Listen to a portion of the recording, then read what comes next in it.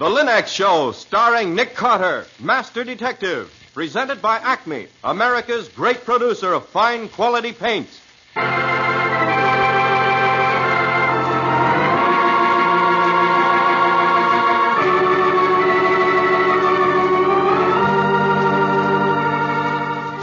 This is the story of a man known the world over as one of the most daring and resourceful characters in the history of detective fiction. A man whose name has become a symbol of the triumph of right and justice over the sinister forces of crime and lawlessness. A man recognized as one of the great masters of deduction. Nick Carter, Master Detective.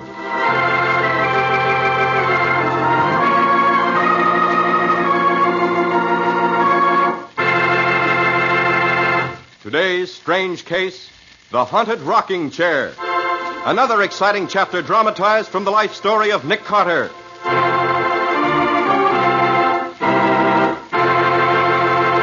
In just a moment, we'll hear how Nick Carter investigated the old chair which was supposed to rock whenever anyone in the Trumbull family was due to die, and how he solved the mysterious death of a famous artist. You know, it pays to keep up with the world, and homemakers throughout America are learning how well it pays to keep up with modern homemaking methods. For they now have their homes sparkling with new beauty, and they save hours of time each week with those three great Linux home brighteners. Linux Clear Gloss, Linux Cream Polish, and Linux Self-Polishing Wax. Linux Clear Gloss, which is brushed on, gives lustrous, longer-lasting protection to every wood and linoleum surface. Linux Cream Polish, which cleans as it polishes, renews the sleek, gleaming beauty of fine furniture. And Linux Self-Polishing Wax, the amazing new wax finish, lends rich, satiny loveliness to any floor, wood, linoleum, or tile. Take the modern homemaker's shortcut to furniture, floor, and woodwork care. Help your home look its best and give yourself the greatest leisure with the three great Linux home brighteners. You'll find them all at your hardware, paint, or department store. Your headquarters also for Chemtone, the miracle wall finish.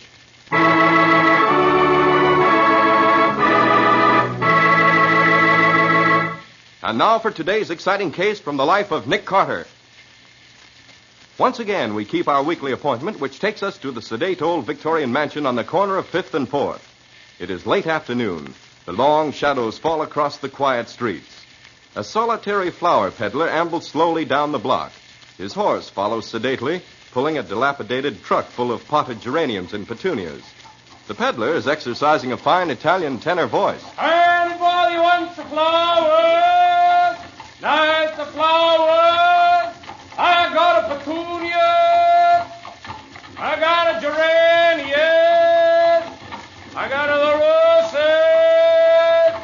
Whoa, Garibaldi. Whoa, wait a minute. Hey, I got to say, if the nice young lady is home. Got a petunia.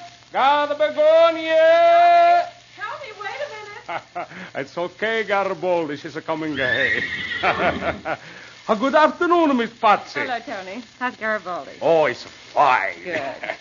Tony, have you got any climbing roses? We lost ours, you know. Winter killed. No. Mm-hmm. That's too bad. It's a shame, too. You want the Paul Scarlet or that new Dawn or a Blazer, maybe?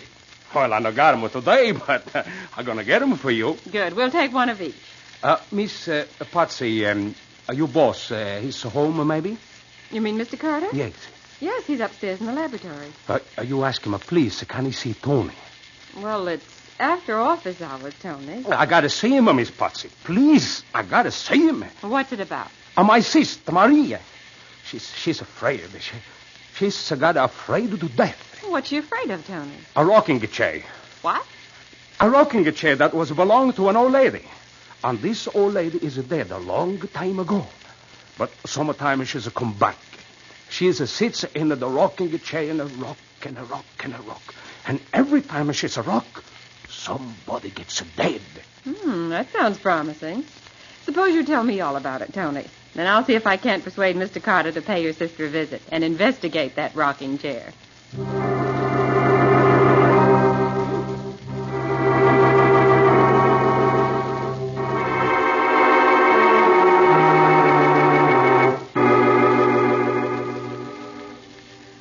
Oh, but Nick, you could do with some fresh air.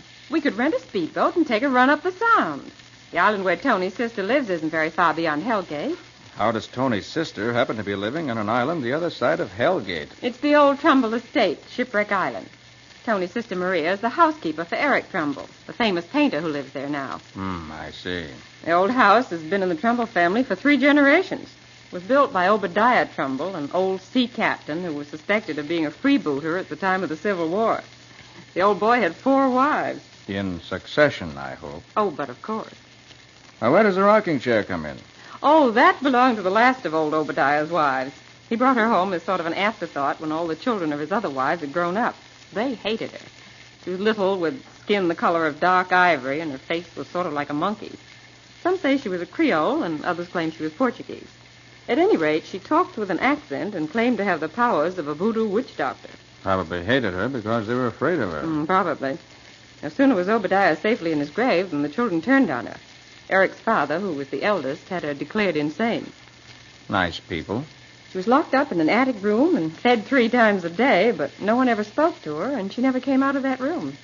No one would have known she was there if it hadn't been for that rocking chair. They could hear it creaking all hours of the day and night. After nearly 30 years, she was suddenly taken very ill. When she found she was going to die, she asked them to send for Eric's father. It was a nasty night with the wind howling about the evening. Entrez. Come in, stupid. So you have come, eh? The doctor has told you I am about to die. And you think at last you will be rid of me. Listen, you fool. You will never be rid of me. I will return sometimes and sit in that rocking chair where I have spent so many lonely years. You will not see me, but I will be there. Sometimes the chair will rock, and that will mean there is to be a death in this family. There is about to be a death now, I think. Yes. See? The chair. Already it starts to sway. This time, it predicts my death. But it will rock for you. All of you. And as the chair rocked faster and faster, she died. Eric's father saw it. Well, probably a form of self-induced hypnosis brought about by the old girl's suggestion. Possibly. The rocking chair heard from again? Yes. Every now and then. But the funny part is that almost every time, according to Tony's sister, someone in the family died within the year. In a family that size, just by the law of averages, someone is apt to die within the year, whether the rocking chair rocked or not. Oh, I hadn't thought of it that way, Nick. Anybody living in the old house now, except Eric and Tony's sister? No. They came back a little over a year ago. Eric was too broke to live anywhere else. Has Tony's sister ever heard the famous rocking chair? Not until lately. Seems that everything was going along as well as could be expected until Captain Ralph Trumbull, Eric Trumbull's cousin, and his wife moved in. I gather the captain's wife is very attractive. And the captain isn't always home. And Eric is a notorious ladies' man. That's about the size of it. And to top off the whole thing, the rocking chair seems to have started to rock again. Well, what do you expect me to do? I just want you to find out what makes that rocking chair rock, so Tony's sister can stop being frightened. All right, I'll look into it. If you can get them to rent us that new speedboat. But remember, I don't want any hard-boiled eggs in my lunch.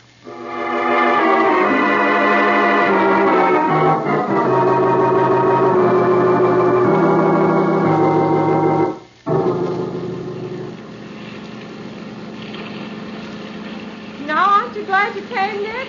Do you ever see such a heavenly day? Going to be a storm before night. Oh, Nick, there isn't a cloud in the sky. Tony said he got word to his sister we were coming. She'll be waiting for us on the dock. That must be the island up ahead, Nick. Slow down or we'll pass it. Will you look at that house? It's got everything. Cupola, widow's walk. I'll bet there's even an iron deer on the front lawn. And I could certainly use a coat of paint. Look there on the end of the dock. That must be Tony's sister. She's not exactly what you'd call a sylph, is she? Oh, hand me that line, will you? you Tony's sister? See, I'm called Maria. You are Mr. Nick Carter and the Mrs., no? No, I'm Patsy Bowen, Mr. Carter's secretary. Oh, good. Hey, give me your hand. I'll help you. Thank you. Oh, be careful, please. So many of these boards are so old. Okay. We'll be careful. Well, Maria, how about it? You think I can get a look at this notorious rocking chair that's causing all the trouble? Oh, see, that's easy. The captain is away on a cruise. He won't be back until next week. Mr. Eric and the captain's wife are in the studio. He's painting her picture. Painting a picture, is he? What's wrong with that? Oh, he's always painting her when the captain is away. The studio's in the front on the second floor. The room with the rock and the chair is on the third floor over the kitchen. We'll take the back stairs. No one will see us.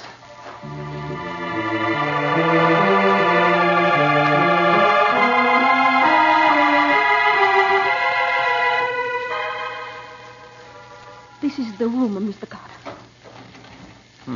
Door's locked. See, it has not been entered since Mr. Eric's father was found hanging to the rafters, and they threw the key into the well. Is there any way we can crawl in through a window? No, the only window is 2 floors above the roof of the kitchen. There's 3 outside, but the branches are too small to hold anybody. Then I'll have to pick the lock. That shouldn't be much of a job with my pick lock. I see. This old house is so quiet, you can almost feel it breathe. Wish it weren't so dark up here.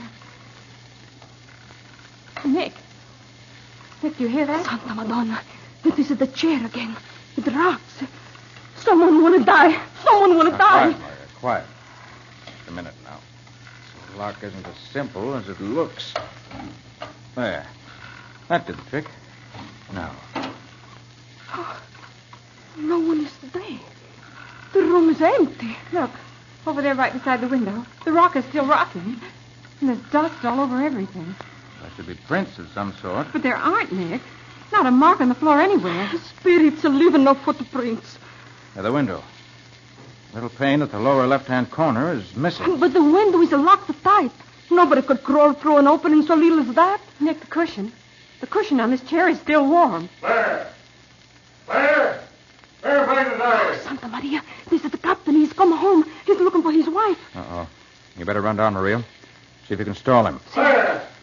And find you, woman. You better answer me or else. Claire!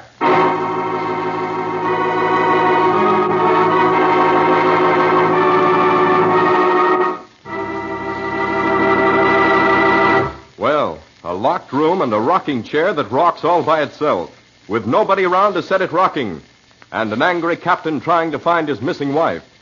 How can Nick put all these things together and get the right answer? We'll see in just a moment. The things you learn firsthand are the things you really know best. That's why women who have used the new Linux self-polishing wax are so enthusiastic about it. For they've found how different, how perfect a quick-drying wax can be. They've learned what sparkling new beauty, new protection, new skid resistance it gives their floors and linoleum. Developed by leading research chemists to give you the best, the formula of Linux self-polishing wax is completely new. It has the highest possible content of genuine carnauba wax, lending handsome appearance, lasting protection, real anti-skid finish to every household floor surface. The underwriters' laboratories have actually proved that linoleum, hardwood, and rubber tile are less slippery after application of Linux self-polishing wax. The minute you walk where it's been applied, you can tell the difference. What's more, Linux self-polishing wax dries quickly to a satiny luster without tiresome rubbing. And it takes only a jiffy to wipe on. So follow the example of wise American homemakers. Use genuine Linux self-polishing wax. And remember, when you want a modern finish of the brush-on type to give even longer-lasting protection, get Linux Clear Gloss, which dries overnight to a beautiful gloss finish that lasts amazingly. Whichever you prefer, Linux self-polishing wax or Linux Clear Gloss, you get the finest product of its kind when you ask for it by name, Linux. You'll find all 3 great Linux home brighteners and Chemtone, the miracle wall finish that dries in 1 hour, at hardware, paint, and department stores everywhere.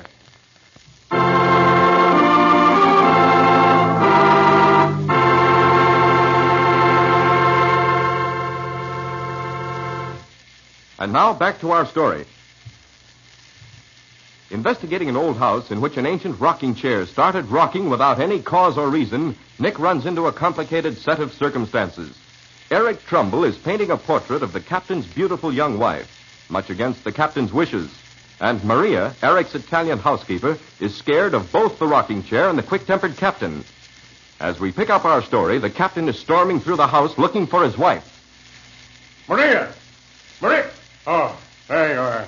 Where in thunder is my wife? Is she not in her room, Captain Trumbull? You know blame well she's not. Oh, I remember now. She's gone to the mainland to do the marketing. No, she hasn't. Her hat's right here on the table. And the rowboat's tied up to the dock. Well, maybe she got a lift. Who in blazes are you two? Just friends of Maria's brother. The Trumbulls don't like visitors. Captain Trumbull, don't you think you're a bit hasty? Suppose your wife is posing for Eric Trumbull. Lots of perfectly nice women model these days. Not my wife. That's the door of his studio. Eric, open up. I know my wife's in there. Open this door, I'll break it down. All right. Really, Ralph, you have to be so boisterous. You're not yelling into a gale, you know. Where are you, Claire? Here I am, dear. Oh, really, Ralph, this is too naughty of you. I was having my portrait painted for your birthday as a surprise. There it is. Eric, I told you to keep away from my wife. But when I come back unexpectedly, I find you both in the studio with the door locked. Oh, don't be so Victorian, darling. Eric hates to be interrupted when he's painting. Yes, now do go away, old boy, so we can get on with the portrait. The blazes with the portrait. You'll never do any more painting on this canvas. Oh, Nick, he's tearing the picture to shreds. Rugged old sea dog, isn't it?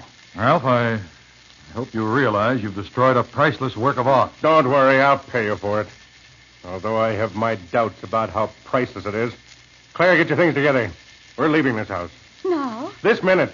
Miss Bowen and I will be delighted to take you to the mainland with us. Good. You go ahead. I'll join you on the dock as soon as I've made out a check for my cousin's priceless work of art.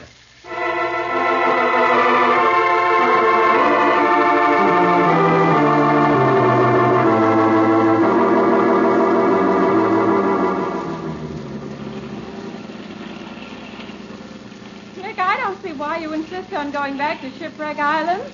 We just left it a short while ago. I know it, Patsy, but I got to thinking. Eric Trumbull may not be the nicest guy in the world, but I'd hate to see anything happen to him. I think it'd only be fair to warn him. Warn him about what? About the captain's crazy jealousy. From the things he said as we were taking him and his wife back to the mainland, I suddenly realized how intensely he hates Eric. I don't think Eric realizes it. Good grief, look. Tied up to the Trumbull dock. It's a police launch. Yes. We're too late, Patsy. What a fool I was not to come back right away. Oh, Nick, look. There's Lieutenant Riley standing on the breakwater. Something serious must have happened if he's been called in. Oh, there, Nick. I thought you'd be back when you heard the news. But you're too late, me boy. The whole thing's solved. What's solved, Lieutenant? Eric Trumbull's death. I was afraid of that. What happened? Hanged himself, he did. Hmm? We're just waiting for the photographers to finish before we cut him down. No, Riley, don't touch him. Don't touch a thing till I have a chance to see him. But this isn't suicide. It's murder.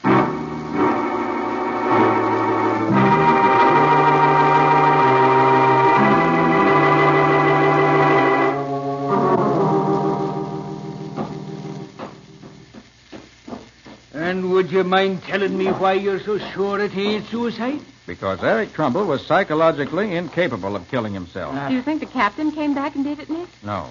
The captain wouldn't have hanged him. Now, if he'd been beaten to death... Oh, goodness. What's that? There's the housekeeper. Her room's just down the hall a bit here. It's Maria. Taking it awful hard, she is. Okay, Nick. After you. Yeah. His feet clear the ground by bare 6 inches. 6 inches is enough. Medical examiner took a look at him and says it's death by strangulation, me boy. No mistake. I'm not doubting that. You say nothing's been touched, Riley? Not a thing, Nick. Then it's definitely murder. Oh, no, you don't, Nick. Just take a look at this here suicide note pinned there on his chest. I can't live without her, and I won't. Signed, Eric Trumbull. That, me boy, is in his own handwriting. Checks with the writing we found in his diary. Possible. But this is only part of a piece of paper.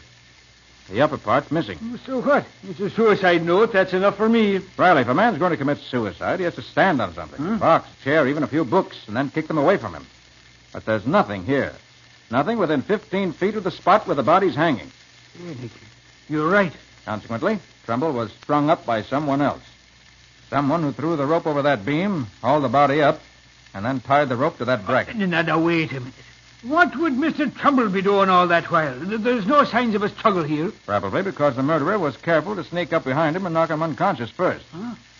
Your medical examiner will take a good look, Riley. I think he'll discover a lump at the base of the brain somewhere. Hey, I better go and talk to him. Who would ever think of looking for a lump on the head of a guy who's hanged himself? Nick?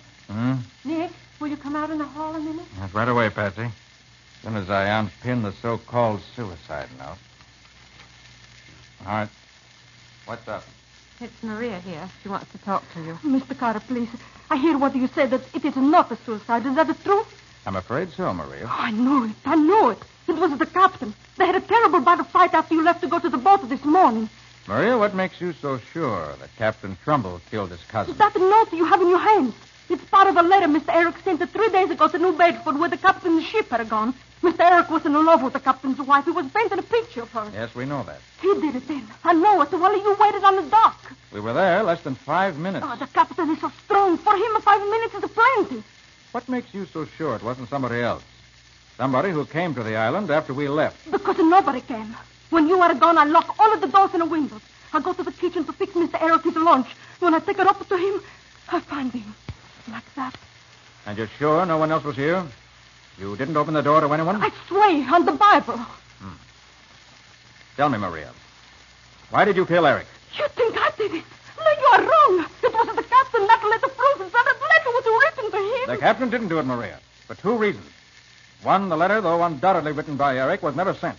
But, Nick, how could you possibly know that? Because this torn suicide note covers more than half a sheet of notepaper. Any letter that's gone through the mail has been folded at least once. This one was never folded. Consequently, never sent. But the second, and the most important reason, as we left the island this morning with the captain and his wife, I happened to take a look at the house. Eric Trumbull, alive and healthy, was glaring at us from his studio window. No. No. Consequently, Maria, since no one entered the house after we left, and since you were alone with Eric Trumbull, the only person who can possibly be responsible for his death is you, Maria. Your last name is Trumbull, isn't it? Yes. Maria Trumbull. I was Eric's wife. That's why I killed him. Yes. I had an idea that was the reason. He married me 20 years ago in Sorrento when I nursed him back from the dead. During all this time, no one has ever known. I sold my house and my little farm. It was that money paid for his first exhibition. I do not begrudge him that. He was a genius, senor. They are not like other men. After a little while, I did not even mind his love affairs, so long as it was only his models. You see, I knew they would not last. Oh, Maria. But this time it was different. The captain's wife, she was a woman of his own class. He wanted her to divorce the captain and marry him. Don't know what would have become of me. And so, this afternoon, when I found the letter he was writing to the captain, I knew it was over between us. I knew he was through with me. After all the hardships, all of the insults, something inside of me turned strange and cold. And I killed him. I am not sorry. Maria. You think that is strange? No. I got tuberculosis.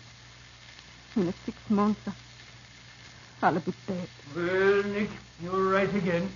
He found a lump as big as an egg behind his left ear. You got any idea who could have done it?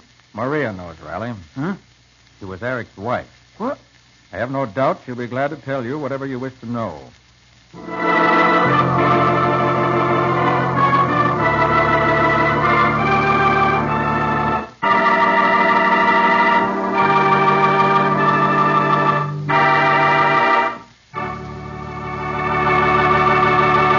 In just a moment, Nick will be back to give you the final details of today's story and tell you what caused the rocking of the haunted rocking chair. You and your family take pride in your home, of course. That's why you keep it bright and sparkling. And the finest household help you can find are the 3 great Linex home brighteners. Take Linex cream polish, for instance. What a help it is in keeping your fine furniture lovely. Because it cleans as it polishes, Linex cream polish erases finger marks, removes deposits of dust and old polish, helps conceal scratches, all in one quick, easy application. And it leaves a lovely, gleaming luster that brings pride to the heart of any homemaker. What's more, Linex cream polish leaves no surface oil to attract more dust, to make more work. So save half the time, half the fuss of furniture upkeep. Care for your furniture the modern way with Linex cream polish, the up-to-date shortcut to furniture protection. Get it at your dealers now. Linex cream polish, which saves one whole step in your cleaning day routine. You'll find all 3 great Linex home brighteners, Linex self-polishing wax, Linex cream polish, and Linex clear gloss at your nearest hardware, paint, or department store. Your headquarters also for Chemtone, the modern wall finish that beautifully decorates the average room for only $2.98. Make it a point, too, to stop at your nearest war bond headquarters for that extra war bond. It takes money as well as men to finish this war. The men are doing the big job overseas. Let's do our job over here to raise the money now during the mighty 7th War Loan Drive. Invest all you can in your future and America's.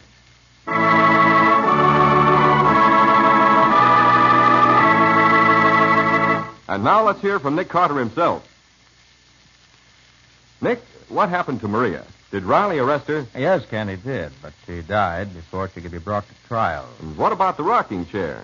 After considerable observation, we found out it was just a Trumbull cat. She used to climb up the trees, jump through the broken pane, and into the chair, which stood right beside the window. She'd sit there in the old chair and wash herself, and her movements would make the old chair rock. But how come the cat just started recently to sit in the old chair like that? Well, we learned it was only recently that the cat came to live at the house. Disgustingly simple when you know the answers. That's what I always say. And Nick always laughs at me when I say it. But it's true. Well, what's about your story for next week, Nick? Got a couple of not too well-veiled hints on that one? Well, I don't see why not, Ken. Patsy and I were taking a shortcut through the park one day in my car. Which is more like a police squad car than a pleasure car. When we heard a police call over the radio, directing the nearest squad car to a certain address to take care of a dead body. And were we interested to find that the address where the body had been found was our own office at 4th and 5th. Well, that sounds like an interesting start to a story. And when the band of thieves kidnapped me and tried to... No, hold it, Patsy. Save something for next week. Well, Nick, what do you call the story? The Body on the Doorstep.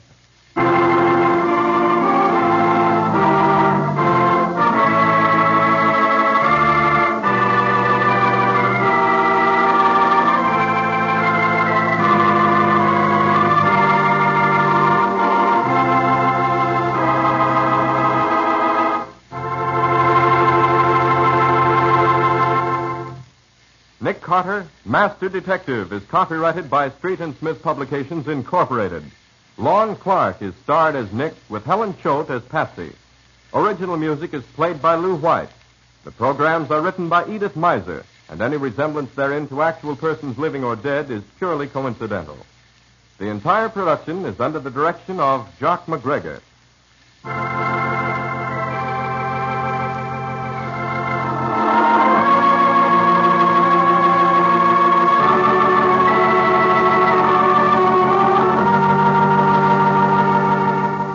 Carter, Master Detective, is presented at this time and over these same stations each week by the 3 great Linex home brighteners. Linex Clear Gloss, Linex Cream Polish, and Linex Self-Polishing Wax. Created by Acme, America's great producer of Acme fine quality paints. This is Ken Powell speaking for the thousands of Linex dealers all over America and saying so long until next week.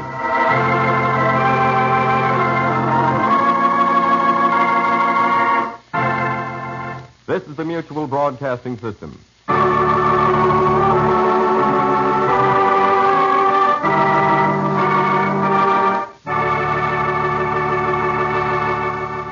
New post-war Old Dutch cleanser, famous for chasing dirt, presents Nick Carter, famous for chasing crime.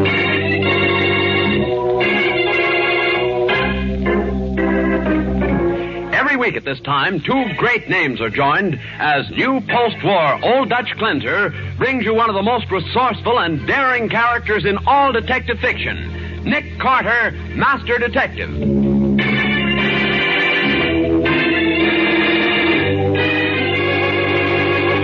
Nick, I'd like to know why you've shut up like a clam ever since we had our soup. Oh, I didn't mean to, Patsy. I've been thinking. Well, that's good. What about? Marriage. Well, why, Nick. Mm-hmm. Marriage is the only way to solve a murder.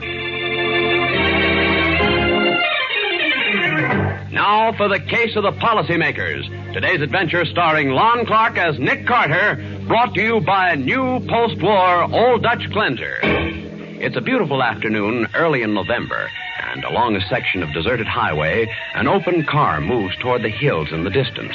In the car are Harvey Craig, a candidate for the state senate in the coming elections, and Julia Prentice, his fiancée of a few weeks. Suddenly, another car comes from behind, swerves sharply to the right, and cuts them off. Harvey! Take it easy, Julia. Hey, you men, what's the idea? Turn your car around, mister. Well, I'll do nothing of the kind. Let me get at him, Tom. I'll show Wait a minute, Joe. No rough stuff. Are you kidding? This guy's a hit-and-run driver. A killer, maybe. What's that? We saw the whole thing, mister. That man was on the road, and you went right over him, and you kept on going.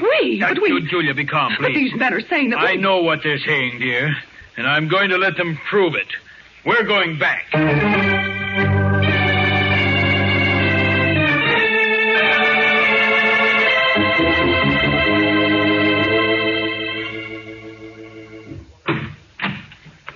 There he is, mister. Exactly the way you left him. Exactly the way you and Joe left him. Harvey. Don't worry, Julia. That man on the road's a friend of theirs, a co-partner. But when I get through with him... But he seems to be unconscious. I'll show you how unconscious he is. Come on, you get up. Get up, the act is over. Are you... What's the matter, Harvey? This man is dead. Oh, no. Well, mister, this ought to convince you he wasn't a friend of ours. You killed him. Cut it out, pal. That ain't going to get you out of a manslaughter rap. You murdered him, and then you followed me from the city. What's the idea? Who's paying you to do this to me? Paying us? That's a laugh. What are you doing, Joe? Checking this guy for identification. Harvey, we can't let these men get away with this. There must be some way of... Hey, look at this, Tom. I found it in the dead guy's pocket. An insurance policy for $50,000. Let's see. Taken out by Frank Hudson. That must be the dead guy's name. Never mind that. Look and see who's the beneficiary. Yeah. It's Harvey Craig. What? Good heavens. He's the guy that's running for the state senate. Harvey, how does it happen that your name is on this? Hey, wait a minute. This guy's Harvey Craig. Look. So that's the angle, huh? A murder frame-up. It's tough, Your Honor. Well, Julia, this is it. The end of a career. But why? You can prove that you don't know that man, that Frank Hudson. Maybe, but suppose I've been set up for the perfect rap. Look, Bud, we're a couple of reasonable guys. You pay us the face value of that policy of $50,000, and we destroy the policy and forget what we saw. We even make the corpse disappear. What do you say? Harvey, you're not going to do it. I'm afraid I am, Julia. Because if I don't, neither of us will live to tell the story. I see what you mean. Let's go back to town. I'll get the money. You go with him, Joe. Yeah. I'll stay here and take care of the body.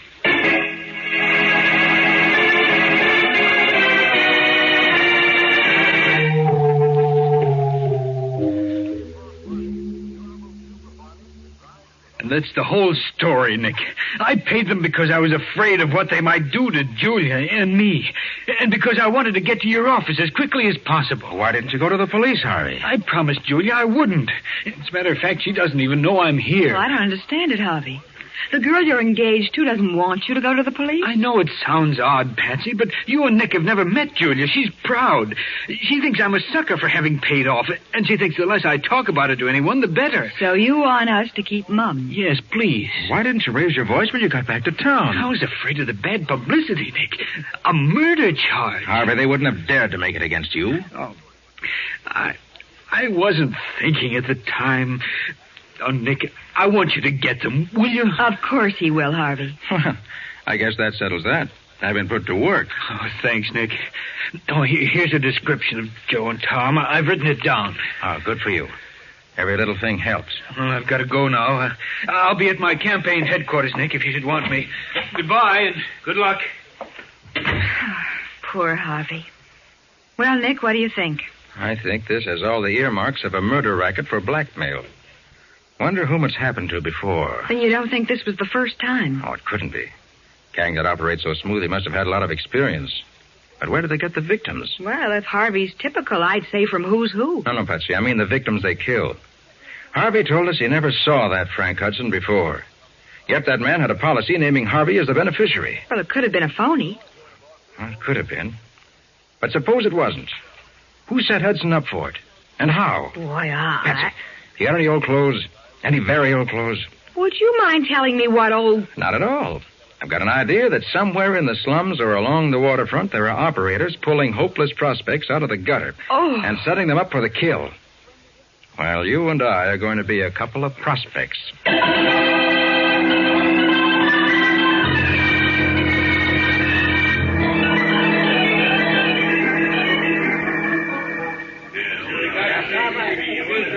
But how much longer, Nick? We've been to every waterfront dive in town. Oh, Patsy. 2 whole weeks of living in rags. Well, that's the detective business.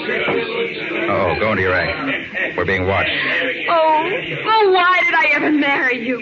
You were going to buy me a swell house and fur coats. I was going to be a grand lady. Well, it's not my fault my plans didn't work out. All I need is one real break. One real break. That's what I've been hearing for years. Well, I wish you'd break your neck. Oh, fuck. Lay off, will you? Oh, why did I ever marry you? No place to live, no decent clothes to wear. You never even had a job. Well, maybe you think jobs grow on trees. Maybe they do, mister. What? And what do you want? Tom's name. You're in trouble, pal. It's none of your business. You wouldn't talk so loudly. I couldn't help it, Henry. I'm so fed up. Yeah, she's got a right to be. She's hungry. She's got no place to live. Why don't you go take a walk? Maybe I got a job for you, Henry. What? For you too, baby, but don't count on it. I'm only the outside guy. I got a boss. What kind of work will this be? It depends. You interested? Oh, yes. How about Mabel? I don't care what it is, Henry. You're going to work if it kills you. Let's go, Mr. Tom.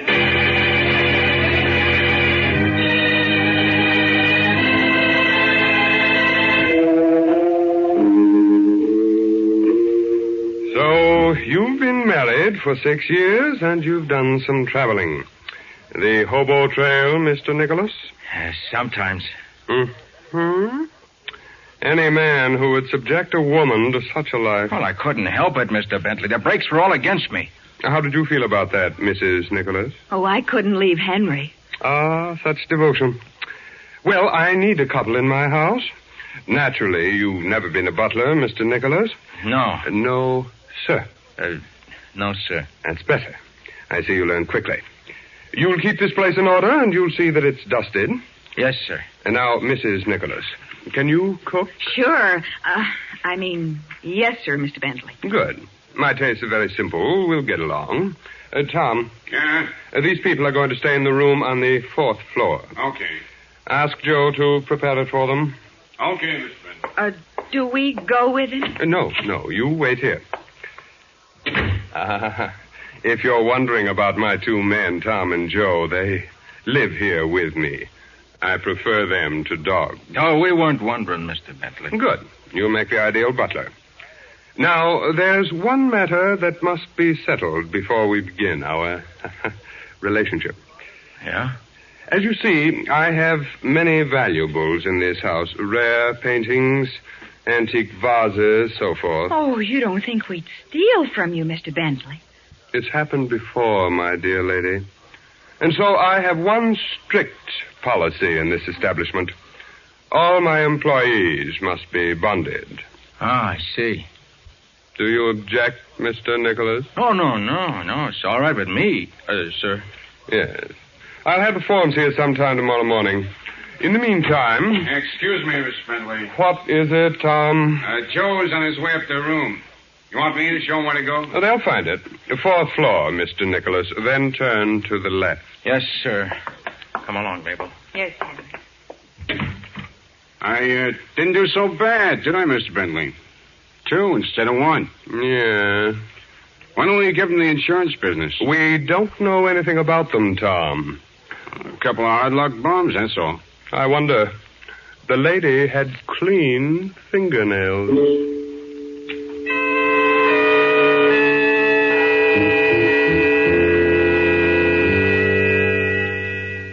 Nick, I don't get it. What surety company would bond a derelict or a couple of derelicts? Patsy, we're not going to be bonded. But Mr. Bentley It's said... only a gag with a last-minute switch. Oh, from bonding to insurance? Uh-huh. Then when Mr. Bentley starts talking about insurance... Yes, Patsy. I think I'll let some air into this room. But, Nick, in the Frank Hudson policy Harvey told us about, Bentley wasn't the beneficiary. You're not on your toes tonight, Patsy. Well, I'm only trying to put myself in the place of an intended victim. Don't try.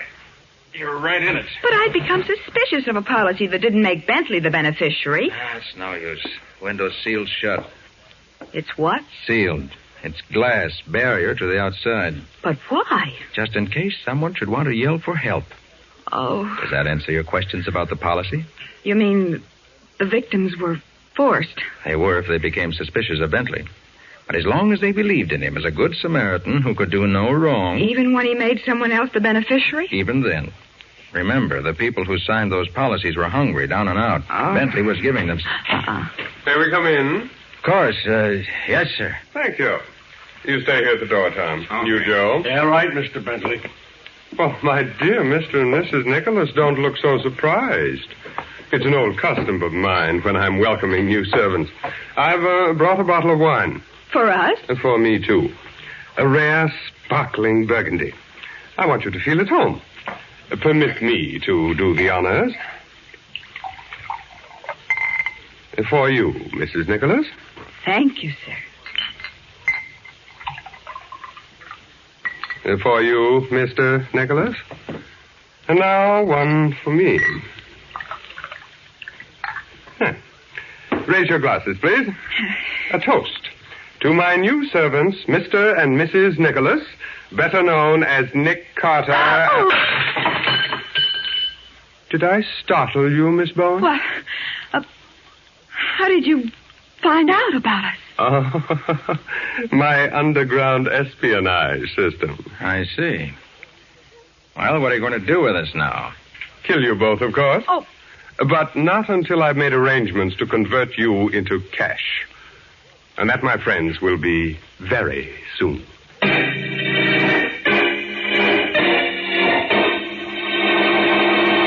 So, Bentley has found out Nick and Patsy, and behind him are 2 men with guns. We'll see what happens in just a moment.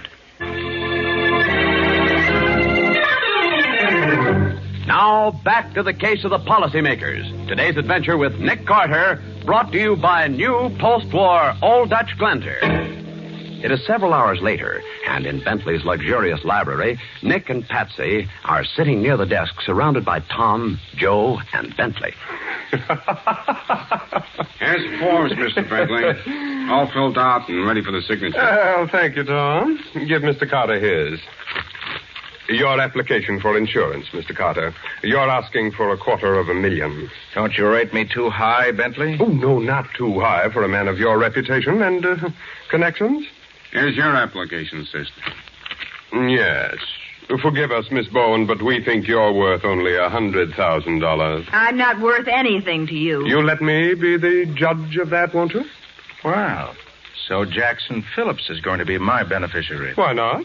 He's our city's leading banker. Now, Miss Bowen, your beneficiary is Mortimer Evans, the department store owner. He knows you quite well, personally, and by your extensive charge account. It won't do you a bit of good, Bentley. We'll see.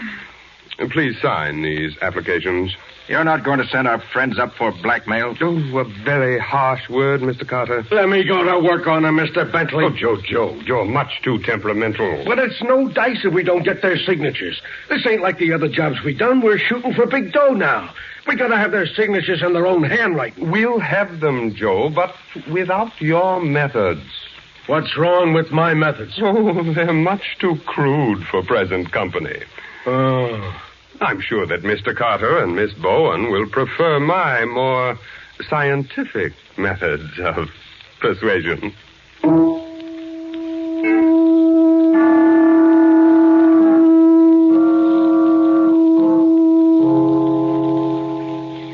Darn room. It's like a vault. Top floor vault. They were going to torture us, Nick, if we hadn't signed. Listen, Patsy, I'll let you in on a secret. What?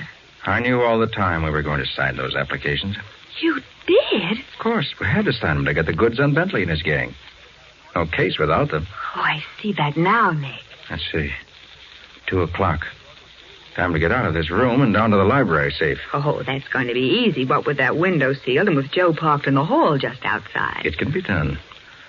Bentley and Tom ought to be asleep by now. Well, suppose they are. We still can't get out. Take off your shoe. What? Your shoe, take it off. We got a job for it. All right. Now what do I do? Hobble around? Smack the heel of your shoe against that window pane and break it. Now, look, Nick, I'd like to get some air, too. Go ahead now. I'm going to plant myself behind this door. On that chair you've got there? No, under it, ready to bring it down on Joe's head. Okay, go ahead. Some fun.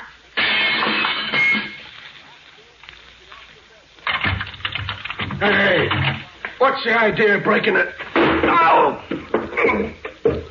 Well, Patsy, see what I mean? Oh, you're full of tricks tonight, aren't you? Full of them. Now let's get down to the library and take out some reading matter.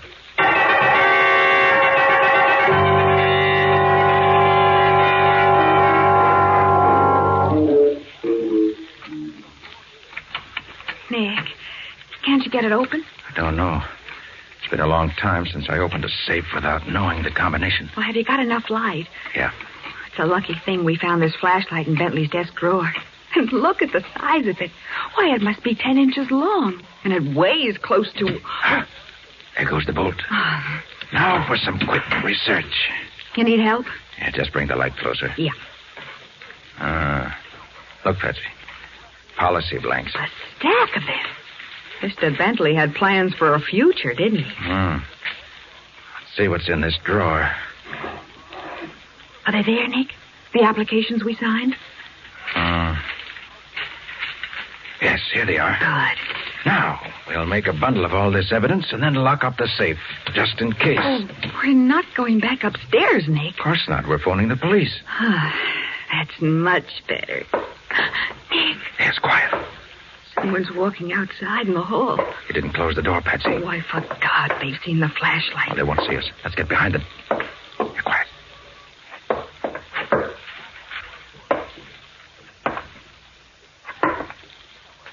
Oh! He fell down. Turn on the flash. Nick, look. That's Harvey Craig. Yes. Well, what's he doing in this house? He just died. Oh. Murdered. Unless I don't know what I'm talking about. Oh. Don't you see it, Patsy? See what? This whole dirty business. How did Harvey Craig get to this house? Who brought him? Someone turned the lights on. So, you finally figured it out, Mr. Nick Carter. What? Who's she? You're Julia Prentice, aren't you? Yes, I brought Harvey here. He shouldn't have told you what happened to us on the road. You killed him? We had some wine, honey. Harvey's glass had poison in it. Oh. Stay where you are, Carter. Mr. Bentley wouldn't like me to shoot you. All right, Julia. You've got the heavy artillery. And to think Harvey considered her a friend. So many people do. Men particularly, huh? Men with a lot of money. Yes. You're Bentley's contact woman. You set up the blackmail victim, and then you're in the car with him when the so-called hit and run takes place. Of course. The right place and the right time are very important in our business. How did you know we were in this house? We didn't see you. I saw you, Miss Bowen, and I recognized Mr. Carter from his newspaper pictures. A peephole in the wall of your room upstairs, Mrs. Nicholas. Oh, Nick, we never had a chance. Let's say you might have had one if you didn't have clean fingernails. Clean A bad habit, Miss Bowen, when your life depends on it. Bentley phoned me in town. I came, I saw, and I couldn't believe my eyes. Well, what happens now, Julia? There's a little room in the cellar I'd like to have you see. Oh? It's not much of a room, but it's escape-proof. And we want so much to see you again tomorrow. That is when we'll need you.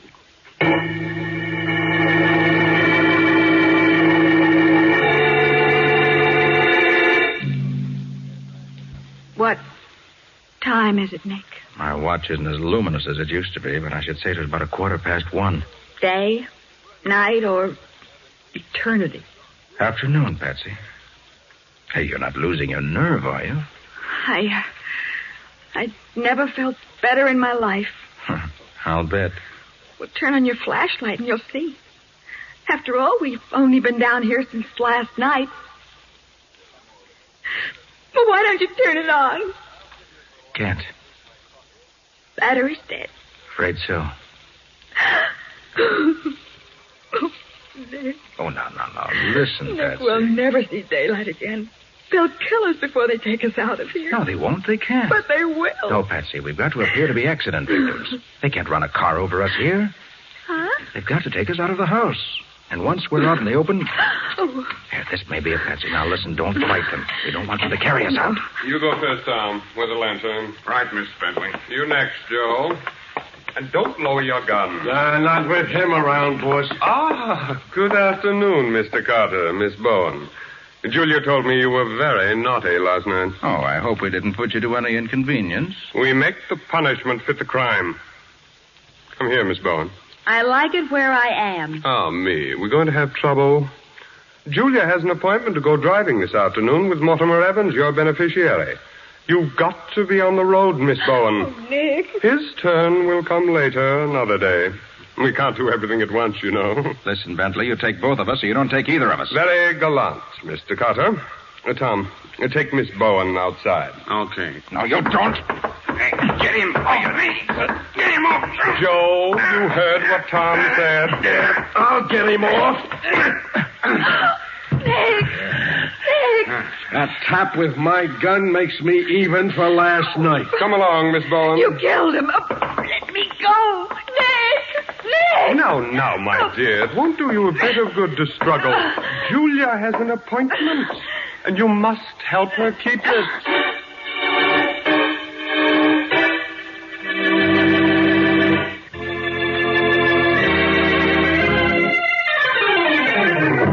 Now for the conclusion of the case of the policymakers. Today's adventure with Nick Carter, brought to you by new post-war Old Dutch Cleanser. It's 10 minutes later. Patsy fainted and is lying on the sofa in the living room of Bentley's house.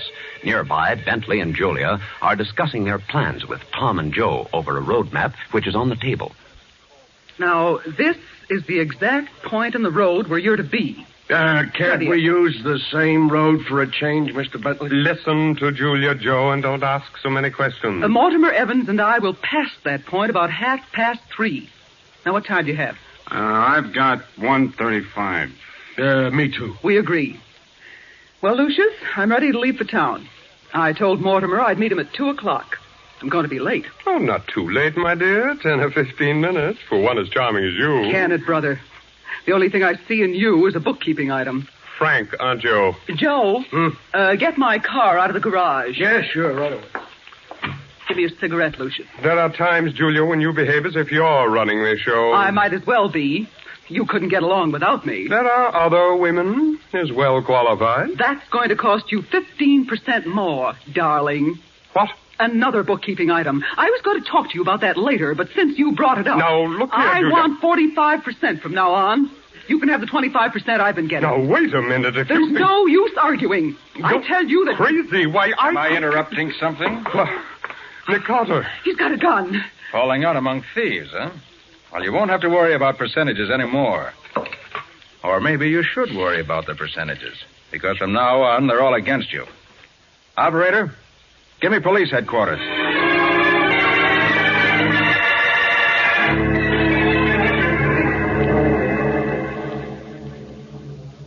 Nick, how did you do it? Patsy, as I came up from the cellar, there was Joe walking toward the front door. He went out like a light. Of course, I had to hit him Oh, first. that's not what I mean, Nick. Then I took his gun and made the grand entrance. They were No, you don't understand. I mean, how did you get out of that cellar room? It was simple. I took the door off its hinges What? with Bentley's flashlight. You mean you used that flashlight to unhinge the door? Mm-hmm. It was heavy enough to drive the pins out of the hinges very neatly. Why, but I didn't hear Of it. course not. I muffled the noise with my coat. Honest, Nick. When I saw you on the floor, unconscious, I thought... Ooh, I wasn't unconscious. Oh, no. This is too much. Oh, Joe telegraphed that wallop. I saw it coming and I rode with it. The gun caught me in the back of the neck. That's why you're driving the car. Why, I'm... All right, Nick. I'm listening. Well, there's no mystery to it, Patsy. I've just got a good stiff pain in the neck, that's all.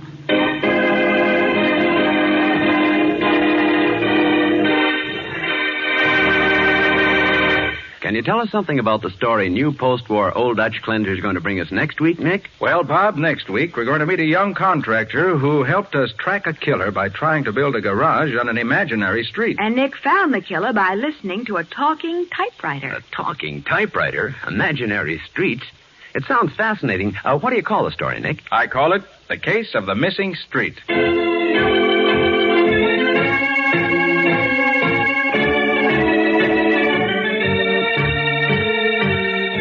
Nick Carter, Master Detective, is presented each week at this time by the Cudahy Packing Company. It is produced and directed by Jock McGregor and is copyrighted by Street and Smith Publications, Incorporated. Charlotte Manson is featured as Patsy. Today's script was written by Stedman Coles. Original music is played by Henry Silverne. This program is fictional, and any resemblance to actual persons living or dead is purely coincidental. This is Bob Martin saying, when minutes count, use new post-war Old Dutch Cleanser.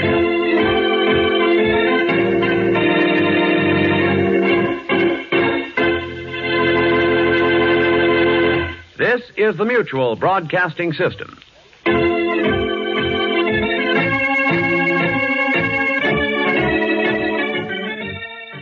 The Linux Show, starring Nick Carter, Master Detective. Presented by the three great Linux home brighteners.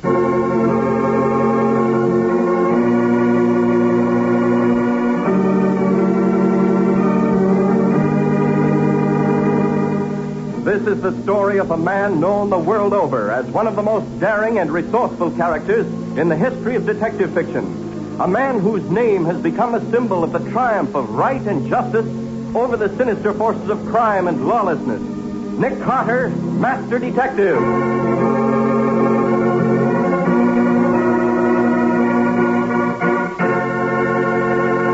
Today's exciting case, The Talking Tree. Another exciting chapter dramatized from the life story of Nick Carter.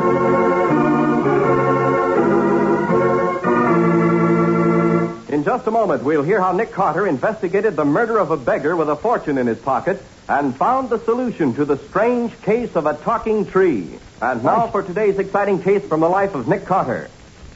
Today is File Index Day at the old brownstone mansion at the corner of 5th and 4th. The giant study is filled with piles of neatly typed cards, as Nick and Patsy keep regular tabs on the thousands of criminals the famous detective has encountered in his long career. Charlie Buzz Burns, tried and convicted for forgery July 1941, sentenced August 1941 to 7-year term at Eaton Penitentiary. Check. Well, that finishes the B's. Start the C's. Okay, Nick, but it feels like it's going to be a long, hard day. Albert Cabell, tried and convicted of first-degree assault, April 1931. Hold it. Cabell's out on parole. Put his card in the active file with a note. Last seen in St. Louis, July of this year. Right. Johnny Cabin, tried and convicted... Oh, goody the door. That means a 5-minute vacation. Whoever it is, send him away. We've got to finish this job. I will, but my heart won't be in it, Nick. Johnny Cabin, tried and convicted of second-degree murder, life term at Eastern State. Yes, I remember Johnny. He was the one who swore no private detective would ever dare to take him. And he was wrong, like the rest of them. No more work for today, Nick. We've got a customer. Oh, Patsy, This is an old friend of mine, Nick, Mr. Peter Simpson. He takes me riding twice a day. Takes you riding twice... Oh, I see. Streetcar conductor. Yes, sir, Mr. Carter. Miss Bowen takes my car every morning and every night. It's across town. Passes right behind his house. Mr. Simpson's got a problem. One of his customers won't get off the trolley. How's that? Well, it's the end of my run behind your house, sir. I left the trolley there and run up to see you.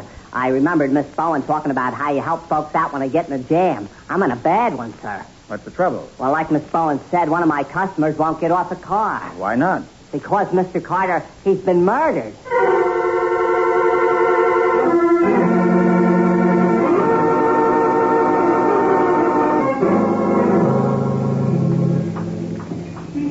This is my trolley car here, Mr. Carter. I closed the doors and left everything. Wait a minute. I'll open the door for you. Come up, sir. He's in the back of the car. You can see him.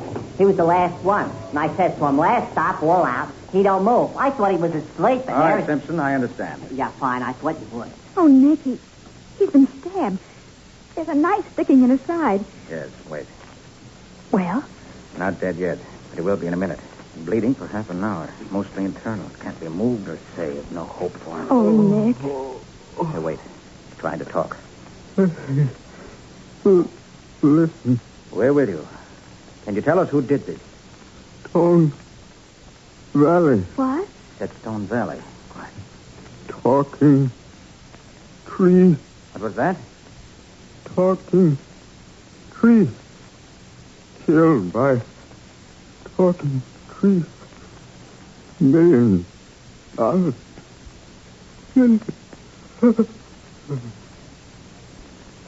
He's dead. Oh, smokes. This is awful, Mr. Carter. I can't have no murdered guys on my car. You're all right, Simpson. Just go out and call Sergeant Matheson and his homicide department. All right. Now, let's get to work, Patsy. Empty his pockets. Golly, Nick, what do you mean? Killed by a talking tree and then babbling about $1 million. I don't know. Dying men usually speak the truth. I'd like to know what the truth is about that talking tree.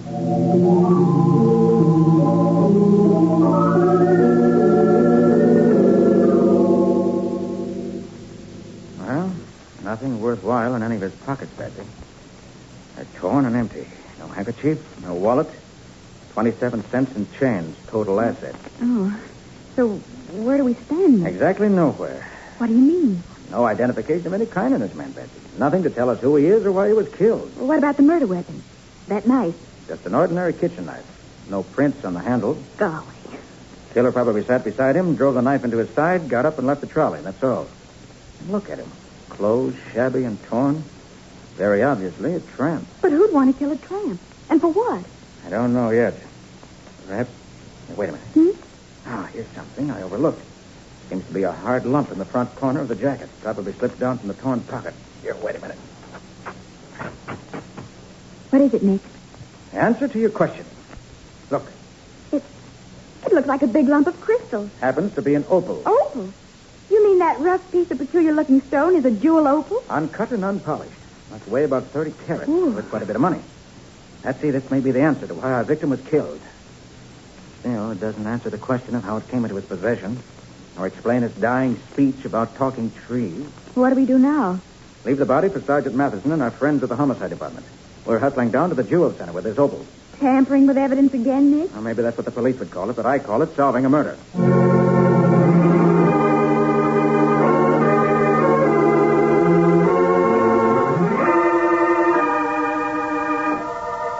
Patsy, I'm going to give you a lesson in the art of jewels. The average person doesn't realize that jewelers keep track of gems as closely as the police watch ex-convicts. Every stone of any real value, cut or uncut, can be checked and traced. Here's our place, International Appraising Company. Well, there are dozens of appraising offices down here. Yes, anyone will do. Come on. Right. Who's that? Customers. I'm just going out to lunch. Better to go to World Appraising across the street. Well, I won't keep you a minute. Come on out. I'm Nick Carter. Listen, I got bad digestion. Not good for me to miss my lunch hour. What's on your mind, Mr. Carter? Trouble? Plenty. Case of murder. This happens to be one of the clues, Mr. Bowman. Let's see. A piece of opal, huh? Right. I'd like to trace it. Know which stock this comes from, general source and so on, who sells this variety? I can do better than that. I put a price on this stone an hour ago. You what? You heard me, lady. This stone was brought into me an hour ago for appraisal. I gave them the price and they left. They? How many? 2 men. Little guy, looked like a tramp. And the other? Nice looking. Kind of professional looking. Doctor, maybe. Looked like the tramp was trying to sell the stone to the other. Called him Professor. Professor Stevens. Professor Stevens, huh? Good enough for me. Thanks a lot, Bowman. What's your fee? I've been paid once for appraising this stone. That's enough. Now, go away. I got my digestion to worry about. Thanks. Come on, Patsy. Let's find a university catalog. Maybe we can locate this Professor Stevens and find out about the talking tree.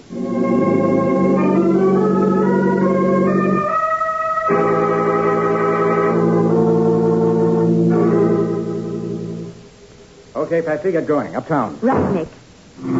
Any luck? All the luck in the world. Professor W.A. Stevens, Chair of Mineralogy at the University. Office 227, Geology Hall. Mineralogy? Well, that could tie in with opals, huh, Nick? It also tie in with $1 million in the murder. Wish our dead friend had been with a botanist that would have explained the talking tree. Well, maybe we'll find the Stevens doubles in botany or... Careful, Patsy, you're being cut off. Oh. Watch out. Nick, he's cut me right over to the curb. Steady. Let me handle it. That wasn't an accident. Stay right where you are, Carter. You too, lady. I got a rod and a license to carry it. Well, hello, Coffin. Patsy, meet Dubsy Coffin. When we get back to our file cards, you'll meet him in the seas. Can the double talk routine, Carter? Now, look, I don't want no trouble from you. Keep the opal if you want. Just give me the map. What map? This is a friendly talk, see? I ain't getting rough because I always like to speak my piece first. We're listening very carefully, Dubsy. Sammy the bum was my pal. So he gets knocked off and the trolley cars are okay. You want to catch the killer? Good luck. But being Sammy was my pal, I'm his inheritor. Get it? I want the map, Carter. The map you took off Sammy. We didn't. Hold it, Patsy. How much is the map worth to you, Dubsy? You ought to know. If you don't, it won't do you no good. We don't know. But we can guess. $1 million? Not that much. But it's worth a big piece of change. To me, not to you. So, all right. Do I get it? Not even if we had it. So, okay. You speak your piece, I speak mine. I'll be seeing you again, Carter. And I'll let something else talk you into handing over the map. That's car, Patsy. So long, Dubsy. Remember what I told you. To the university, Patsy. Maybe Professor Stevens can tell us what's going on.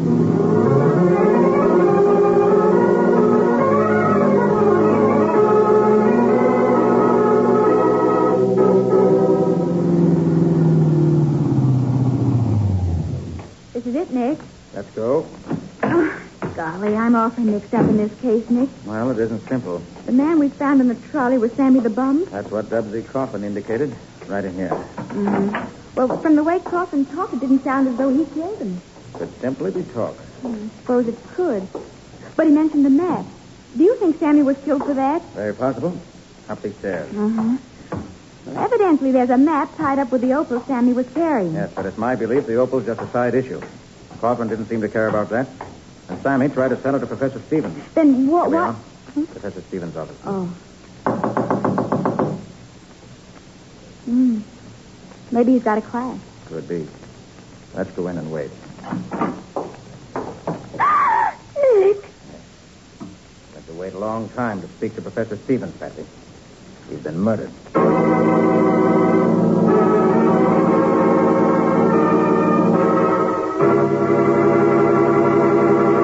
Two murders for an opal, a missing map, and a mysterious talking tree. How can Nick tie these strange events together? We'll see in just a moment.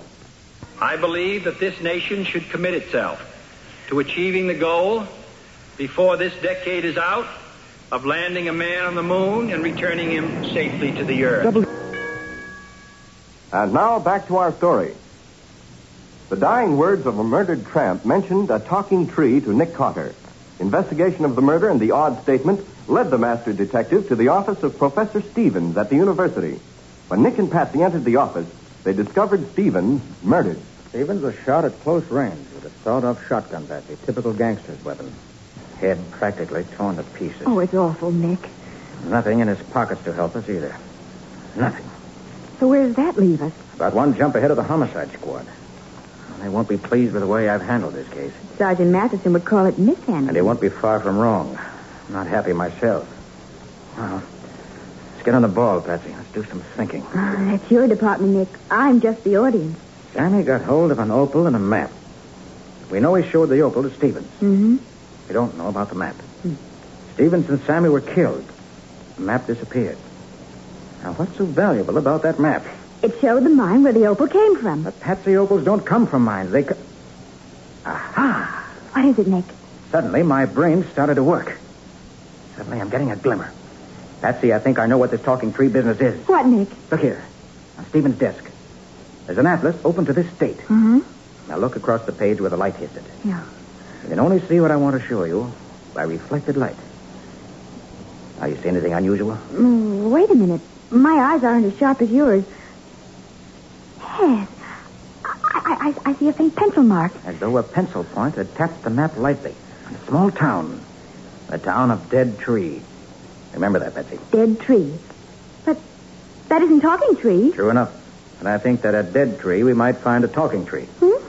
And, Patsy, it's going to speak a language that'll astonish you. Oh, don't be so mysterious, Nick. All right, here's another clue. Opals don't grow in mines. They grow on trees. Oh, you're crazy. Oh, you think so, huh? Come on. Golly, I'm getting inferiority complex. Going through life 3 laps behind you the way I do. The only trouble in this case is that I happen to be 3 steps behind a killer. Well, that puts me out of the running altogether. Back, stay round, walk to the corner. Oh, Nick. Just my luck. Haven't got a gun on me. Down the hall, run. It's the killer. This is a well-wisher. Oh, this hole is a dead end. We're trapped. Here. Oh. Through this door, Patsy, quick. Oh, that was close. That's too close. Lucky for us, that door wasn't locked. Did you see who was doing the shooting? No, and the trouble is, he saw where we went. What are we going to do? See what we can find to repel the attack. It's a small lab of some sort. If I can only find... Hurry up, Nick. I can hear steps. Got it, Patsy. Get out the matches, quick. Matches? You heard me. What are you going to do with matches in that bottle? You're going to light a whole pack of matches and throw it out into the hall. This bottle is ether. I'll break it near the burning matches. All right, light the matches, quick. They're burning, Nick. All right, now throw them out as soon as I open the door. And I'll throw out the bottle. Right now. Right, quick, Patsy.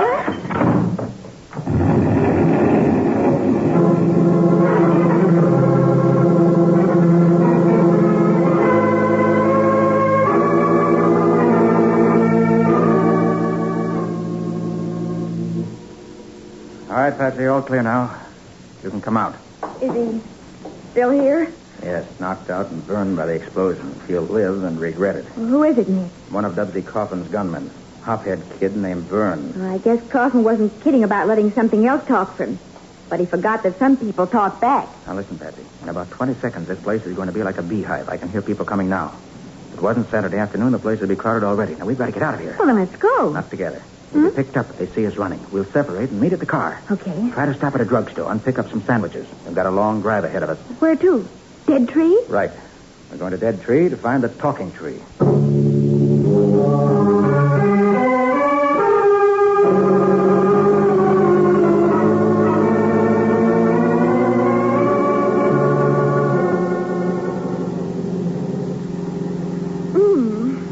Another sandwich, Nick?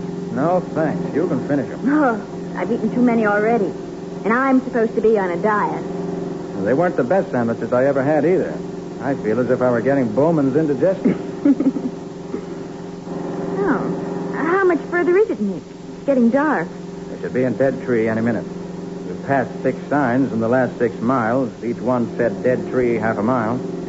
Well, at least we're holding our own. They should have added approx. I think we're approx there now. Looks like a town. What there is of it. Well, give me a second to get used to it. Yes, it's a town, all right. And the 3-point landing in front of our objective. The sheriff's office? Right. Come on. Oh, we're not going to get into trouble again, are we? I've got visions of Sergeant Matheson waiting for us back in town. He'll greet us with comparatively open arms if we bring him home a solution. Now, let's go in. Okay.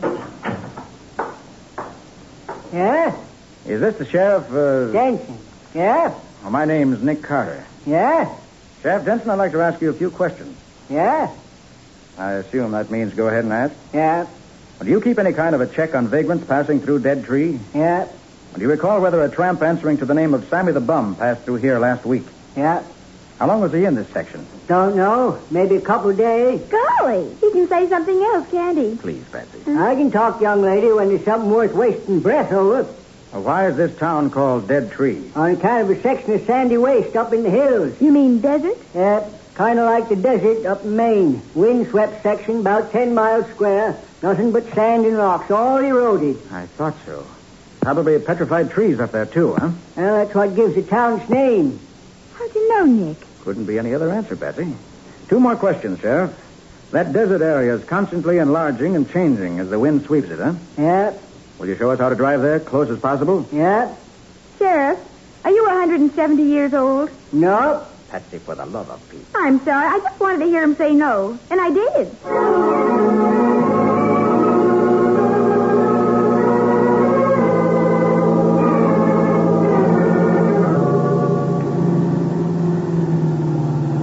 afraid we can't drive any further, Betsy.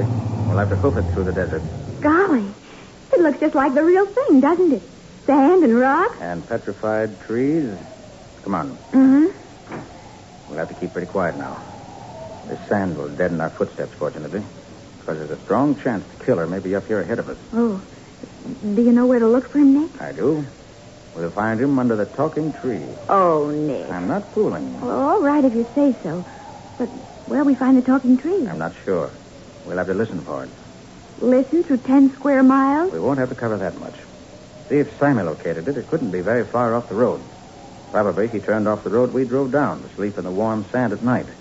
So the tree can't be far from here. Golly, I'm listening for it like mad. I don't hear anything yet. Keep trying. It's awfully dark, Nick. Can't we use a light? Safer not to. Keep your ears open. Okay. Golly, those twisty black tree stumps, they look so spooky. Just petrified trees, Betsy. Dead thousands of years. They can't hurt you. Well, I wish they'd talk to me and get this over. Maybe they will. Keep listening. Nick? Yes? I think I hear a funny noise. Like water running. Not here in this desert. No, not water. It sounds like music. Hmm? Listen. Yes. I hear it, Patsy. That's what we've been searching for. The talking tree? That's the way those trees talk. Oh. It's coming from around that small hummock. Oh, come on, let's go interview it. Careful now. Very careful now. I think I hear someone digging or something. The killer. Here? Told you we'd find him under the talking tree. Quiet. And watch. What's he digging up petrified trees for? Let's go down and ask him. Oh, Nick, be careful. You haven't got a gun. I've got something that'll take its place. Good evening. Can I help you? Carter. What? It's the man from the appraisers. Bowman. Find me, Carter. Don't move. You're coming. My. Such rough talk must be difficult for a man of your culture, Mr. Bowman.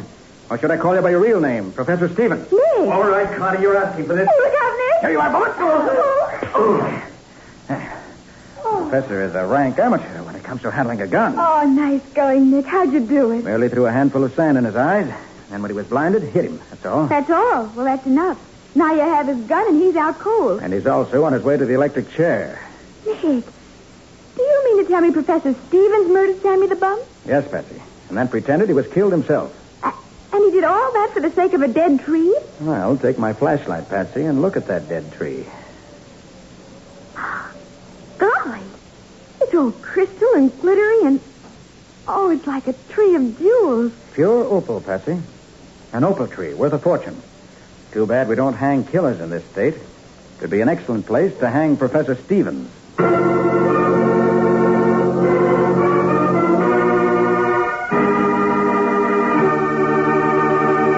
We'll return to Nick Carter in just a moment to hear the final details of The Talking Tree. Happy birthday, WOR, from Poniatowski Brothers of Flemington, New Jersey. Poniatowski Brothers. And now let's hear from Nick Carter himself. Nick, you'd better start at the beginning and explain everything. I'm entirely at sea now. All right, Patsy.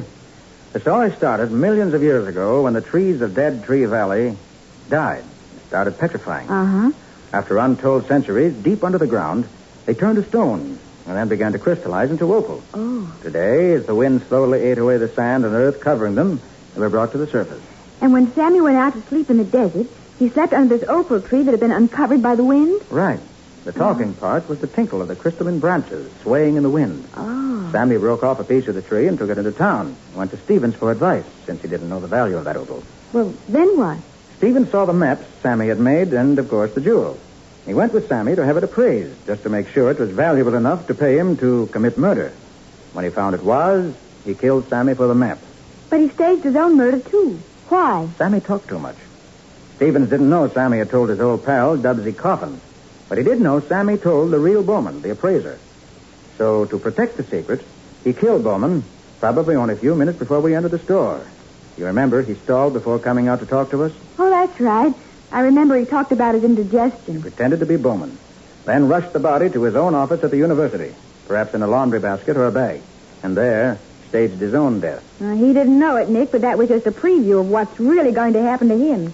It doesn't pay to play act with Nick Carter. Well, that was an unusual tale, Nick. Now, how about a preview of next week's story? What's it going to be? Well, next week, Ken, I'm going to tell you about the case of an 80-year-old man, feeble, sick, harmless, who suddenly began driving down the highways like a savage, injuring people, wrecking cars, and generally behaving like a maniac. Oh, I remember.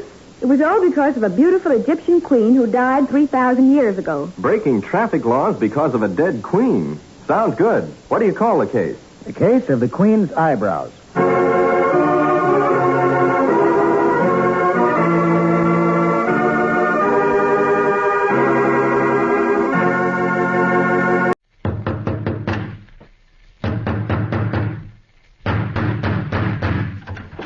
What's the matter? What is it? Another case for Nick Carter, master detective.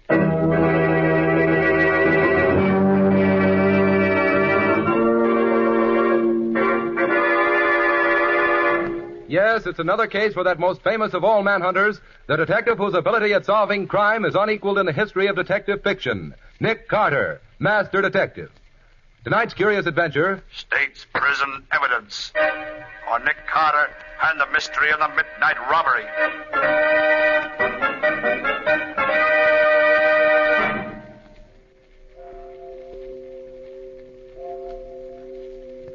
Pardon me, could you let me have a line? Certainly. There you are. Swell night, isn't it? Yes, indeed. It's a pleasure to walk on a night like this. Yeah. Well, thanks. Not at all. Good night. Good night. Yes, even in a big city like this, the stars are just as... Help! What? Help! I wonder what's wrong with her. I beg your pardon, but is there anything I can do?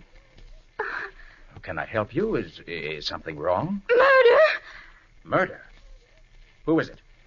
My uncle. When did it happen? I don't know. Well, where is he? The library. In this big house right here? Yes. Oh, it's awful. Now, you shouldn't be out here in your night clothes. It's too chilly. Come, let me take you back to the house. Come on. Yes. Back to the house. Did you call the police? No, I just saw him lying there in a pool of blood. Then I came out here to get help. Well, I'm Nick Carter, the detective. I'll be glad to help you if I can. Now, careful going up the steps. There we are. Now, if you'll show me the library. He's in there. Oh, yes, I see. He's dead, all right. Who found him? The housekeeper. She came in late and saw a light still on in here. And she looked in to see if he needed anything and saw... Then she called you? Yes. And you are... I'm Ella Jarbeau, his niece.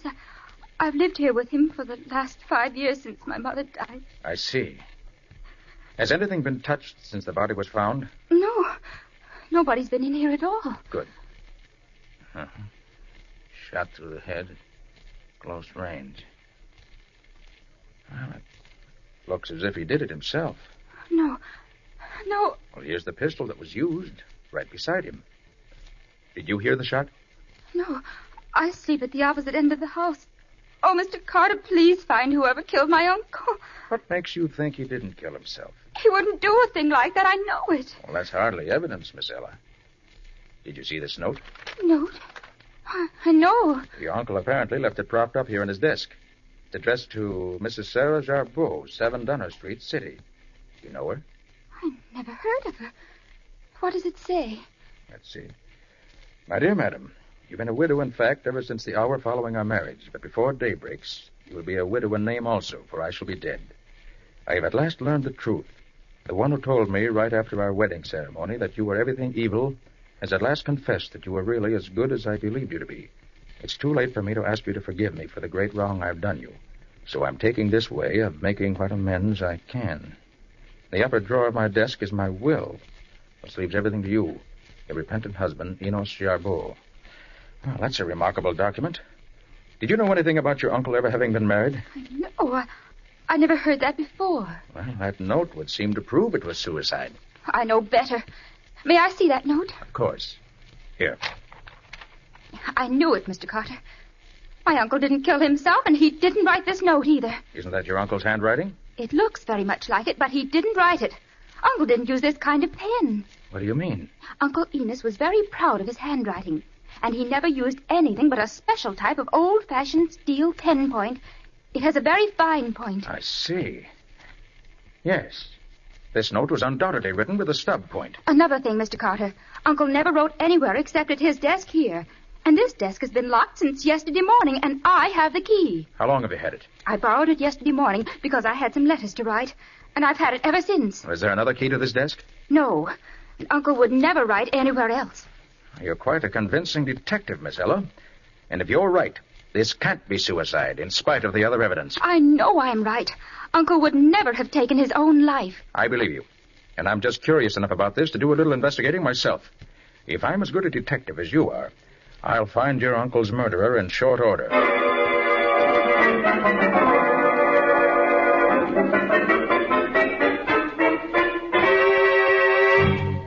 You think this Mrs. Sarah Blake is the woman you want, Nick? I'm not sure, Patsy. But when the maid told me that she never heard of Mrs. Sarah Jarbeau, but that Mrs. Sarah Blake lives here, I thought I'd better talk to her. She might be Mrs. Jarbeau using her maiden name. Here she comes now. You wish to speak to me? I'm looking for Mrs. Sarah Jarbeau. Do you know her? I do. I am Sarah Jarbeau. You were right, Nick. My name is Bill Peters. I'm a reporter. I'm writing a story on the sudden death of your husband, Enos Jarbeau. Oh, the poor man. He died to make up to me for my years of heartbreak. Yes, I saw the note he left. Would you please tell me what happened? Well, I met him one summer on the coast of Maine. We were married in the fall. We took a train for Boston, and on the way he went into the smoking car to smoke a cigar. I never saw him again. Why, that's terrible. Why didn't he come back? I only know that when the train reached the station, a messenger gave me $500 and a note. Oh. It said that he had learned I was not a good woman, and that I should never see him again. But didn't you try to clear it up? No. If he believed it, I would never seek to persuade him otherwise. I've worked as a governess ever since. I see. Well, thank you very much, Mrs. Jarbeau. Come along, Patsy. Goodbye, Mrs. Jarbeau. I hope you'll be happy now. Thank you. And goodbye. She certainly got a tough break. You know, Patsy, I was prepared to doubt everything she told me, but somehow I'm inclined to believe her story, even if it does spoil my theory that she's part of an elaborate put-up job. Which way are you going from here? Oh, I think I'll... Pardon me, would you let me have a light? Yes, of course. Here you are. Thanks. Nice day, isn't it? Yes, very pleasant. Thanks. So long. So long. Well, come along, Patsy. Wait a minute. I've met that man somewhere before. He asked me for a light just that same way. Where was it? Well, of course. It was outside Jarbeau's house last night, right after the murder. You mean you think he... Wait a minute, watch a minute. I want to see if he...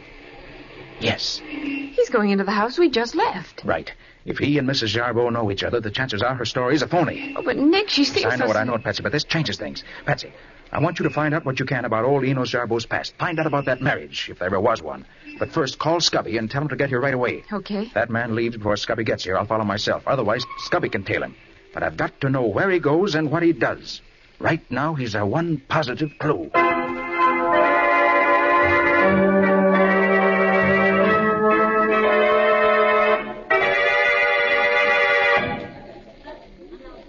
Is it all right to talk in here, Nick? The lobby of a big hotel is probably the safest place in the world to talk in, Scubby. Well, what'd you find out? Well, I followed him over to a saloon over on 3rd Avenue. Yeah? There was a fellow waiting there for him. I tried to hear what they talked about, but all I could get was the name Jarbeau. Yeah, I heard that several times. I thought so. But just as I was really getting in close, a couple of plainclothes cops came along and pinched him. Pinched him? What for? Well, it seems he broke out of state's prison 3 days ago. I heard the cops call him Barney McCoy. Barney McCoy. Yeah. Jailbird from state's prison. Pardon me, Scubby. Want to speak to the desk clerk? Oh, sure, Nick, but what do you have to... Oh, clerk, I'd like to speak to the governor's suite, please. Yes, Mr. Carter. Use booth number 2 right over there, please. Thank you. Oh, Nick, what in the world do you want to talk to the governor for? Just haven't remembered, Scubby. He's stopping at this very hotel for a few days. I want him to do me... Hello, Mr. Secretary. Well, this is Nick Carter. I'd like to speak to the governor a moment, if I may. Thank you. Hello, Governor. This is Nick Carter. Fine, thanks. Governor, I want to go to state's prison. Oh, no, not as a visitor. I want to go as a convict. Nick, are you nuts? No, I mean it. If you can spare me 5 minutes, I think I can convince you. Thanks. I'll be right up.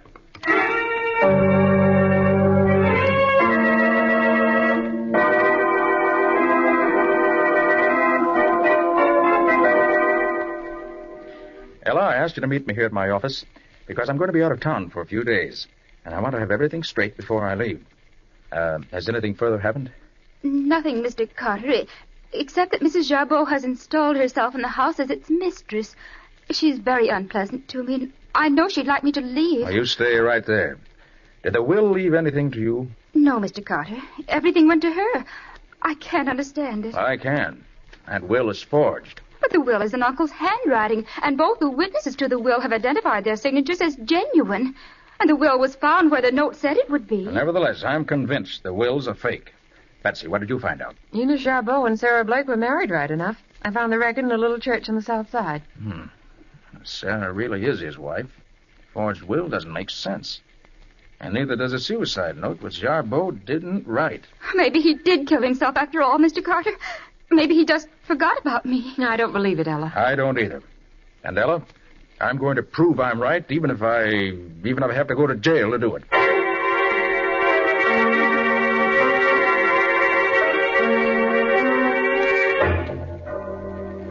Oh, you're the new man. Yeah, Warden. What's your name? Max Herbert. Where were you born? Buffalo, New York. How old are you? 33. Nationality? American. Married? Nope. Crime? Housebreaking. Very well. The guard will take you to the photographers and then to the laboratory.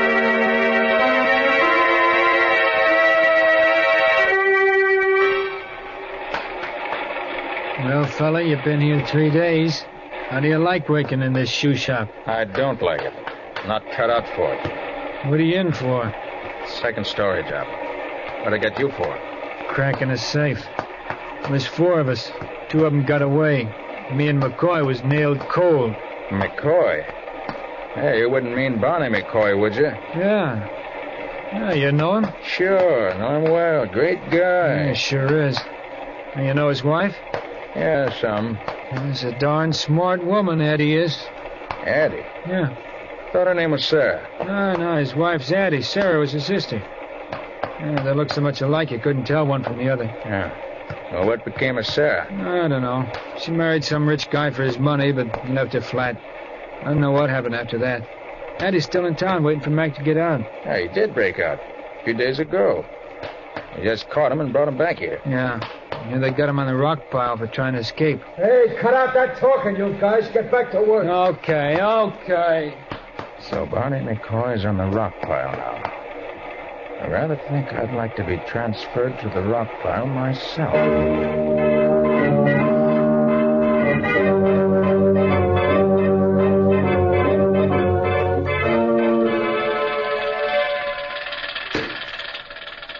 Hey, Barney. Yeah. Look, you've known me now for almost 2 weeks. Yeah. So what? You know I wouldn't give you a bum steer, don't you? What are you leading up to, Max? I'm working on a way to get out of here. Before I come up here, I heard you on the level. I'd like to let you in on it. Where did you ever hear of me outside this place? A big town. A girl named Sarah told me about you. What? You married her sister, Addie. You know Sarah? Sure. About 5-6 years ago. Haven't seen her since, though. Sarah's in Europe now. Yeah. When are you planning on getting out of here? As soon as I get the necessary people lined up. If I had some dough, we could get out of here tomorrow. How much do you need? About 200 to start with. Okay. I'll have it for you tomorrow. Okay, Max. You get that stuff and we'll be out of here in 2 days.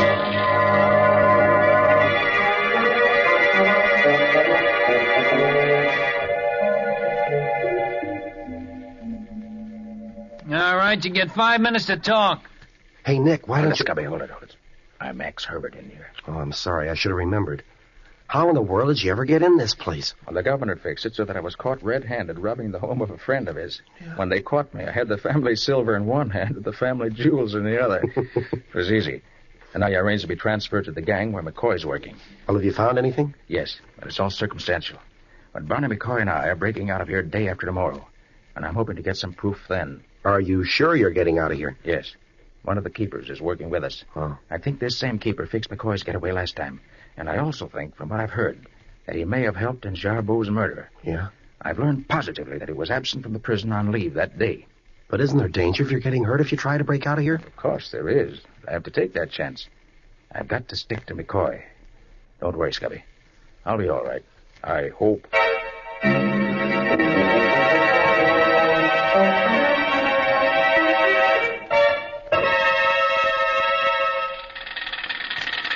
You all set, McCoy? All set. Everything's fixed. Good. You see that delivery truck over there, Max? Yeah. Well, that's going to break down when it tries to start. I get it. We'll have to help it get out of the yard here. Right. Listen. He's trying to start it now. The guard all set? Sure. Mike's with us all the way, same as before. Hey, you over there. That's us. Come on. Gavin, give us a hand with this truck. Okay. What's the matter? Motor won't start. Have to give him a push. You two get a hold here and give him a start. Okay, Mike. The rest of you guys get back to work. All right, get your shoulder behind it, Max. Okay. Let's go. All right. Heave. All right, again. Heave. Once more. Oh, come on, get it going. We ain't got all day. Heave. As soon as the motor starts, jump on the truck. Right, I got you. Okay, again. There. Come on, Max. I'm in. Get down so they can't see you. Look, bridge over the railroad tracks is just ahead. When we get over the tracks, be ready to jump. Be right with you. All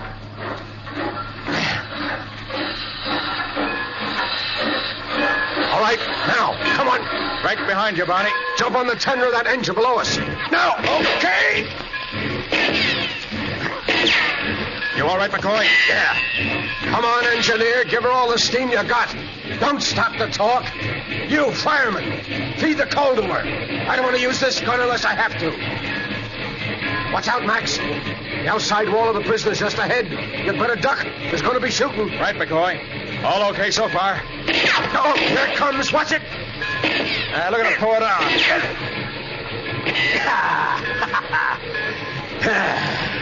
Well, we're out of jail now. And for good.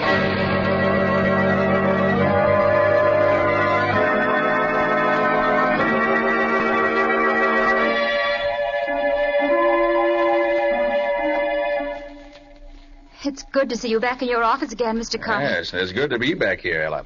Now tell me, have you learned anything interesting since I last saw you? I think so, Mr. Carter. Now, let's have it. A few months ago, our housekeeper spent about a month visiting her son in California. Before she went, she put an ad in the paper for a temporary housekeeper. Several women answered the ad, and Mrs. Martin was given the job. She had light brown hair and wore dark glasses. I disliked her on sight, and I'm sure she disliked me. When our housekeeper returned, this Mrs. Martin left, and I never saw her again until the day my uncle was buried. What do you mean, Ella? On that day, she presented herself as my uncle's widow. Your uncle's widow? Yes, Mr. Carter. When she first came to live in the house after the funeral, I thought there was something very familiar about her. But not until a few days ago did I suddenly realize that Mrs. Jarbeau was Mrs. Martin, with black hair instead of brown and without her dark glasses. Ella, could you swear to that? No, but some of her little mannerisms, certain tricks of speech, a funny way of walking, all make me positive. That explains the mystery of how the fake will was forged. While Mrs. Martin was substituting for the housekeeper, she could have found out about the will, taken it out, had a new one forged, and then returned it. The night your uncle was murdered, the forged will was substituted for the original one in the desk drawer by using a duplicate key that had been prepared in advance. And it might interest you, Nick, to know that when Ella told me this the other day, I checked at the house where we first met Mrs. Jarbeau.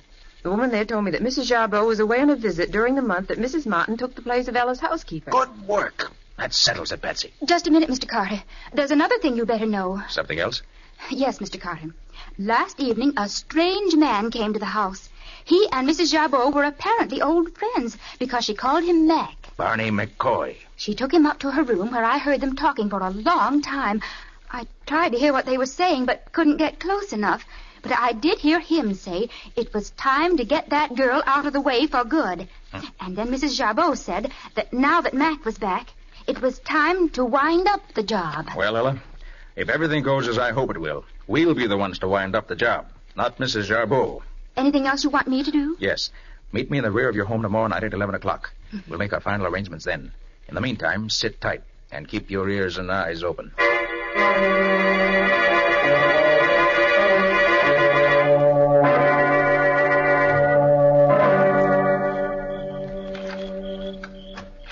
Carter? Mr. Carter? That you, Ella? Yes. Come into the living room here. We can talk better. Okay. Sure there's no one around? Not now. That man Mac was here earlier, but he left quite a while ago. Mrs. Jabot has gone up to her room. We can talk safely here. All right. Don't turn on the light. Maybe seen. We can talk just as well in the dark. Whatever you say. Now tell me, does Mrs. Jabot know you've ever seen this man, Mac? Oh, no. I've kept out of the way whenever he's been around. Good. Do you know what he came here for this evening? There was talk about chloroform and poison.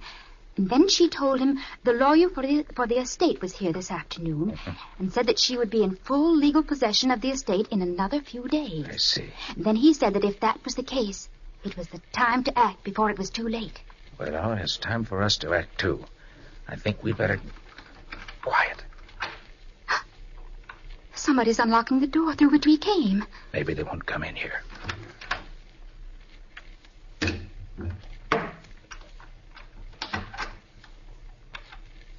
Who's in this room?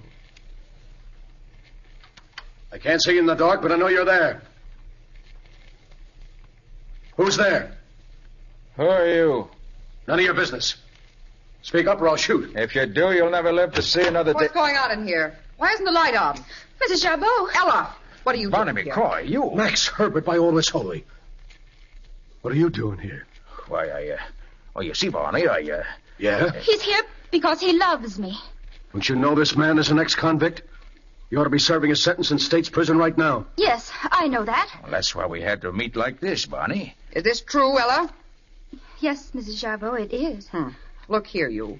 You interviewed me a couple of weeks ago, said you were writing a story for your paper. You said then your name was Peters. Now you say it's Herbert. Well, my real name is Herbert Peters, ma'am. You see, And you? What are you doing here? I'm a night watchman on duty in this neighborhood. I saw this man come in here and followed him. Recognized him as a suspicious character. You're both lying. Get out of here, both of you, immediately. And as for you, Ella, get upstairs at once. I'll deal with you later. Yeah, that's all the thanks I get for trying to protect your place against thieves. I will get out. Come on, you. Go ahead, Barney. I'm coming. Good night, Ella, dear. And see that you never come back. Either of you.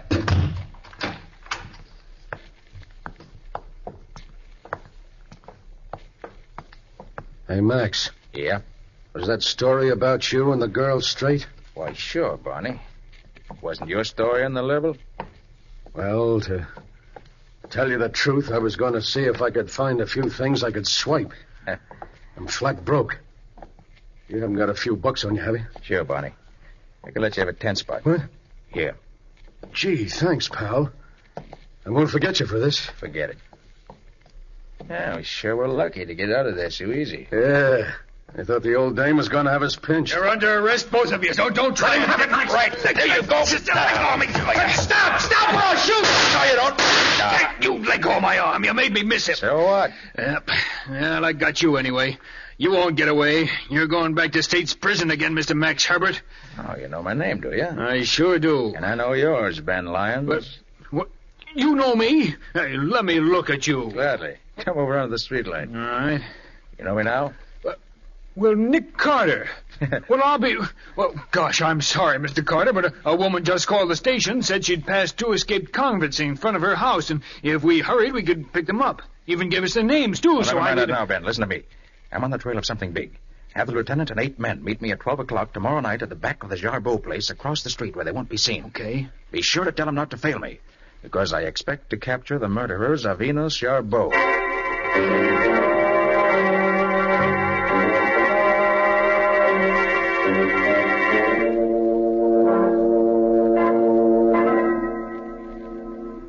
Are all the men posted as we agreed, Scubby? Yes, Nick. Outside and inside the house. Good. They have orders to let anybody come up here, but to let nobody go downstairs again. Then we're ready for the finale in this case. What's that you've got there, Nick? It's a new type of microphone, Patsy. Oh. I've attached it to the wall between this room and Mrs. Jarbot's room. Mm-hmm. Through the vibration of the wall, it'll pick up whatever is said in her room. Then whatever is picked up is amplified so that it's loud enough for us to hear it. The amplifier also has a recording device which makes a permanent record of the conversation on a wire tape. Gosh, what will they think of next? Quiet now.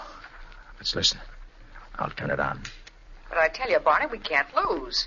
In a few more days, the whole Jarbeau estate will be mine, legally. I know, Eddie, but can you handle that girl for a few days more? Well, if I can't, we'll give her what we gave the old man. Do we have to? If she's dead, we know she ain't going to bother us. Yeah. So we bet... Hey, what the devil's that? Quiet. How do I know? The housekeeper's answering it. Hey, somebody's coming up here. Did you tell anybody you were up here? Anybody here? Mike! What are you doing here? Well, that's a fine question to ask me. I'm here because you sent for me. Who sent for you? You did, McCoy. Are you crazy? I did nothing of the kind. I got your note this morning. Here it is. What? Come to Jarbeau House tonight, but not before 12. Everything okay. Very important. And it's signed Barney. Listen, I never wrote that note. Well, if you didn't, it means trouble for us. Somebody else knows about this business besides us three. You mean we're caught? We ain't caught yet. But we will be if we don't watch our step. Even now... I was afraid of this. I knew I should have kept down a bit. Ah, shut up, you rat. You're not in jail yet. But I'm going to be. I can feel it coming. You don't shut up, Mike. I'll brain you. You did it, McCoy. You fired the shot that killed the old man. I just... Shut up, you stupid liar! Come on, kids. It's enough of that. Let's go. Right with you, Nick. Come on. Gotta get out. I'll take it easy, Sarah. Wait a minute, will you? I can't wait any longer. Get your hands up, both of you. And no funny business. Max, what are you... No, McCoy, not Max. Nick Carter. Nick Carter? You ain't got nothing on us. Oh, Nick's got enough on you three to send you to the chair. Yes, McCoy, we know the whole plot from beginning to end. Tell him what we found out, Nick. What do you mean? It means I know that Sarah married Jarbeau, and that shortly afterwards she died. You, Eddie, her sister, married McCoy. When Sarah died, you found her marriage certificate and decided to use your resemblance to her to get the old man's money. McCoy was in prison then, but you arranged with the guard Mike here to help McCoy escape when the time was right. Then to pay Mike for his trouble, you cut him in the deal. Then you, Eddie, got that temporary job here as a housekeeper, which was an unexpected break. While you were here, you had the fake will made. Then when all was ready, McCoy escaped as planned. Mike came with him, and between the three of you, you chloroformed old Jarbeau, and then shot him in such a way that it looked like suicide. How do you know it wasn't suicide? The suicide note you left for the old man. Whoever Eddie got to forge that will for her did such an expert job that the witnesses recognized their own forged signatures as genuine.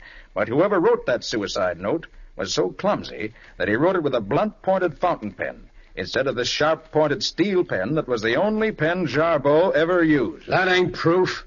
That's guessing. We've got plenty of proof, McCoy. And if that isn't enough, to top it all off, the conversation in this room between you three crooks has been recorded in full for the past 20 minutes. And if that isn't practically a confession and good legal evidence in any court, my name isn't Nick Carter.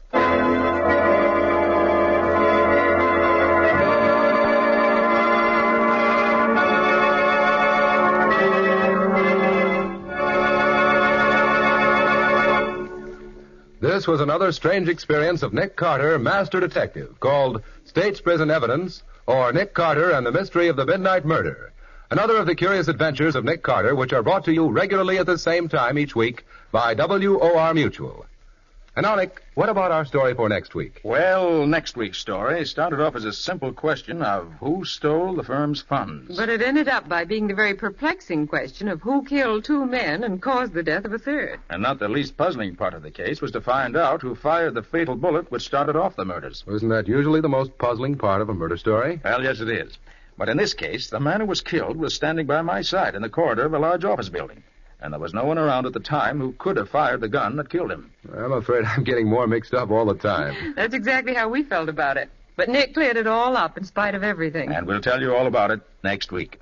So long. So long, folks. And so long to you, Nick and Patsy. See you next week. In the strange adventure you've just heard, Nick Carter was impersonated by Lon Clark, Patsy by Helen Choate, and Scubby by John Kane. Original music was played by Lew White. The entire production was written and directed by Jock McGregor.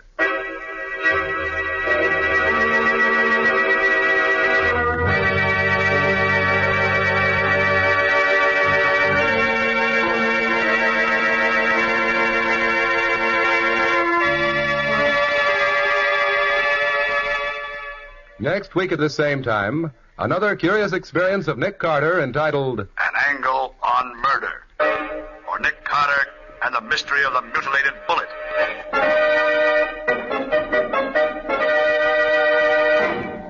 This story is a copyrighted feature of Street and Smith Publications, Incorporated. The Return of Nick Carter is produced in the studios of WOR and is broadcast over most of these stations every Monday evening at 9:30 Eastern Wartime. This is Mutual.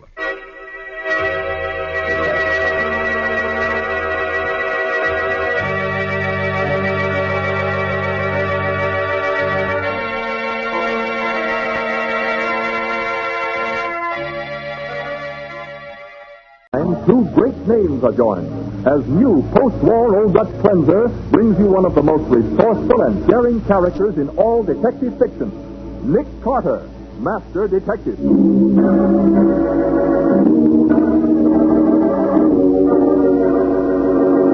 Nick, you aren't going to let them get away. I don't have any choice, Patsy. You bet you haven't. You got your name on that confession, sister? Yes. Here it is. Give it to me. I have to sign it, too. Oh, brother, wait till this story gets around town. Nick Carter let the killer get away. And even furnishes the car the killer escaped in.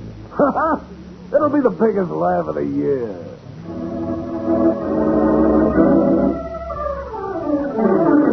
And now, the case of the absent clue. Today's adventure starring Lon Clark as Nick Carter. As a good businessman, Jeff Greeley never overlooks the chance to put his merchandise in a new and promising location. The merchandise in this case is little slips of paper with numbers on them. They sell for whatever you want to pay, from a nickel on up. And the new location Jeff has in mind is a small suburban candy store owned by Paul Elliott and his wife Ruth. Right now, Jeff is giving the Elliots a sales talk. Your cut ought to double the profits on this joint, Mr. Elliott. You'll get a big play from the kids at that school down the street. Listen, the numbers game is a racket. When I sink so low that I have to keep school kids out of nickels and dimes and start them gambling with their lunch money. Elliott, you got the only place in this neighborhood that fits in with my plan. Then you'll have to change your plan. There was another guy that didn't want to cooperate. Somebody busted all his plate glass windows one night. You can't scare me. The other guy wasn't scared either. It wasn't until after a couple of guys slugged him that he decided to play ball with us. Paul, phone for the police. Don't bother, Elliot. I'm going. I'll call around again in a couple of days. Maybe you'll change your mind.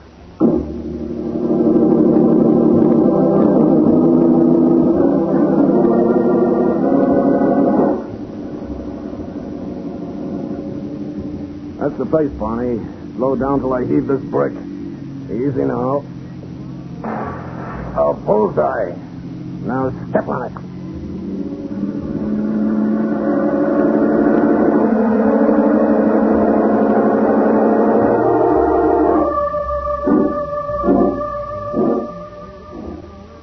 Anything interesting in the mail, Nate?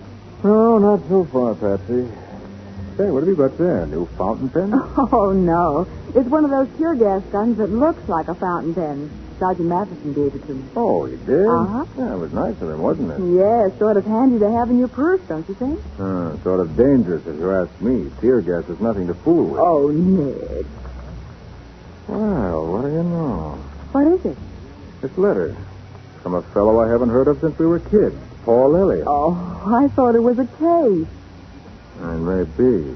You know who Jeff Greeley is? Small-time racketeer, isn't he? Yeah. He's running a numbers game in the suburbs now. Oh? A crooked one at that. Huh. Trying to strong-arm Paul into peddling the number slips for him. Strong-arm him? How? Well, Paul and his wife have a small confectionery store out in Beechwood. Yeah? The front window's been smashed twice. And Greeley's warned him that next time it'll be a lot more serious unless Paul gives in. Well, can't the police do anything? Not without proof. And Greeley's too smart to let him get anything on him. You know, I think I'll drive out there this evening and talk it over with Paul. Oh, you can't go tonight, Nick. Well, why not? Because tonight's the annual banquet of the Downtown Boys Club, and you're the guest of honor. Oh, yeah, that's right. Well, I'll go afterwards then. I don't want to put this off, Betsy. No telling when Greeley will pay Paul another visit.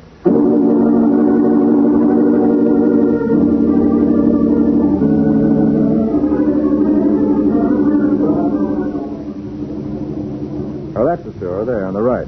The one the two men are coming out of? Mm-hmm. Well, you can park right behind that green sedan that the men are getting into. Oh, yeah, now. Hey, by George. Huh? The one with the yellow gloves. That was Jeff Greeley. Jeff Greeley? What? Do you think we ought to follow them? No, not now. I want to see what's happened inside the shop. Okay. Come on. Well, at least they haven't thrown any bombs or smashed another window. That's right. Well, I'm worried. Hmm? Paul said Greeley promised him the next time it'd be more serious. Please help me. Jeff, what is it? Oh, my husband, he's here. Are you Mrs. Elliott? Yes, my husband, he's in the back there. Please do something. I'll go, Patsy. You stay here with her. Yes. Oh, Mrs. Elliott, what happened? Those men, the two that just left. They hit him. Now, don't worry. Everything will be all right. How is he, Nick? Shall I call an ambulance? No, that won't be necessary. You mean he's all right? I'm afraid not, Mrs. Elliott. Paul's dead. Dead? Oh, Nick, he's fainted. I shouldn't have broken the news to her so abruptly. Here, Patsy, take care of her. I'll call Mattie and tell her to put out a general alarm for Jeff Greeley on a charge of murder.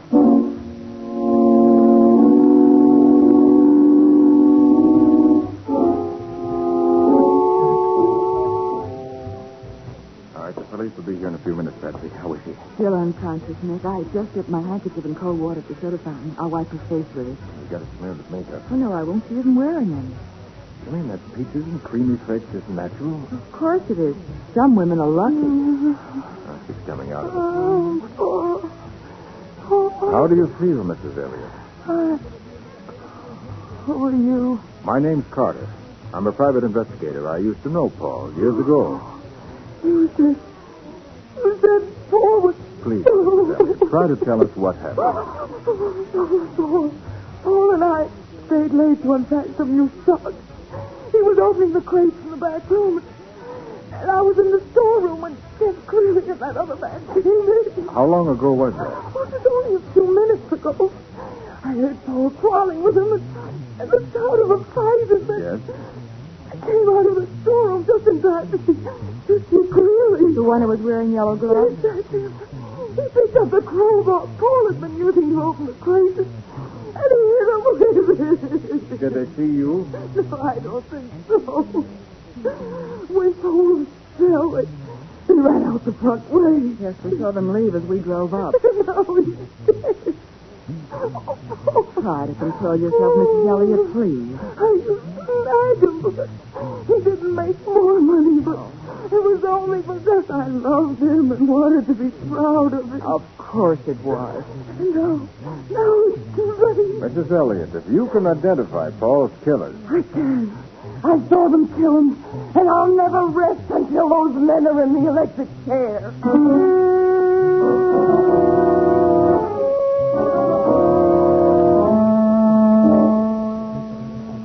Well, did you find anything, Nick? No, Matty. The ledger of Greeley's is the only thing in the whole apartment. Yeah, there's plenty of evidence in it to convict Greeley of running a numbers racket, but that ain't important now. Hey, wait. Here's an interesting item. What? October 17th. Farm, $18,375. Oh, can you imagine a bright light character like Jeff Greeley buying a farm? What would he do with a farm? Use it as a hideout, and I'll bet that's where he is right now. Hey, you're probably right, Nick. But we don't know where this farm is located. If he bought it for a hideout, the chances are it ain't even in his name. Well, some of his friends might know, if we could get them to talk. Yeah, maybe. We'll round up a few of them and try anyway. Yeah. Oh, how about the medical examiner's report, Matty? Bruises, contusions, cut on the left eye. Oh, they must have beaten him pretty badly. And then finished him off with a crowbar. Oh, it's going to be a pleasure to get my hands on those guys. I don't suppose there were any fingerprints on the crowbar, Sergeant. Huh? No, Patsy, not a single one. What? Well, why should there be, Nick? Greeley was wearing gloves. That's right. Greeley was wearing yellow gloves. Well, now, look, we don't need a fingerprint. Mrs. Elliott's testimony will be enough to convict those two rats. Yeah, but if anything happened to her, you wouldn't have any case at all against Greeley. Nothing is going to happen, Patsy. We got her in a downtown hotel under an assumed name. Where? She's registered at the Kemble Arms on East 49th Street under the name of Mrs. Anna Davis.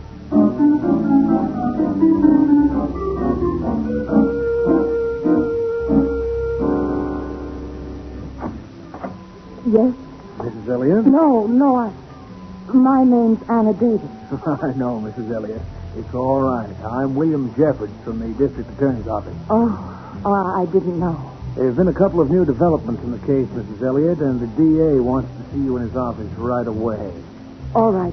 Just a minute. I'll get my...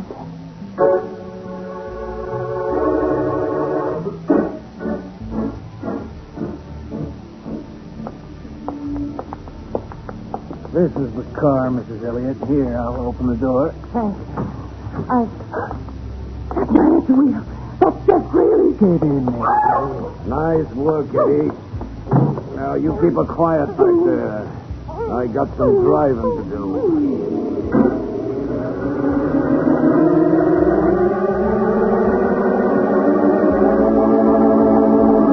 Swiftly, Jeff Greeley heads the car toward his upstate hideout, while in the back seat, struggling helplessly, is the woman whose story could send him to the electric chair, if he lives to tell it. We'll see what happens next in just a moment.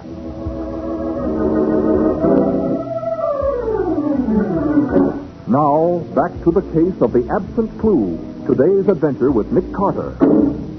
Jeff Greeley, racketeer and gangster, has kidnapped Ruth Elliott, the murdered man's wife, and the only person who could testify that he killed Paul Elliott.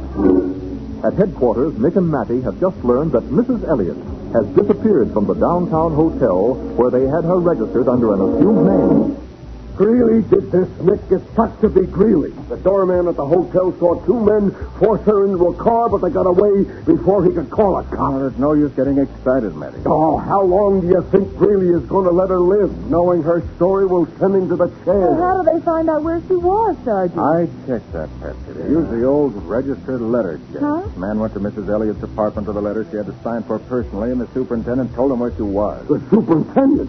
Well, how did he know? I told her not to let anybody know. He said that after she found what hotel we put her in, she called him and gave him the address in case of an emergency. Well, we've sure got the emergency. Yeah, you can say that again. We've got to work fast. Oh, sure.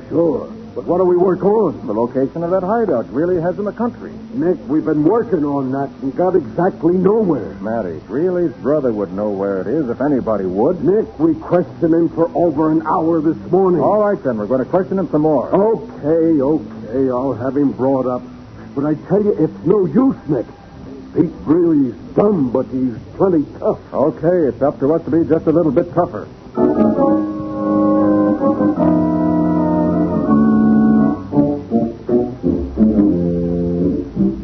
Will you guys lay off of me? I tell you, I don't know nothing. Don't give me that, Pete.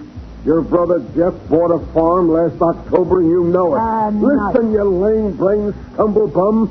I'm going to make you tell me where that farm is if it takes me from now until Christmas. I tell you, I never heard of no farm. Wait, Matty. Just had an idea. Yeah? We can find where that farm is by consulting the state registrar of deeds. Well, how will that help if he bought it under a different name? Well, we know the farm was bought on October 17th and that he paid $18,375 for it. So what? So we checked the records. Not likely that more than one farm changed hands for that exact price on that particular day. Hey, Nick, you've got something there. Yeah, Matty, we'll have the exact location of that farm inside of 4 hours. Yeah. Well, what about Pete here? You can't hold me. I ain't done nothing. Why, you... No. Wait, Matty. You may as well let him go. Okay. But I hope you come back to see us, Pete, when you can stay for a long time.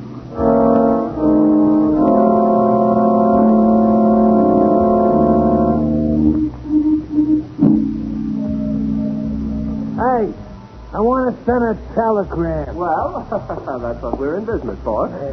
Do you have it written out? Yeah, right here. And it's got to go fast, see? Naturally. Our telegrams always... what is this first word? James. Jams. It's a guy's name. Oh, yes, of course. James, Crane, is it? That's Graham. What's the matter, stupid? Can't you read? Well, Here, give me it. I'll read it to you. I don't want no mistakes. Yes, that would be best. James Graham, Rural Route 6, Box 124. Rural route? Oh, there'll be an extra charge for messenger service, unless they have a phone. Okay, stupid, so send a messenger. They got no phone. Horton's Grove, New York. Dear James, your friends from downtown are coming up to see you. Never mind that, Pete. I'll take that. Carter, where'd you come? I've been trailing you ever since you left headquarters. Why do you think we let you go? Just a moment. I'll have to have that paper. Forget it. I'm going to deliver this message personally.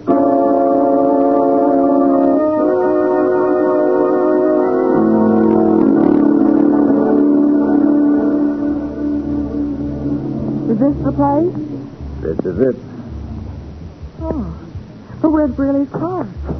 Do you suppose he didn't come here after all? Somebody's been here. Look at those tire tracks. And if he's gone, we're too late. No harm in looking around. Better stand to one side. Okay. We're going to knock on the door. We might get bullets for an answer. Well, be careful, Nick.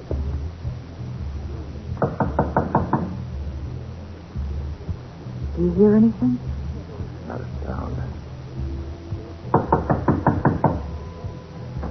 Is it locked? Yeah, I'm going to break it in. The tire tracks prove they had some reason for coming here. There may have been to dispose of a body. Oh, Nick, I hope not. Here goes.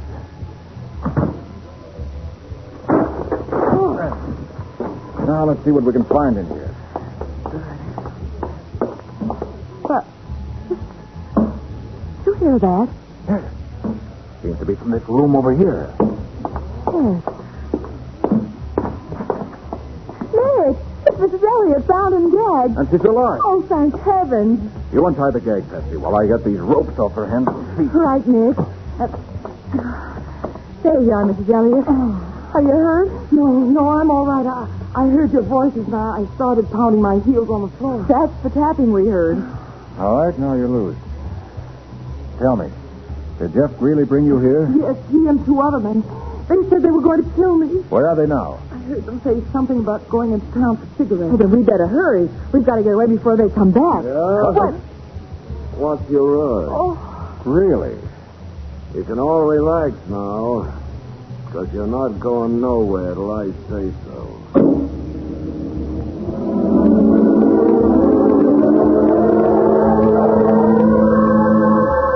Jeff Greeley stands in the doorway, a revolver in his hand. And it appears that instead of rescuing Ruth Elliott, Nick and Patsy are themselves caught in the same trap. We'll see what happens in just a minute.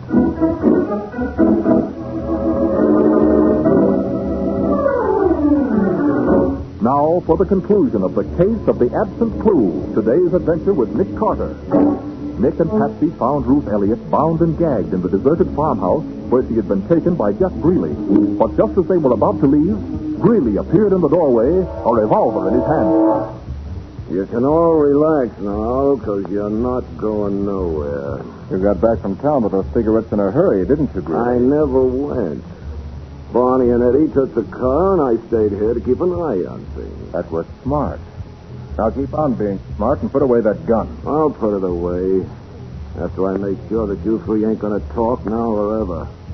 Nobody's going to get away with framing me. Framing you? Yeah. If I fry, it won't be for something I didn't do. Well, if that's all that's worrying you, Greeley, you can put that gun back in your pocket. I know you didn't kill Paul Elliott. What's that? He did. I saw him. No, Mrs. Elliott, you killed your husband. You did? It's a lie. That's why you kidnapped her, isn't it, Greeley? Why, sure. I've been trying to make her tell the truth so that I'd be cleared. I can understand that. What chance would I have in a court when it's my word against hers? You wouldn't have any chance. Unless you had a confession from her, signed and witnessed. Yeah, and that's what I've been trying to get. And I'll get it, too, or else. I won't do it. I won't. You can kill me first. I see your point, Mrs. Elliott. You'd rather be shot than go through a trial and die in the electric chair. You can't prove a thing, any of you. Look, Mrs. Elliott, how about this? If you did sign such a confession, and Patsy and I witnessed it, Greeley might be willing to let you take my car and get away. Well, why not? I'll hold Carter and the girl here long enough for you to get clear out of the country. No, I didn't do it. It's your only chance, Mrs. Elliott. You ain't kidding. You'd really keep me here long enough for me to get out of the country. Yeah, and I'll give you enough dough to do it with. All I want is to clear myself. Well, all right, I'll do it. Good. Now, here, I got a pencil. And she can use the paper and Patsy's notebook to write the confession on. Oh, but Nick, you're not going to let her go. Not really. You see any other choice? No, but... Then give her the notebook. Oh, Nick, you must be... Patsy. Oh, here. I'll write as I dictate, Mrs. Elliott. Go ahead. I hereby confess that I killed my husband, Paul Elliott, and that Jeff Greeley is completely innocent. Now sign it. There. Sign your name as witness, Patsy. Well, all right. You are going to keep me here, aren't you? You bet I am, but not for your sake, sister. I just want everyone to know that somebody finally got the best of Nick Carter. What do I do with this, Nick, now that I've signed it? Well, hand me the notebook and pencil. I have to witness it, too. Wait till it gets around town that Nick Carter let a killer get away and even furnished you with a car to get away in. It'll be the biggest laugh of the year. Better than stopping a bullet, though. Oh, I broke the point on this pencil. Patsy, let me have your fountain pen. My fountain? Yes, you have it in your purse, haven't you? Oh, yes, of course, Nick. Hold it, sister. What's the matter? Just toss that purse over here, baby. I'll get that fountain pen for him. Oh, all right. Here. That's a girl. I just want to make sure you didn't pull any tricks. Here's the pen, Carter. Well, you know I wouldn't try any tricks on a smart boy like you, Jeff.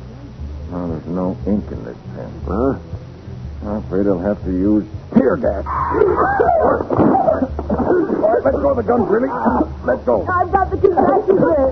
Don't move, Mrs. Elliott. If I'd have known you... You keep your hands up, too, Greeley. Oh, Nick, like gas. Go on, through the door, Greeley. We'll wait for the rest of your gang out where there's some fresh air.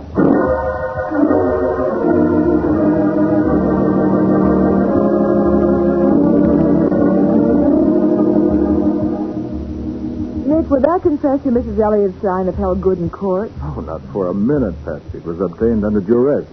But the one she signed when we got her to headquarters will hold good anywhere, especially with the proof we have to present to a jury. And I suppose that clears Jeff Greeley completely. Clears him of the murder charge, but he still faces a sentence for extortion, assault and battery, carrying a gun, operating their numbers racket, and kidnapping. Golly. It's going to be a good many years till he'll be a free man again. How did you know he didn't kill Elliot? I didn't know.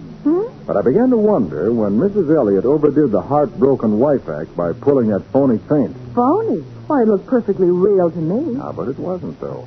When you faint, Patsy, the blood rushes from the head and you become very, very pale. Oh, so that's why you were surprised that her makeup didn't come off when I bathed her face. Mm-hmm.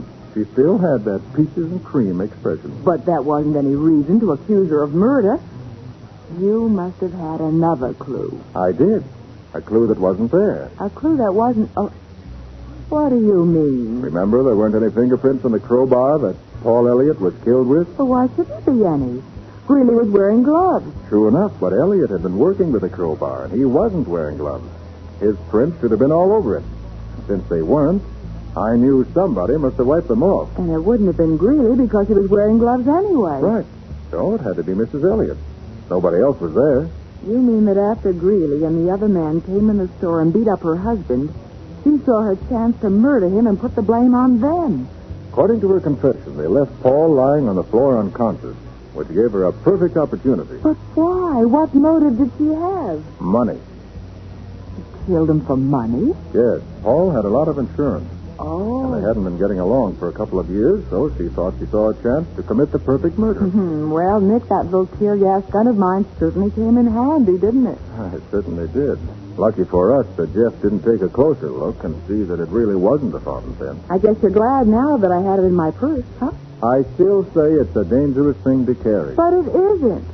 Look, Nick, unless you push the little button here...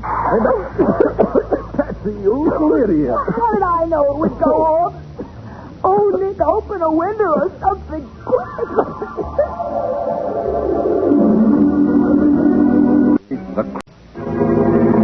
Carter, something terrible has happened. So I found out too late to stop you, huh? What do you mean? You're going to tell me that you've had another period of temporary insanity, aren't you? Yes, that's right. I don't remember what happened, but when I came out of it, I found this knife in my pocket. Yes, I expected that. Those stains on it. Carter, they're blood. Now for the case of the Barefoot Banker. Today's adventure starring Ron Clark as Nick Carter, brought to you by new post-war Old Dutch cleanser. It's 4 o'clock on a Monday afternoon, and Arthur Colby, portly, dignified, and respected, walks through the huge bronze doors of the Colby Trust Company and crosses to the curb where a uniformed chauffeur opens the door of his limousine. I won't need the car just yet, Marvin. I think I'll walk a few blocks before going home. Yes, Mr. Colby. Don't close the car door yet, though. I want to get in for a moment to take off my shoes. I beg pardon, sir? To take off my shoes. It's such a fine day. I think I'll walk barefoot. Mr. Colby, barefoot on Park Avenue? Yes. Good idea, isn't it? I can't imagine why I never thought of it before.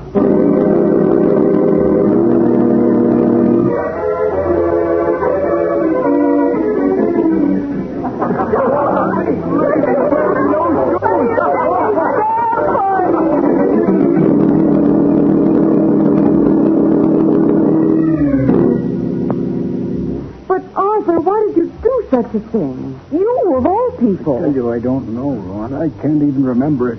It was like waking from a sound sleep to find myself in the street, crowds laughing at me. Can you blame them? Richard, keep quiet. Yes, sister dear. And that newspaper photographer, I tried to smash his camera. And you only succeeded in giving him a better picture than he'd hoped for. It's on the front page of every tabloid in town. Don't remind me of it. You with your Homburg hat, striped trousers, and bare tussies swinging that gold-headed cane at the camera. You shut up. Arthur, dear, please don't get excited. We'll all forget that it ever happened. Yes, why don't you relax, old boy? Here, have a cigarette. One of those Turkish atrocities of yours? No, thanks.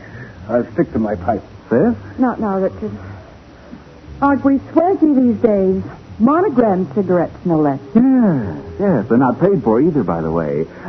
Could you let me have a couple of $100, Lorna? I'm stone broke. When are you going to quit sponging on your sister? Well, if you'd make me a decent allowance, it wouldn't be necessary. Richard, you should be ashamed. Arthur's done a great deal for you. I know. And he never lets me forget it. Well, if you don't like living in my house... Oh, but I do. It's very convenient to have a sister with a rich husband, even though he is a bit eccentric. Well, I am not eccentric. Well, I was trying to be polite. Most people would have said balmy. Richard, that's enough. Well, it's not as if this were the first crazy thing he'd done. How about the way he hides things all over the house? And the time he put the goldfish in the wall safe? If that isn't a sign of something not Get quite... Get out of here. Get out of here. Very well. I'll go. You'd better watch out, sis, or you may wake up some morning with your throat cut. Wait, Arthur, dear. Now, don't pay any attention to him. Maybe he's right. Perhaps I am losing my mind. Oh, that's nonsense. You're only tired and nervous. But what if during one of these mental blackouts I should harm you? Don't even think about it. Tomorrow we'll see Dr. Henderson. Lorna. Arthur, what's the matter? There's something in this humidor. Something buried in the tobacco. Buried in the tobacco? Look. It's my watch. The one I lost 2 days ago. Well, maybe you didn't put it there, darling. It might have been Richard playing a joke on you. No. I hid it there myself. I remember now. But, Arthur, why? I don't know. Heaven help me, Lorna. I don't know.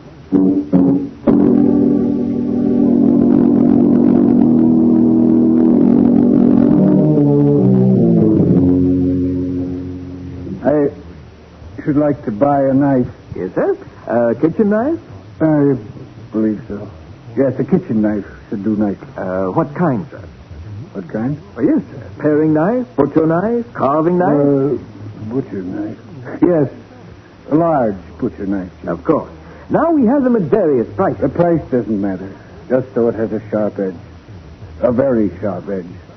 See, it's for my wife.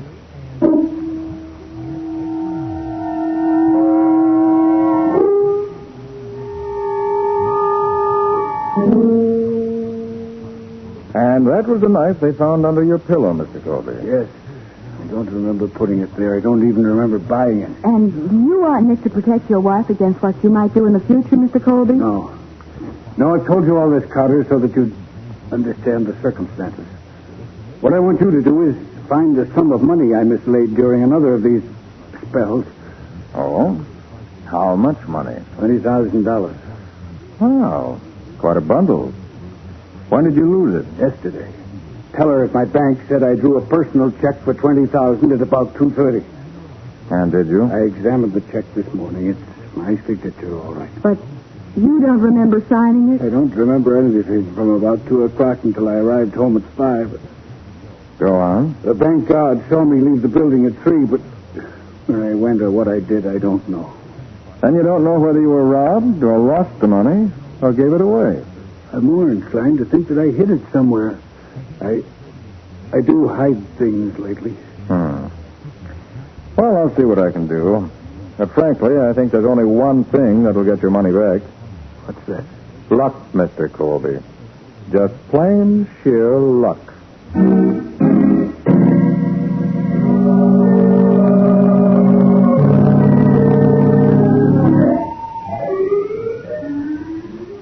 Patsy, there's something wrong with Colby's story somewhere. Huh?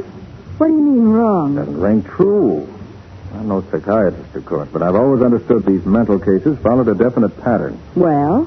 The pattern isn't right. Up until now, he's been hiding little things about the house. Oh, $20,000 isn't a little thing. Not in my dictionary. No, mine. But he didn't hide it in the house this time, either. Yeah. That's one thing. And this business of buying a knife and hiding it is completely outside the pattern. Do you think he's lying? Well, it certainly doesn't make any sense that he should try to railroad himself into an asylum. Unless what, Nick? Unless he's planning something big. And all this is just a build-up so that he can plead temporary insanity. You mean something like murder? Well, could be.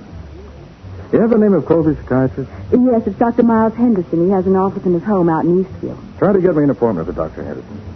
Let's find out whether he thinks Colby might be faking. Okay. Oh, and ask him to have Mrs. Colby there, too, will you? Perhaps she can tell us how her husband acts during these so-called periods of forgetfulness.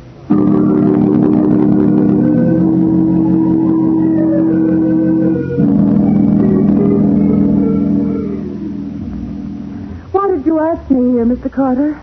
Has Arthur done anything violent? Oh, no. No, Mrs. Colby, nothing like that. Yes. And just what is this all about? I'm coming to that, Dr. Henderson. You see, Mr. Colby has retained me to recover some money he thinks he's hidden and forgotten about. Is that so? How much money? $20,000. $20,000? Yes. He said he drew it out of the bank during a period of amnesia yesterday afternoon. And he didn't have it when he got home. Why... You're going to say something, Mrs. Colby? No, I was surprised, that's all. You shouldn't be. I warned you that his condition was getting worse. Will you have a cigar, Mr. Carter? Oh, no, thank you. I believe I will. A rather large knife to use as a cigar cutter. Oh, I don't think so. I picked it up in the Orient several years ago. Oh, I see. Yeah. Dr. Henderson, you've been treating Mr. Colby for some time, haven't you? Only about 2 months. At first, he complained of headaches and absent-mindedness. Then he began to find his personal belongings in odd places with no recollection of putting them there. Well, how about these periods of amnesia?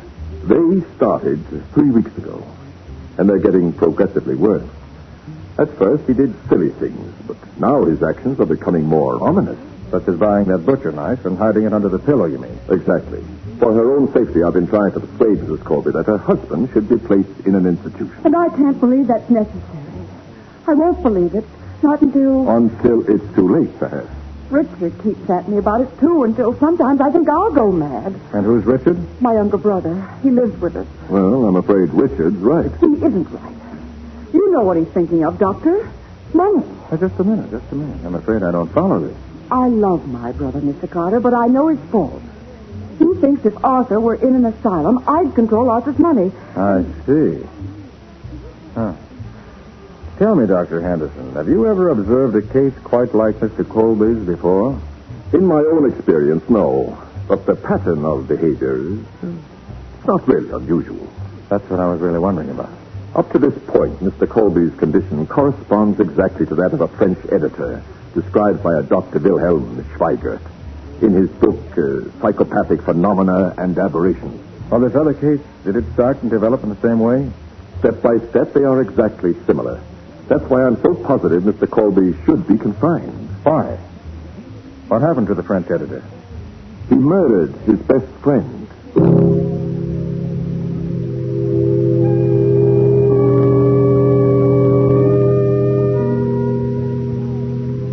Did you find out anything from your conversation with Dr. Henderson yesterday, Nick? That's enough to make me even more curious. Patsy, I want you to get me a book.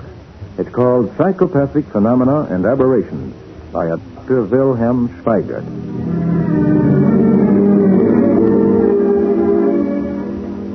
Nick, I'm sorry, but I can't find that book you asked for. I've called every publisher and bookseller in town. Nobody ever heard of it. I don't think there is such a book. Oh. In that case, Patsy, get me the County Medical Association.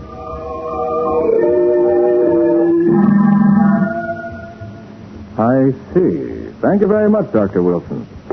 What do you say, Nick? You're right, Patsy. There is no such book. And there never was a Dr. Wilhelm Schweigert. Well. Not only that, the Medical Association has no record of any such person as Dr. Miles Henderson.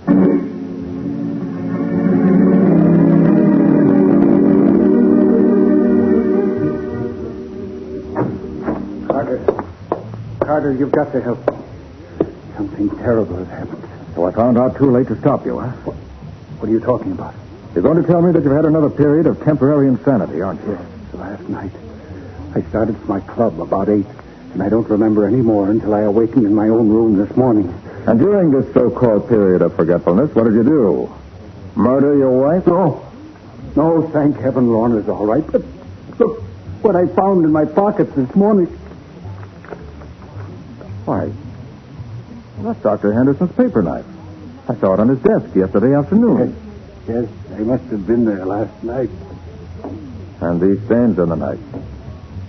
They're blood. That's what I mean, Carter. I'm afraid I killed the doctor.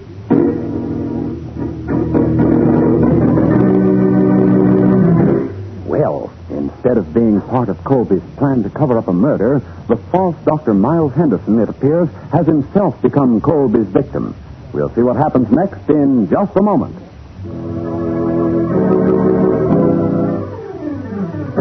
Now, back to the case of the Barefoot banker. Today's adventure with Nick Carter, brought to you by new post-war Old Dutch cleanser. When Arthur Colby recovered from his latest period of amnesia, he found in his pocket a blood-stained paper knife belonging to the man who called himself Dr. Miles Henderson, psychiatrist. Nick and Patsy have gone to Henderson's office in his suburban home to see what really happened. Well, Patsy, he's been stabbed, all right. I'll see. You know, with this sort of a wound, it's strange that Colby didn't have any blood stains on his clothing. Maybe he was wearing something else last night. Oh, possibly. Huh. Must have talked for quite a while before the killing took place. Huh? What makes you think so? These ashtrays. One on the doctor's side of the desk, and another by the chair at this end. Judging by the amount of that... What's the matter, Nick? Patsy, these are cigarette ashes. So what? Colby smokes a pipe, and the doctor smokes cigars. Oh, but Nick, where are the cigarette stubs? There aren't any. No. At first I thought Colby was framing an alibi. Now I'm beginning to wonder whether someone isn't framing Colby. What? You mean Henderson might have been stabbed by someone else? Someone who smoked cigarettes? Exactly. There must have been something unusual about those cigarettes. Otherwise, why would the stubs have been taken away? Well, maybe you can tell from the ashes. Here, wait. Here's a few shreds of tobacco. Good. We'll take them down to the police laboratory for analysis. Okay.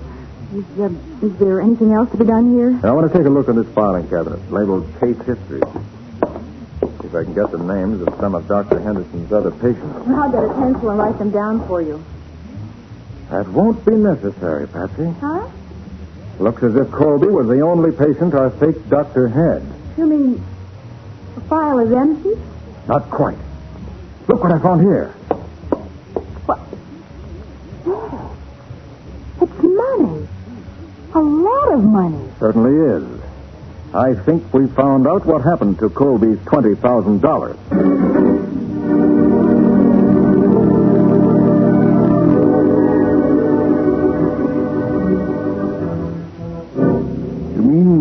I gave the $20,000 to Dr. Henderson during my spell of amnesia. I don't think it was amnesia, Mr. Colby, nor insanity either.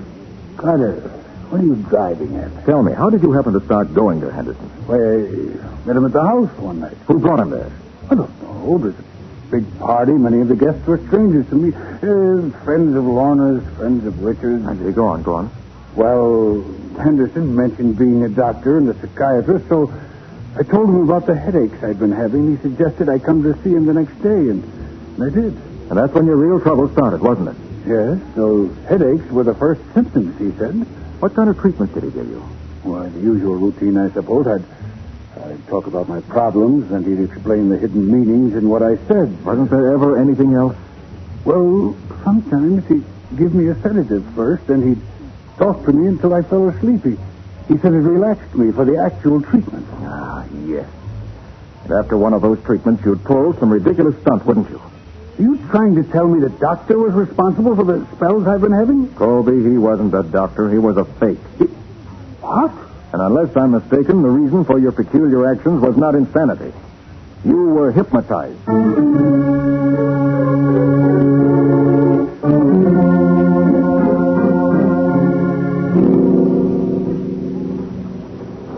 This is the garage, sir. My room's directly above. And if anybody had taken one of these cars out last night, you'd have heard it, wouldn't you, Marvin? Yes, sir. I did. You did? Then one of the cars was gone last night? Yes, miss. Mr. Colby took the convertible about 11:30 and brought it back a couple hours later. Yes. According to the medical examiner, that's just about the time Henderson was killed. How do you know it was Mr. Colby, Marvin? Well, I know the sound of the motor, sir. It's quite different from the other. I didn't ask about the car. How did you know Colby was driving it? Because it's Mr. Colby's personal car. But you didn't actually see him? Why, no, sir. That's what I wanted to know. Thanks, Marvin. Well, Nick, what now? We're going up to the house, Betsy, for a little friendly conversation with a killer.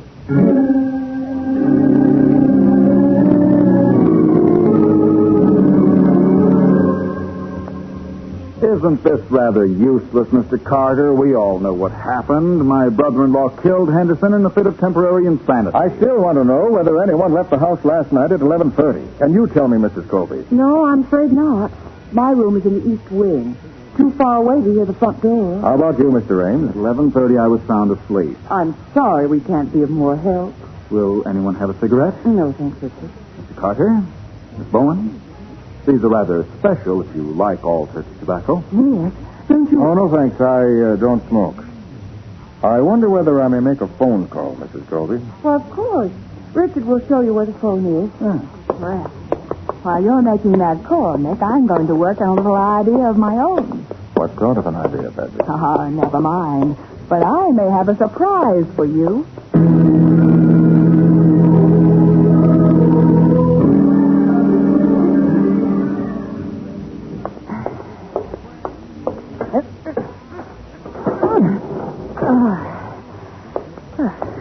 I hope Marvin doesn't come in the garage and catch me snooping around Mr. Colby's car. He might think I'm stealing it. But there must be an ashtray in the car. And if there are any stubs from those special cigarettes in it, the kind Richard smoked, it'll prove who took this car out last night. Yeah. Here's the ashtray. Oh, darn it, it's empty. Going for a ride, my dear? Mrs. Colby, I thought I'd like to watch the detective at work. So I followed you. Oh, well, that is Nick, the detective, not me. I just wanted to see what it felt like to sit behind the wheel of such a beautiful car. Do you like it? Oh, it's wonderful. Why, how funny. What's funny? The rear view mirror. I can see through the back window perfectly. That's what rear view mirrors are for, isn't it? Yes, but Mr. Colby is tall. If he'd driven this car last night, the mirror wouldn't be adjusted to fit me. Get out of that car. So I was right. It was Richard. How clever of you, Miss Bowen. But I can't let you tell anyone what you've learned. Mrs. Colby, put down that ring, please. Nicely done. The skin isn't broken. Her hair will cover the bruise. I'm afraid your meddling has caused an unfortunate accident, my dear. So foolish to start a motor in a closed garage. People die that way.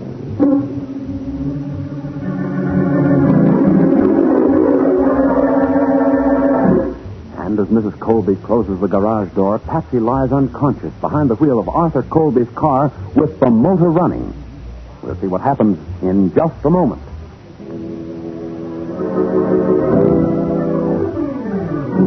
Now for the conclusion of the case of the Barefoot Banker. Today's adventure with Nick Carter, brought to you by new post-war Old Dutch cleanser. Leaving the motor of the husband's car running, with Patsy slumped unconscious behind the wheel, Lorna Colby closes the garage door and starts toward the house. Oh, just a moment, Mrs. Colby. Oh, Mr. Carter. I've been looking for you. You have? Thought you might like to know that your brother did not kill Henderson. Well, of course he didn't. My husband... No, Mrs. Colby, and not your husband either. You killed him. I killed... Oh, that's utter nonsense. I don't think so, and you're not leaving me just yet, Mrs. Colby. Let go of my arm. You took your husband's car and went to see Henderson late last night, didn't you? No, I didn't. You called with him about the $20,000 he stole from your husband. I don't know what you're talking Then about. you picked up the paper knife from his desk and stabbed him. That's not true. It was Arthur who did it. Remember the blood, Mrs. Colby? The blood that stained your dress? No. I found that dress with the blood stain still on it. You're lying. I burned it this morning. Thanks for the confession, Mrs. Colby. Perhaps we'd better drive down to headquarters now and make it official. It was a trick. You didn't know anything. Oh, yes, I did. But I had no proof until you gave yourself away. Come on, let's go. No, not to the garage. I'm going to let you drive me to headquarters. I won't go in there. I won't. Oh, yes, you will. Wait till I open this garage door. Let me go. Let me go. Wait, the motor of that car running. I don't know. There's someone in it. No. Good heavens, it's Patsy.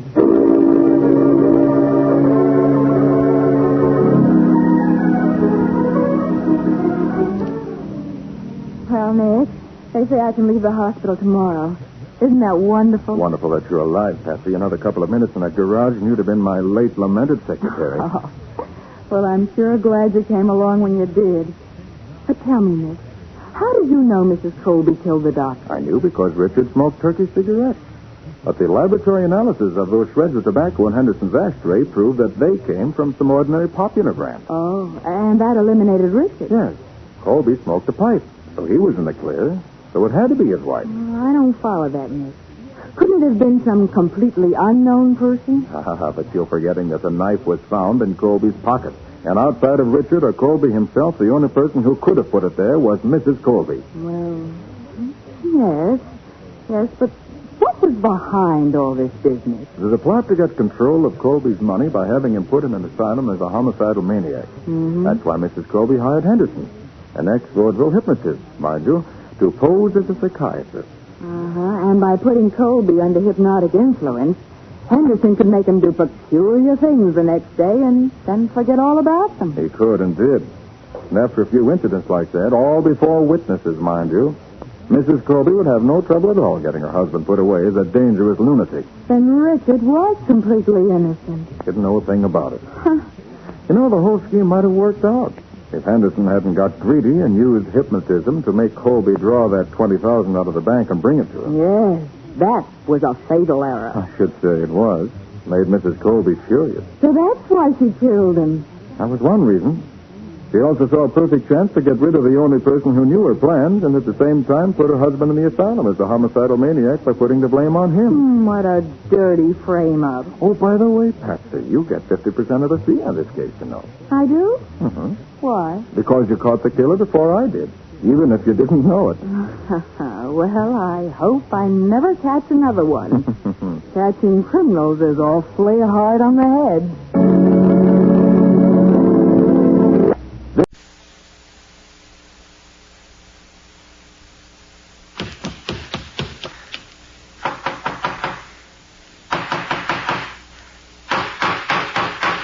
What's the matter? What is it? It's a case for Nick Carter, master detective.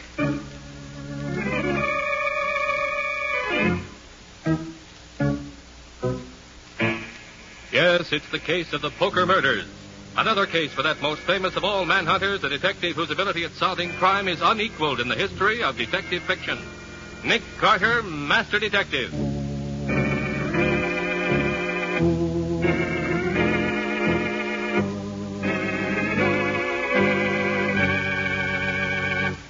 Deep in the waterfront section of the city, there lies a condemned slum area. The streets dark and deserted, lined with empty, crumbling tenements. Deep in a grimy tenement deep within, a masked man sits in a hidden room and plays solitaire. This is the sinister master of crime known as the Ace of Spades.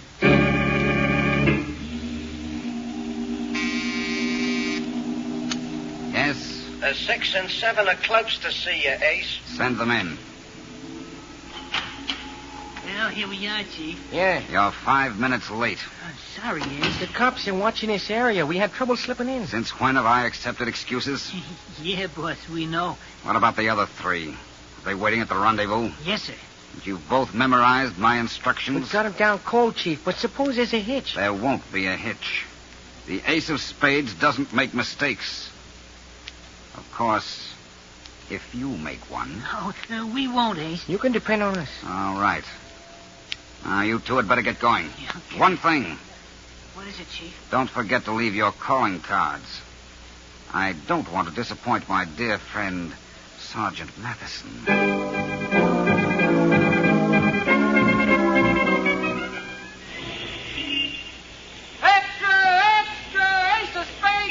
Again! First storage warehouse rob! $250,000 in furs looted! God killed us! Polka gang makes clean getaway! Extra! Read all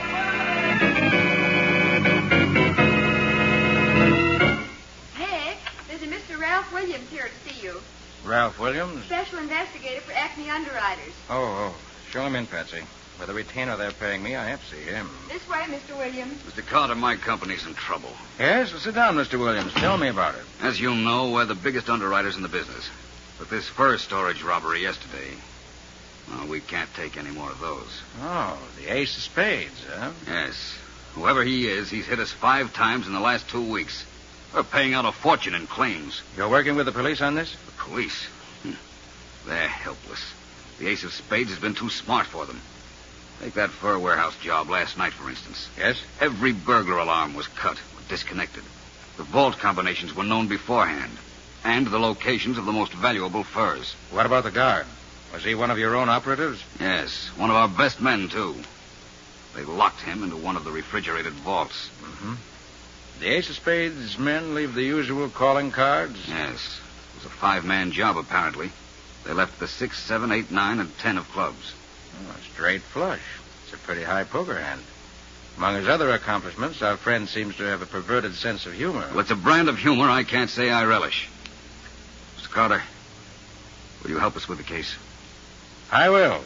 Tell you the truth, Mr. Williams, I was just about to drop down and discuss it with my old friend, Sergeant Matheson, in the Homicide Division. You see, the gentleman who calls himself the Ace of Spades interests me no end. I'm looking forward to meeting him personally.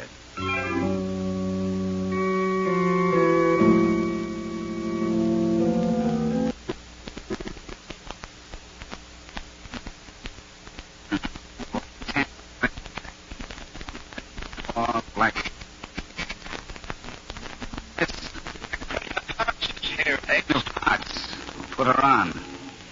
Ace, I've got to see you. I thought I told you never to come down here. I just heard some news. Nick Carter. I know he's been called in by Acme Underwriters. How did you know? I make it my business to know everything, my dear. But Ace, Nick Carter's clever, dangerous. Yes, I know. It will be intriguing to match wits with him. Now then, my dear, you'd better run along. You've work to do tonight. Aren't you even going to see me? I'm sorry, but I'm busy. I know. You're playing solitaire. Sometimes I think you love that game more than you love me. Come, my dear. There's no basis for comparison. Solitaire, like every other card game, is relaxing. Women, when they're as lovely as you, are exciting. Ace, please. Good night, my dear.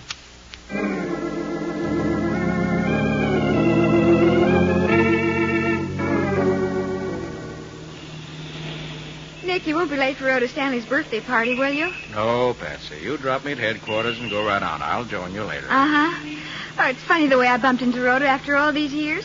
Hadn't seen her since college, and then all of a sudden I was standing in a nylon line at Trimble's, and there she was. Yes, and now we're going to a birthday party. Uh-huh. The minute she found out I worked with you, she insisted on our coming. She's dying to meet you, and, well, I promised to produce. You sure you don't mind, Nick? No, of course not, Bessie. Oh, it ought to be something. She's married to John Stanley. The banker? Uh-huh, that's right. Which is the same thing as saying she's married to $10 million. And I was the girl in my graduating class voted most likely to succeed. Well, Patsy, it's a funny thing. What's funny? Stanley's Bank, the Marine Trust, is putting up the capital to tear down that slum area where the Ace of Spades is supposed to be hiding. Oh, do you really think that's where the Ace of Spades' hideout is? Could be. There are more than 200 abandoned tenements down there. And the 2 patrolmen murdered in that section seem to point to it. I won't forget those 2 homicides in a hurry. Each of them had a playing card pinned right over the bullet holes. Yes, pair of jacks. Fair sample of the Ace's grisly humor. What kind of a man can he be anyway? Infernally clever, Betsy. We know that much. A brilliant planner with a mind that doesn't overlook the minutest details that might trap him. But why all those poker hands whenever he's pulled a job? He's an egotist. The type of criminal who glorifies his crimes. Enjoys leaving his signatures at each one of them. Oh. This close enough, Nick? Yes, I can walk the other half block to headquarters. Nick, please be careful. Don't take any chances. Now, don't worry. The Ace of Spades may play his cards according to Hoyle. But I'll play him any way I can to win.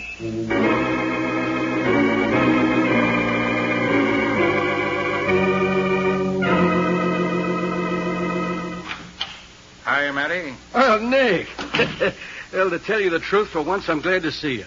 This Ace of Spades has really got me on the merry-go-round. First, he knocks over 2 of our best cops. Then he kills this watchman on that warehouse job last night, and he leaves nothing. No evidence. Except those blasted playing cards. Yes, I know. Nick, I tell you, this Ace of Spades is like a ghost. This whole case like a nightmare. Matty, have you got the cards his men left? Yeah, here they are.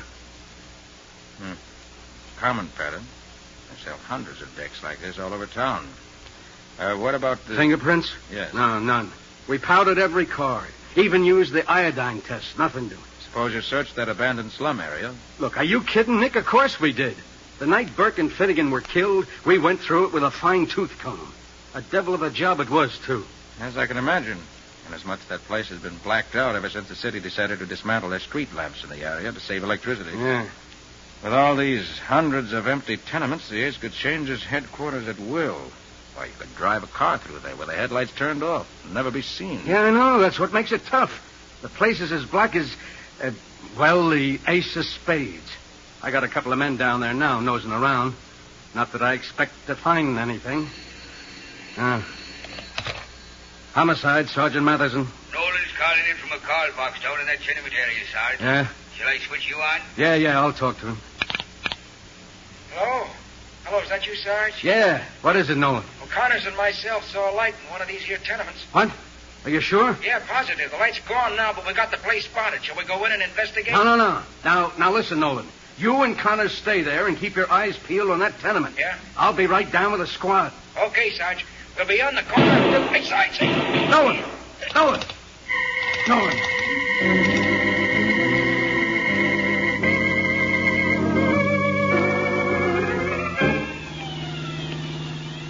You say that call box was located at the corner of 16th Street and Avenue F, Matty? Yeah, that's right, Nick. A couple of more blocks and we'll be there. From the looks of things, you must have every cruise car on the force in this area now. Yeah.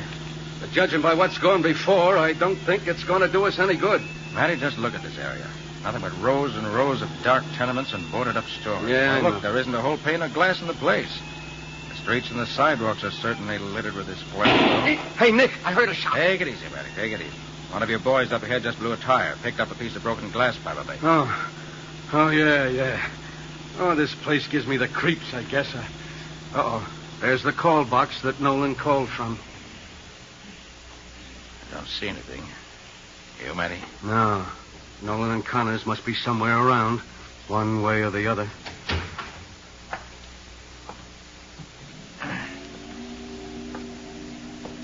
Better hug the walls, Matty. Yeah. Right now we're out in the open like a couple of sitting pigeons. The Ace... Matty. Here in this doorway. Nolan and Connors, dead. Yes, riddled by bullets. Now, look, Matty. The ace left his usual calling cards.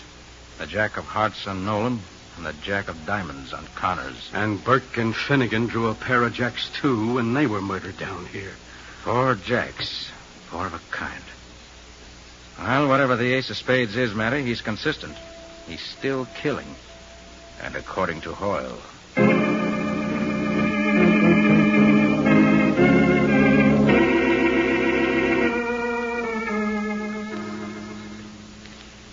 Patsy, what's happened to the master detective you promised to produce tonight? Well, I can't understand what's keeping Nick, Rhoda. He was supposed to be here long ago. Well, we won't worry about it.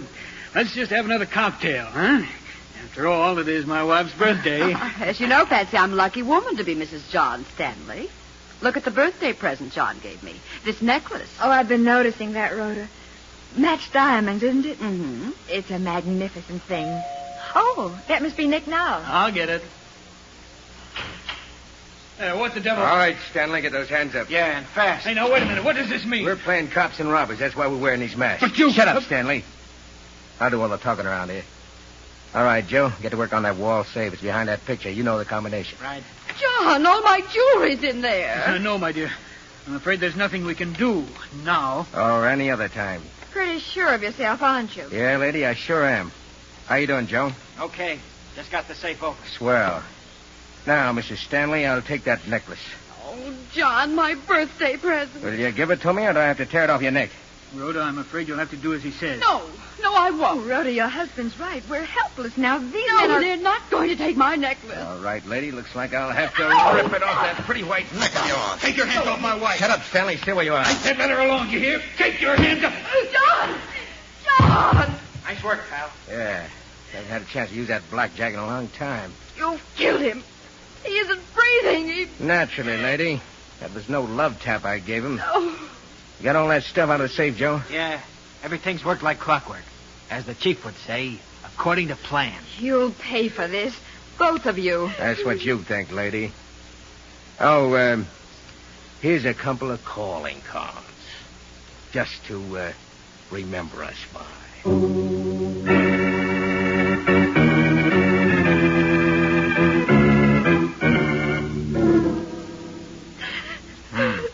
So they left the ace of hearts and the ace of clubs, huh, Patsy? Yes, Nick, and both of the men were masked. We couldn't tell who they were.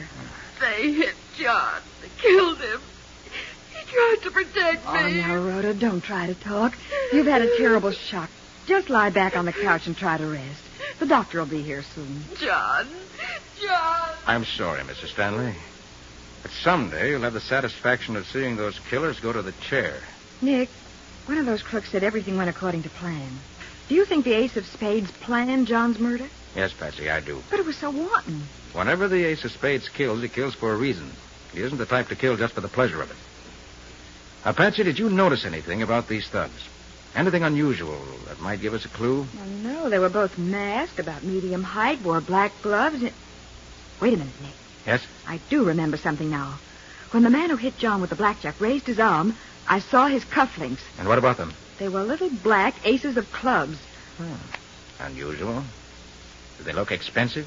Oh, yes, very. And not the usual kind of thing you pick up in a jewelry store. Probably made to order. Patsy, you're magnificent. I am, Nick? You are. You've stumbled on something we've badly needed in this case. A good lead. From now on, we're going to play a little game. A little game? Mm-hmm. Of what? A little game of poker.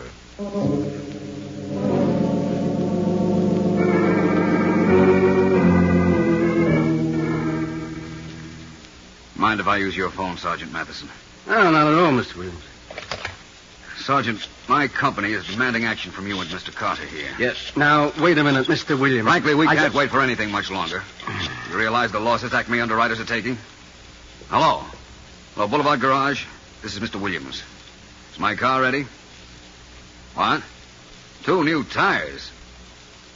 I see the old ones are pretty badly cut up, eh? Well, that makes 3 new tires in all. Uh-huh. All right, go ahead. I suppose it can't be helped. Car trouble, huh? Yes, but that's the least of my worries, Mr. Carter. My firm's insured the Stanley jewels along with that diamond necklace for almost $100,000. Unless you nail down the ace of spades pretty quickly. Well, might as well try to nail down a ghost. We'll do what we can, Mr. Williams. I've got a lead on him now, I think. What lead? Well, I'd rather not say until I'm sure it'll be of value. Very well. I don't care how you get the ace of spades as long as you get him. And soon. Good day, gentlemen. Goodbye. Hey, Nick, what's this lead you're talking about? I'll let you know, Mary, when and if it pays dividends. Oh, by the way, Yeah. Now, wait a minute.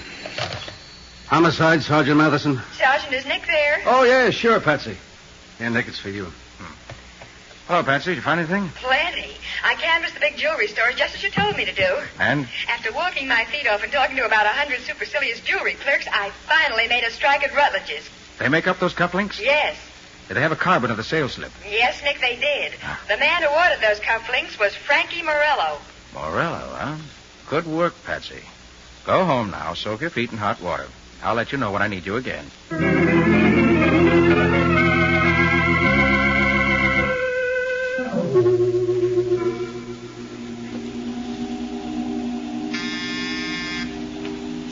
Yes? The Ace of Clubs is here to see you. Send him in.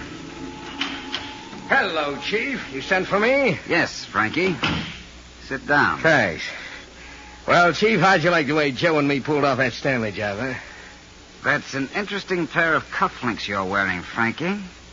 Little aces of clubs, eh? Yeah, pretty neat if I do say so. Had 'em made to order. That was very careless of you, Frankie. Ace. What do you mean by that? You wore them on the Stanley job. You gave Nick Carter a clue. You'll find out who you are sooner or later. Yeah, but Chief, Nick Carter's a dangerous man with a clue, Frankie. Now he hopes to get at me through you. It's going to be embarrassing to have you around. Hey, Chief, I didn't wear these cufflinks at the Stanleys. I swear I didn't. Oh, didn't you, Frankie? No, you gotta believe me. Yeah, Ace.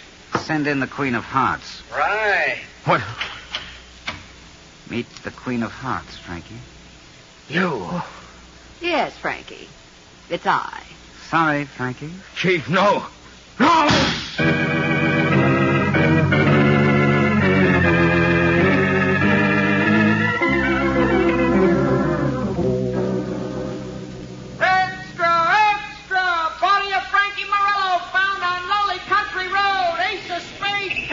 Corpse of gangster, extra, Rito!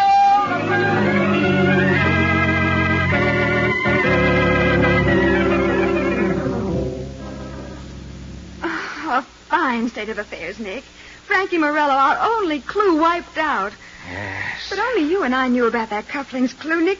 What is this ace of spades, a mind reader? Patsy, you forget. Huh? When you and I were discussing it at John Stanley's house, someone else was there who could have overheard us. Oh, Nick, you're not suggesting that Rhoda... She was in the room with us when we talked it over. Well, I know, but she was in a severe state of shock. Was she?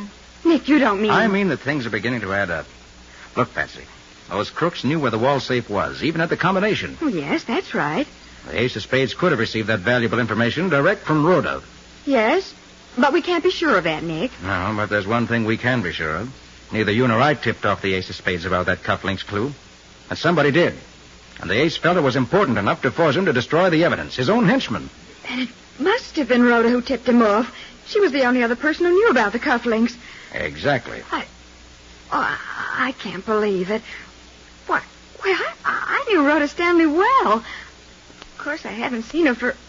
Oh, Nick, how could Rhoda be an accomplice to the murder of her husband right before her own eyes? Patsy, those jewels in the safe were insured for $100,000. That's a lot of money.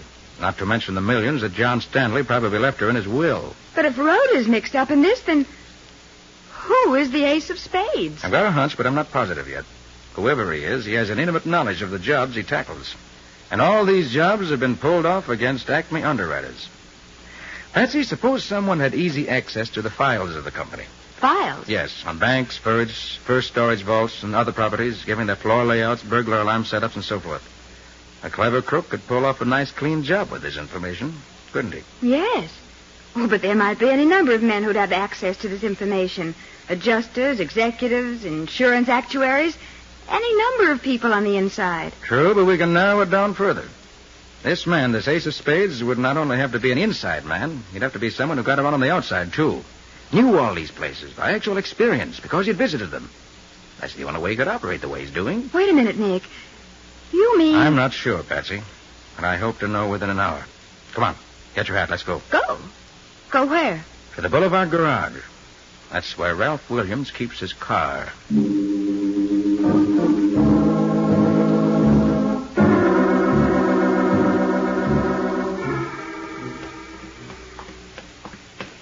Nick, that garage attendant looked a little suspicious when you told him you were a dealer and that Mr. Williams sent you down to make an estimate on his car. I'm going to make an estimate, all right. Now, here we are. Nick, you still haven't told me why you're interested in Mr. Williams' car. Not interested in the car itself. Just the tires. The tires? Yes. I understand 3 of his tires were cut up so badly I had to have new ones. I think I know what cut his tires that way. But I want to be sure. Well, hurry up. That attendant is keeping his eye on us. Patsy, I've found what I've been looking for. Nick, I just don't get it. Here, take a good look at all 4 of these tires. Huh? See the glass particles in the treads? There's old tires, full of them. Yes, but what do they mean? I mean that Mr. Williams has been driving this car over roads littered with broken glass. And the only place in town where there are roads like that is in the abandoned slum section. Then, Nick, what you're saying is that Ralph Williams is the ace of spades. Yes. And I'd bet every poker chip in the pot on it.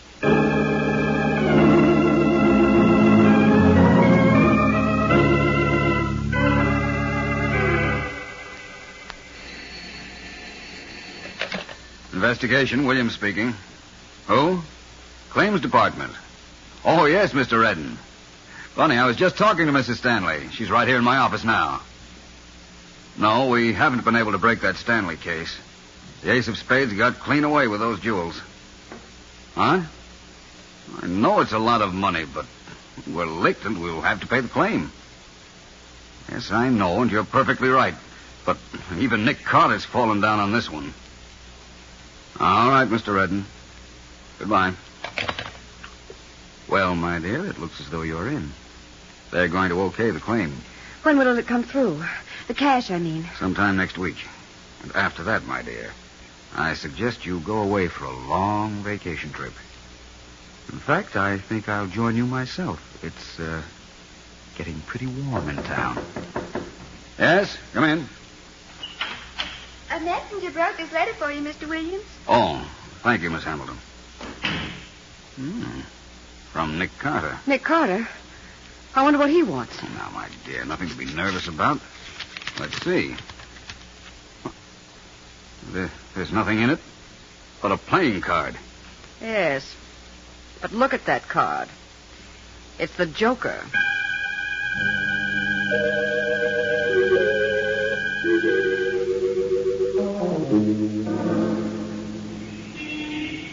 Nick, the messenger left Williams' office 5 minutes ago. I know. It's almost dark. He'll be out soon. When he does, Patsy, we'll tail him.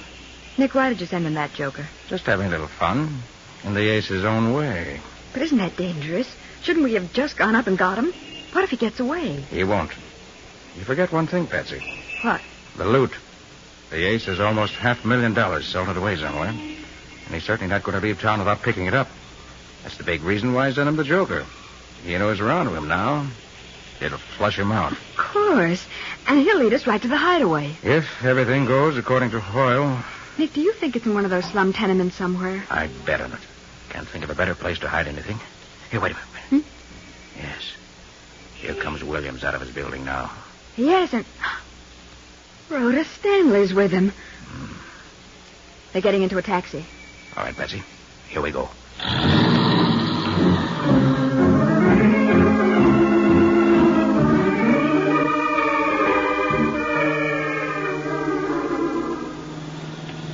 Nick, look. They've stopped at the Riverview boathouse. Yes. They're getting into a launch. But I don't understand. This means they're not going to the tenement area. On the contrary, Patsy. You forgot one thing. The river fronts that area, and the boat running quietly with its lights out might get in a lot easier than a car, especially when all the streets are being watched. We can't let them get away, Nick. What now? I'm going on to the tenement area. You get Matty on the phone. Uh-huh. Have him throw a cordon around this entire area, and tell him to notify the harbor police, too. All right, Nick. Patsy, make it plain to Matty that the harbor police are not to stop the boat. They just keep them under surveillance. We want the ace to pick up that money before he tries a final getaway.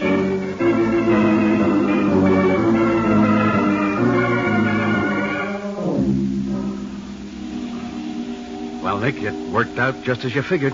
The ace of spades came off that boat and went into that 5-story tenement right across the street there. Yeah, it's lucky your men were posted under those docks, Matty. Otherwise, we might have missed him. Well, the Stanley woman's waiting in the boat. We can pick her up later just as soon as we... Hey, Nick. Huh? The ace of spades is coming out. Get back into the doorway. He went in empty-handed and came out with a suitcase. Yeah, that's the swag, all right. Oh, here goes. Just a minute, Ace. What? No, drop that gun. Drop it, I say. Nice shot, Matty. Winged him in the arm. Yes, sir. You trumped the ace of spades neatly.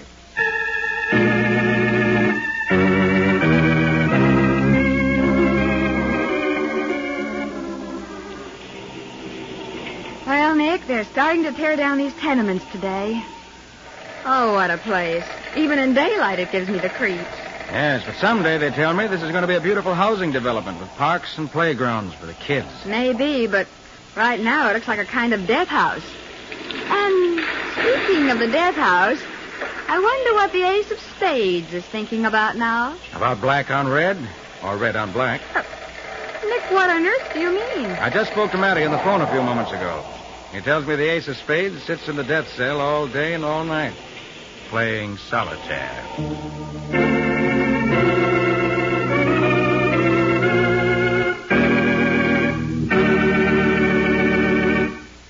Say, Nick, how about giving us a few of the ingredients that make up your story for next week? Why, sure, Hugh. Take a beautiful young girl who's positive she's going crazy, just as her mother did before her. Then add her boyfriend, who refused to believe she was losing her mind in spite of the evidence to the contrary. Mix them together, and add a country doctor who alone knew the secret behind it all. And you have the tense and unbelievable situation with which Nick was faced. And what do you call this witch's brew, Nick? I call it the case of the demented daughter.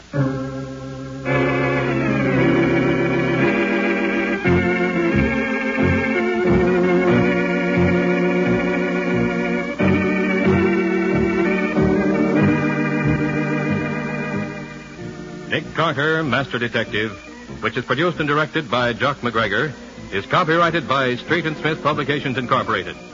Pictured stories of Nick Carter appear in every issue of The Shadow comics. In the broadcast of Nick Carter, Master Detective, Lon Clark is starred as Nick, Charlotte Manson is featured as Patsy, Matty is played by Ed Latimer. Original music is played by George Wright. Script is by Max Ehrlich. Any resemblance in these programs to actual persons, living or dead, or to actual places is purely coincidental. Nick Carter, Master Detective, is presented over most of these mutual stations each week at this same time. This is Hugh Sanders saying so long until next week.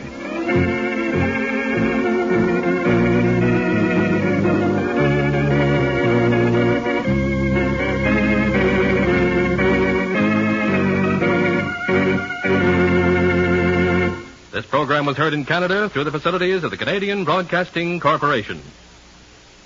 This is the Mutual Broadcasting System.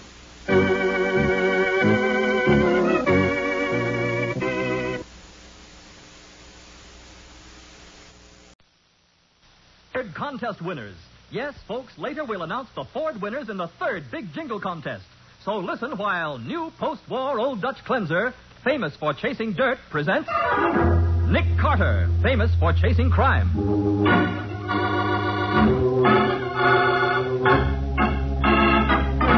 Every week at this time, two great names are joined as new post-war Old Dutch cleanser brings you one of the most resourceful and daring characters in all detective fiction, Nick Carter, Master Detective.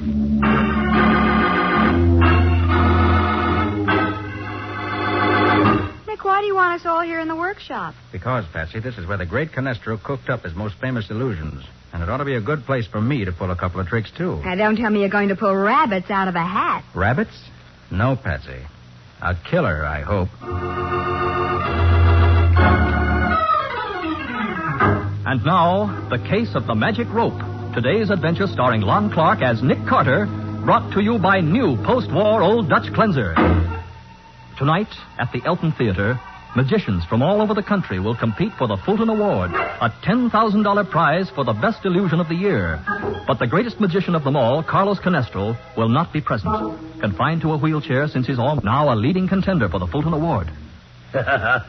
You know, Alma, I suggested the idea of the Magician's Award to Mr. Fulton myself. But I did not think he would take me seriously. Why not? He can afford it. With all his millions, he certainly can. Funny how so many people take up magic as a hobby, isn't it? With Fulton, it is more than a hobby. It is an obsession. But all he's ever learned is a little sleight of hand. But let him get on a stage, and he's as happy as if he had made another $1 million in the stock market. Oh, Carlos, I've simply got to win that $10,000 prize tonight. Perhaps you should have these.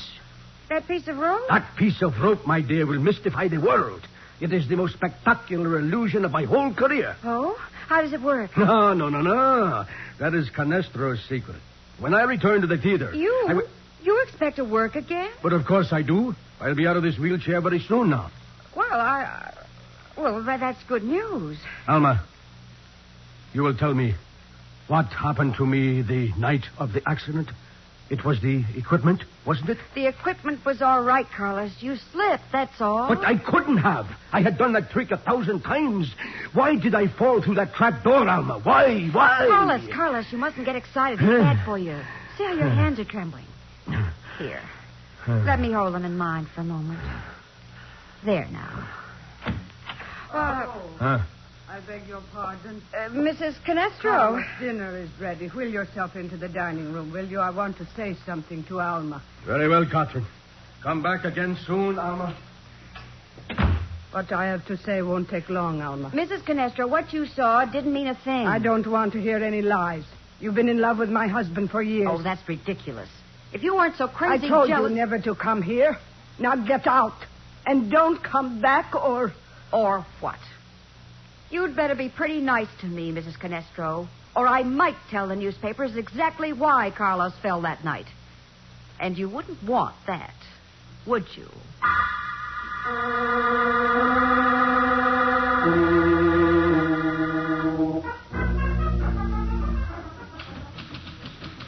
How you doing, Patsy? That's the end of it, Nick. It's 25 after 7. How'd you like to take in a stage show? Oh, why, that would be wonderful. I haven't been to the theater in months. Oh, I'll answer it. You get your hat. Right. Nick Carter speaking. Who? Oh, yes. I see. Yes, I'll be right over. Oh, Nick. No show? Nope. Not even any dinner. That was Mrs. Canestro, wife of the great magician. Well, what did she want? She wanted to tell me that her husband's been stabbed.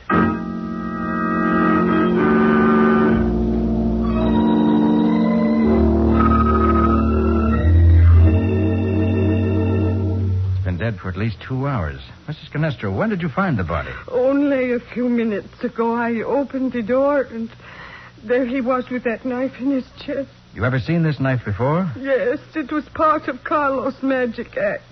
He kept it here in the workshop with his other props. I suppose you've notified the police. No, not yet. I did not know what to do. I'll call them, Nick. All right, but get me a clean envelope first, will you, Patsy? Why? Did you find something? Yes.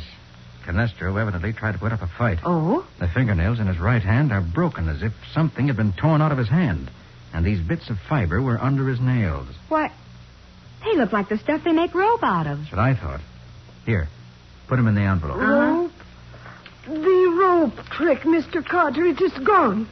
What rope trick? It is an illusion Carlos was working on. He wouldn't tell me how it worked, but he said it was the most spectacular trick he'd ever created. It was here on this desk only this afternoon. A trick as good as that would be worth a fortune to any magician. That must have been what he was shouting about. Shouting? What do you mean? Well, we had an early dinner, and I went up to my room about 6. Yes? And a few minutes later, I heard Carlos screaming at someone. He was in a rage. I didn't think anything about it at the time. Carlos was always excitable. You remember what he said? He was shouting, "No, you cannot have it. No one can have it." And you haven't any idea whom he was talking to? No, I haven't. People were always dropping in. He'd go to the door in his wheelchair and let them in himself. That is how Alma Whiting got in this afternoon. Alma Whiting? Yes. Isn't she a magician, too? Yes, she was. she was here this afternoon. Maybe I better talk to her. You'll find her at the Elton Theater competing for the Fulton Award. Say, I read about the Fulton Award in the paper today. Yes. It's a $10,000 prize for the best magic trick of the year, isn't it? Yeah, maybe... It could not have been Alma. She left an hour before this happened. Just the same, Mrs. Canestro, she may be able to give us some information. Patsy, get that police call through right away. We're going to see a show tonight after all.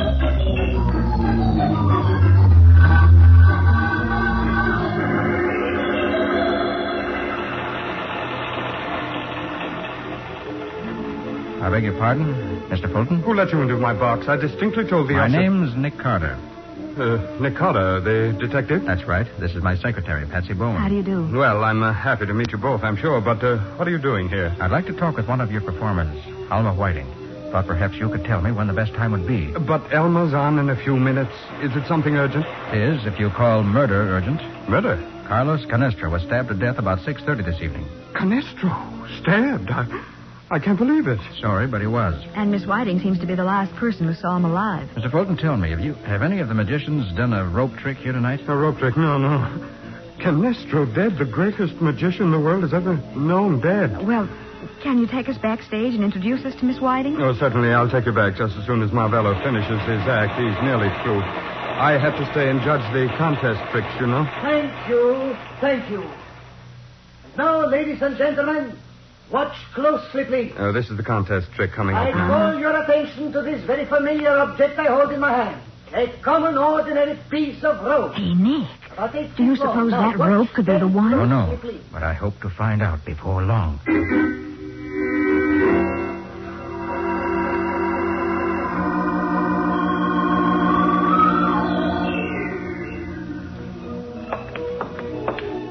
Watch your step, Miss Bowen. It's pretty dark backstage here. Oh, there's Elma. Elma! Yes, Mr. Fulton? This is Mr. Carter and Miss Bowen, Elma. Hello, how do you do? Elma, something terrible's happened. Canestro is dead. He's what? He was stabbed about 6:30 this evening, Miss Whiting. Who killed him? That's what we're trying to find out. You mind telling me where you were at that time? I was right here in the theater rehearsing. I suppose you can prove that. Yes, of course I can. Marvello was here, too, and he saw me. If you think you're going to put the blame on me, you're out of your mind. What's the audience laughing at? Oh, that's the comedy magician going on after Marvello's act. Oh. Do you want to talk to Marvello, too, Mr. Carter? Yes, I do. I'll get him right away. Mr. Carter, I don't understand this. Why would anybody want to kill Carlos? Well, Mrs. Canestro thinks it was to steal a magic trick he just perfected. That's ridiculous, and she knows it. Nobody who knew Carlos would do a thing like that. Why not? Because he... Well, I mean, they'd know they couldn't get away with it. Why not? Look, I've got to check my props. I'll talk to you when the act's over. Is that all right? Okay, thanks. What do you think, Nick? There's something she isn't telling us, Bessie. And I don't know whether she's afraid of me or Hey, whether... I thought this was a magic show. What's the idea of the clown act? Comedy relief, I suppose. To kill time while they strike one act and set up the next. Mr. Carter, this is Marvello, one of our best magicians. Is it true the great Canestro is dead? Yes. You'll excuse me, won't you, Mr. Carter? I have to get back to my box before Elma's act starts. Sure, go right ahead, Mr. Fulton. Marvello, what time did you get to the theater tonight? About 6 o'clock. Anyone see you here at 6? Certainly. I spoke to Miss Whiting as I came in. I see. You're her alibi and she's yours. What are you getting at? The solution to a murder, I hope. Marvello, where's the rope you used tonight? Why, I have it right here in my coat pocket. That's funny. Now, don't tell me it's disappeared. No, of course not. Here it is in my left pocket. I thought it was in the right one, that's all. I see. Mind if I borrow it? Borrow my rope. For what? I'm sending it to the police laboratory. Police? Maybe this is the rope that'll kill Canestro's killer.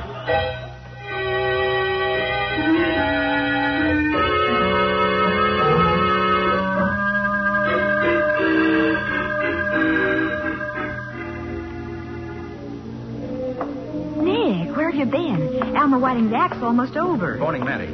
Asked him to send an officer over here to pick up that rope. Oh, are they going to make a comparison test? Yeah. And if those fibers we found under Canestro's fingernails are from the same rope that Marvello used, it'll show up... Nick, look. What? You may have another rope for the sergeant to pick up. Look what Alma's doing out there on the stage. Yeah, what's she doing up there on that platform? Let's listen. Ladies and gentlemen, your own representatives from the audience have examined this rope to be sure there is no trickery. They themselves have tied the rope firmly around my 2 rope tricks tonight, You huh? have seen the rope tested with a heavy sandbag. You have seen with your own eyes that it does not reach within 8 feet of the floor. Hey, is she going to jump off that platform with the rope around her neck? That's it. Of course, as soon as she falls, she'll be out of sight behind that screen. Oh, I'm glad it's her instead of me. My hands are securely tied as well as my feet. Looks like a good trick. This, too, has been done by the committee from the audience. If it's Canestro's rope trick, though, she may find this is only a rehearsal for the real thing. And now, the leap of death. Nick, she jumped. Yeah. Well, what now? Well, there shouldn't be a dead pause like this. Why doesn't she come out from behind that screen or whatever she's supposed to do? I don't know. Unless something's gone wrong. Look, those men. They're running back at the screen. And Mr. Footman's coming up over the footlights. Betsy, something has happened. Come on. Yep. Joe! Bring down the curtain, you knockhead! You there! Pull that screen out the way! Oh, Nick, look! Great Scott. The trick didn't work. She's dead.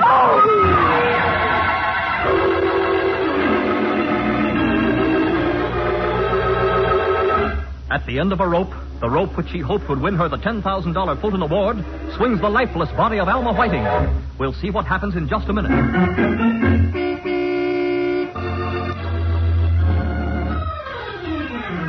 Now, back to the case of the magic rope. Today's adventure with Nick Carter, brought to you by new post-war Old Dutch Cleanser. As the police clear the theater, the body of Alma Whiting is lowered to the stage, and Nick Carter begins his investigation. She's dead, all right. Her neck's broken. But, Nick, what happened? What went wrong? I don't know. Hey, does anybody here know this trick? How it was supposed to work? Yes, I do. Oh? Who are you? I'm Sam Foster. I do the comedy clown act. Well, what was the trick she tried to do? Well, she was supposed to jump off the platform onto the stage. But the rope was too short for her to reach the stage. I was watching when they tested it with the sandbag. I know, but there's about 5 foot of slack concealed in that crossbar the rope hangs from. Oh. Alma could release it by stepping on a foot switch on the platform. Then when she hit the floor, she could grab the rope and yank it tight with her hands to make it look as though she was suspended in midair. Uh-huh. The audience couldn't see her behind the screen, of course. But her hands were tied. Oh, no. She got them loose during the patter before she jumped. Now, my part of the act was to come up through the trapdoor in the stage and take her place. Oh, I see. Then she'd step out in front, pull away the screen, and instead of Alma being suspended there, the audience would see me in this clown suit hanging from the noose by my feet. The whole thing took only about 5 seconds. Then the trouble must have been with that foot switch that was supposed to release the extra rope. Yeah, something must have gone wrong with it. Oh. Show me that switch, will you? Sure. Works by electricity. Here. See this wire running up the back of the platform to the... Hey, look. Nick, the wire's been cut. Well, for the second time tonight, Patsy, we're face to face with murder.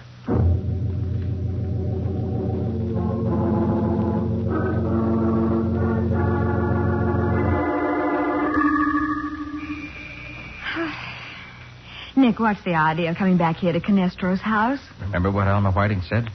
That no one who knew Canestro would have killed him to get the rope trick? Yes, but I don't know what she meant by it. Neither do I, but I think perhaps Mrs. Canestro does. Why, Mr. Carter. Sorry to disturb you, Mrs. Canestro. Please, not now. Come back tomorrow. I'm sorry, but this can't wait. Please. Oh, but Nick's trying to help you, Mrs. Canestro. Nobody can help me now. Carlos is gone. Dead. Maybe I should be glad he's at peace now.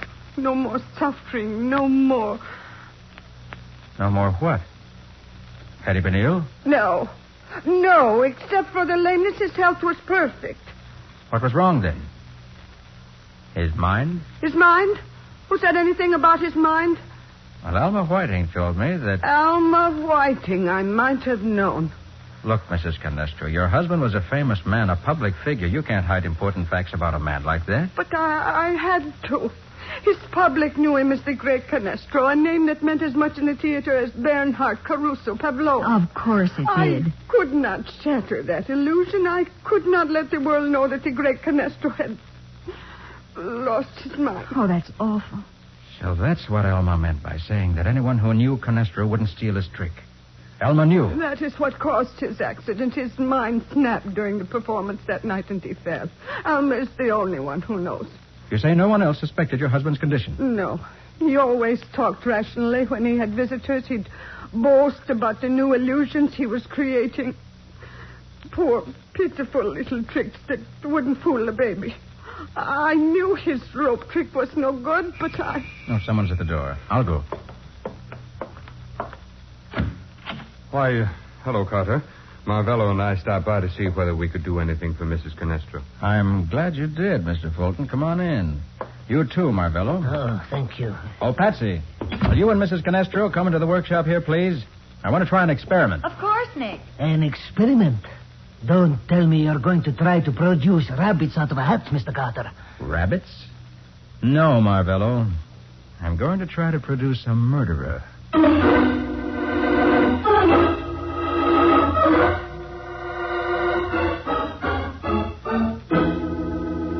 You mean you got us all here in the workshop just to tell us Canestro's rope trick was worthless, Mr. Carter? Well, I thought you might be interested in knowing it was worth about 50 cents, the cost of the rope itself. Then that proves I did not steal it. You saw my rope trick. You heard how the audience applauded. Marvello, I got a report from the police laboratory on that rope you used tonight. The fibers matched those I found under Canestro's fingernails perfectly. What are you trying to say? I'm saying that your rope is the one that was stolen out of this room early this evening. The rope somebody killed Carlos Canestro for. No, I did not do it. It is a lie. I'll tell you who killed them. Mrs. Canestro did it. What? She was wildly jealous of Alma and Carlos. Everybody in the profession knew it. That is a lie. Then, after she killed him, it would have been easy enough for her to sneak backstage and cut the wire on that foot switch. A good theory, except for one thing. What's that? Alma Whiting left me to check her props just before I talked to you, Marvello.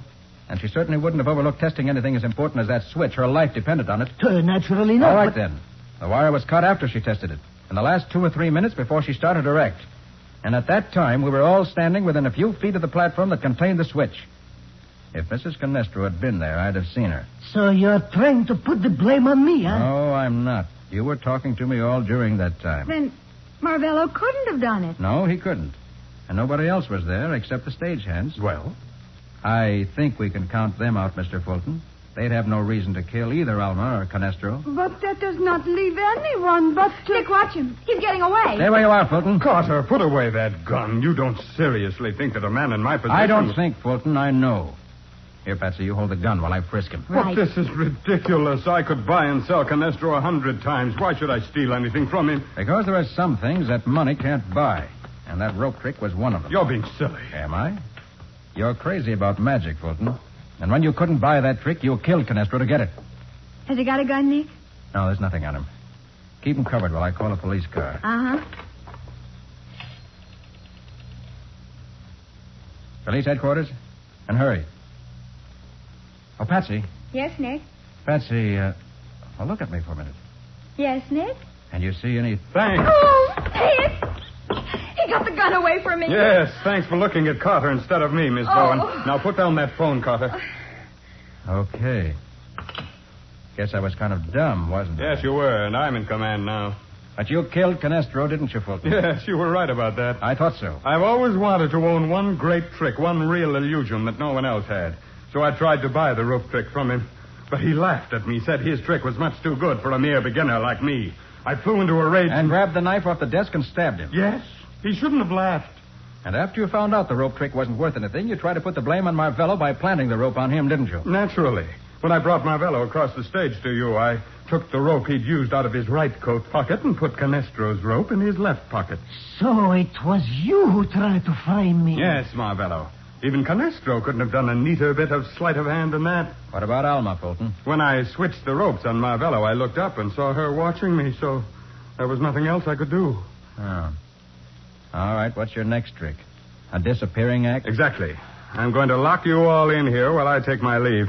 Stand away from that door, Carter. Sorry, Fulton, I'm not moving. Get away from that door, I'll put a bullet in you. You're not leaving this room, Fulton. Oh, Nick, please, he means it. I know he does, and so do I. All right, if that's the way you want it...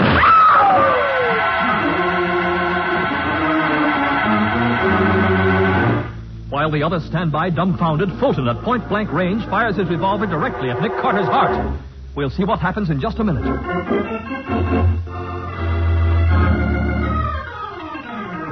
Now for the conclusion of the case of the magic rope. Today's adventure with Nick Carter, brought to you by new post-war Old Dutch cleanser. In the workshop of Carlos Canestro, world-famous magician, J.B. Fulton makes a desperate attempt to escape as he points a gun at Nick's heart and says... Get away from that door, Carter. I'll put a bullet in you. You're not leaving this room, Fulton. All right, if that's the way you want to... What the... All right.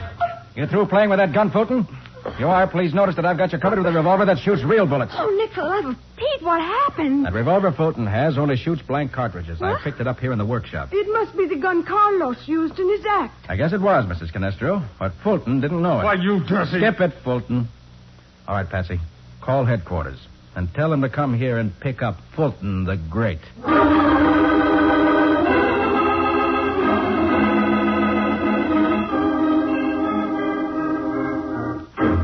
Nick, when are you going to tell me about that gun trick? Oh, that? Why, there's nothing to it, Patsy. Huh? Haven't you ever seen a magician have somebody shoot a gun at him at close range? Not until I saw Fulton do it to you. Well, the magician announces what's going to happen. Mm-hmm. Then he gets people up on the stage to examine the gun. Army officers, if possible. And it's a real gun? Certainly it is. But after the gun's been examined, the magician's assistant makes a quick switch. Oh, I get it. The gun that fires blanks is substituted for the real gun. That's it. And that gun has no hole in the barrel for the bullet to come out of. Well, I sure wish I'd known all that when I was holding that gun on Fulton. You see, I didn't have a nickel's worth of proof that Fulton was guilty, Patsy, so I had to trick him into a confession. I've learned from experience that a murderer talks a lot more freely with a gun in his hand. Well, he certainly talked plenty.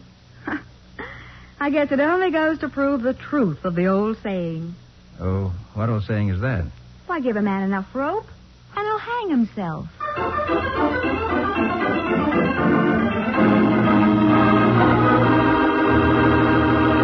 And now, the winners of the 4 1948 Super Deluxe Ford V8 four-door sedans in the third new post-war Old Dutch Cleanser Jingle Contest, which closed March 13th. Well, Nick, are you going to make the awards? Am I? Mike, I've been looking forward to this all week. Here are the folks who get those brand new 1948 Fords. Eileen Brassfield of 221 Emerson Avenue, Aspinwall, Pennsylvania. Mrs. Helen Hill McWilliams, in care of E.S. West of 167 Park Street, East Orange, New Jersey. Mrs. Robert L. Perry of 2314 West Adams Street, Phoenix, Arizona. And Mrs. Helen Jane Stage of 6926 Parnell Avenue, Chicago, Illinois. And let me add that I hope these lucky people get as much pleasure driving their Fords as I had in awarding them. Yes, to all these Ford and other prize winners, congratulations. And remember, we'll have more winners next week, so be sure to listen then.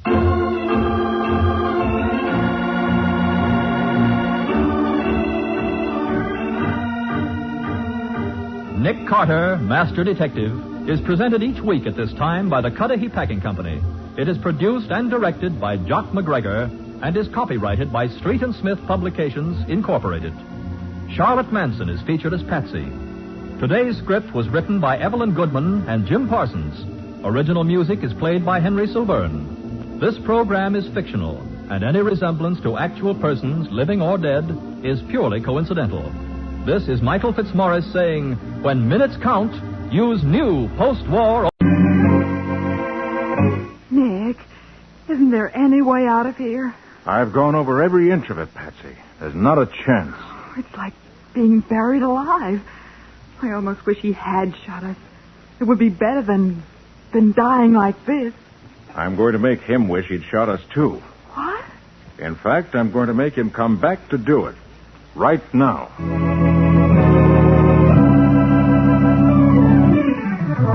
And now, the case of the Bearded Queen. Today's adventure with Nick Carter, brought to you by new post-war Old Dutch Cleanser.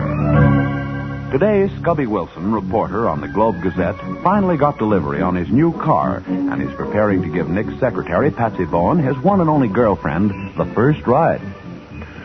Why don't we turn this corner and you get a look at it, Patsy? The slickest, smoothest little convertible that ever came out of Detroit. No more riding the elevated, eh, Scubby? No, ma'am. When Scubby Wilson drives by, strong men will turn green with envy and fair ladies will swoon with delight. Oh, you going to let me drive? Well, I might let my wife drive if I ever get one. So if you care to qualify. For the umpteenth time, Scubby, no thanks. Oh, I mean it, Patsy. With a car like that, think of what a honeymoon we could have. Canada, maybe, or the Rockies. Thanks, Scubby, but I think I'll stay single and a pedestrian. That's only because you haven't seen the car yet.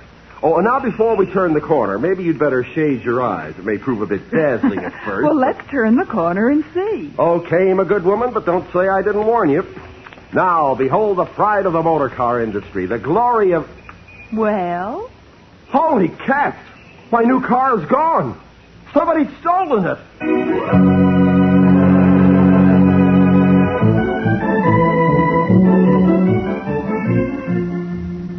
All right, Sergeant. And if the car should turn up this afternoon, will you call me here at my office? Thanks a lot. Goodbye. What'd he say, Nick? Nothing yet, Scubby. They put it on the police radio, but it wasn't very encouraging. There's been an epidemic of car thefts lately. And none of the stolen cars has been recovered. Oh, gee, Scubby, that's tough. Oh, fine. $1,500, and I only drove it 20 blocks. Brother, that's the most expensive taxi ride I ever had. Have the police any ideas, Nick? Yes, they do, Patsy. I think it's the work of a gang of boys about 16 or 17. Why, kids that age wouldn't be able to sell the cars if they did steal them, would they? Oh, well, not unless they were booked up with some crooked used car dealer who had a place where the cars could be repainted and the serial numbers changed. Exactly. If kids are stealing cars on a large scale, they're working for some adult. And there's nothing more rotten than a crook who makes criminals out of youngsters. Some kids seem to be born that way. Oh, no, they're not, Scubby. No, they're not, Scubby. It's a matter of environment and training. Remember, these boys grow up with no place to play except the streets under the elevated. Give them a fair chance, and they're all right. That's true, Scubby. Nick proved it with the Downtown Boys Club. Right. Why, some of those fellows down there had pretty bad records, and we got them. But now I'd trust them anywhere. Oh, I know, but at the same time... Oh, let me get it. Hello. Yeah, speaking. Huh? Oh, hey, that's great. They found it. They did? Good. Not even scratched, huh?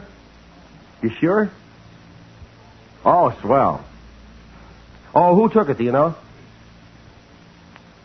Oh, yes.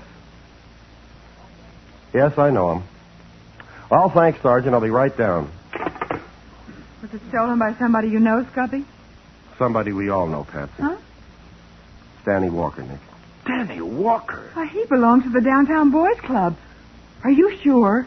Sergeant Brady says they've arrested him, and he admitted taking it. I can't believe it. Come on. We're going to look into this thing right now.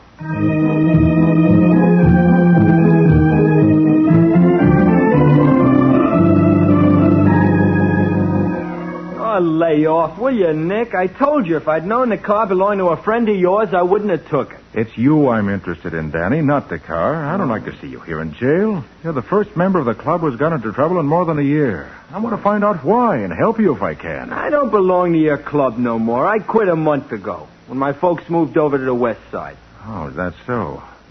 I knew you hadn't been around lately, but I didn't know you'd quit. Oh, them clubs is kid stuff. I'm 18 years old. Danny, listen. We've been pretty good friends. Oh, look, Nick, you're a good Joe, see, even if you are a private eye, but let me alone, will you? No, Danny, I won't. When you came out of reform school, you gave me your word to go straight. And until now, you have.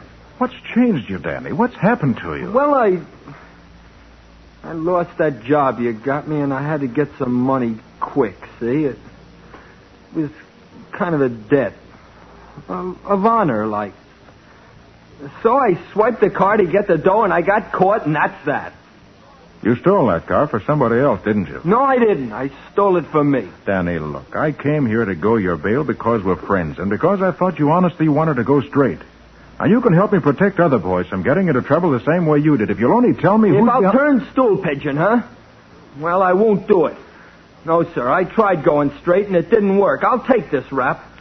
But I'll make up for it when I get out. I'll make up for it plenty.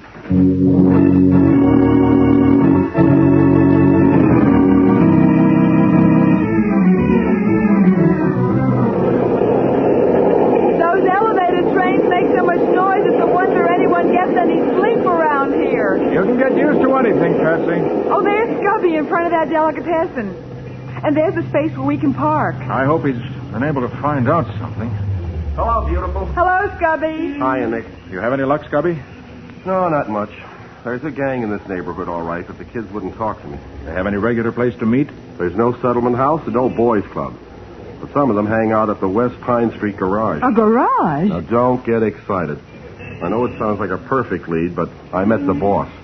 And if he's a crook, I'm Jesse James. Well, I'd like to talk to him anyway. What's he like? Nice old fellow. Name of Bainbridge. Everybody calls him Pop.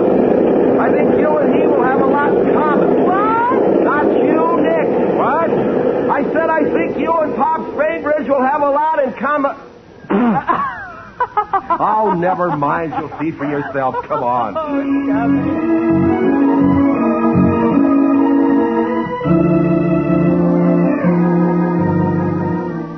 I just don't know what to think, Mr. Carter. Why, Danny used to mind the gasoline pumps for when I'd go out to eat. Maybe there'd be $30 or $40 in the cash register, and he never touched a cent of it. I'll swear to that. I see. Oh, Pops. Any calls? No, not a thing, Joe. Hey, I want you to meet my friends. Yeah? Miss Bowen, Mr. Wilson. Hello. And Mr. Carter. Hello. Oh, yeah. Nick Carter. How do you do? This is Joe Ferney. He keeps his taxi here, and I take his calls for him. Nick Carter, the private eye, huh? Uh-huh. Heard about you. I'll be up front, Pops, in the office. All right, Joe. Come on, Mr. Carter. And you folks, too. I want to show you something. I didn't tell Nick about this, Mr. Bainbridge. I thought you'd like to do it yourself. All right, in here. We'll ride down the elevator. Will you push the button, Mr. Carter? The one marked B. We'll go in the basement. Oh, certainly. But what's this all about? You'll see in a minute, Nick. Oh, cigarette, Mr. Bainbridge? The name's Pops. No thanks, I don't smoke. Scubby, don't you see the no smoking sign on the wall? Oh, sorry. Golly, these garage elevators are big things, aren't they? Well, we park cars on the upper floor and use this elevator to take them up. Oh. There now. Now, wait till I find the lights. There we are. Why, it's a club room. Oh, look, Nick, a handball court, and there's a dart game. Yeah. And a radio, checker games, and chess. Hey, you've done all right here, Pop. Well, it isn't much, but I've seen a lot of boys get into trouble hanging around the streets, so I... Hey, here's a deck of cards. Like to try a hand at gin rummy, Nick? Oh, no, thanks. Oh, look, Nick, somebody's been doing a little artwork on these cards. You see the beard on this Queen of Hearts? Whoever drew that has talent. Even changed the expression on her face. Hey, that's pretty good. I hoped I was helping the boys by fixing up this place, but now I don't know. Why do you say that, Pop? Well, look what happened to Danny, one of the finest youngsters I ever knew. Now, maybe hanging around the garage here got him one in a car of his own. I'm afraid it's not that simple, Pops. Well, thanks for your time. You've been very helpful. I'm just sorry I couldn't do more. You've helped me a great deal. A great deal more than you know.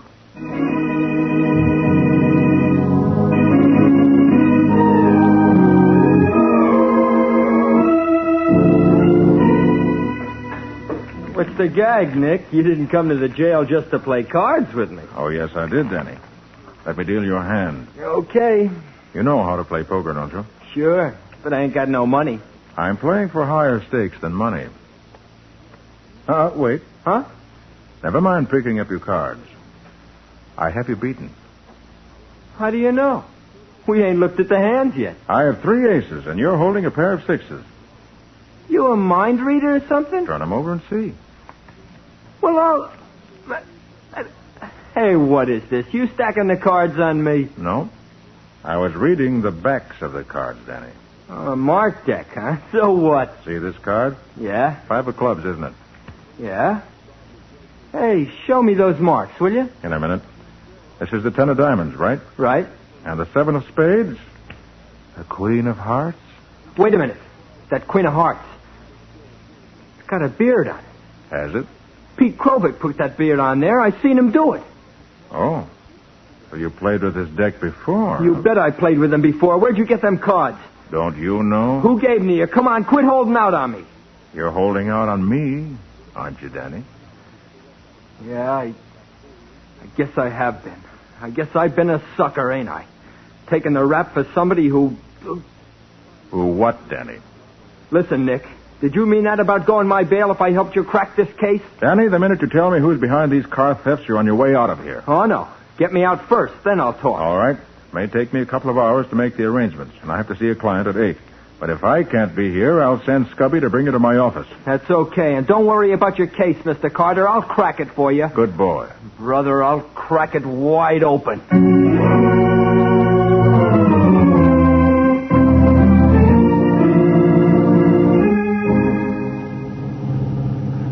That's Nick's house over there, Danny. Okay. You better park on this side, Scubby. Nick's car's in front of the house. Sure. Only be here a few minutes anyway. Got to meet a guy for an interview pretty soon. Oh, come on. Nick's waiting for us. Gee, I feel like the mayor or something with two of you bringing me here. Well, Nick didn't want to take any chances. On me running out, huh? No, on anything happening to you. We're your bodyguard. But you're guarding me from what? Nobody even knows Nick sprung me. Maybe not, but I still think that green sedan was following us. That green sedan must have been your imagination, Patsy. Either that or we lost him in the last block or two. I hope so. We're here, Nick. Oh, hello. Is everything all right? Yeah, hi, Nick. Everything's fine. You bring the reports on the other car thefts, Patsy? What? Oh, Nick, I'm sorry. I left them in the car. Oh, I'll get them for you, Miss Bowen. It won't take a No, Danny. Let Scubby do it. Danny, look out! Good grief! He ran into him on purpose. Come on. It was that green sedan I saw following us before. Patsy, call an ambulance. Right. Scubby, head off any traffic. Sure, Nick. Here, Danny. Let me put my coat under your head. Danny, can you hear me? It's Nick. Nick. It was him, Nick. I know, Danny. Don't try to talk. Got to tell you about those cars. All right, son. What about them?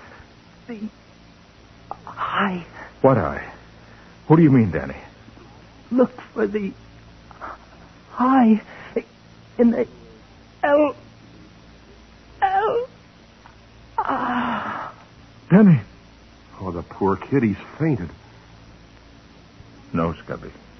He's dead.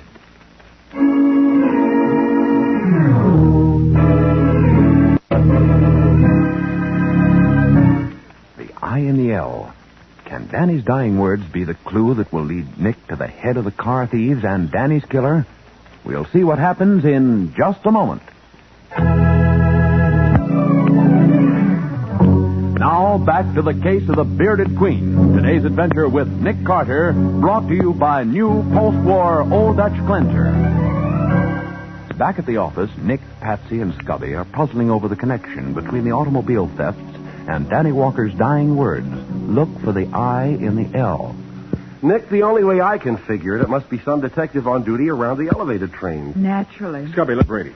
And ask him confidentially if any L detective has shown sudden prosperity since these car thefts started. Sure, Nick. If only we could have got the license number of that green sedan. Yes, well, at least we have the fragments of glass from that shattered headlight. That may help us to identify it. And the police are checking every garage in town for a green sedan with a broken headlight lens. I felt sure that car was following us, but I didn't see it when we got here. Probably parked the car up the street with his lights off and his motor running just in case. And when Danny started to cross the street alone, the murderer saw his chance and took it. Right. Well, the next thing is to find out if any older men sat on those card games with Danny. You think the leader of this gang played cards with the boys? Not only played cards with him, he cheated. Oh. Danny realized it when he saw the bearded Queen of Hearts in that marked deck. So-called debt of honor he stole Scubby's car to repay was a gambling debt. Well, then maybe the same trick was played on some of the other boys. That might account for the rest of the stolen cars. The way I figure it. After a boy had stolen one car, it wouldn't be hard to frighten him into stealing more by threatening to expose him. Well, that's the lowest trick I ever heard of. I agree with you, Scubby. Yes. Well, when we find out who won with that marked deck, I think we'll have the leader of the gang and Danny's murderer. Perhaps Bainbridge ought to know. Right, Patsy, and that's where we're going. Scubby, as soon as you've talked to Sergeant Brady about the detectives, phone me at the West Pine Street garage.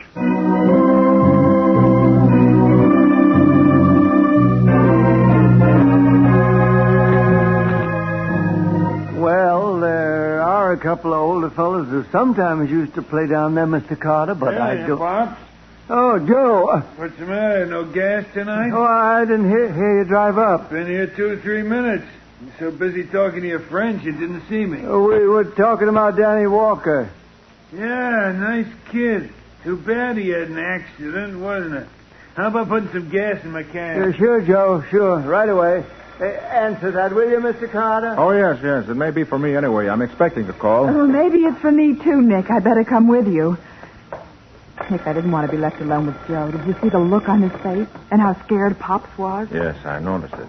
You better stay right outside the booth here. Yes. Hello? West Pine Street Garage. That you, Nick? Oh, yes, Cubby. What did you find out? Not a thing. As far as Sergeant Brady knows, there's nothing against any of the detectives around the elevator. Of course, there's been no time for any investigation, but Sergeant Brady thinks we're on the wrong track. He may be right. But the I and the L is the only thing we have to go on, and I'm going to follow it through. Okay. Oh, say, will you ask Pops if he found my cigarette lighter? I had him. We were going down to the basement there. Remember when Patsy pointed out that no smoking sign and I... Cubby, that may be it. That may be what? Never mind. You at headquarters? Yes, why? I'll call you back in 15 minutes. Give you the whole story for your paper. Did he find out anything, Nick? Wasn't anything to find out. Where are Pops and Joe? They went out to the gas pump. Good. I want to take another look at that elevator. Are we going down to the club room? Not this time. Must have been blind not to have seen it before. Seen what?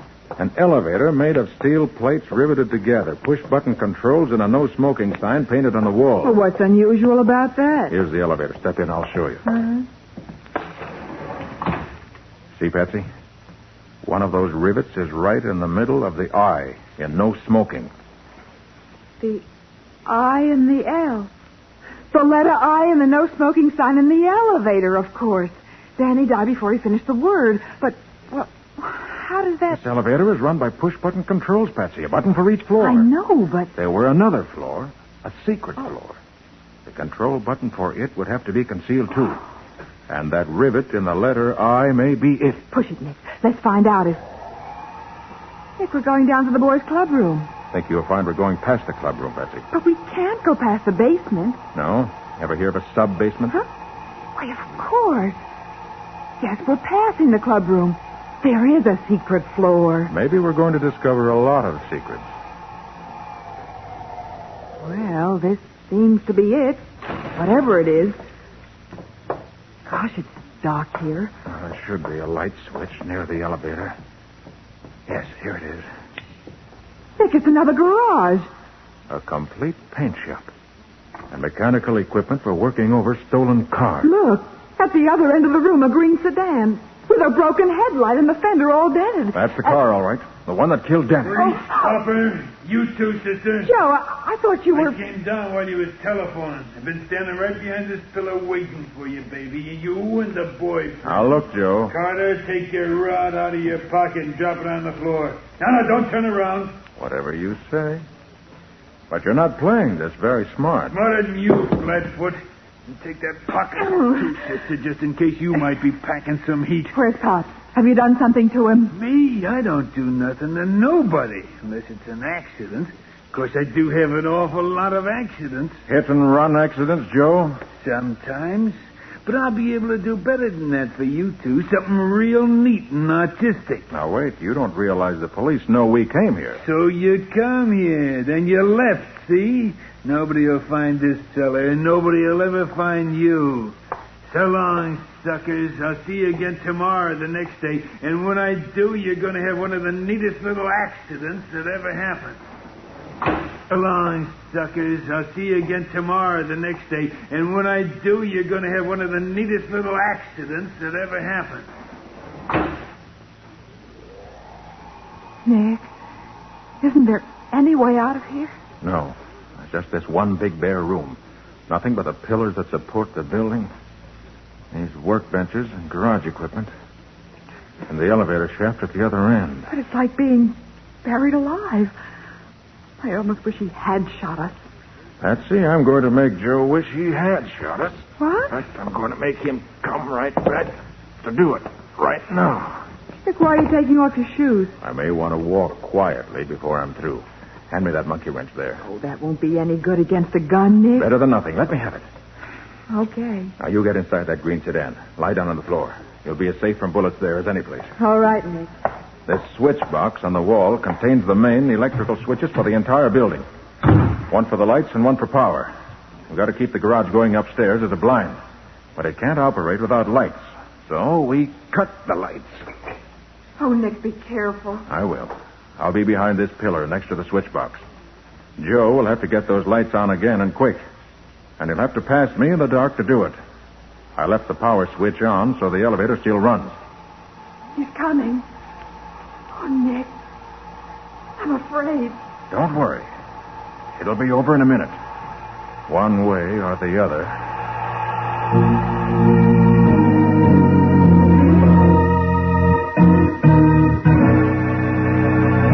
Nick and Patsy wait tensely in the darkness, unarmed, as the elevator descends, bearing a killer with a gun in his hand and murder in his heart.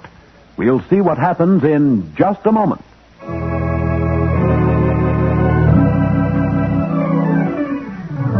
Now for the conclusion of the case of the Bearded Queen. Today's Nick Carter adventure brought to you by new post-war Old Dutch Cleanser.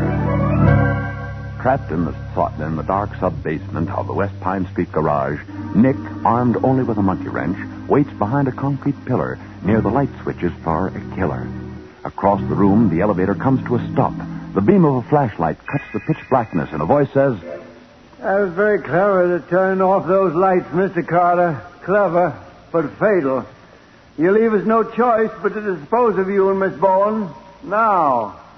Come on along with that flashlight, Pops. We'll turn the switch on again. Yeah, not so fast, Joe. Carter probably intends to ambush us, even if he doesn't have a gun. Yeah. I'll stay here by the elevator and keep the flashlight on you just in case. Good idea. When the lights is on, we can finish him off nice and easy. I'll get the switch. Remember, I have a gun, Mr. Carter, so don't think Joe! Hey, Pops! What happened to the flashlight? How'd you come to drop it? Stay right where you are, Joe. Yeah, okay. Mr. Carter's very accurate at throwing a wrench. The flashlight's broken. You know where I am, Joe, so if you hear a sound in any other part of the room, shoot. Don't worry, I will. Where's that squirt? Did you get him, Joe? I couldn't have missed at that range, Pops. But I don't know whether it was him or her. It wasn't either. Hey, Pops, you don't hear me. Help me. Joe, you all right? Joe, why don't you answer me? This is Joe's gun on your back, Bainbridge. He doesn't have any more use for it. You better drop the one you're holding. Yeah. I will. All right, Patsy. Find that light switch. We're taking these two crooks to headquarters.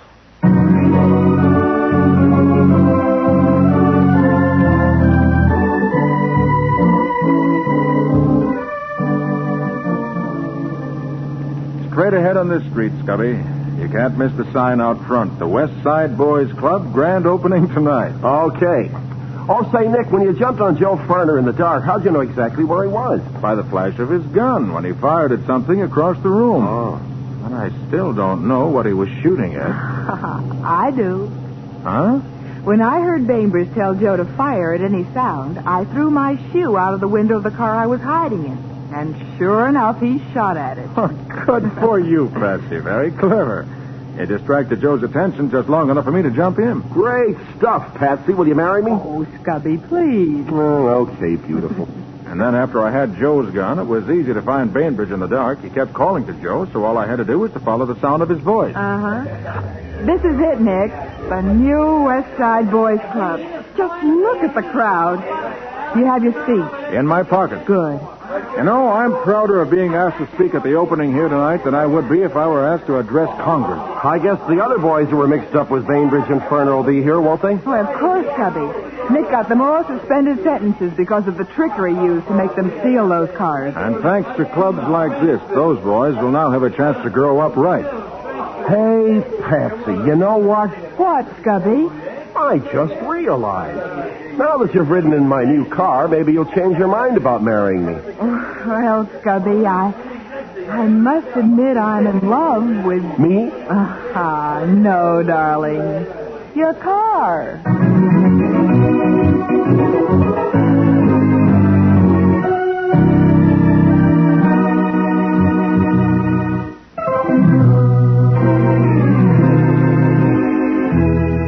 Nick Carter, Master Detective, is presented each week at this time and over these same stations by the Cudahy Packing Company, makers of new post-war Old Dutch Cleanser.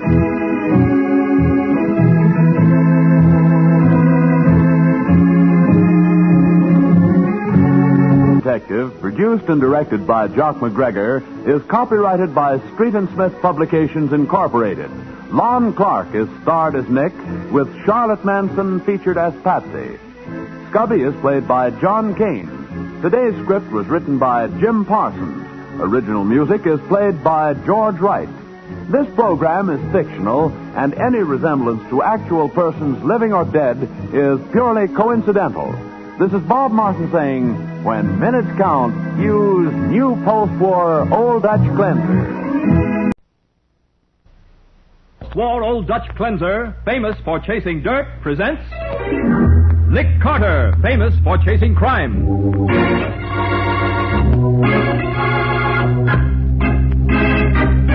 Every week at this time, two great names are joined as new post-war Old Dutch Cleanser brings you one of the most resourceful and daring characters in all detective fiction, Nick Carter, Master Detective.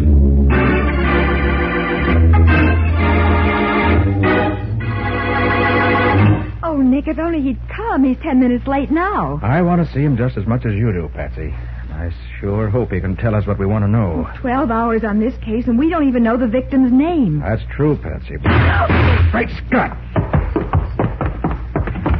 Nick, did they... Yes, Patsy, they did. He'll never tell us anything now. He's dead. Now, the case of the Nameless Blonde. Today's exciting adventure starring Lon Clark as Nick Carter. Brought to you by new post-war Old Dutch Cleanser. As our story opens, Nick has just returned to his office from lunch. Finding no one in the reception room, he makes his way back to the laboratory, where Patsy Bowen greets him. Oh, Nick, you have a visitor in your office. Oh, I have? She came right after you left. A very attractive blonde. That's nice. Who is she? She wouldn't give me her name. Okay, let's see what she wants. Well, why, she isn't here. Nick, look. Behind your desk. Great Scott. She must have fainted. Let's have a look. Why, this woman hasn't fainted, Patsy. She's dead.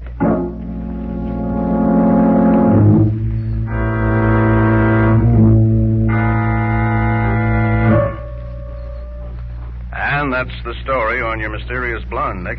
Medical examiner finished his autopsy about 10 minutes ago. So her death wasn't from natural causes? Not with that much poison in her. Huh. We don't even know who she was. There was nothing on her to identify her. Well, I let the newspaper photographers take her picture. The edition should be on the streets by now. Have you seen them? Patsy's out getting the papers now. Uh-huh. Well, somebody may be able to identify her. I'll let you know if anything develops. I'm back, Nick. Okay, Matty, thanks for calling. Right. Her picture's on the front page of all the papers, Nick. Let me see. What'd the sergeant have to say? Just that our nameless blonde was poisoned. Poison? Yeah, she was fed arsenic 3 hours before she died. But Nick, I thought arsenic resulted in violent death. Why, she looked more as if she'd suffered a heart attack. Well, sometimes it acts this way. What? Then she just came in here and toppled over without uttering a sound? Mm-hmm. That's why you didn't hear her. Oh. Well, I guess I better straighten up this office. The sergeant's men certainly made a mess of your desk. You'd think they'd... Nick? Yeah, what is it? These aren't your keys, are they? Well, let me see. No, I never saw them before. Then they must belong to that woman. She was sitting here before she died, and... Well, look here. Oh, what is it? There's a name printed here on the case the keys are in. Oh? It's almost worn off, but can you make it out, Nick? Just Simon Grenander. Simon Grenander? Yeah. Well, that's an odd name. Is that all it says? Yeah, just the name. Hand me the city directory, will you? Yeah. Thanks. Here. Now, let's see what we can find. There we are. G. Grimley. Grendal. Well, there's no Grenander at all. Oh, then we... Oh, I'll get it. Okay. Nick Carter speaking. Nick, this is Matty again. Yeah? We got a nibble on that picture in the paper. You mean somebody identified her? No, but a cab driver just came into my office. He says he recognizes her as a fare he picked up downtown yesterday. Good. He took her out on Lafayette Road. Lafayette Road? Yeah. That's a pretty swank neighborhood. I'll say. Now, the street number was 1720. 1720? Yeah, I'm on my way out there now. Patsy and I'll meet you there. 20 minutes.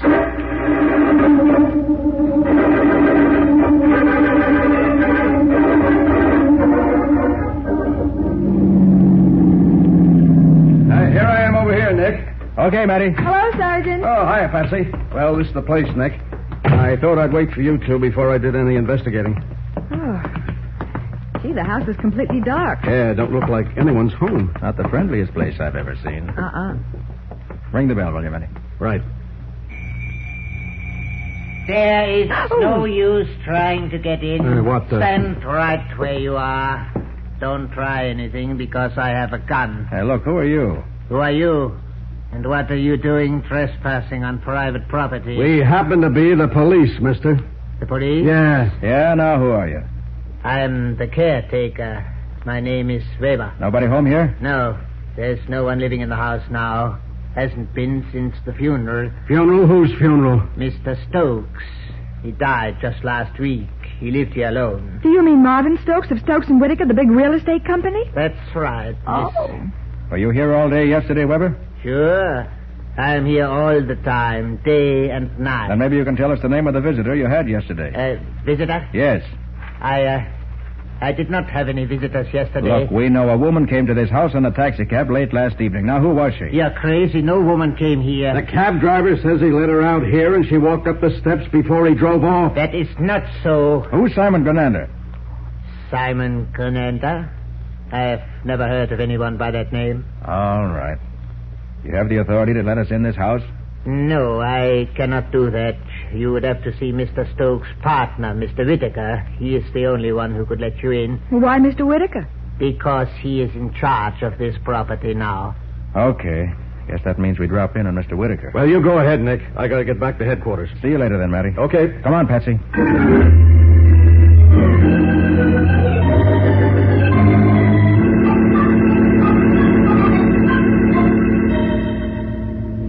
Of course, Mr. Carter. You can get into the Stokes home anytime you want to. Thanks, Mr. Whitaker. However, I doubt that it will throw any light on this mysterious woman you've been telling me about. Well, why do you say that, Mr. Whitaker? Because, Miss Bowen, it's hard for me to believe that Marvin Stokes had any dealings with a woman. Oh? He and I were partners for 20 years, Mr. Carter.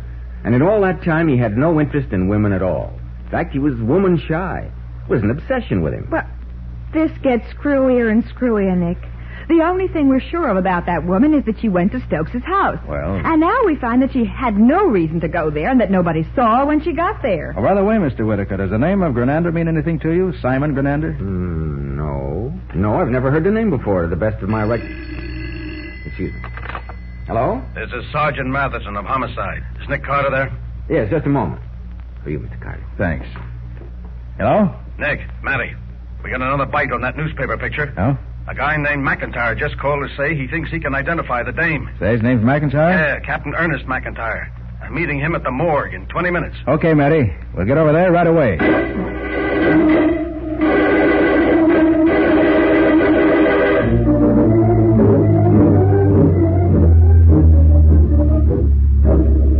Oh, what the devil's keeping that guy? He's 15 minutes late already. Oh, take it easy, Sergeant. He'll be here. Oh. Hey, Matty, you have any idea who this Captain McIntyre is? No, he just said he was a retired sea captain. I asked him if... What's that? Holy smoke, those were shots. They're right outside. Yeah, come on. Right. Now, look, there's a man lying there. He's been shot. Yeah, killer must be in that car that just pulled away, Nick. Yeah, it's the only way he could get out of here so fast. Well, whoever blasted this guy did a good job. He's dead. Nick, do you think this is Captain McIntyre? Wait till I see whether there's any identification on him. Yep. Hey, what's that, Nick? Billfold. Find anything in it? Yeah, he's Captain McIntyre, all right. Well, how do you like that for a lousy break? Well, now we know somebody's determined to keep us from identifying that woman. So determined, in fact, they'll even commit murder to do it.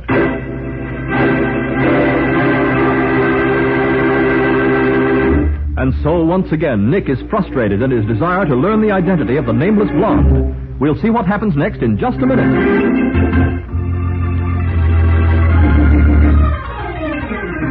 And now, back to the case of the nameless blonde. Today's adventure with Nick Carter, brought to you by new post-war Old Dutch Cleanser. As we pick up our story, 2 hours have passed since the death of Captain McIntyre, the man who promised to identify the mysterious woman Nick found murdered in his office. Now in the bright moonlight, Nick, Patsy, and Sergeant Matheson approach a small waterfront shanty. The next shack down the beach should be the one where McIntyre lived. Yeah, but what do you expect to find in the captain's shanty, Nick? There's just a chance, Matty, that McIntyre had something in his possession that'll tell us what he himself would have told us if he'd lived. Like what the dead woman's name was and who poisoned her? Yeah, the key to her death must be her name. Uh-huh. Otherwise, why would somebody be so darned anxious to keep us from learning what it was? Well, that makes sense, but... Uh-oh. That's McIntyre's shack over there. There's somebody in it, Nick. Yes. The lights are on. It looks as though somebody's moving around inside. Come on, we gotta hurry. Yeah. Hey, the lights went out. Oh, better watch it. We'd make swell targets in this moonlight. Hey, get down, Patsy. Hug the sand. Whoever's in that shack spotted us. And doesn't want us to spot him. He's staying in the shadows, Nick. He must have gone around behind the shack. I'm going after him. Now, hold it, Matty. What? I have a feeling those shots were meant to cover a getaway. There's no use trying to catch him now. Yeah, I guess you're right, Nick. Well, aren't we going to take a look in that shack? You bet we are. Watch your step, Patsy. I'm okay. Okay. Careful now. I'm going to open the door. Keep your gun ready, Matty. Don't worry. Oh, it's open. Uh-oh. Gee, it's dark in here. Can you find a light? Maybe there's a switch by the door here. Yeah, here we are. Oh, boy, look at this place. Looks like a cyclone hit it. I expected something like this. Yeah. If we're right in thinking that McIntyre was killed to stop him from telling us who the woman was, then the murderer was pretty sure to have the same idea we had. Certainly. Nick. He'd come here to look for evidence that might help us to identify her. And it was probably the murderer who took that pot shot at us. Could be. Nick, Yeah. there's someone on the porch. Okay, you guys, what's going on here? Take it easy, brother. This thing in my hand ain't no water pistol. Who are you? The police. Police, huh? Yeah. Well, what's the idea of tearing a joint apart? What's that to you? It so happens I bunk here, copper. Thought this was Captain McIntyre's shack. It is. Him and me, we live here together. I was Mac's first mate before he quit shipping out. What's your name? Gunther. Al Gunther. Uh-huh. Well, you better start looking for a new roommate, Gunther. Captain McIntyre's dead. Dead? Of course, you wouldn't know anything about that. No, I wouldn't. Or about the woman he was going to identify when he was murdered. You mean somebody bumped Mac off? That's right. Well, I'll be darned. Well, say, you don't seem exactly broken up about it.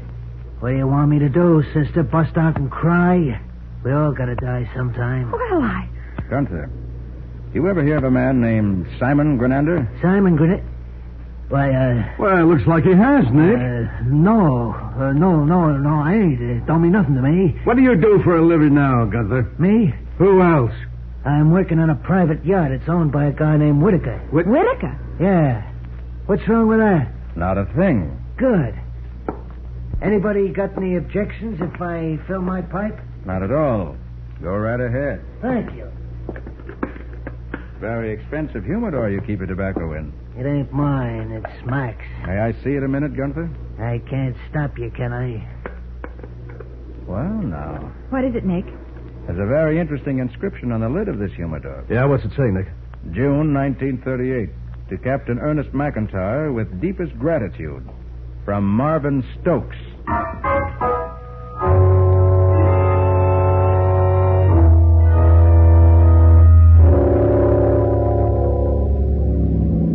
You say we can get in the Stokes house this time, Nick? Yes, Mary. I called Whitaker's home. His sister Elizabeth said she'd meet us there and let us in. Well, what do you think that'll get you, Nick? Oh, look, Patsy. 2 people have been murdered.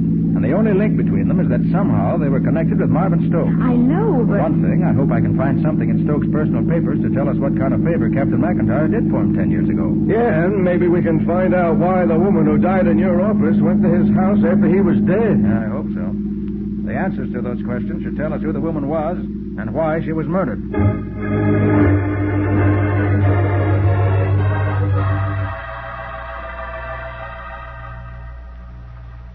Do you find anything of interest in Mr. Stokes' correspondence, Mr. Carter? No, not yet, Miss Whitaker.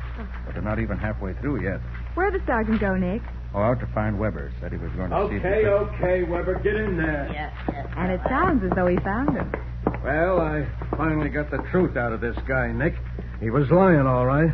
He was? Yeah, the dame who died in your office was here in this house. Okay, who was she, Weber?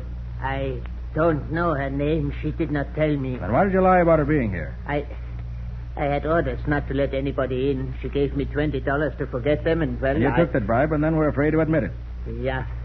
I was afraid Mr. Whittaker would fire me. Nick, look what I found. Let's see. Well. What is it, Nick? Recognize the woman in this photograph, Matty? Do I Holy smoke. It's the blonde that died in your office. And listen to what's written on the bottom. To Marvin from Marjorie, with all my love, always. Oh, no. No. Miss Whittaker, what's the matter? You know this woman? No. No, I never saw her before. Oh, Nick, she looks like she's going to faint. Sit down here, Miss Whittaker. Hey, what's eating her anyway? You better tell us the truth, Miss Whittaker. I don't want to talk about it. You say you never saw this woman before, and yet a picture of her almost makes you faint. Why? Well, because she... Oh, I always suspected there was another woman. That's why Marvin wouldn't marry me. What? Yes, I loved Marvin Stokes. I loved him for years, but there was something standing between us. Now I know it was Miss Marjorie. And it also gives you a pretty good motive for poisoning her, Miss Whittaker. Poisoning her? Yeah. Well, that's absurd. I never laid eyes on her. Well, how could there be a woman in Stokes' life that neither you nor your brother knew anything about? Well, there's only one answer to that, Mr. Carter. He must have met her the year he spent abroad. Abroad? What year was that? He went to Europe in the summer of 1938. Oh, now, this is beginning to add up. Hey, Patsy, give me the Stokes papers for 1938. Uh-huh. 47, 44, 40. Yep. 1938. Thanks. Here they are, Nick. Now, let's see. March, April, May, June. Hey, what's this? What did you find, Nick? Cablegram sent to Stokes. Signed by Alphonse de Grasse, manager of the Hotel Louis Cotte. That's the hotel where Marvin always stayed when he was in Paris. What's it say, Nick? Congratulations. Reservations changed as requested. And it's addressed to Stokes on the SS Simon Grenander. Simon Grenander? Hey, Nick, that's the name that's on the dead woman's key case. Well, I'll be darned. It's not a man at all. It's a ship. Oh, brother, now this case is more balled up than ever. Not at all, Matty, not at all. What? I'd say it's beginning to clear up quite nicely.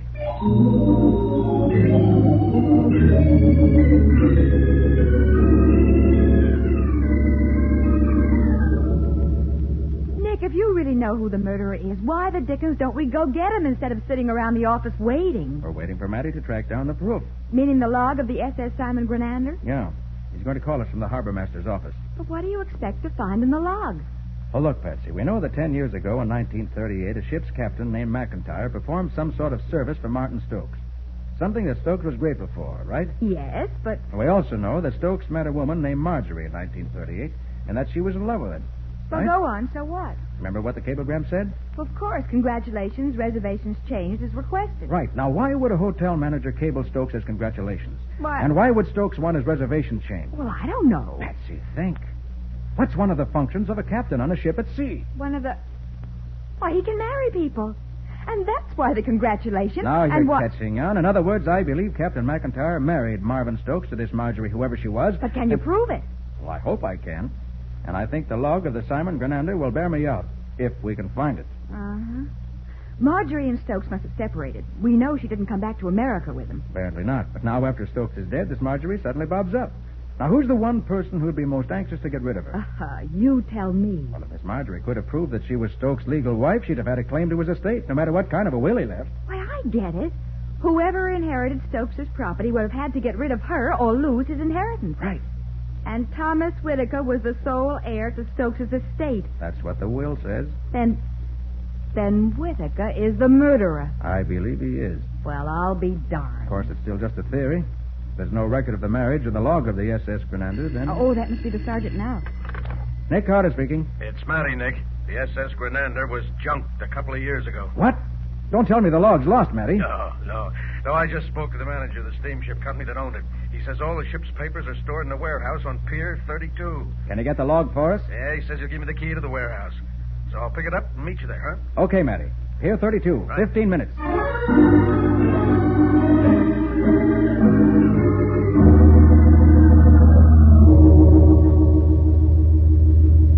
And the warehouse is down this way, Nick. Boy, is this some fog that's rolling in. I can't see a darn thing.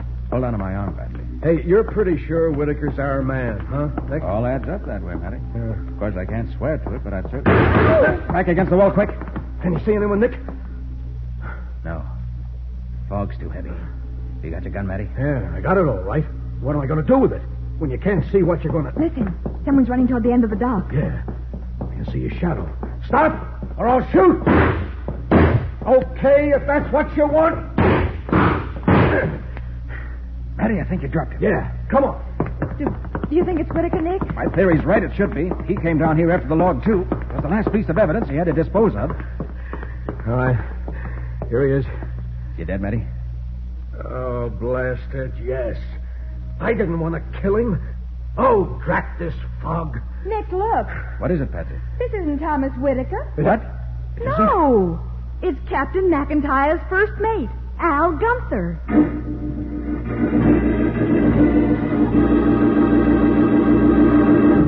Bewildered, Nick, Patsy, and Matty stare down at the body on the dock.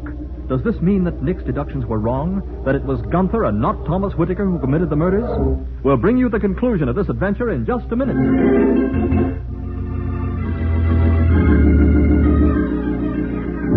Now for the conclusion of the case of the Nameless Blonde. Today's adventure with Nick Carter, brought to you by new post-war Old Dutch Cleanser. Standing in the ghostly glow of a small electric lantern on a fog-shrouded dock, Nick, Patsy, and Matty stare down at the man who has just died, surprised to learn that it is not, as Nick had predicted, Thomas Whitaker. Nick, this means Whitaker wasn't the killer. It must have been this man, Gunther. Patsy's right, Nick. Looks like your big theory kind of blew up in your face, didn't Maybe, Matty. And then again, maybe not. What? Take a look at Gunther's body. He was shot once, in the head. So what? I fired 3 times, 2 of my shots missed, 1 hit him. Sorry, Matty, but all 3 of yours missed. Oh, now the look, bullet that Nick. killed Gunther wasn't fired from your gun. What? Now, Nick, Your you gun can't... is a .45 police automatic. The wound in his head was obviously made by a gun of a much smaller caliber. Holy smoke, Nick, you're right. Which means that Gunther was the goat for somebody else. He was down here with the murderer. And the murderer killed him, hoping we'd think we'd caught our man. And that means the murderer is still somewhere on this dock. Quite right, Miss Oh. What? And not too far away from you. That's Whitaker, Nick. I know his voice. Yeah. Wherever he is, I can't see him because of this darn fog. I can see you plainly, Carter, under that light. Put your hands up, all 3 of you. Do as he says. Oh. He's already killed 3 people to protect his interest in Marvin Stokes' estate. So you figured it all out, did you, Carter? I'm sure you agreed that I had no choice once I learned that Marvin was married to Marjorie Lawson. Yes, and once she threatened to prove that fact by hiring me to find either Captain McIntyre or the log of the Simon Grenander. Precisely. But she made the mistake of paying a call on me before she went to your office. I treated her well. In fact, I gave her a cup of coffee. With arsenic in it. Unfortunately, yes. And then when you heard that McIntyre was going to meet us at the morgue, you ambushed him outside and shot him before he could tell his story. Right again. Just as I'm going to shoot you. I don't think so, Whitaker. You told us to raise our hands, but you forgot to say anything about dropping our gun. Nice work, Nick, shooting out that light. Now he can't see us any better than we can see him. Hey, he's trying to get past us. There he goes. You can see his silhouette. Stop, Whitaker. Stop for us.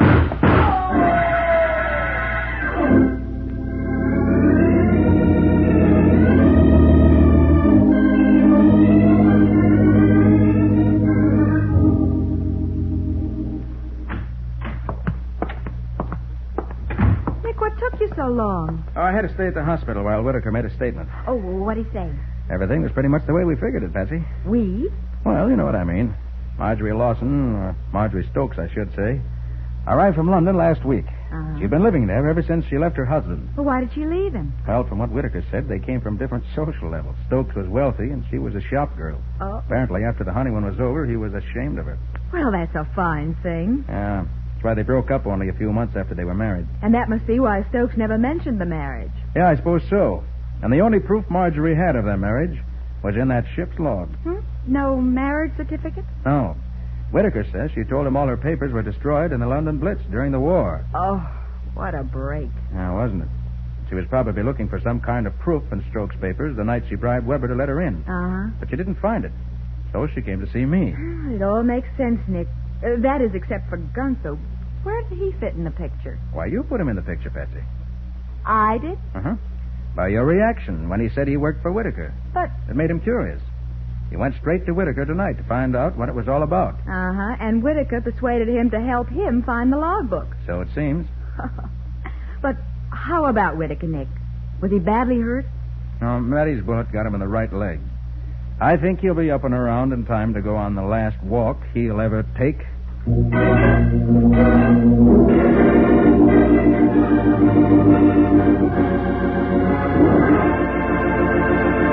Well, Nick, what about the adventure new post-war Old Dutch Cleanser is going to bring us next week? Mike, it's one of my most unusual cases. It's about a man who prayed people to death. Prayed them to death? And did they really die? Oh, I'll say they did. And before it was all over, Mike, this man started praying for Nick to die. Well, I guess a lot of criminals have felt the same way about Nick. What do you call the story, Nick? I call it The Case of the Salesman of Death.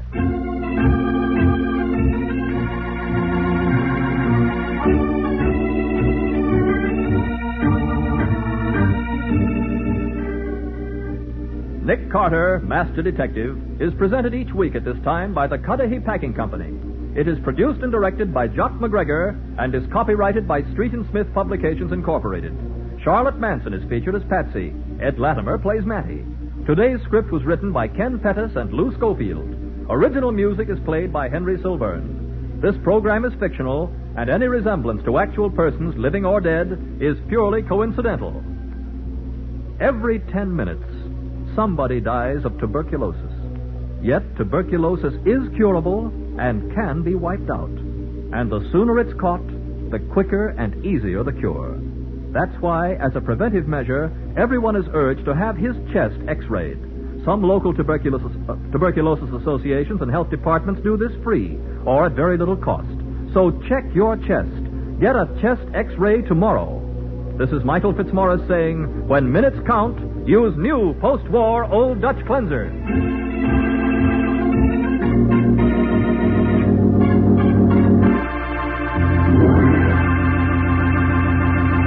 This is the Mutual Broadcasting System. Calling Nick Carter. Another case for Nick Carter, Master Detective.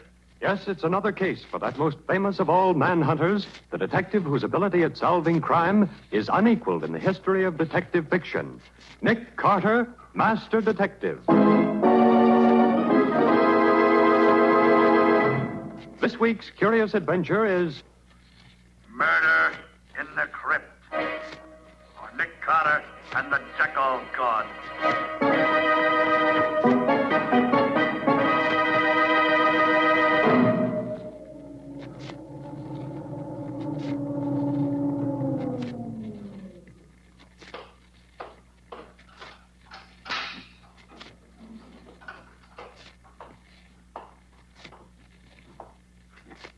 There.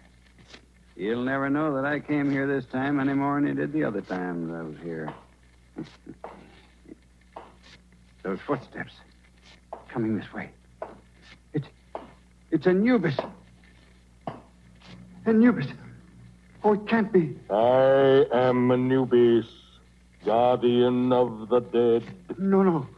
I must be dreaming. I am Anubis, the jackal god. But you're not. No.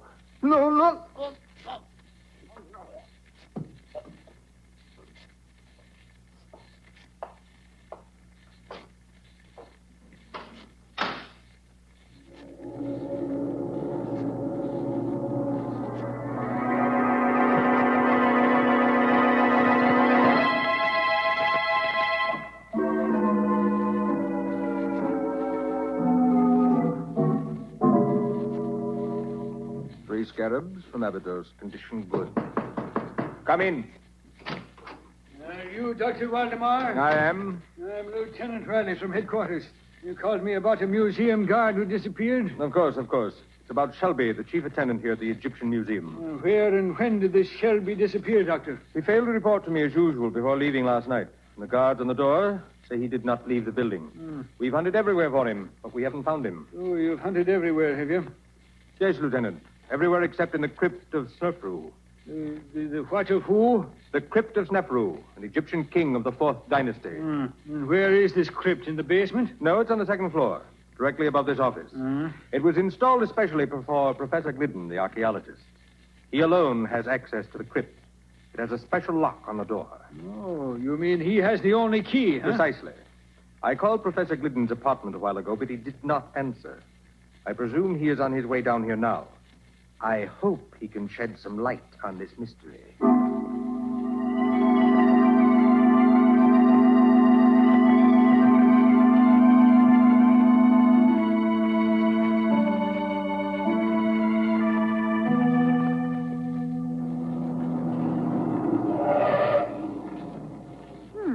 Nick, isn't this the Egyptian Museum across the road? Yes, Patsy, it is. Never been in it? Looks too much like a mausoleum for me. Are we going in to look at the mummies? That, Patsy, depends entirely upon Professor Glidden. Who's he? That bearded man who is beckoning to us from the doorway of the museum. Oh, I see him. Is he a client of yours? Yes. He phoned just before you arrived at the office this morning. What does he want? That I don't know, Patsy. Suppose we join him and find out.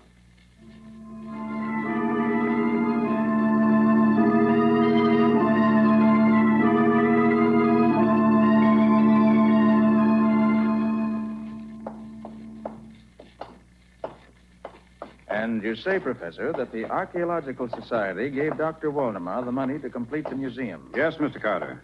Provided that he would install a special crypt where I could place the relics from the tomb of King Snefru for examination and classification. So the crypt is officially your property. For the present, yes. When my work is finished, it will be open to the public. I see. And just where do I come in? I want you, Mr. Carter, to be present when we search the crypt, so there will be no question that Shelby is not there. This is Dr. Waldemar's office? It is. Oh, good morning, Glidden. This is Lieutenant Riley from headquarters. Hello there, Lieutenant Riley. Nicholas Carter and Patsy, too. We haven't seen each other for a long while. Now, don't tell me that you're looking for this man Shelby, too, Nick. I am, Riley. At the request of Professor Glidden. Oh. So since Dr. Waldemar has asked you to perform the same service, Riley, why don't we work together? Glad to, Nick. Fine. Oh, you wouldn't object if Lieutenant Riley helped search the crypt, would you, Professor? Not at all. Well, Riley, shall we adjourn to the crypt? Right, Nick. The crypt is on the second floor, right over this office.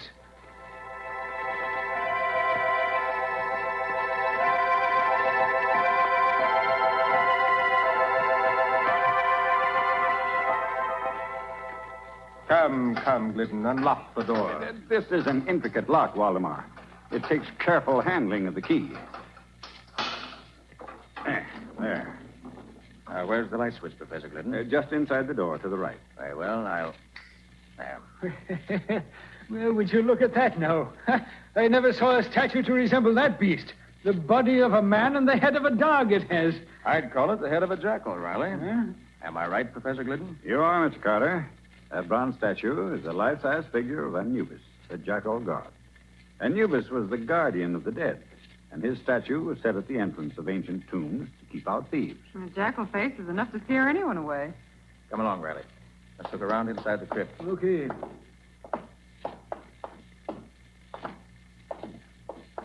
Well, here's a mummy case, which I suppose contains old King Snefru in person. Quite right, Mr. Carter. Yeah, now here's the old boy's throne. It looks like the original Morris chair. Let's see. There's nobody hiding under it, Riley. Okay, Nick. See, now look over there. In the alcove over behind the statue. Now, what is it? An ancient Egyptian bathtub? That, Riley, is a sarcophagus. A stone coffin. The one that once contained the mummy case we just saw. Gosh, now, it's a big thing now, ain't it? What's all this crazy writing on the front of it? Those are hieroglyphics, Riley. Inscriptions about old King Snefru. Oh. What's inside this thing, Nick? Oh, probably nothing now, Riley. Just the big open. What is it, Nick?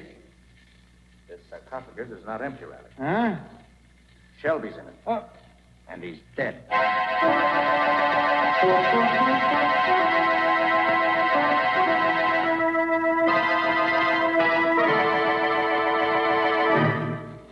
Once again, Lieutenant Riley, I must reply that I know nothing of this matter. As I've told you, I scarcely knew Shelby. Now, look here, Riley. Your evidence against my client is purely circumstantial. Nick, it's a disgrace to the memory of old Sim Carter, the way his one and only son tries to misinterpret the bald facts. The bald facts in this case is this, Riley. You have no proof that Professor Glidden even came to this museum last night. Look, all I want is one more bit of circumstance, Nick. Dr. Waldemar, can you think of anything else that might be, well, interesting in this case? Now, let me see. Look, Nick. A strange woman coming down the corridor toward us. She looks like something revived from ancient Egypt. She walks like a cat. You can't hear the slightest footsteps. Quiet, Patsy. She's stopping close enough to overhear us. Lieutenant Riley, I have it. Ask the professor just how he knew that Shelby was missing when he telephoned Carter this morning. I shall answer that question, Dr. But Waldemar. where did you come from? Who is this lady, Dr. Waldemar? Allow me to introduce Madame Dackler, our librarian. Oh, you have a library in this museum? Oh, yes. The library is in the other wing near the elevator. I was the person who informed Professor Glidden that Shelby was missing. I telephoned him this morning, after the search began. And Professor Glidden telephoned me, Riley, asking me to come here to protect his interests, which I have so far tried to do. Madame Dackler comes from Cairo. She's an Egyptian, well-versed in ancient lore and legend. Madame Dackler, do you really believe those old Egyptian legends? I must believe them. With my own eyes, I have seen the living Anubis walk through the corridors of this museum. But that statue couldn't possibly get out of a locked crypt. To Anubis, anything is possible. It is his duty to guard the treasure in the crypt. What treasure, Madame Dackler? Treasure that is found in the tomb of every Egyptian king. Anubis, the avenging jackal god, knew that the museum god Shelby sought the treasure. So Anubis sought Shelby and killed him and put his body in the crypt as a warning. Anubis is all-powerful.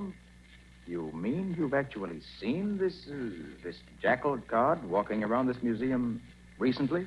Anubis, the guardian of the dead, leaves the crypt of King Snefru and prowls these corridors every night. I have seen him do it. Gosh. That will be all, Madame Dackler. Thank you very much for coming. Nick, suppose we go through that crypt again and see what we can learn. An excellent suggestion, Riley. Patsy, suppose you go around and wait in the library with Madame Dackler. We'll join you there later.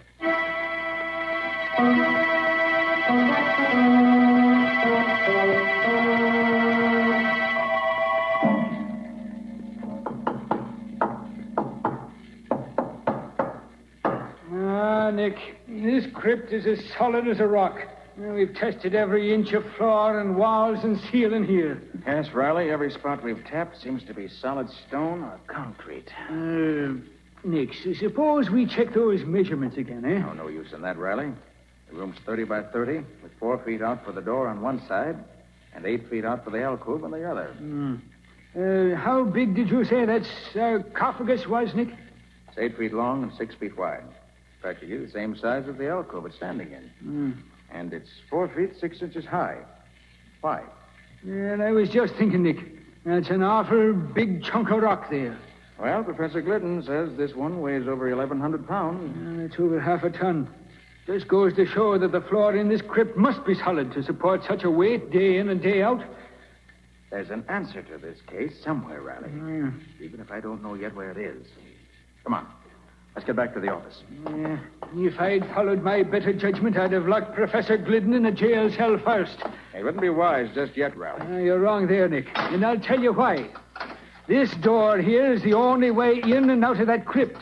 And this key, the only key there is now, belonged to Professor Glidden. Riley, I want to learn the motive behind Shelby's murder. There were some strange things going on around this museum.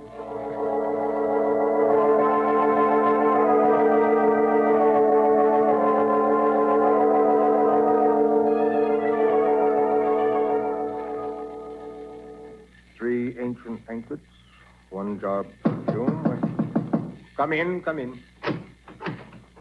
Oh, it's you, Mr. Carter. Miss Bowen. Yes. Well, are you convinced that only Glidden could have entered that crypt upstairs? I never like to accept the obvious, Dr. Waldemar. Oh, there goes the closing bell. I must put these Egyptian relics back in the vault. Oh, we're right ahead. A large vault, that is, Dr. Waldemar. Yes. The museum requires a large vault. I had this one built here in the wall especially. Was it included in the original plans for the museum? Well, no, not exactly. This wing of the building was still unfinished when the architect died. In completing it, we made some minor changes. I see. Doctor, do you think Madame Dackler... You must excuse me for a few minutes, Carter. I must speak to the attendants before they leave. It was one of poor Shelby's duties. It will only take a few minutes. By the way, Patsy, there's something on Waldemar's desk that should interest you. You mean that odd-looking jar? Mm-hmm. It contains some ancient Egyptian perfume, he said. Smells like roses. Very strong. You better put it in the vault, Patsy. Waldemar must have overlooked it. And can you smell it, Nick? Powerful stuff. Yes, I can smell it, all right. Put it in one of the shelves in the vault. Oh, What's the matter, Patsy? I just tripped on a small step at the front of the vault. You didn't spill any of that priceless perfume, did you? Oh, I'm afraid... Yes, I did spill a few drops of it, Nick. Well, don't tell Waldemar. Oh, I hear him coming. Come out of the vault and look innocent. Okay. Well, Carter, another day is done. Oh, if you'll please stand away from the vault, Miss Bowen. I should like to close the door. Thank you. By the way, Doctor, was there any treasure buried with King Snefru? Probably. It was the custom. But it is also probable that such treasure was stolen centuries ago. Well, isn't Glidden interested in the matter of treasure? Possibly. But he's more interested in translating the hieroglyphics on the sarcophagus. Well, Patsy, I must be going. You must be going. You mean you're going to leave me here in the museum? Only for a little while. I want you to go back to the library and have a talk with Madame Dackler, Patsy. Talk about what? I'll tell you that while we're walking to the other wing. Good night, Dr. Waldemar. Good night, Mr. Carter.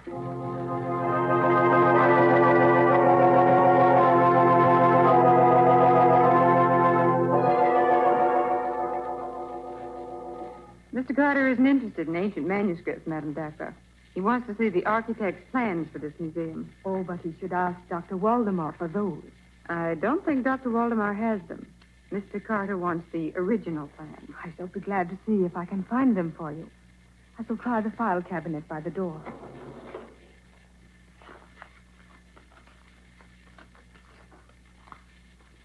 Well, they're not under A for architect. And they are not under B for building plans either. I shall try under M. Museum plans. What's that clumping sound out in the corridor? Yes, here they are. In this folder. Plans for Egyptian Museum to be erected Look, coming through the door. Anubis. Welcome, Anubis. Anubis gives no greeting to those who defy him. I have never defied you, Anubis. You have sought the treasure that I guard. Never, never. I have always... Let go of her, whoever you are. Let go. Away, you...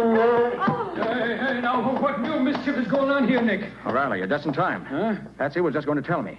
Who was it took Madame Dackler away, Patsy? It was somebody who looked like Anubis, the jackal god. What? Really, Nick. Madame Dackler had the plans of the museum in her hand. And they're gone, too. Nick, this time we're going to look in that crypt upstairs first. Come on.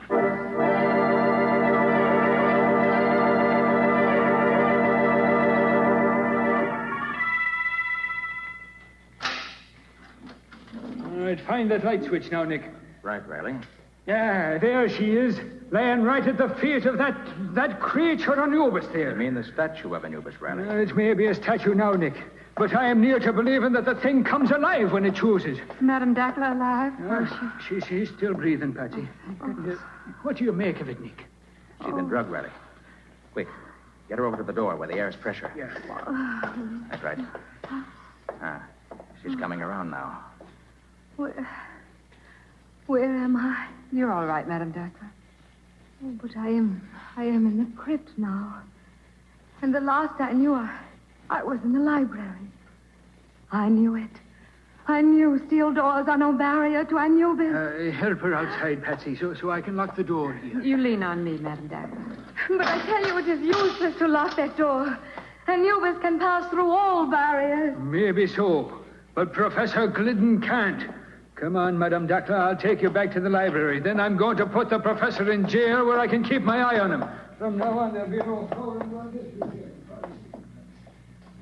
Patsy. When Riley opened the crypt just now and found Madame Dackler, did you notice the peculiar fragrance in the place? I must have been too excited to notice it, Nick. What was it like? It was the perfume of roses, Patsy. Musty, ancient roses. You should have recognized it. You mean it was like the perfume from the bottle I spilled in Waldemar's office? Yes, Patsy. It smelled exactly the same.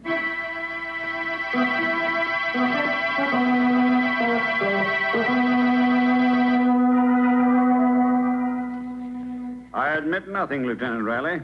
I can't tell you how either Shelby or Madame Dackler got into the crypt. It's like I've been trying to tell you, Glidden. It's very simple. You had 2 keys, but you only gave me 1. And as I've been telling you, Lieutenant Riley, there was no duplicate key. Stay out. I'm busy here. I said stay... Hello, Riley. Hello, Glidden. So it's you again, Mr. Nicholas Carter. Well, I don't care whether Professor Glidden is your client or not. We're not releasing him. I don't want him released, Riley. I just want to ask him a few questions. Tell me, Professor Glidden, when you sent those relics of King Snefru to the Egyptian Museum, did Dr. Waldemar have any chance to examine them? Why, no. They were all heavily boxed and crated.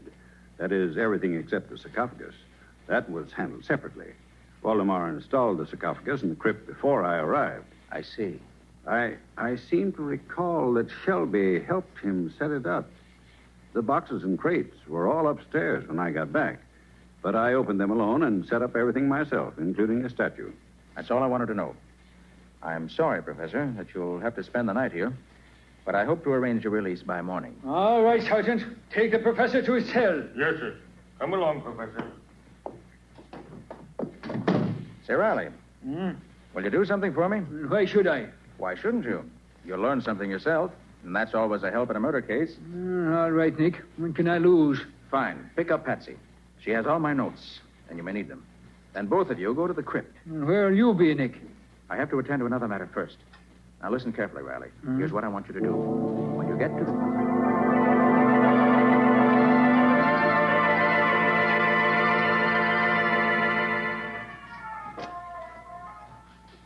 How long have we been in this crypt, Lieutenant Riley? Oh, it's about 15 minutes, Patsy. If you didn't have a luminous dial on your watch, I'd say it was hours. Why did Nick say that we should stay here in the dark? You'll have to ask Nick that when he gets here, Patsy. Where did Nick say he was going? Well, no, it might be that he's calling on Madame Dackler. What? Oh, it's just a questioner, you understand. Oh, Riley, of all the ridiculous notions. Well, Dackler's boyfriend, Anubis, is right here beside us, Patsy. Do you see it? Yeah, this statue of Anubis must be solid bronze, Patsy. If nothing happens here, something will happen when I find Mr. Nick Carter.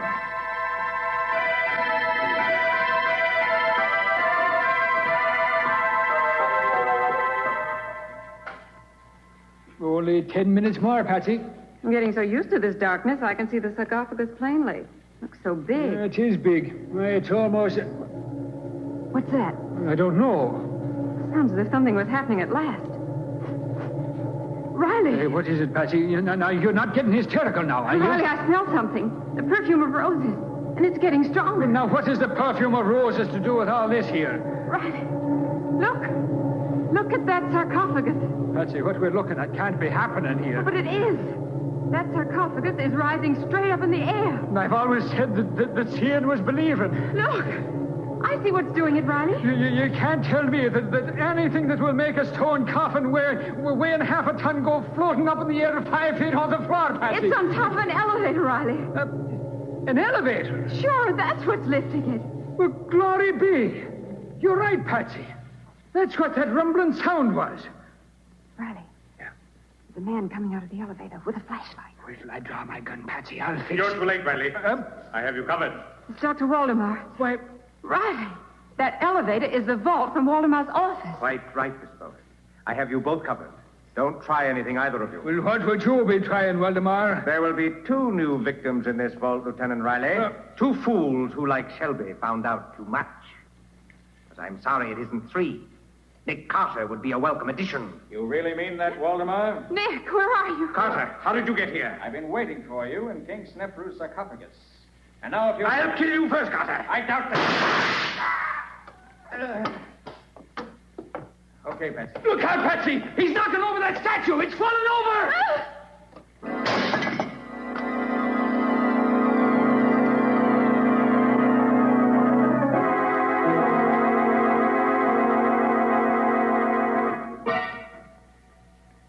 The professor will be along in a minute now, Patsy. He called me at the hospital and asked me to meet him here outside the crypt in 15 minutes. Said he wanted to examine the elevator in the crypt. Was Waldemar dead, Nick? No, Patsy. I only wounded him. He knocked himself out when he staggered against the statue of Anubis. Waldemar made a complete confession when he recovered consciousness. He's admitted that he was hunting for the king's treasure, and wanted to find it before Professor Glidden finished translating the hieroglyphics. And he was using the elevator to make secret trips between his office and this crypt. Exactly, Patsy. When Waldemar completed the new wing of the museum, he modified the original plans and put his office at the end of the first-floor corridor. Then he built this crypt on the second floor, right over his office. Evidently, the elevator was already installed, and Waldemar brought the sarcophagus up on top of it. And there was a sarcophagus standing in an alcove that was really the elevator shaft. Mm-hmm. The elevator itself became the vault in Waldemar's office. He disguised it with shelves and loaded them with curios. But it was still an elevator. And you think Shelby found out about it? Shelby must have helped Waldemar arrange things, since it was more than a one-man job. Then later, Shelby decided to look for the treasure on his own. Apparently. Waldemar confessed that he murdered Shelby for those very reasons and left the body in the crypt to blame the crime on Professor Glidden. And Waldemar put Madame Dackler in the crypt so Glidden would be blamed again. Exactly. But he didn't have to kill Dackler. She knew nothing, you see. He merely grabbed Dackler in order to get the original plans of the museum. And here comes the professor now, Nick. Oh, hello, Professor. Right on time, I see. Oh, so glad to find you here, Carter.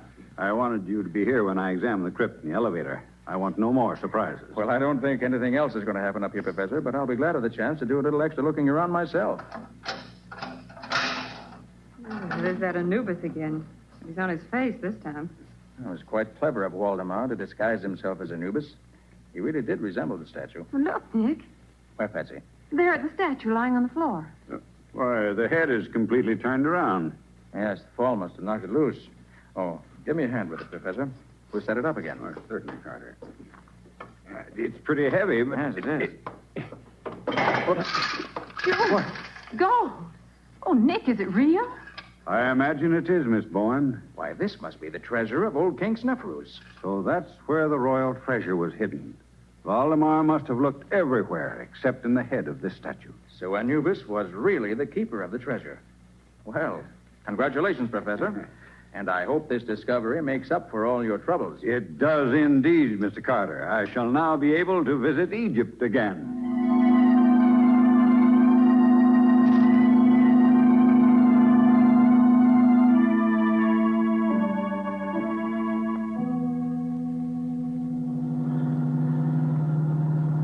Well, Nick, there's just one problem that still bothers me. And I suppose, as usual, that the problem represents the crux of the whole case. It does.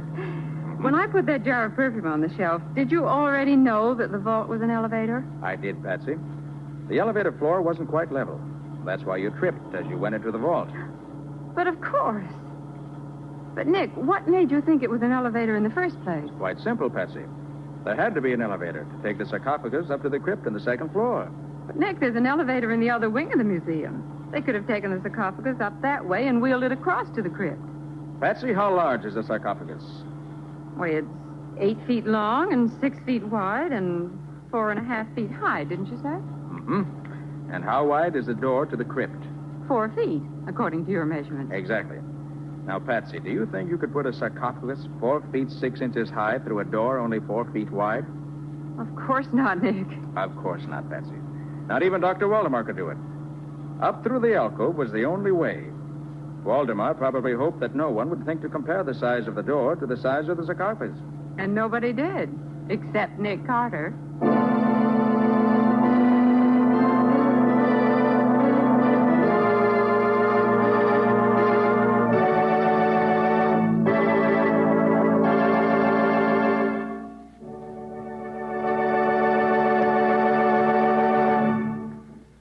This was another strange experience of Nick Carter, master detective, called Murder in the Crypt, or Nick Carter and the Jackal God. Another of the curious adventures of Nick Carter, which are brought to you regularly by WOR Mutual. And now, Nick and Patsy, what about our story for next week? Well, next week's story is full of action, isn't it, Patsy? Action is right. You see, Nick investigated a murder on a lonely place called Skull Island. Yes, and there were only 4 people on the island who could have committed the crime. But it took a model of a clipper ship and a sea serpent to find out who the murderer was. It also took Nick Carter and a smart piece of deduction on his part to work out the answer. But what did a sea serpent have to do with the murder? Well, we'll tell you all about that next week. In the meantime, I'm glad I don't have to say sarcophagus again. So long. So long, everybody. And so long to you, Nick and Patsy. In the strange adventure you have just heard, Nick Carter was impersonated by John Clark, Patsy by Helen Choate. The story was written for Nick Carter by Walter Gibson. Original music was played by Lou White. The entire production was under the direction of Jock McGregor.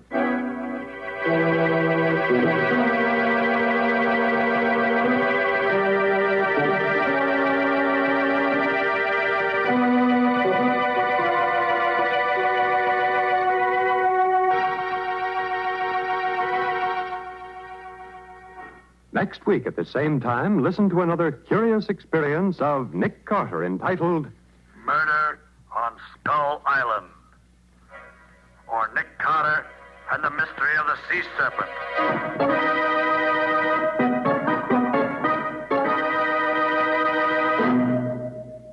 This story is a copyrighted feature of Street and Smith Publications, Incorporated. The Return of Nick Carter is produced in the studios of WOR and is broadcast over most of these stations every Monday evening at 9:30 Eastern Wartime. This is Mutual.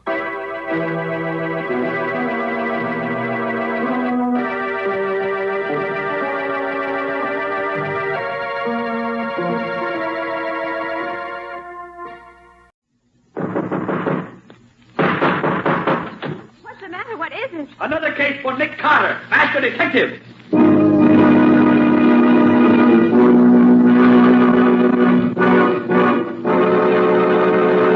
Yes, it's another case for that most famous of all manhunters, the detective whose ability at solving crime is unequaled in the history of detective fiction. Nick Carter, Master Detective. Tonight's curious adventure... Dead Witnesses. Or Nick Carter and the Mystery of the Murder Room.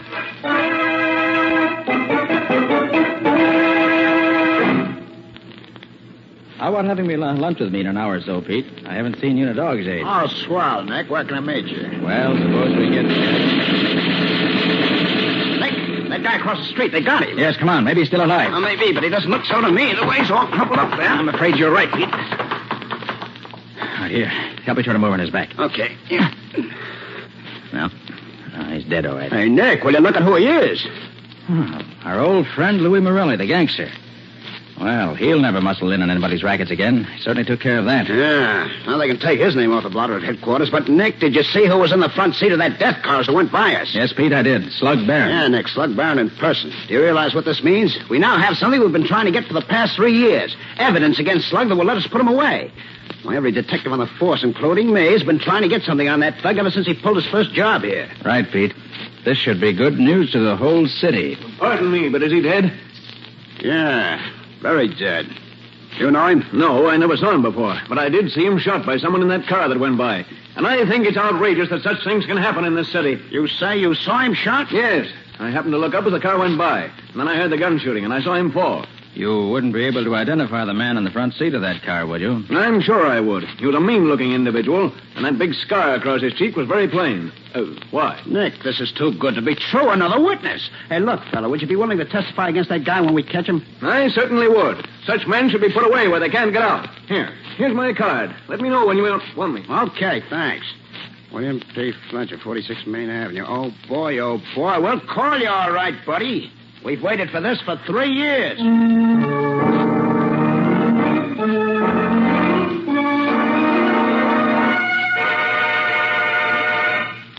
Nick, that's the best news I've had in this department in years. Have you picked up Slug yet, Riley? Oh, but the boys will be in with him any minute now. And then with 3 honest-to-goodness witnesses against him, we'll put him in the chair and strap him down tight. And that'll be a happy day in my life. I know just how you feel, Riley. That's been... Yeah? Just got a report that a man was knocked down and killed by a truck over on the east side. About 2:30 this afternoon. Huh? Apparently an accident, although the body was pretty badly smashed up. I thought you'd like to know. And why did you think I'd like to know? Because the guy has been identified as William P. Fletcher of 46 Main Avenue. William P. Fletcher. Nick, that's the fellow who was going to be a witness for us against Slug Barron. So Slugger's up to his old tricks again. You think so, too, do you? I don't think there's much question about it. Slug finds there's a witness. If witness can't be intimidated, witness disappears. Simple as 2 and 2. Hey, you'd better look out for a guy named Nick Carter, then. I've been doing that for years, Riley. This won't be the first time I've come up against Mr. Slug Barron. Hey, Chief. Yeah? Look, we've combed this whole town from end to end, including up and down and sideways, and there ain't a sign of Slug anywhere. What do you mean there ain't a sign of him? There's got to be. He ain't left town, has he? Well, I don't think so, but we can't locate him. Him or the death car, and nobody knows anything about him either. Well, if they do, they won't talk. Which is nothing new. Well, if Slug's still in town, Pete, and you guys don't bring him in the next 24 hours, you can turn in your badges. Okay, Lieutenant, I'll do my best. Your best ain't good enough. You gotta do better. Can you beat it, Nick? For 3 years, this Slug Barron has been head man in the city. For 3 years, me and him has been at it tooth and nail. He's been the head of every big racket we've had. Why, we've arrested him 20 times, and 20 times we've had to let him go because we couldn't prove nothing on him. And every time we let him out of here, he laughs in my face. Now he kills this Morelli, and 3 witnesses see him do it, and they're willing to testify, and suddenly 1 witness is killed, and we can't find Slug anywhere. No. Calm down, Riley. Your biggest job right now is to keep your witnesses alive until you do find Slug. We'll still hang it on him with you and Pete as witnesses, even if he did get rid of Fletcher. Now, look, Nick, wouldn't you like to get after Slug yourself? Why? You could call it self-protection, Nick. Don't forget you're a witness now, too. Okay, Riley. Since you put it that way, I'll do what I can to get Slug for you.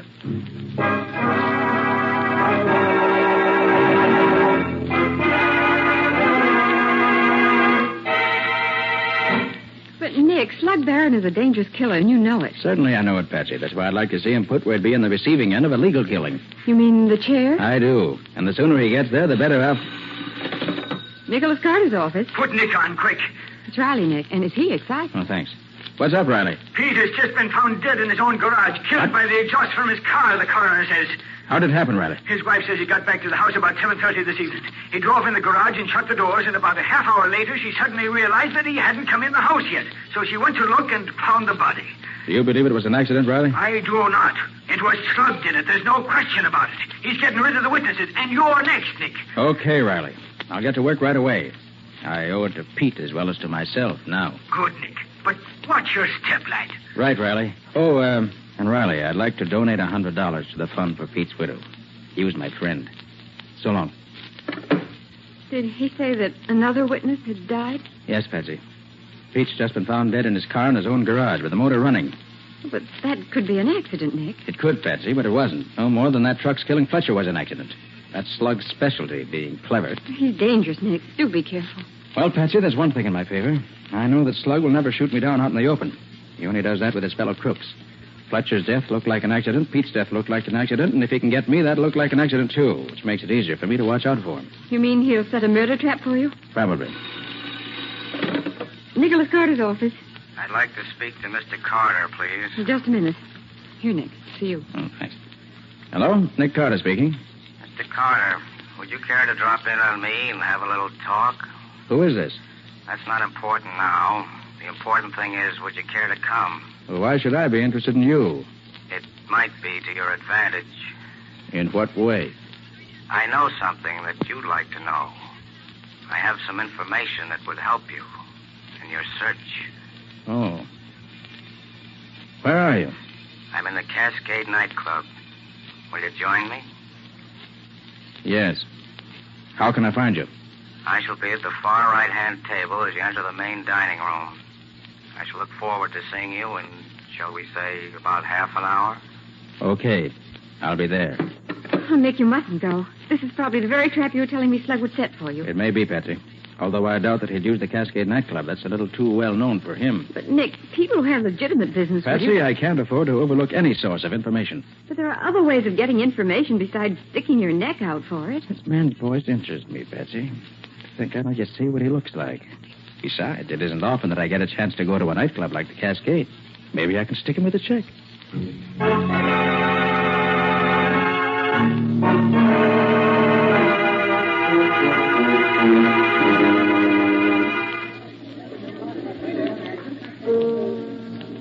evening, Mr. Carter.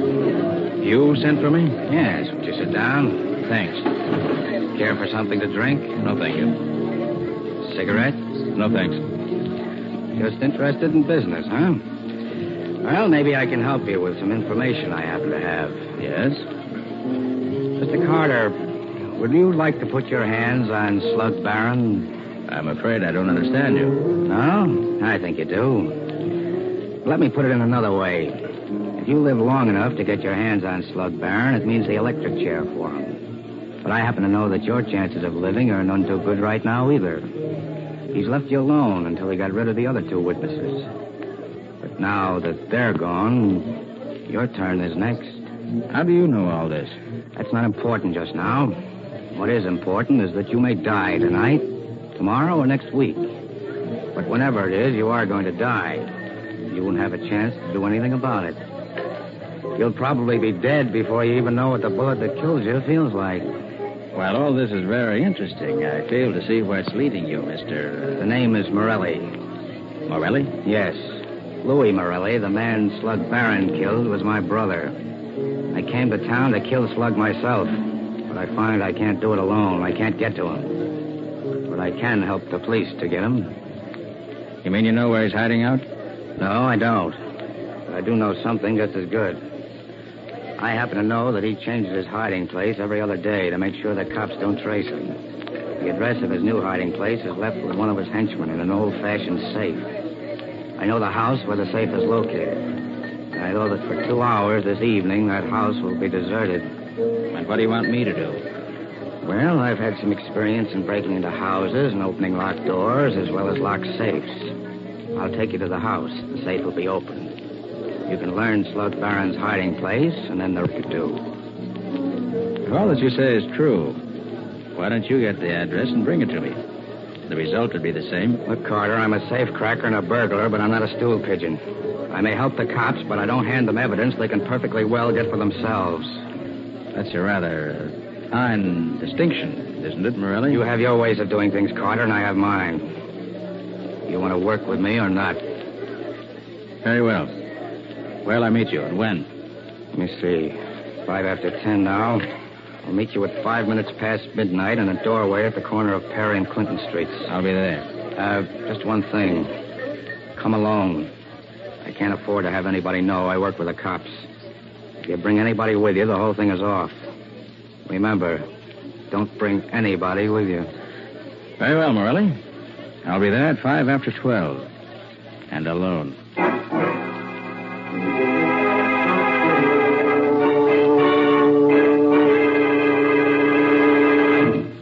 Oh, wait till I get a pencil here.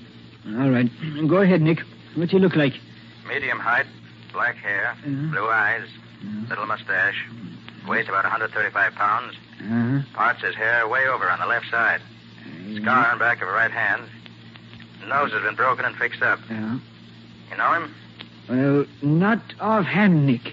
But if he's in the gallery, I'll get him for you. Is there anything else? Not now, Riley. Meet me in a half hour at Daly's lunchroom. And where is Daly's lunchroom? Out on Palmer Avenue, near the city line. But, Nick, that's 3 miles from here. Right. Daly's is far enough out so that nobody's going to bother us.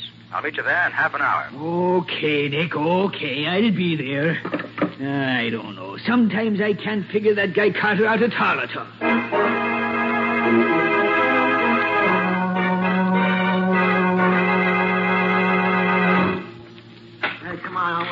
I think we can talk safely here, Riley. Well, I should hope so. After getting me way out here on the sticks. Well, what did you find? Did you dig up his picture? I found him right enough. His name is Lucky Warren. He's one of the big Chicago mobsters, one of the smoothest articles ever came out of Chicago. Oh, so that's why he looked rather familiar. He belongs to the E Street gang, if I remember right. Right, Nick. Hey, what kind of a line did he hand you? Oh, told me he was the brother of Louis Morelli, the guy Slug Barron killed. He's no more Morelli's brother than I am. And he gave me a song and dance about wanting to get Slug, but not being able to get near him. And what was his proposition? He had one, of course. Of course. He offered to open up a safe in a secret apartment and lead me to it if I went alone. And what did he say was in the safe? The address at which we could find Barron for the next 2 days. That's a hot one. What a phony setup that is. Why, that's nothing but a murder trap, Nick. Why, when you walked into that room, you'd be riddled with bullets like a sieve. You may be right, Riley. Maybe you're right. Maybe I'd never get any further than the door of the room. But on the other hand, we've been chasing Barron for 3 years now. If we should have him cornered... Cornered me, aye. He's setting a trap to corner you. You can't be sure, Riley. it might work out. Work out? Nick, I've fought with you many a time in the past, and if the Lord spares me, we'll fight together many a time in years to come, but I think too much of you to see you walk into a house where you can't live 5 minutes. 5 minutes. I could only be sure that I could live for 5 minutes after I walked in. Nick, is there anything the matter with you? Are you nuts or something? No, Riley, I think not. I think I have an idea. It might work.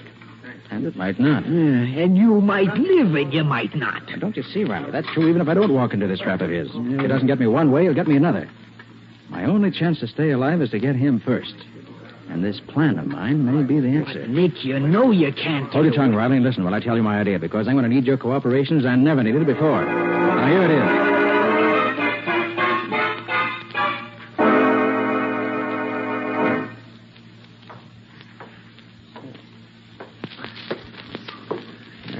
Time, I see, Carter. Yes, Morelli. Let's get going. Certainly. The house is not far from here, just around the corner, as a matter of fact. I just come from there. The door to the basement is open, and the safe is in one of the upstairs rooms. And you think there'll be nobody there for at least 2 hours? For between 2 and 3 hours, the house will be deserted. And you're going to show me the room where the safe is? I've done all I'm going to do. The door is open, and the safe is open. The rest is up to you. I hope your information's correct. I shouldn't like to be caught in a strange house rifling the safe. That's the least of your worries. That is, catching Slug Baron is much more important, isn't it? Oh, yes, of course. Here. This is the house. It's all red brick. Number 42. Doesn't look very inviting, does it? Gone already, huh? Didn't take you long to leave, did it? Well, Nick, you're on your own now.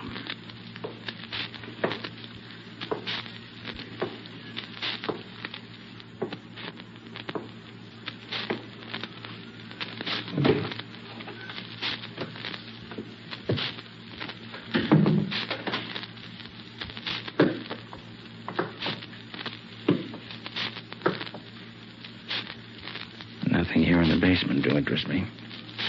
Yeah. Glad I thought to put new batteries in this flashlight tonight.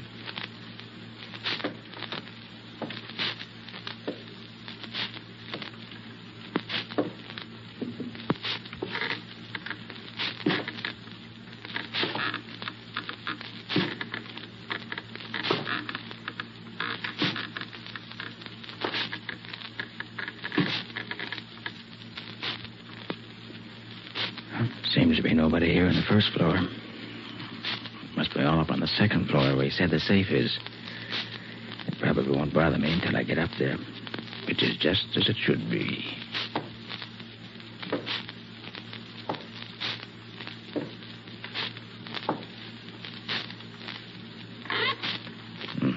Must be in the living room. Still furnished. Been a long time since anyone lived here. Yeah, this'll do well enough for what I want. Have a cigarette, Nick? Oh, yes, thanks. Have another cigarette, Nick? Why, yes, thanks. Won't you have another cigarette, Nick? Why, yes, thanks, I will. Now.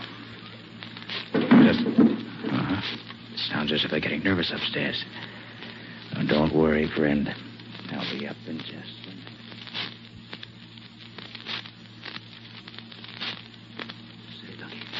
Thought you said you told him the safe was up here. I did. Yeah? And what the deuce is he doing down there? Oh, I know. I still think you should have brought some of the boys to help you. What's the matter? You afraid of him? He's no pushover, I know that. You guys are quiet. Here he comes now. Get set.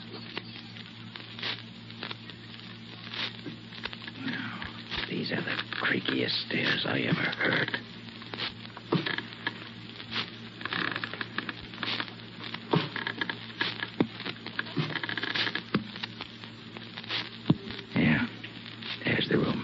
See the safe. Oh, this is some room. No windows in it. And look at this door. Solid steel, built like an icebox. It's so heavy. And still no one here to meet me. Well, at least I can look into the safe while I wait. Yeah, the door's open a crack, just as advertised. Wonder why... So that's it. Very interesting. Well, if that's the setup, I think I'll leave the examination of the safe till later. Now, the chair looks comfortable. I'll wait for my host there with my gun in hand, just in case. Now, let's see. It's been just 4 minutes since I came up from downstairs. If I can hold out here another 2 minutes at least before they... Oh. So you've come to welcome me at last, have you? Well, Nick Carter, it's been some little time since we saw each other. Formally. It's hardly my fault, Slug. I've done my best to find you any number of times in the past year or more. Slug, let me take a shot. Oh, yes, of course. You're here, too. Have you managed to avenge your brother yet, Mr. Lucky Warren? How the devil are you? Quiet, Lucky. Come in and close the door. Don't forget you're only a guest at this party. Look, Slug, let's get this over with. Fooling around with Nick Carter is dynamite. I don't really see why you should feel that way, Lucky. Nobody knows where I am, so nobody's going to interfere with you. You ain't telling us nothing, Carter. We made sure of that ourselves. We had 2 men shadow you from the nightclub to the lunchroom where you talked to Lieutenant Riley. We had 2 men shadow Riley back to headquarters, and 2 more follow you when you came here to meet Lucky. Now, Carter, we're sure there ain't no cops following you this time. You've been to a great deal of trouble, Slug, seems to me, just to get me to walk into a death trap that was corny and as obvious as this one. Well, now that I'm here, what's going to happen? Carter, I've been waiting 3 years to take care of you, and I'm going to see that you get I up... see that you've cut the current off from the safe. If I hadn't heard the hum of the transformer a few minutes ago, I should probably have touched it and been knocked unconscious. Was that what you wanted? If you'd have touched that safe, you would have been dead. Oh.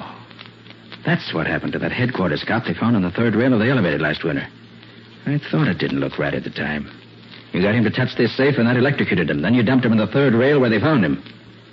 Very clever, Slug. You're learning that a little late, ain't you, Carter? Too bad it didn't work with me. Now you've got to find some other way to get rid of me. Some less clever way. Are we going to stand around here all night chewing the rag, or are we going to take care of this guy and now? Take it easy, Lucky. Now that we're all here together, there ain't no hurry. Carter ain't going nowhere. And with the door closed the way it is, this room is soundproof, isn't it? Lovely room for a murder. And it probably won't be the first time it's been used for that either. Let me take him, Slug. My finger's getting anxious. All right, Lucky. But make it good. I'll make it good, all right. Sure, Lucky'll make it good. If he doesn't... Hold still, Lucky. Hold still, Lucky. What are you doing? He's got me, Slug. Get moved. Get out of the way, Lucky. I can't hear him you standing in front of him. That's the idea, Slug. And he's going to stay there for now. Yeah, so you think you're safe as long as you've got him held in front of you, do you, Carter? Well, you're free. No, Slug, you can't shoot me. You can't do that. Now, watch me. I waited too long to get this gun. So long, Lucky. No, Slug, no. Slug, you killed me. Yes. You killed him. And missed me. What now? Lucky's body is pretty heavy for you, ain't it, Carter? Now that he's dead. Not too heavy, Slug. He's better protection than nothing. Yeah, but you got no gun. So how long you expect to last? No, I have no gun, but I do have a weapon. You ever think of that? Yeah, what is it? It's Lucky's body. Here. Than you expected, isn't it, huh? That's enough of that. Get your hands up. Come on, let it out here. All right, you men, separate those who want it. All right, now put the cuffs on that mug and guard him with your lives. Take him down to the wagon. Thanks, Riley. I'm about all in. Don't know why I feel so weak. Are you hurt bad, Nick? No. Just a scratch on the head. It's nothing. Oh, nothing, is it?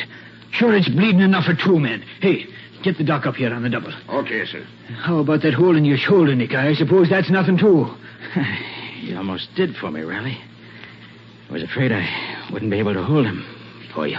Hold him, did you say? Sure, Nick, you done noble. Nobody could have done better, or even half as good. I'm proud of you.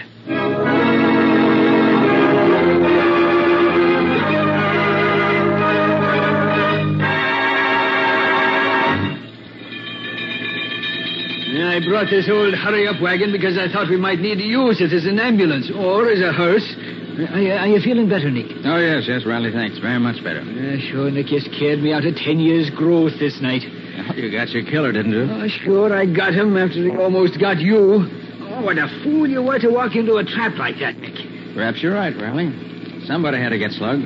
I hoped I'd be able to take care of myself once I got in the trap, but as it turned out, I was getting pretty weak from loss of blood.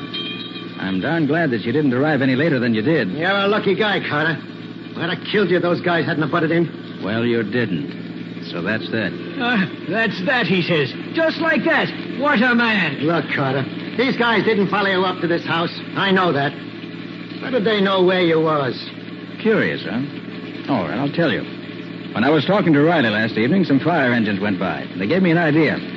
We knew that this house of yours had to be in this district somewhere. And we knew that around here, everybody's so afraid of fire, they'd report even a suspicion of one. So I had Riley wait with the fire chief at the nearest fire station for the alarm. When they got the alarm, they knew where I was. And they came a-running. When they got what alarm? The alarm one of your neighbors sent in when he saw the fire. What fire? I don't know nothing about no fire. It was a good fire, Slug, while it lasted. But the boys from the firehouse put it out as soon as they got there.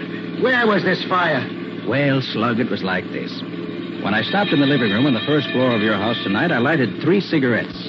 I put a pack of matches under the curtains in each of the 2 windows and laid a cigarette across each pack of matches so they would burn for a couple of minutes before it set off the matches. Then I did the same with a 3rd cigarette and a 3rd pack of matches, putting them under some dry stuff I piled up under the desk. And when the matches went off, they set fire to the curtains and the other stuff and started a nice little conflagration. And within 2 minutes, somebody phoned in an alarm just as we figured they would. It was a grand scheme, and Nick here thought it up all by himself. Look, Mr. Brains, why'd you just set fire to the house and not bother with all that trick stuff with the cigarettes and matches? Oh, if I'd done that, Slug, you and your pals would have smelled the smoke and beat it before we could stop you. But I figured that by having the fire start after you and I got together, you'd be too busy to notice it until it was too late. Of course, I wasn't there till it was all over, but judging by the results, that's exactly what happened. Yeah? It's too bad the house didn't burn down with you in it, Carter. That was one of the chances I had to take. But it was worth anything to get you out of circulation. Which will be just as soon as we can get the electric chair dusted off for you, Slug, me boy. Exactly. The murder trap you set for me turned out to be a death trap for you, which is certainly poetic justice.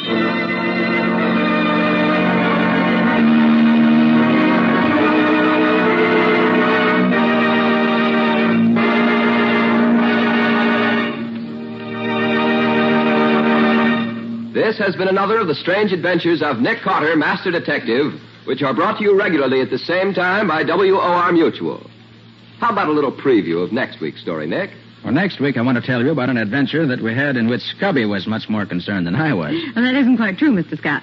What Nick really means is that while he was doing the detective work that finally solved the case, Scubby was having the real adventure. You mean that in this case, the solution and the excitement were 2 different things? Well, yes. We were up against a hijacking gang that stopped at nothing. Scubby set out to help me by getting some information from the inside. But all he succeeded in doing was to get himself in a real man-sized jam. With Nick getting him out of it, of course. Oh, of course. Well, if it's exciting, I'll be around listening. You'll find it plenty exciting, I promise you.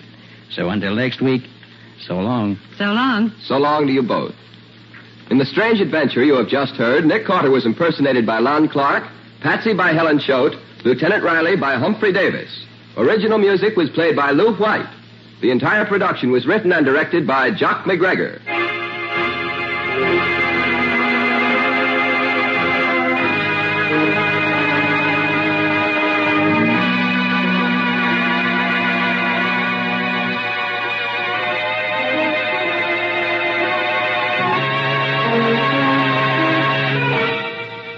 Next week at the same time, listen to another curious experience of Nick Carter entitled Death in the Pines, or Nick Carter and the Mystery of the Murdered Driver.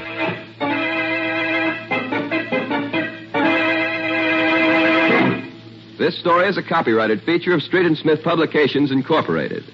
The Return of Nick Carter is produced in the studios of WOR and is broadcast over most of these stations every Saturday evening at 7 o'clock Eastern War Time.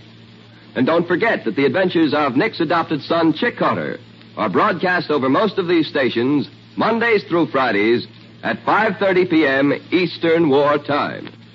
This is Mutual.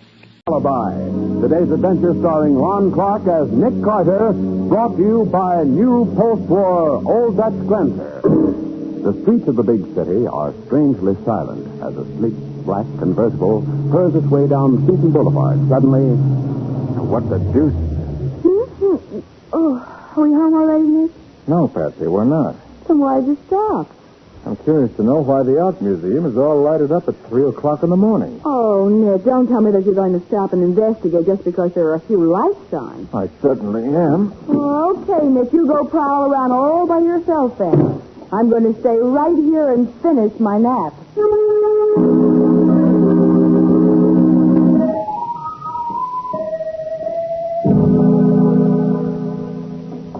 Come in.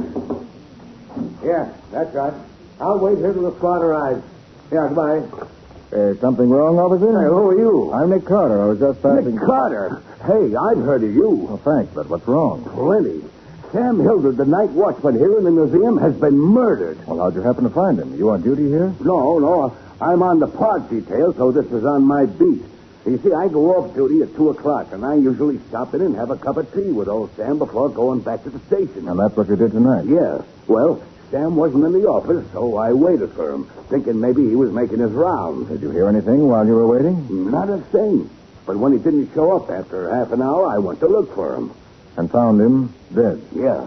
Lying on the floor in the Egyptian section with 3 bullets in him. And you didn't see anybody? Not a soul. The place was deserted.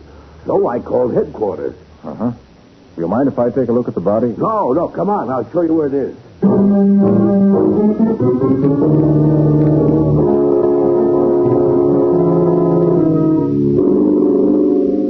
ain't a pretty sight, is he? Murder is never pretty, Bert. Say, this is rather odd. What's that? You notice how 2 of the bullets got him right near the heart? Both were apparently fired from a distance. Yeah, neither one of them would have killed him, looks like. Yeah, but this third shot, the one on the abdomen, that was fired from close up. Say, you're right. You can see the powder burns on his vest pocket. Well, look. What? This watch, or what's left of it, was in his vest pocket. Yeah, and would you look at that? The bullet shot the stem clean off of it. And stopped the watch at exactly 2:27. Well, that's one clue we got, the time of the murder. Apparently. Did you look to see whether anything's missing? Oh, I didn't take time. But there's a display case right over here that's pretty badly smashed up. Well, let's have a look. I just happened to see it when I was... It's smashed up, all right. Hey, what's that card say, Mr. Carter? This exhibit is from the collection of Tyler Van de Vries. Hey, ain't he that rich guy you always hearing about? He's not only rich, he's one of the most famous collectors of Egyptian relics in the world. Gee, this stuff must be valuable, huh? Can you tell what's missing? Well, there's a vacant space in the center of the case, but I wouldn't know it was there. Well, we can find that out from the museum fellas. They'll know. Well, first, let's see whether... Hey, wait. Oh, there's a gun on the floor. Then that must be the murder weapon. Shouldn't be surprised. And judging from the smell of it, I'd say it's been fired very recently. So watch out for fingerprints, Mr. Carter. Yeah, I'm watching. Well, I doubt that there are any identifying marks of any kind on this gun. If there were, it wouldn't have been left here on the floor. 3 empty shells. There's no doubt that... Hey, somebody's coming, Mr. Carter. So here. Oh, dear. This is very bad for the museum's reputation. That ain't all it's bad for, is it? Hey, is that you, Nick? Nobody else, Matty. Look, how come you always seem to beat me to the scene of any crime? I don't. Not always. Too bad they had to drag you out of bed at this unearthly hour, Matty. Yeah, I'll say. Oh, Nick, this is Mr. Steiner, curator of the museum. Nick Carter, Professor. How do you do? I picked him up and brought him along to see if anything's been stolen. Mr. Carter, this is terrible. Such a thing hasn't happened here in 20 years. Is anything missing? Well, suppose you tell us that. Oh, dear me, I'll never hear the end of this. Oh, by the way, your watchman is over here if you care to see The Van de Vries case has been broken open. The most valuable collection in our whole... Sergeant, the Angkor Tower scarab is gone. Gone. The what is gone? The Angkor Tower scarab. One of Mr. Van de Vries' most priceless pieces. One of the few remaining jewels of the 5th dynasty of Egypt, worn by the Princess Amun-Ra herself. Obviously a collector's item, then? Oh, definitely. Only a collector would be interested. Oh, how can I ever explain this to Mr. Vanderbilt? Well, under Hey, Sarge, what's all them things in the next room? That don't look like museum stuff to me. It isn't. The City College of Science is remodeling their engineering building, and they've some of their stuff here stored in the next room temporarily. Though I do hope nothing else is missing. I'll never be able to hold up my head again. Here's my whole life's work. Sarge, you want I should wait? No, Bert, you go ahead. My men will be here. Oh, there you are, Sergeant. Now, what do you got here? Oh, so you finally got here, did you, Williams? What do you mean, finally? You know what I mean. Now, look, you and McGlone get busy. Go over everything, get fingerprints, anything you can find. And have the boys Sure. Have the boys get plenty of pictures. Yeah, now, wait a minute. Doc Bradley come with you? Yes, Sergeant, I'm here. Oh. I'm here. Show me the body and let me get back to bed. Yes, right over there, Doc. See what you can make out of it. Okay. He was shot 3 times, Doc. Yes, so I see. What is it, Doc? Any one of those bullets could have been fatal. How long do you think he's been dead? Oh, between 2 or 3 hours. Can't say for sure. Well, what about those 3 wounds? Are they all alike? No, Carter, they're not. I'll have to probe for the 2 bullets in his chest, but the third one's right near the surface. Funny. It was fired close to the body, but it didn't go very deep. That's because his watch stopped it. His watch? I don't see any watch. I have it here. Took it out of his pocket to examine it. Huh? Well, will you look at that? The stem was shot clean off. And the watch was stopped at 2:27, which may indicate What that... in the world are you... Hi, Patsy. Who's that on the floor? The night watchman shot by a burglar. You were right, Nick. There was trouble here. Yes, Betsy, there was. Theft and murder. Well, I guess I've got all I can get here for now. Well, let's go then. It's not getting any earlier. Very sage observation, my comely and efficient young secretary. I shall act on it at once. Good night, Matty. See you in the morning.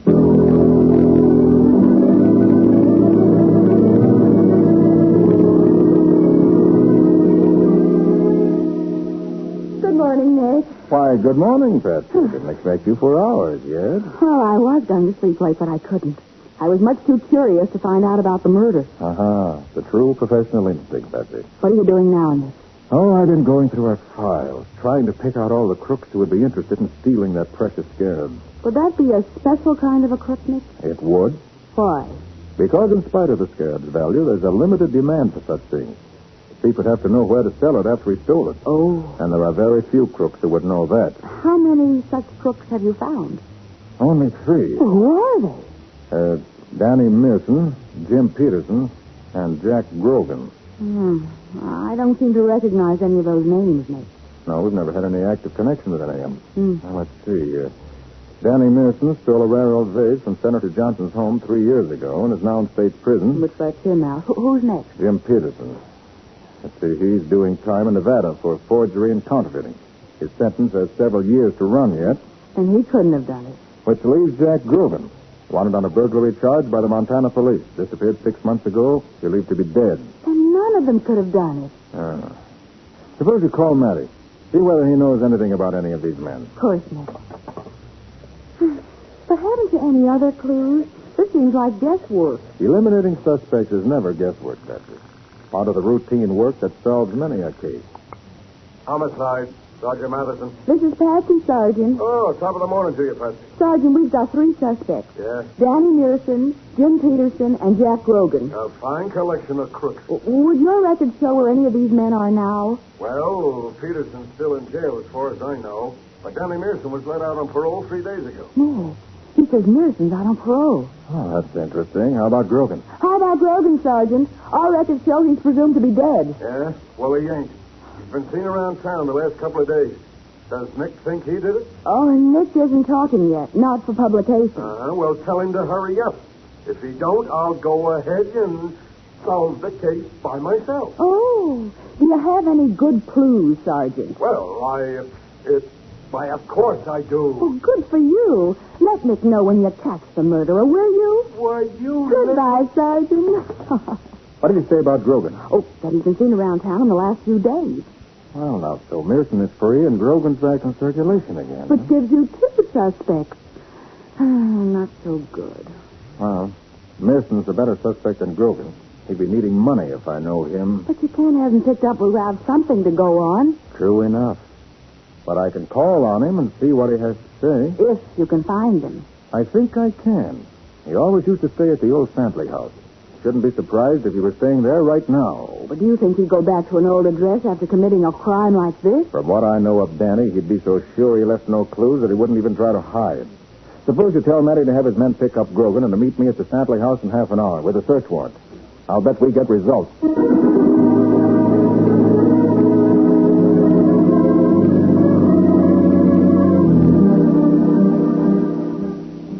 Nick, I give up. There ain't a thing in this room that shows that Danny Mearson ain't been strictly on the up and up since he got out. I'm afraid I have to agree with you, Matty. Uh-oh. That must be Danny coming back. Nonsense. He wouldn't knock on his own door. Quiet. Yeah.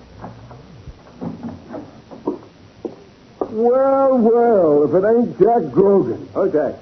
This is darn nice of you, Grogan. Yeah.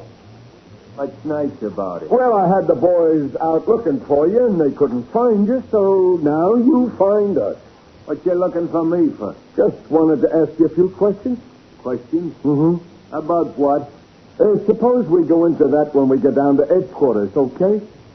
You ain't taking me to no headquarters cover. Hey, wait a minute. Don't be a fool, Grogan. You can't cover us both with that gun. Well, if either of you moves before I say so, you'll see if I can cover you both. Grogan, look at me a minute. Yeah? What can your mind cover? I just want to warn you. What's the matter? I told you.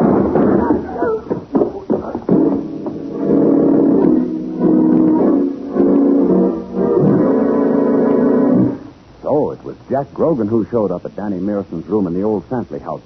We'll see what this means to Nick and Matty in just a moment.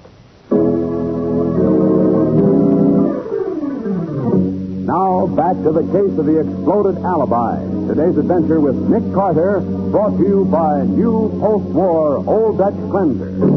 When Sergeant Matheson invited Jack Grogan to go down to headquarters and talk things over, Jack objected strenuously.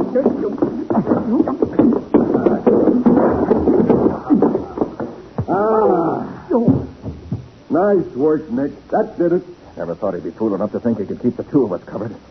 Not when we were on opposite sides of the room. Come on, Grogan. Get up. Get up.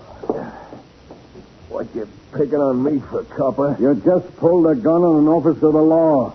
Put your hands up. Okay. Grogan, what are you doing here anyway?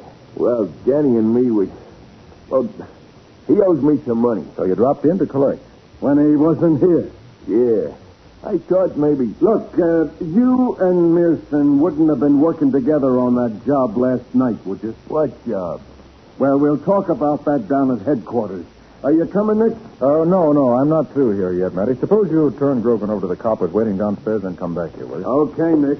Come on, Grogan. Come on. Now, look, copper. Now, let me see. If Grogan and Mearson were working together, maybe Grogan came back here to double-cross Mearson. And if he did that, may mean something's hidden here after all. What? Uh-oh. Hey, what the... Well, hello, Danny. Nick Carter. Hey, what are you doing in my room? Why, just looking around. Looking around for what? I think you know. Don't try to be cute, Carter. You got a search warrant? Sure, we got a search warrant. You want to see it? Well, so you're in this, too. You're darn right I am. What do you expect to find here? Something that disappeared from the museum last night. Well, you won't find it here. You seem to be right this time, Danny. We've looked and we haven't found it. Where'd you hide it? Seeing I don't know what you mean, I can't answer that. You mean you won't? Well, what's the matter, Sergeant? You look unhappy. I am. I got a fierce headache. Didn't get enough sleep last night. Well, there's some aspirin in the medicine cabinet in the bathroom. Help yourself. Hey, I'll do that. You got a glass? I can't take the stuff without water. I'm sorry, Sergeant, but, well, I broke the only glass I had this morning. You broke the only glass, Danny. What's that on the shelf behind you? On the shelf? Oh, yes, I forgot that one. Here you are, Sergeant. Oh, thanks. I'm sorry, Sergeant. It slipped out of my hand. Okay. I'll take it plain. Danny, you didn't drop that glass accidentally. Hey, what are you getting at, Nick? For some reason, Danny doesn't want you to have a drink of water, Matty. Maybe he doesn't want to run the water in the beach. Look here, you dope. I just got... Turn on the water, Matty. See what happens. You can't... We can't do what? I mean, here, I'll do it for you. That faucet is kind of tricky. Oh, yeah? You see, you have to... You don't move, Sergeant. Right. I got my gun right in the middle of your back. If you make a move, Okay. I ain't moving. And if your friend tries anything fancy, you'll get it. I understand, Carter? Yeah, I understand. What's your proposition, Danny? Just take the thing you've been looking for and get out of here without any interference. Otherwise, you'll... Well, that seems fair enough. What do you say, Matty? I say you're crazy, Nick. You gonna let this... Shut up, Matty. Yeah, but You might say the wrong thing and make Danny sore. Look, you two. I got a gun in the sergeant's back and my arm around his neck. If either one of you guys try anything... Nick, I don't get it. No, Matty, be quiet. Clam up, copper. I can shoot you, strangle you, and if anybody makes a break, I'll... Matty, don't talk. All right, but Just nod your head yes or no. Oh. Now, what do you say? Should we make a deal? Good boy, Mary. You got it. Get his gun. Oh, get him. Hey, my arm. Let go, you're breaking my arm. I won't break it, not if you hold still. Okay. I knew an Nick. Nick. Oh, you're a cute one. You know, I learned that trick of banging my head against the nose of a guy holding me from behind, but I forgot it till you reminded me. Give me a towel. My nose is bleeding. Keep him covered, Matty. Yeah? I want to get the scarab. You mean it's really here? Say it is, unless I miss my guess. You got it, Nick? Not yet, but I'll bet that it's down. Yeah, here it is. Yeah, where? Here in the wash basin drain. Oh, it's a beauty. Are you kidding? You mean that's what we've been looking for? That beetle thing? That's it, Matty. This is the scarab of Princess Amun-Ra. Well, I'll be doggone. Well, Danny, there was a pretty smart trick suspending this thing in the drain of the wash basin by a thread. So that's why he didn't want us to run the water. Of course. If we did, the thread might break. Besides, the scarab just about filled the drain, and the water wouldn't have run off as fast as it should. Uh-huh. Well, Danny, are you ready to confess? Confess what? That you stole that scarab and knocked off the museum watchman. No. All you got on me is having stolen goods in my possession. As for the watchman, I got an alibi. Well, that's interesting. Yeah. Suppose we all go down to headquarters so you can tell us about that alibi of yours.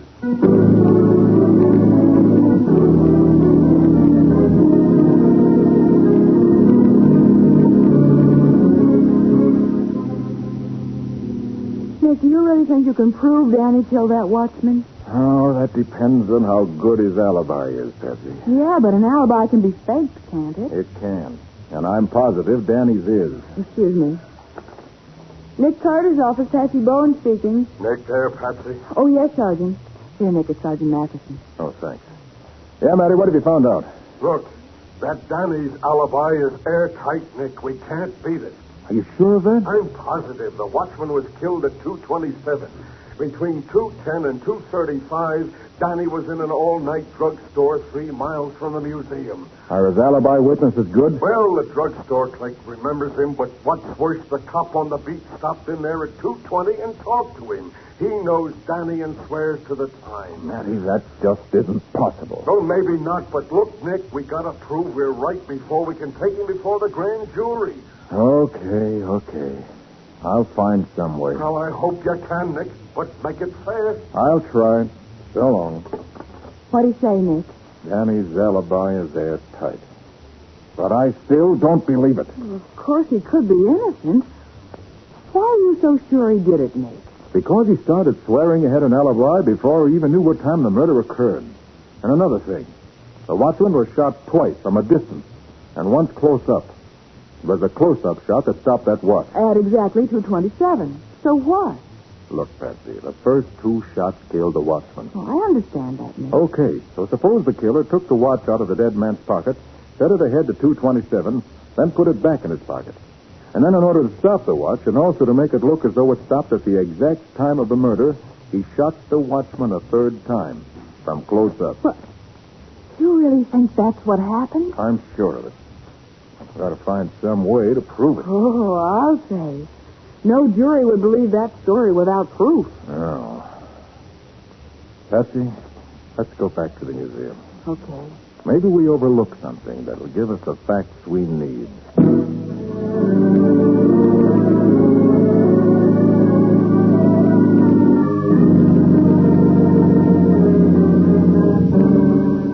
Is there anything else you'd like to see, Mr. Carter? No, nothing I can think of, Mr. Steiner. But you still believe this Mason is guilty? I'd stake my reputation on it. But belief and proof are two very different things. Couldn't you try a lie detector on him? Yes, we could. But unfortunately, some juries still believe that a lie detector is only a makeshift and not real evidence. A clever lawyer can sometimes talk his client out of the results of a lie detector test. I suppose they think a wiggly line running across a chart doesn't really mean anything definite. Ridiculous. Any scientist knows better than that. And take the seismograph, for example. I look at it every morning. That wiggly line, as you call it. Do you have a seismograph here in the museum? Why, yes. It's part of the apparatus the City College of Science stored in the next room. Of course, I remember now that you mentioned something. Have they had it running? Why, yes, they have. Then I want to see it quick. But why, Nick? Patsy, that seismograph is going to prove that Danny Mearson's guilty of murder.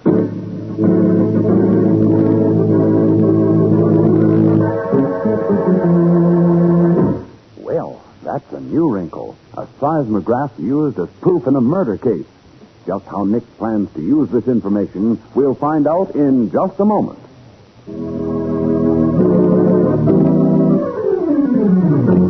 Now for the conclusion of the case of the exploded alibi. Today's adventure with Nick Carter, brought to you by new post-war Old Dutch Cleanser.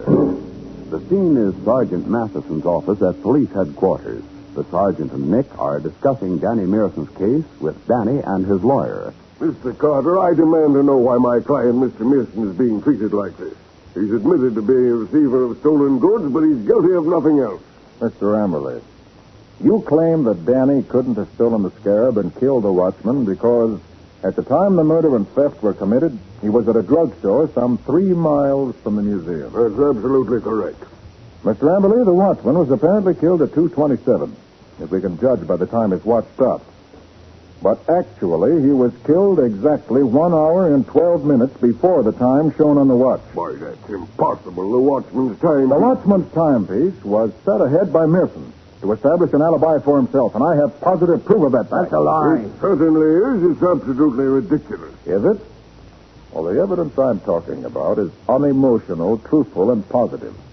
It's a seismographic chart. Now, what's that? Here, Nick. What in the name of the saints is a A seismographic chart? Yeah, what you said. I'll tell you, Matty. Yeah? In the room next to the Egyptian collection in a museum, there's an instrument used to detect earthquake tremors. It's called a seismograph. And it's so sensitive it'll record the slightest disturbance. My dear Mr. Carter, I can't... You will in a minute, Mr. Amberley. I have here the chart that was made by the seismograph last night. Let me show you what it says. This is hardly the usual thing. Maybe there was murder. Now, look. At 12:45, there was a slight tremor, or trembling of the earth, probably due to some very distant earthquake. Well, what do you know? Go on. At 1:05, 5 minutes past 1, there were 2 sharp eruptions in the immediate vicinity. I can't say exactly what caused them, but they're probably due to blasting in the neighborhood, or to gunshots in the immediate vicinity. There was no blasting done last night. Get to the point, Mr. Carter. My time is valuable. So is human life, Amberley. Now, notice. The chart shows that at 1:17, 12 minutes later, there was another sharp report, just like the previous one. But from then on, until 15 minutes before 6, the line made by the seismograph shows nothing whatever out of the ordinary. Then there were no shots fired in the museum between 1:17 and 5:45 yesterday morning. That's right, Matty. And that means that the watchman was shot and killed at 5 minutes past 1. The killer then took the watch out of the dead man's pocket and set it ahead to 2:27 and then shot him again at 1:17. And that gave him plenty of time to get to the drugstore and set up an alibi. See here, that doesn't mean... Don't waste your breath, Amberley. It happened just the way they said. And I'd have got away with it if it wasn't for that sorry... Let's call it a truth machine, Danny, because that's what it really is. It tells the truth, and in this case, makes others tell the truth, too. Doggone it, Nick. That's sure a great machine. Yes, sir, a great machine.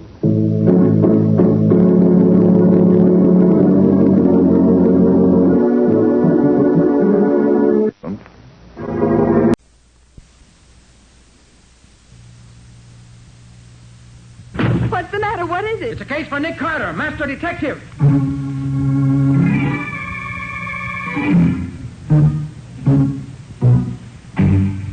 Yes, it's the case of the Clumsy Forgeries. Another case for that most famous of all manhunters, the detective whose ability at solving crime is unequaled in the history of detective fiction. Nick Carter, master detective.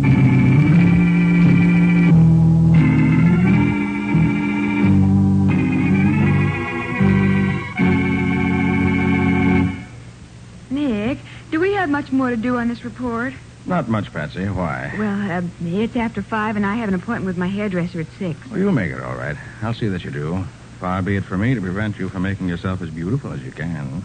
Nick, what a thing to say. No, I was only joking, Patsy. Really, you're a fine-looking girl. Oh, Nick, do you mean that? Well, yes, of course I do. Oh, that's the first personal compliment you've paid me in all the years I've been working for you. I didn't know you ever noticed me. Except as your assistant. Oh, I notice a good many things I don't mention, Patsy. Oh, don't I know that by now? Well, I can... Oh, darn it. I bet I don't keep that date with the hairdresser after all. Nick Carter's office, Patsy Bowen speaking. Is Nick there, Miss Bowen? This is Dr. Bradford. Oh, yes, just a minute, Doctor. Here, Nick, Dr. Bradford. Oh, thanks.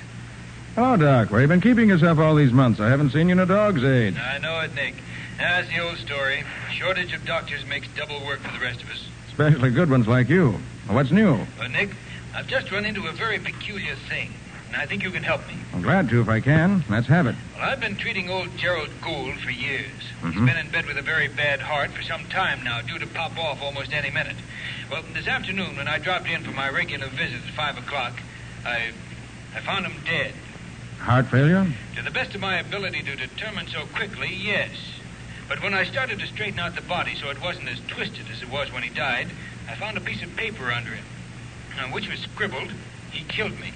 He gave me." That's all. Looks as if he started to write something and died before he could finish it. Could he have been having hallucinations? I wouldn't say so, but I'd like your opinion before I do anything. Maybe you can find something that I've missed that'll show whether it was murder or not. You at the Gould house now? Yes. Could you take a run over here? Certainly, Doc, if you really think it'll help. Well, I'm sure it will. But, just in case, suppose you come as my assistant. Say, Mr. Nicholas, how's that? Oh, fine. All right, Doc, I'll be there in 10 minutes.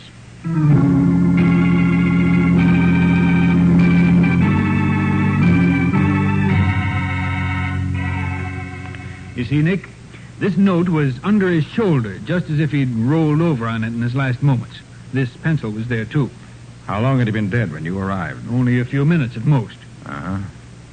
Tell me, Doc, isn't it perfectly possible to kill a man with a bad heart in such a way as to make it look like heart failure? Well, yes, easily. Any stimulant that acted on his heart would do it in pretty short order. Does he show any signs of such a stimulant? No, but that wouldn't prove anything. An autopsy is the only way to be sure. Yes, of course. Well, let's see if we can find any evidence here to point in one direction or the other. If anything was given him, it could have been in this glass. The only one near enough for him to have reached it. Only one person's fingerprints on it. See the old man's thumb. Yes. Same, all right. That little scar makes it definite. It's peculiar, to say the least. How do you mean, Nick? Well, if you give a person a drink, do you wipe your own prints off the glass first? Of course not. Oh, I see what you're getting at. Somebody did give him something deliberately. That'd be my guess. Just take this along. Have the contents analyzed. I can wrap it in this wax paper. Oh, by the way, have you told the family yet? That he's dead, yes. Not that he was killed. I asked them to wait downstairs until I was ready for them. Let's see. There are two sons, if I recall. Yes, Raymond is the elder and Peter. What are they like? Well, Raymond is pretty much of a sport, but Peter is a quiet, stay-at-home type. They're both nice fellows, as far as I know. Uh-huh. Gould have a nurse? Yes. Would you like to see her? She's in the next room. Yes, please. Oh, I'll get her. Miss Waters? Yes? Miss Waters, would you come in, please? Yes, Doctor. Miss Waters, this is Mr. Carter, Nick Carter. How do you do? The detective? Yes. I regret to tell you that Mr. Gould did not die naturally. He was murdered. Murdered? But, Doctor, you said he died of heart failure. He did, Miss Waters, but somebody induced that heart failure. I want to know. Where were you when Mr. Gould died? Why, in the kitchen, I suppose. You see, every day Dr. Bradford comes to see Mr. Gould around 5 o'clock. So about 4:30, I go down to the kitchen to get his supper ready. He likes to eat right after the doctor goes. And I was there till Dr. Bradford called me to tell me Mr. Gould was dead. Was anyone there with you? The cook was, same as always. You don't think I did it, do you? Just checking up, that's all. Did you give him anything except his regular medicine today? No. You ever use the glass that was here in the corner of this table? Well, that was Mr. Gould's water glass. Anybody could have used it to give him a drink. He drank lots of water. Mm-hmm. Mr. Gould keep any valuables here in this room? The only thing I know about is that box of his on the shelf under the table over there. He used to... Well, I declare, it's open. Was it usually kept locked? Yeah. Never saw it open before unless he was using it. And look at the keys there on the table. They was always kept under his pillow. Let's have a look at that. No, don't touch it. Maybe prints on it that we'll need. I'll lift it carefully like this. Yes, this copper surface shows up the prints excellently. Well. What is it, Nick? This is strange. Only one set of prints on this, too. Are they Mr. Gould's? No, I don't think so. I can't be sure. Well, let's see what's inside. Sorted papers, letter from his lawyer, few notes. Oh, and a will. Signed and witnessed by Amelia Waters and Delphina Hayes. That's Cook and me.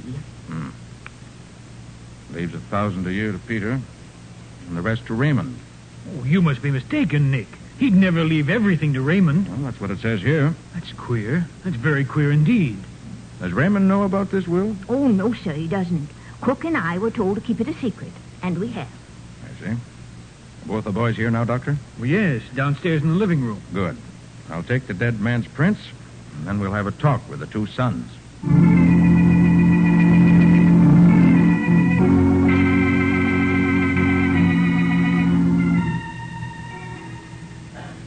You know the law says you have to report a murder as soon as it's discovered. Why ask me a fool question like that? I just wanted to be sure, Matty. Oh, for the love of Pete. Very well, here's the report. Yeah. Gerald Gould has just been found dead in his bed. Apparently died of heart failure. But that ain't murder, Nick. That's phooey. But it is murder. Even though the only real proof at the moment is my own hunch.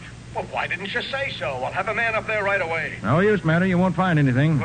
Won't find anything. Why not? Because I've got all the clues with me, so don't bother sending anyone up here. But, Nick, if there's a murder, I Not gotta... this time, Matty. Leave everything to me. We'll see you in a little while. Goodbye. No, wait, Nick. Did you say Father was murdered? Boys, this isn't really my assistant. It's Nick Carter, the private investigator. Nick Carter? Now, boys, there seems to be little question but what your father died of heart failure. Induced by someone who wanted him dead now rather than later. And that's murder. I can't believe it. Do either of you know the terms of your father's will? No, I don't. I've always understood he was planning to leave most of his money to Peter. He didn't exactly approve of me. Where have you two been this afternoon? I've been right here in the living room since after lunch. I came home about 3 o'clock, and I've been in my room ever since. Did either of you go to the sick room this afternoon at any time? I didn't. I didn't leave my room. I haven't been near it. Have there been any visitors? No, if there had been, I'd have seen them come in. Mr. Carter, what makes you think Father was murdered? He left a note which said so. And also, there's additional evidence to support that fact in the fingerprints on the glass he used and on the strong box he kept in his room. Could you explain what you mean, Mr. Carter? Not just now. Then I suppose that if no one came in from outside, all of us here in the house, the cook, the nurse, Raymond, and I, are all suspects? You are. I'd like to take your fingerprints, if I may. Why? I'll need them as evidence. Just put your fingers on this ink pad. So. And on this paper. Like this. Good. All right, Peter, you don't mind? Not at all. That's right. All right, thank you, both of you. Now, neither of you will leave town until I say so. All right, sir. But how do you go about finding a killer in a case like this? Routine investigation to start with. Look into the backgrounds and personal lives of everyone concerned. That brings out the motives and frequently gives us information that'll help determine guilt or innocence. Together with actual clues present at the scene of the crime, of course. Sounds pretty complicated to me. Sounds complicated to me, too, but there's one thing about Nick Carter. He has a reputation for always uncovering the guilty party once he gets on a case. Nothing gets away from him. Well, I wish you luck, Mr. Carter. You better let me wish you luck, because it won't be lucky for whoever killed Mr. Gould. All right, Doc, you ready? Right with you, Nick. Good day, boys. Goodbye, Dr. Bradford. Well, Nick, where do you start this investigation of yours? Well, I think that before I do anything else, I better turn these documents I found in the strong box over to Mr. Lind, Gould's lawyer. Oh, I can take them down for you. I'm going that way. Oh, would you? Thanks. I'm glad to do it. That'll let me get to police headquarters a little sooner. Matty must be ready to hang me by now.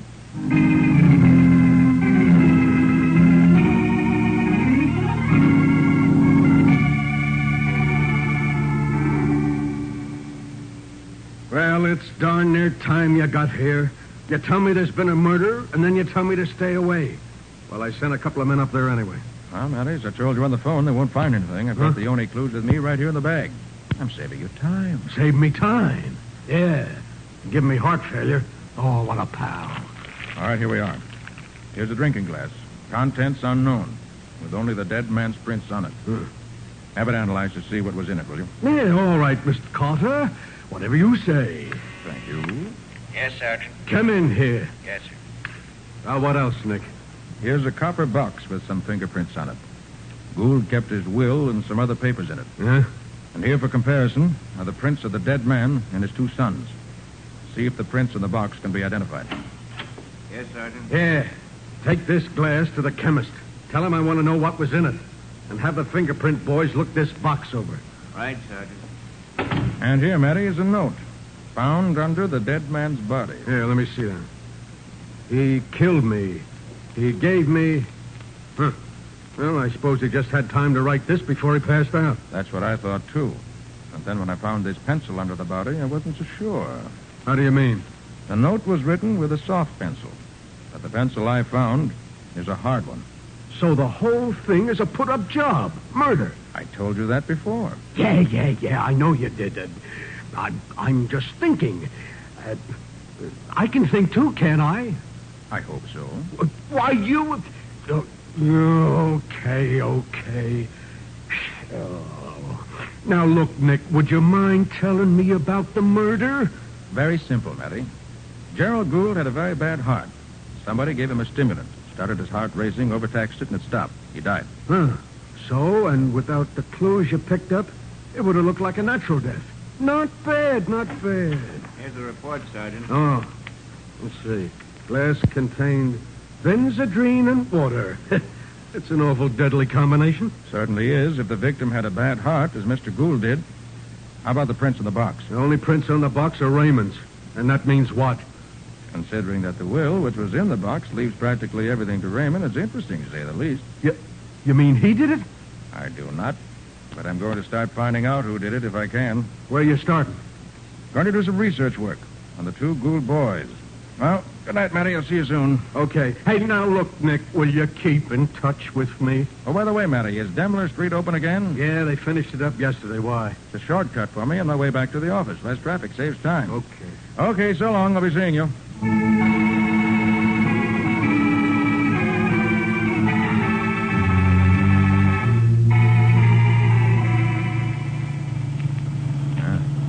Even less traffic here than usual. I wonder if Patsy's back yet.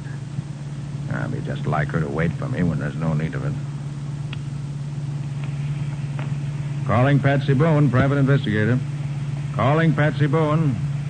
Patsy Bowen. Patsy speaking, Nick. Are you in trouble? No, indeed. Just wanted to tell you to go on home. Oh, did you get your hair fixed? No, I've been waiting here. I never know when you're going to need me. Oh, sorry, Patsy. Go on home, go to bed. I'll tell you all about it in the morning. Okay, Nick. Good night. Poor Patsy. Always gets down on him all the time. Hey, you... Hey, what are you doing? Driving through a red light like that? Who's driving through a red light? Well, you big palooka. What's the matter? You colorblind? Look at the radiator of my car and the fender while you smashed the whole front end. I don't see nothing. Show me where I hit you. Show you? Now, look here, man. See the way that...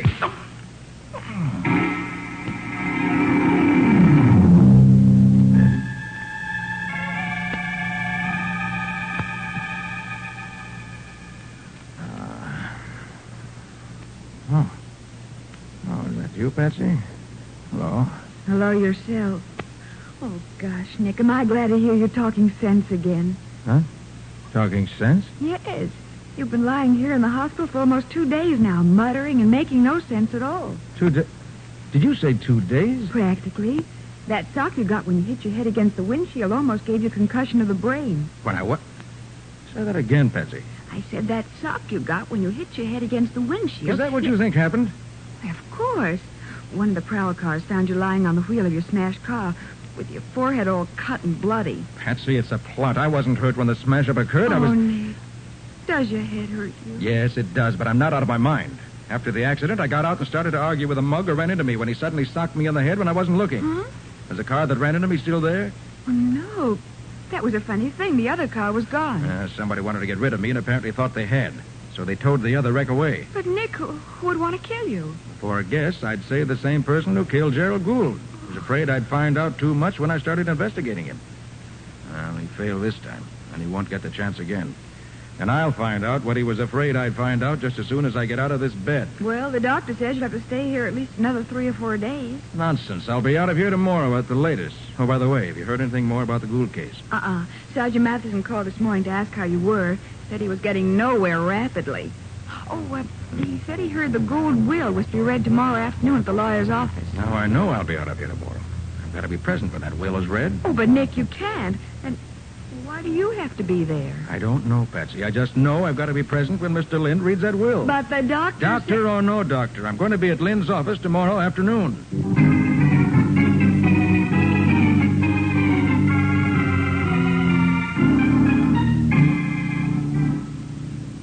Now that Mr. Carter has arrived, I shall proceed with the reading of the will. What's the idea of having a detective and a cop here? This is a family affair. Raymond, Mr. Carter and Sergeant Matheson are here at my invitation. And now, if you're ready... All set, Mr. Lind. I shall be brief. This will, drawn up by Mr. Gould 6 days ago, directs that his funeral expenses and all other outstanding debts be paid first. He then directs that $1,000 a year for life be paid from his estate to his youngest son, Peter. What's that? I said he leaves you $1,000 a year for life. That's a dirty chip. He always said I was to have it all. Please, Peter, this is no time for an argument. But I can't live on that. Who gets the rest of the money? To his eldest son, Raymond, Mr. Gould leaves the balance of his estate. Father never wrote that will. This is amazing. Father always said I'd get practically nothing. I'll bet you had a hand in this, Ray. Father would never do a thing like that to me. Not unless he'd been influenced. Peter, how can you think that? You had much more influence with Father than I ever did. Let me see that will. Certainly. Here it is. See? I told you something was wrong. That's not Father's signature. Wait a minute. What was that? I tell you, Father never signed that will. That signature is a forgery. Are you sure, Peter? Of course I'm sure. Get an expert. He'll tell you. Now that I look at it closely, it does look wrong. Excuse me a moment. I know. Father would never do a thing like that to me. Is this why you wanted to hear the will read? Did you expect this? Well, I expected something, Patsy, but I wasn't sure what. Nick, this changes the whole case around. Yeah, it certainly puts a new light on things, doesn't it? I think I begin to see where we're headed. Oh, for goodness sake, Nick. Oh, why? Here's Lind again. There's no question about it, gentlemen. This will is a forgery. I see it now. Ray forged the You're will crazy. and forged the will and then killed Father to get the money. I did no such thing. It was you who killed Father. Why should I kill him? I don't get anything out of the will. The boy's right. And it was Raymond's fingerprints on the strongbox. Raymond Gould, I arrest you. You don't arrest me. Hey, come back here. Aren't you going to help catch him, Nick? No, Matty will get him. He's got the whole police force at his command. I'm more interested in something else. Well, don't you think Raymond is guilty? Certainly looks that way, doesn't it? Oh, Mr. Lind. Oh, Mr. Carter, this is terrible. Never before has such a thing happened in my office. Oh, Mr. Lind, did you ever see this will before? Yes, and that's why I can't understand it. I stopped in to see Mr. Gould the other afternoon, and he showed me the will he had just drawn up by himself. He bragged about saving a lawyer's fee by using his own typewriter and copying a will I had drawn for him some time ago. He said he'd changed the names of the heirs around, but that otherwise it was just the same. Was it this will you now have? To the best of my knowledge, it was and is. And get the signature... Did he say why he'd changed the will? Simply said he'd learned something about his son he never knew before, and that he'd be darned if he was going to leave his money to a cheat like that. So this fake will is a copy of Mr. Gould's own will as he drew it up. I think so. As far as I can remember. Oh, it's incredible. Well, Patsy, let's go back and talk to Miss Waters again. Mr. Gould's nurse? Right. Situation has changed somewhat since I last saw her. Oh, by the way, Mr. Lynn, you mind if I take this phony will along with me? Not at all. If it'll do any good in finding out what's happened. I think maybe it will. Thanks. I'll see you as soon as I learn something.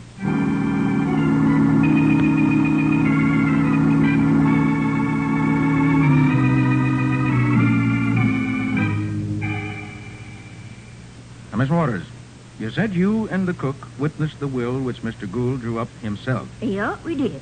Is this your signature? Why, yes, that's... No, it ain't either. I thought not. Why, for pity's sake? Because this will is a forgery, signatures and all. Well...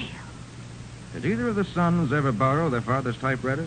Yeah, they did. Both of them. Every little while. Patsy, go upstairs and get me a sample of typing from that machine, will you? Of course, Nick. Bring you back every letter there is on it. Good girl. Now, Miss Waters, tell me. Was there any friction between Mr. Gould and either of the boys? Him and Raymond used to argue all the time. Mr. Gould didn't like the way Raymond carried on. But him and Peter got along all right. Mm-hmm. Did Mr. Gould have an argument with anyone shortly before he drew up the new will? Do you know? Yeah, he did. I was going by his room the evening before, and I could hear him giving somebody what for. To whom was he talking? Well, now, I couldn't tell you. The other voice was so low, I don't know who it was. But Mr. Gould got a letter that afternoon, made him all excited. Maybe that was what he was talking about. Yes, maybe it was. And that reminds me, Mr. Carter, another letter come today from that same party. You mean the one that got him so excited before? Yeah. Recognize the fancy handwriting. Want to see it? Yes, I think I better. Here it is. Dear Mr. Gould, why haven't you answered my last letter? I can't wait any longer. If you don't do what I asked you to, in 3 days, I'm going to start something. And you don't want that, do you? Your friend, Alice Fenwick. Return address, 35 Gladstone Place. Here's your typing sample, Nick. Oh, thanks. Yes. That's the typewriter that was used to type the phony will beyond any question. Good. Well, Patsy, if you'll come along with me, I'd like to introduce you to Miss Alice Fenwick. Huh? Who in the world is Alice Fenwick? Well, after I introduce her to you, you can introduce her to me. I don't know her either, but I expect to shortly.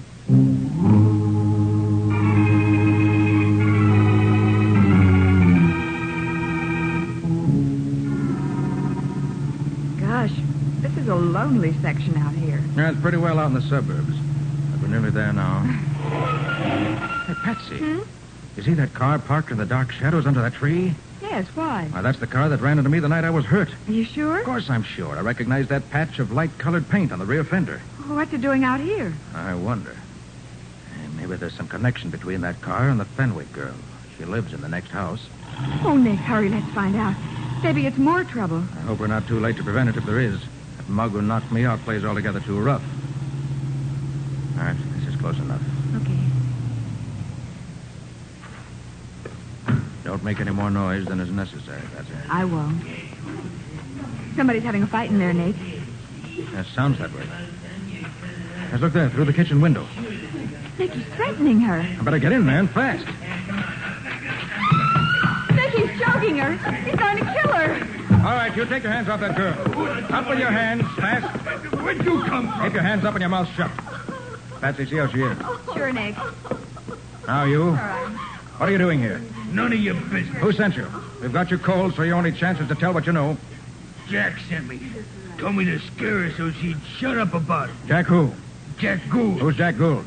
Old man Gould's son, the guy who killed the old man. You sure his name is Jack? Well, how should I know? That's what they call him. How's the girl, Patsy? She'll be all right, Nick. More scared than hurt, I think. Okay, I'll call Matty and tell him we're coming down. If he's picked up Raymond, if we can get Peter to join us, our party will be complete, and we can settle this case.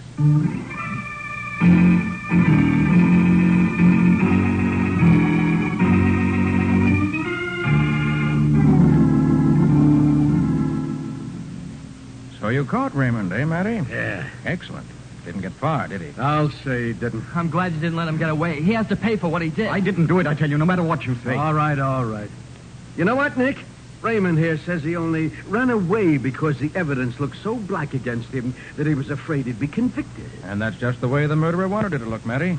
What? You mean he didn't do it, Nick? He did not. Peter killed his father. No, better sit right where you are, Peter. I want to check my story for me. You haven't got anything against me, not a thing. There's a cop outside the door, son, so I wouldn't try nothing. Are you sure you don't want those other two brought in, Nick? Not yet, Matty. Now, here's the story. About a week ago, Mr. Gould got a letter from a girl named Alice Fenwick telling him Peter had promised to marry her. And that on the strength of that promise, she had loaned him almost every cent she had. Several thousand, she says. Yeah? Peter gambled it away and then told her he was through with her. She told him there was a baby coming and insisted he marry her. He laughed at her, so she wrote his father. After a row with Peter, which Miss Waters overheard, Gould changed his will. Somehow, Peter found out about it and got the idea that if he copied the will, which left everything to Raymond, copied it just as it was and forged the signatures, he could claim just what he later did, that Raymond had forged the will and killed his father to get the money. Nick, that's just what he said in the lawyer's office. That was part of his plan, too. Raymond's running away was the action of an innocent man who was scared. So Peter faked the will, then killed father. Correct. And if the plan had gone as Peter had expected it to, I would have been executed for father's death. And Peter would have inherited all the money. You can't prove a word of what you said, Carter. I can, or I wouldn't be saying it. It was you, not your father, who wrote the note saying he'd been murdered. You did that to be sure nobody thought he had died a natural death. And you might have gotten away with it, but you left the wrong pencil with the note. Do you call that proof? And after my interview with you two boys that afternoon, you hired a thug to kill me. And it was just pure luck that he failed. That's a lie. And then this afternoon, when you saw me up and around again, you got panicky that Alice Fenwick might be found to tell her story. So you sent this same thug to kill her, too. Peter did all that? He did. The thug didn't know your correct name, so I asked him to come down here and identify you. All right, get him, will you, Patsy? Of course, Nick. Will you come in, please? Okay. All right, you. Is this man sitting here the one who hired you to bump me off and kill the Fenwick girl? Yeah, that's the guy. You lie. I never saw you before. Oh, so that's the way it is. You're gonna leave me to take the rap alone, huh? Nothing doing, Jack. You're in this as deep as me. Now, wait a minute, you. Nick, you're a wonder. But there's one thing that bothers me. Why were the only fingerprints we found on the strong box Raymond's? That's easy, Matty. If you were a criminal and wanted to be sure you didn't leave any prints on a shiny copper surface, would you wipe off the box before or after you handled it? Oh, that's a silly question. Why, after, naturally. Well? Huh? Oh, yeah. Yeah, I see what you mean. It was the guy who handled the box ahead of Raymond who was really the guilty one. No one ever wiped the box off before he handled it. Raymond, as a matter of curiosity, when did you touch that box? Right after Father's death, while the doctor was phoning. Mm-hmm. I looked in the room and saw the box was unlocked. So I sneaked a quick look at the will. That was all. Well, all I gotta say is, son, that your curiosity almost got you executed. If it hadn't been for Nick here. Suppose you watch out next time you feel nosy. You may not get off so easy.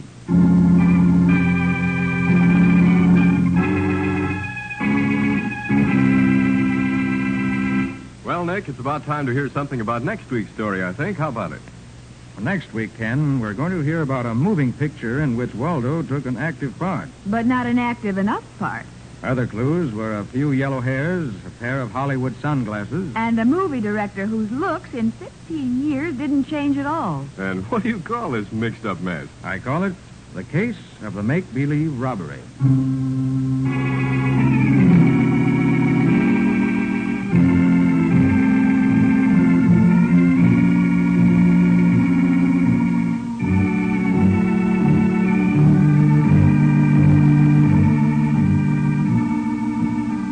Nick Carter, Master Detective, which is produced and directed by Jock McGregor, is copyrighted by Street and Smith Publications, Incorporated. Pictured stories of Nick Carter appear in every issue of the Shadow Comics. In the broadcasts of Nick Carter, Master Detective, Lon Clark is starred as Nick, Charlotte Manson is featured as Patsy, Matty is played by Ed Latimer. Original music is played by George Wright. Script is by Jock McGregor. Any resemblance in these programs to actual persons, living or dead, or to actual places is purely coincidental. Nick Carter, Master Detective, is presented over most of these mutual stations each week at this same time. This is Ken Powell saying so long until next week.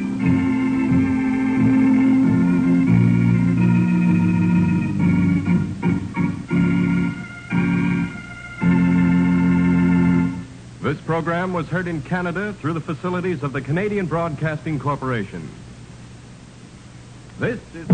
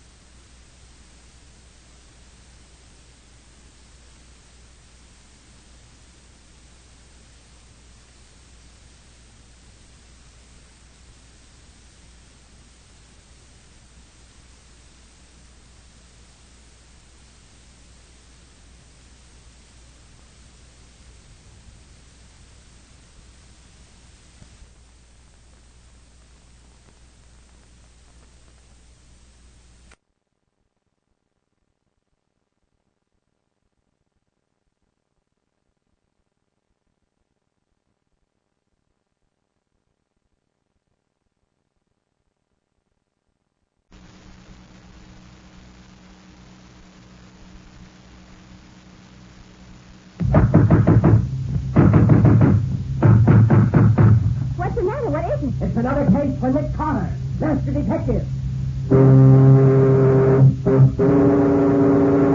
Yes, it's another case for that most famous of all manhunters, the detective whose ability at solving crime is unequaled in the history of detective fiction. Nick Carter, master detective.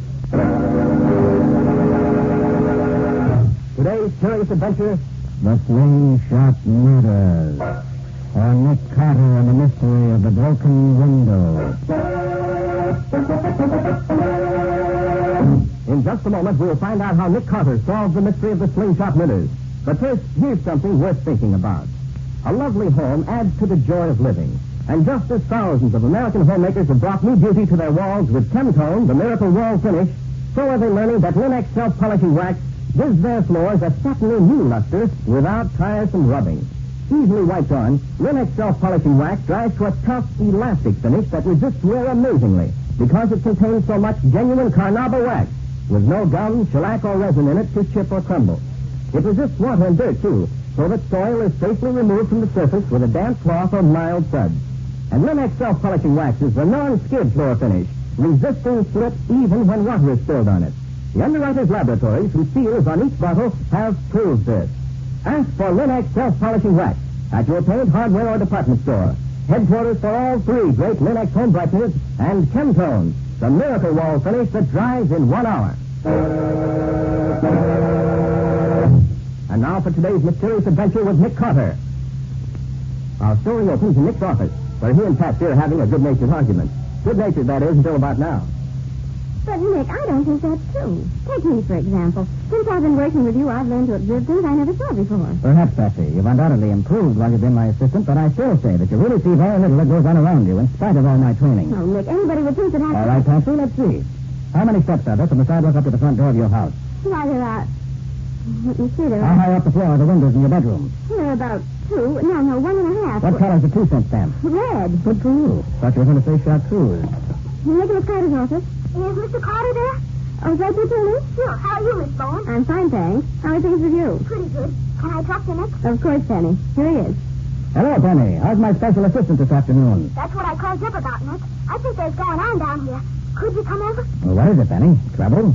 Gee, Nick, I don't know. But it looks bad to me. Well, can't you tell me what it is? Not on the phone, Nick. You know, you always told me to be careful what I said on the phone. Some of the gang might be listening in. That's quite right, Penny. All right, I'll take it one over there. You at your newsstand? Yeah. Park your car down the block away so they can't see it. I'll be waiting. Okay, Penny, get down right away. So long. What was that all about, Nick? Sounded very important. Penny thought it was important, too. But he wouldn't say what it was. He's seen something and thinks I ought to know about it. Oh, that's what you get for being his hero, Nick. He thinks you're just about the greatest guy in the world. His ambition in life is to be a great detective like you. Yes, I know it. And ever since his old man died in my arms, I've spent a whole sort of keep an eye on him. And he's smart, too. He never forgets things I've told him about how to see what goes on around him.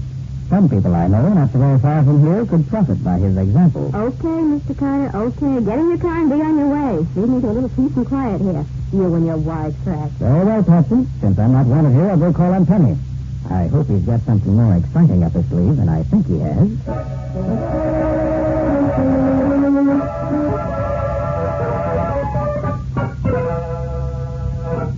Nick, I thought you were never coming. It's all right, Penny, but you know how traffic is. Sure, I know. Come around the back of the stand, Nick, so nobody will see us talking together. Okay, Penny. Now, what's up? You see across the street there? You see the bank? Yes? And you see the empty stores on each side of the bank? Yes? Well, a little while ago, a big black sedan pulled up and two guys got out and went into the vacant store on this side of the bank. Then two more guys got out and went into the empty store on the other side. Then the sedan drove away and left the four guys there. That's odd.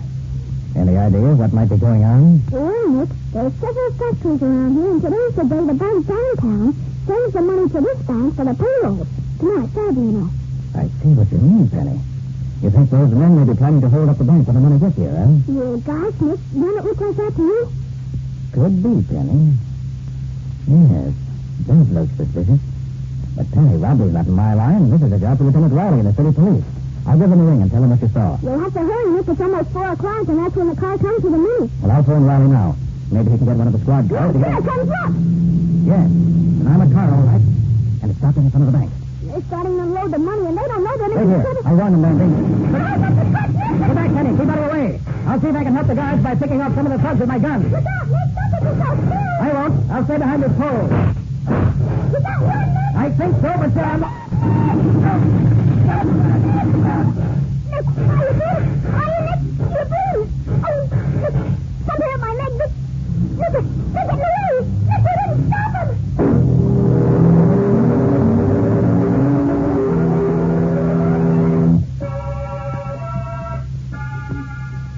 But, Doc, I tell you there's nothing wrong with me. Eh? Nothing except that you've lost about a quart of blood.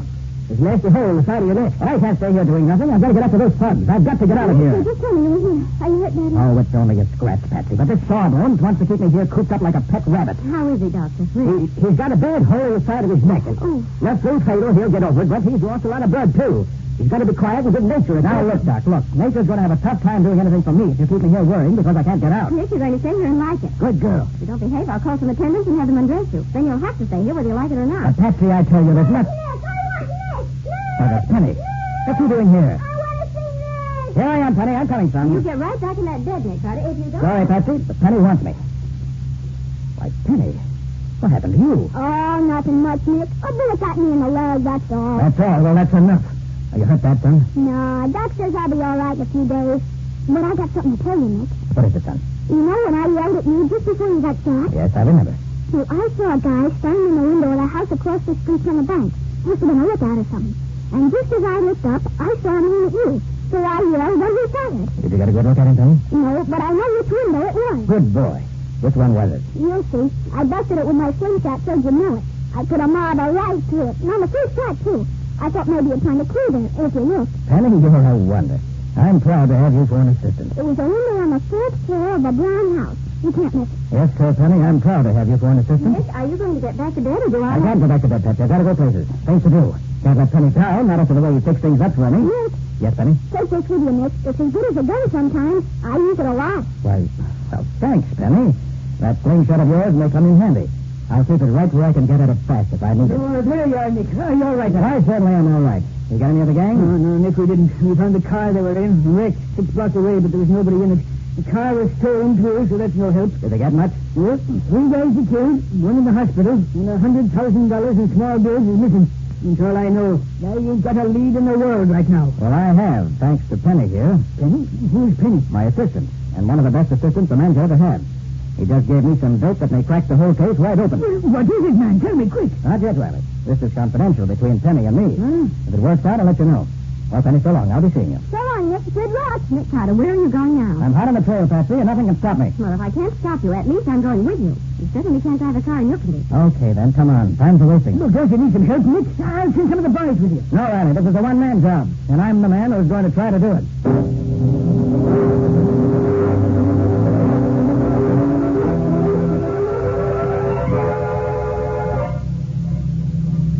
Honestly, I wish you hadn't come. There may be trouble. You may just as well save your breath, Mr. Carter, because I'm going wherever you're going, and that's that. You can't drive in your condition. I could if you'd let me. Well, I'm not going to let you, so that's that. I don't know what gets into you women. When you make up your minds, a team of horses couldn't change it. You ready to tell me where you're going? I can't keep on driving blindly all around the city, Nick. All right. I give up. I'm going back to the scene of the robbery. What are you going to do there? That, my nosy young friend, is strictly my business. Okay. But I'd feel a lot safer if I knew what you were planning to do. It's dark now. You can pull up just around the corner from the bank. I'll get out there. Then you go back to the office.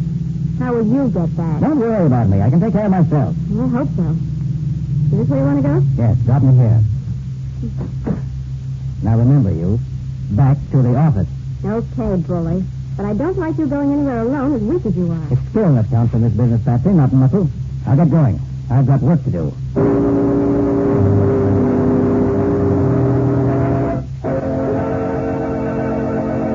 So Nick is going alone to investigate the house where the killers were who shot him. Does he have any idea what dangers lie ahead of him? And will he find any clues to the killers? We'll see in just a moment. Have you been wishing for a furniture polish that will clean your furniture too?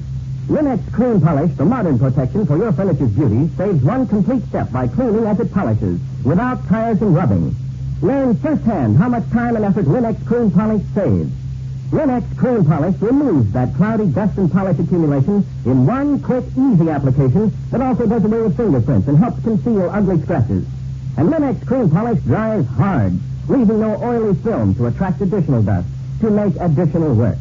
So try it and see how simple it can be to clean and polish your furniture at the same time. Ask your dealer for Lin-X, Lin-X, Lin-X Clean Polish. You'll find it at your paint, hardware, or department store, where all three great home brighteners and Chemtone, the miracle wall finish, are featured. And now, back to our story. We left Nick, weak from loss of blood, climbing the stairs to the fourth floor of the old tenement house, trying to find some clue to the killers who shot him and robbed the bank. As we rejoin him, he's nearly reached the top. I wish it wasn't the fourth floor. I don't feel as ambitious as I did. Well, that's a break. Only one apartment on the street side. And there's someone home, judging by the light under the door. Here goes. Well, what do you want? I'm investigating the bank holdup across the street this afternoon. Bank holdup? Yes. You knew the bank was held up, didn't you? Yeah, I heard. I was out working at the time. What do you want to get in here for? I want to look out of your windows. See, it's like this. We have a witness who says he saw the whole thing from the window next door on this level. He's a cranky old guy with a reputation for stretching the truth, so I want to check up on him. I'd like to look from your windows and see if he really could have seen what he said he did. Sounds nutty to me. Why don't you look out of his windows? I did, and I still can't be sure. So I want to check all the windows on this floor. There ain't no use in... Well, okay, come on in. Thanks. I won't be long. Mind if I put this window shade up? Suit yourself. Well, can't see much from here. I'll try the other window. Can't see anything from here either. Well, I guess the old guy was dreaming. Couldn't see the bank at all with an armored car standing in front of it. You satisfied now? So far, yes. Okay to look at the other room, too? Yeah, I guess so. My wife's in there. I'll see if she's dressed. Certainly no broken windows in this room. And none of them been repaired either. Somebody coming in, Mary. You dressed?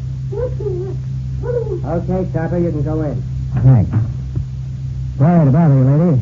I won't be but a minute. Okay, take your time. No broken windows here either. Penny must have made a mistake in the window. How about it, Topper? I guess the old guy must have... Hey, do you have any children in the house? Sure. No kids? What? Oh, just saw a marble here on the floor and wondered. Penny said he shot a marble through the window. Well, come on. If you've seen all you want, you better... Just a minute. I want to take another look at this window. Get your hands up, Flatfoot. Make it snappy. I don't see Well, you don't, huh? You come up here looking for a broken window, didn't you? And when you didn't find none, you go around poking your fingers in the putty. Well, really, Don't now... try to kid me. I've been watching you. So you found a window with a soft putty where we put the new pane of glass in. Well, it won't do you no good now.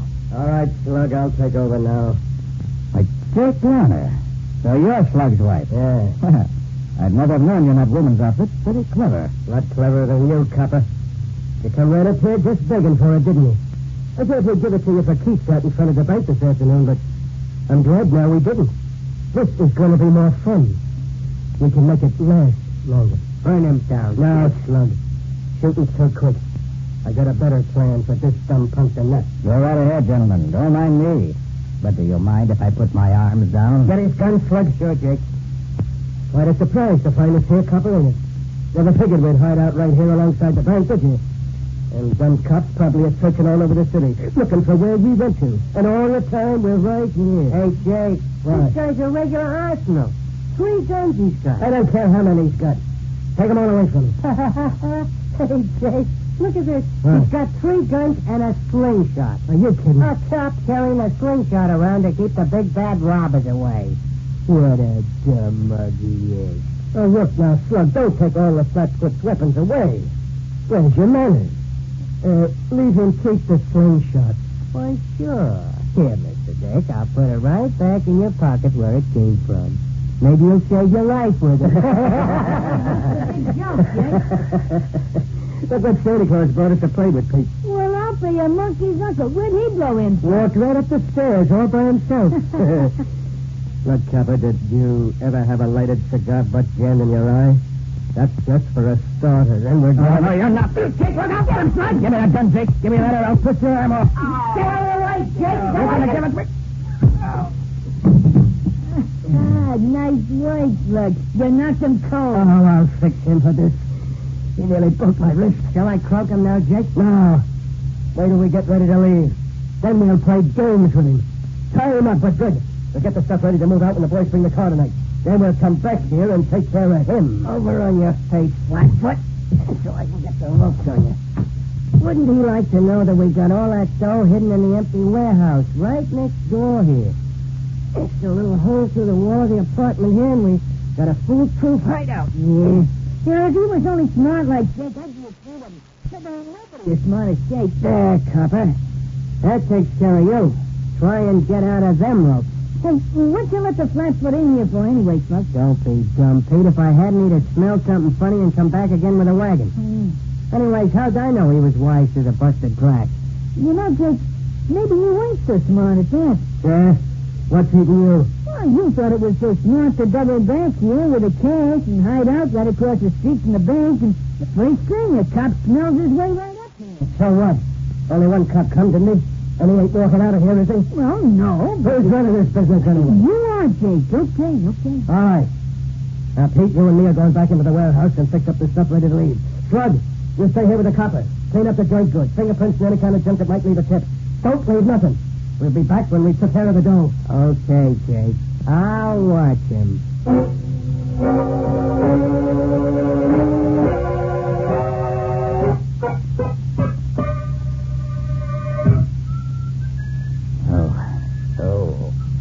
Fell into it right this time. I should have had somebody standing by just in case. Well, whoever tied these ropes knew what he was doing. I'll never get out of these. Hands tied together. Elbows tied tight to my body. Oh, my head. Ooh. I wish I smelled as happy as Slug sounds. Hey, it's blood in my hands. The bullet hole in my neck must have opened up. The blood's made my hands slippery. Yes, I think I can get my hands loose.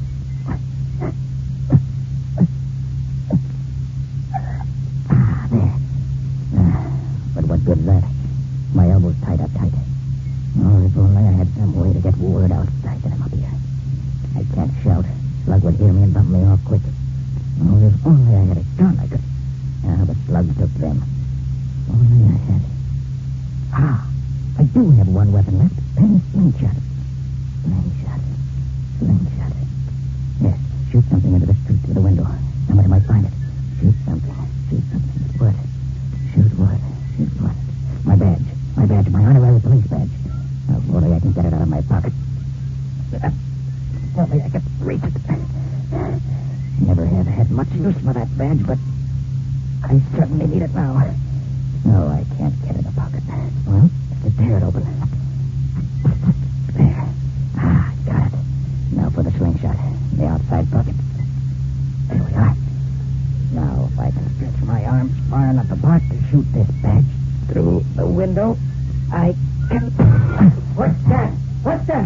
Copper, what are you trying to...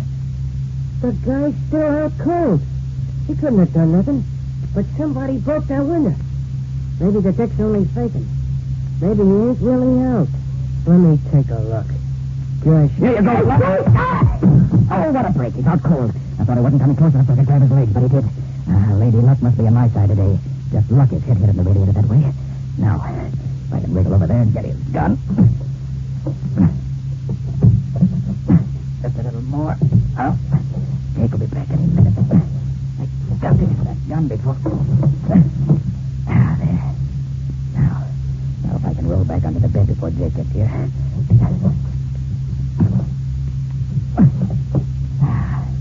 So far, so good. Lady luck, stay with me. Sergeant, what happened? Sergeant! Hey, look, Jake, the cap is gone. Hey, Slug's out cold. I thought I told you guys to tie that flatfoot up so he couldn't move. We did, Jake. Yeah, it looks like you did. Come on, maybe we can catch him outside before he gets away. Yeah. Hey, Jake, look, the door's still locked here. The dick couldn't have got out this way. Oh, he didn't get out the way we come in? He must still be here. Look under the... Up with your hands, both of you. Why, you got a gun. Get him up, I said. I'm not pulling. That's just a warning. I said I'm not pulling. Now drop your guns to the floor. Both of you. We better do it, Jake. If he means business. You better do. Drop those guns fast. Okay, you win. For now. Drop the other one, Jake. I know you have two of them. Here. Take it. Good. Now, Pete, slowly and easily. Kick the guns over toward me. Okay. Now, stay where you are. I'll kick those guns over. That's better. Now what? Want us to untie you? No, I want you to stay right there. And I'll stay right here. Wait a minute. It's all right, Jake. He can't last long now. All we got to do is wait here till he falls over. He's lost so much blood now he can't hardly sit up. Sure. How long do you think you're going to hold out, Copper? Long enough to see you three thugs in jail. I bet that don't nobody know you're up here. So how do you expect to be rescued? I sent a messenger out the window to tell my friends I'm here waiting for them. Hey, look, Jake, the window is busted. Tell her this flatfoot will be out cold long before anybody comes up here.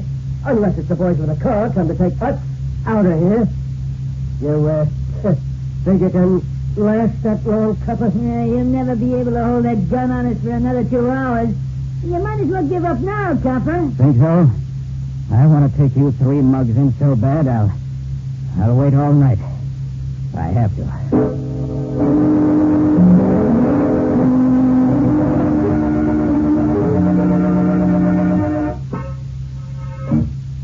Get back? I can see you. Won't you try any funny business with me? He's almost gone, Jake. Another couple of minutes and he'll be out like a light. Yeah. As soon as he drops that gun, we'll rush him. I don't know how he lasted this long. Stay right there. Stay there, both of you. I can wait. Just as long as... Now. He's gone. Come on. Oh, there he is. You get your hands up, you brother. Oh, hello, Patsy. Riley. What's going on here, Nick? These are the thugs that dug up the bank. Oh. Money's in the warehouse next door. You're no wonder, Nick. Take care of these fellas, Sergeant. Send a couple of men to get the money out of the warehouse, like Nick says. Oh, Nick, I've been so afraid for you. Did they hurt you? Oh, I'm all right, Patsy. Just a little tired. That's all. She's a great girl, that Patsy. When she left you, she phoned me and told me what you were trying to do, Nick. So I got some of the men together and came as quick as I could. And we got a flat tire, or we'd have been here sooner. And looky, here's your bag, Nick. Little bent, but as good as new. Thanks, Riley. Lucky you found it. It wasn't you that found it. It was Patsy herself here. You found it, Patsy? Yes, Nick. And Riley spotted the broken window and we came out. But don't ever let me hear you say again that I'm not observant. Maybe I don't know how many steps there are in front of my house. But when it comes to things that count, I can see them.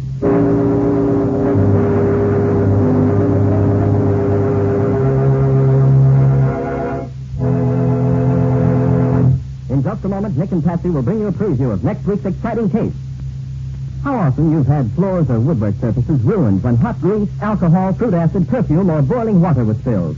Linex Clear Gloss, the modern protection for linoleum and all wood surfaces, resists all these liquids and at the same time keeps dirt on the surface where it's easily wiped away.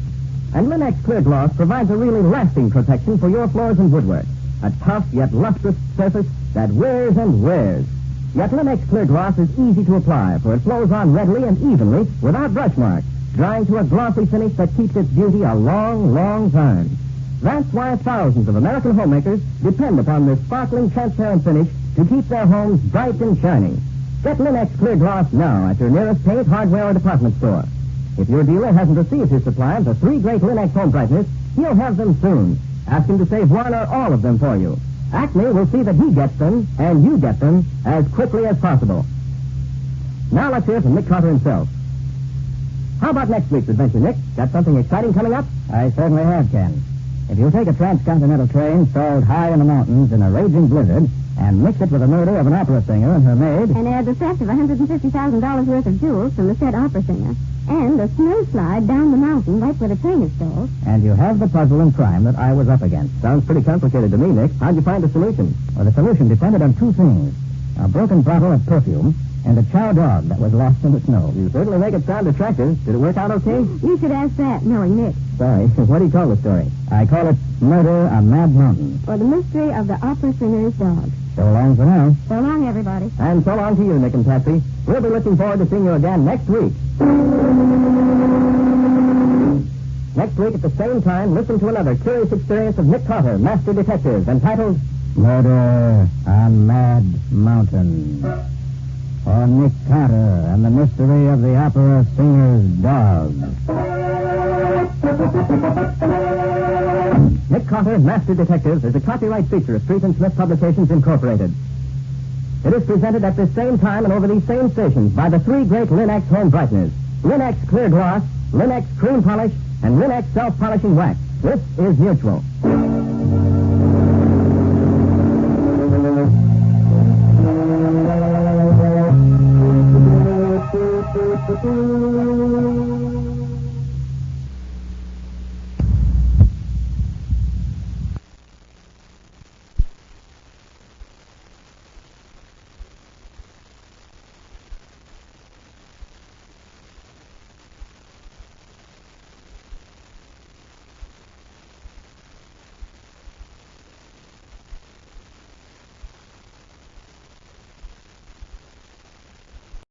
Nick Carter, Master Detective.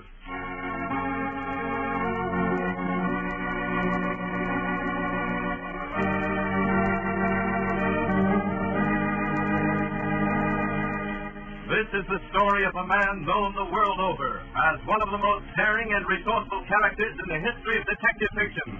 A man whose name has become a symbol of the triumph of right and justice over the sinister forces of crime and lawlessness. Nick Carter, Master Detective.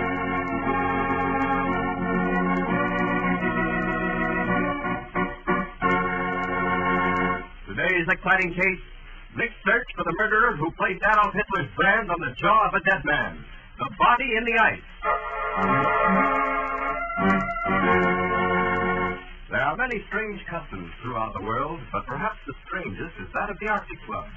You've seen the Arctic Club in action in movies, newspapers, and magazines. In the dead of winter, the members don bathing suits and go for a swim. This morning, with the mercury hovering around 10 above zero, a shivering group of newspapermen gathers on the snow-crusted beach to report the strange activities of the Arctic Club. Okay. Just a few more minutes, folks. I want to line up some more pictures. Hold on here. Hey, will a couple of you club members climb up some of that snow and make like you're having a snowball fight? Hey, Joe, get a shot at that. You want this big snowball? Yes, just throw the snow, Mr. McGlynn. Wild old McGlynn. We're two ends. Yeah, just throw the snow, Mr. McGlynn. Tell them to smile like they're enjoying it. We are enjoying it. This is the healthiest sport in the world. If more people would...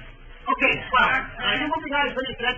Have the one in the red suit to face the camera. Mr. McLean. Face the camera, Mr. McLean. Okay. Hey, look, tell him to say something about the club. Hold the mic close up to him somewhere, will you? Yeah, give it over, Joe. You've got fur gloves on, makes you look comfortable. Okay. Just talk into this microphone, Mr. McLean. Waldo McLean with two ends. Hi, everybody. Go ahead, Mr. McLean. Okay. Well, my friends and me started the Arctic Club in 1910. Now, the 50th of every month, rain or shine, we meet and take a dip in the health-giving waters of the ocean. It's easy in the summertime, but in the winter, like now, when it's below freezing, it takes plenty of intentional fortitude. A daily swim in the winter is the best way to fight off cold, flu, grip, pneumonia, and... All right. I got some. Let's get the swimming shot started. Mr. McLean. Yes, I know. With two N's. Yeah. Well, if your club is ready for the dip, we can get started now. Okay. Come on, boys. Last one in the right name. Criminy, will you look at them idiots heading for the water? They'll have to break through the ice before they can get in. Will you give a shot at that old goat looking at the thermometer? Yeah. Hey, Joe! Joe! Yeah. You'll have to have them guys run into the water all over again. The camera wasn't ready. Okay. Don't call them back yet. They gotta break through that ice first anyway. When they get it cleared, we'll get it. Holy smoke, what's happened now? I don't know. We're not gonna see. Come on. You don't think one of them's drowned? Trap them around in the ice? How? I don't know. I was just hoping for a story. Hey, you reporter. You better put in a call with Nick Carter. And hurry it up. Hey, what's the matter? We just found something in the ice. Found something in the ice? Yeah, look. Holy jumping. Will you look at that? There's your story, Joe. Frozen solid in that big hunk of ice. It's a dead body.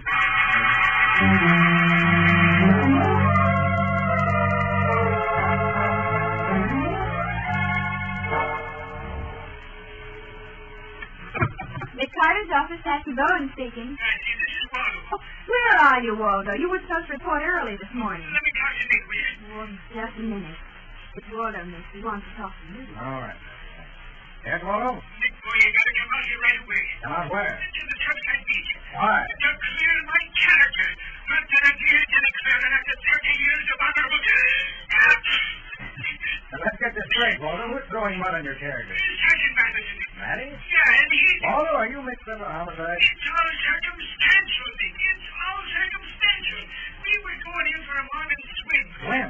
This brother? Sure, it was the Arctic Club. Oh, And when we cleared away the ice, we found a carpet selected in the ice. A body in the ice? Yeah, that's right. And when Matty got here, he accused me of dragging this here for publicity. Here's how I'm president of the Arctic Club. But, Nick, I swear... All right, Waldo, stay it. Sit tight and wait. Patsy and I'll drive right over.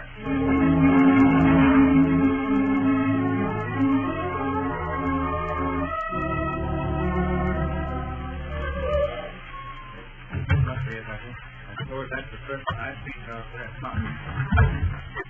It sounds like a practical joke to me. Me, too. One of the reasons why I came out. And Matty accusing Waldo of planting a body. It doesn't make sense. Another reason for this trip. And Look at all those men in bathing suits. With the shippers. oh, there's Waldo. Talking to Matty. Hey, close that door. You want to give us out in the morning? Oh, sorry. Yes, I know we got to stand around in our... Oh, Nick. Nick, boy, you don't know how glad I am to see you. Hello, Waldo. Hello, Matty. Hello, Nick. Hiya, Patsy. Oh, Hey, what's all this about Waldo planning a cross? you're not serious about accusing Waldo, It's ridiculous.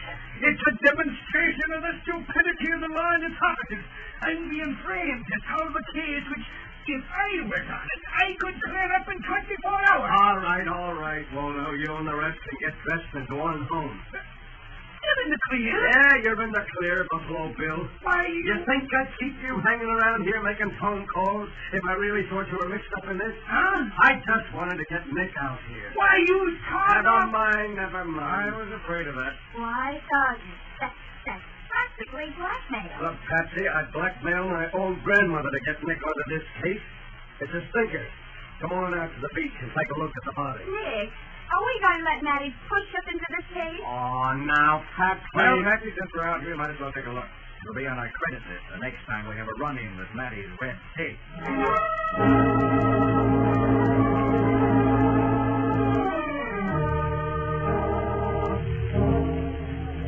All right, this is it, Nick. We just hauled it a little way up onto the beach. This is the body right now. Frozen solid in a chunk of ground ice. What kind of ice? Ground ice. Also known as anchor ice. You can tell because it's granular, of course. In especially cold weather, ice sometimes forms in the bottom of the sea.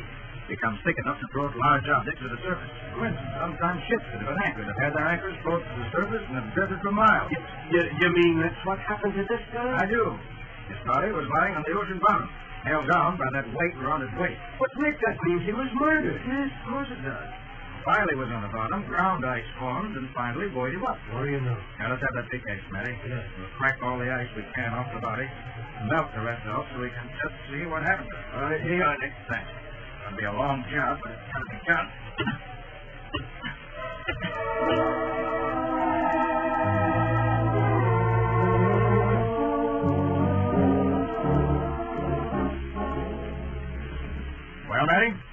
your body. Clear enough now what happened. Yeah, I'll say. Hey, would you look at the right side of that guy's head? He smashed in. Yeah. Death must have been instantaneous. Entire temporal lobe smashed. Jaw broken, too. Yeah, must have been quite a fight. Yeah, very likely. Ah, what's this? What is it, Nick? Bruise in the side of his chin. Oh, naturally, he must have been slugged there if his jaw was broken. And we'll take a close look at that bruise. Huh? Nick, it's a swastika. That's what it is. Why? Evidently the impression of a ring. Matty, would you tell me who wears a Nazi ring in this country?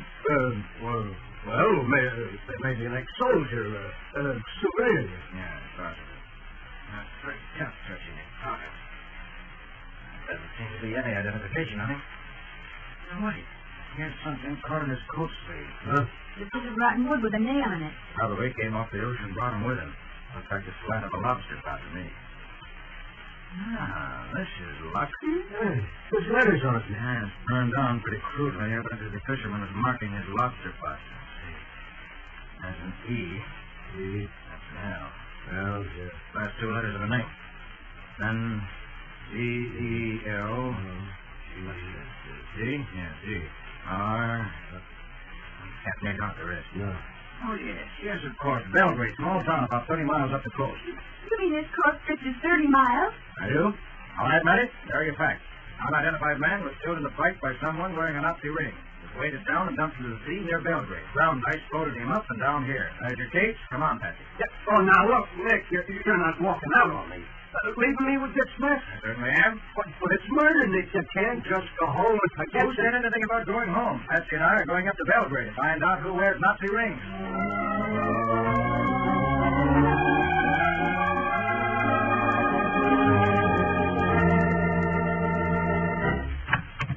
Sheriff Benham? In the flesh, mister. I'm Nick Carter. This is Miss Patsy Bowman, my secretary. Carter? I don't know as how I recollect the name. We've ever met. I'm a detective. I'd like to ask you some questions. About what? I think someone may be missing from Belgrade, and I think I've found him. I'm listening. Short man, blonde, weight about 130, blue eyes, aquiline nose, large ears, heavy lips. You found him? That's Charlie Hall. Where is he? In the police morgue, dead. Dead, eh? Murdered. Murdered, eh? Too bad. I wondered what happened to him. Who was he, Mr. Brennan? Assistant in my store, at Brennan grocery store. You can't support yourself on a sheriff's pay in Belgrade. How long has Howell been missing, Mr. Brennan? About 2 weeks. I thought he was out on a binge. I sent him out Friday night to make deliveries in the truck. He never showed up Saturday. Did the truck? Yeah. I guess he brought it back to the garage before he went, well, wherever he went. Did it ever occur to you that the killer might have brought it back? No. Never occurred to me Charlie was killed. He's been on bats before. Anyone complain about non-delivery of groceries that day? No. Chance Howell was killed after he finished work. There's an equal chance he was killed on the job. I have a list of Howell's delivery schedule for that Friday. Don't see why you should. But, Mr. Brennan, this is a murder case. Sure you want to Now, help. look here, ma'am, and you too, Mr. Parker. My name is Carter. Nick Carter. Carter. Well, as far as I'm... Say, would you be any relation to old Sim Carter who broke the New England bank case? He was my father. Your father, eh? Well, why didn't you say so before? Oh, glad to meet you, Carter. Shake. Well, your father was a great detective.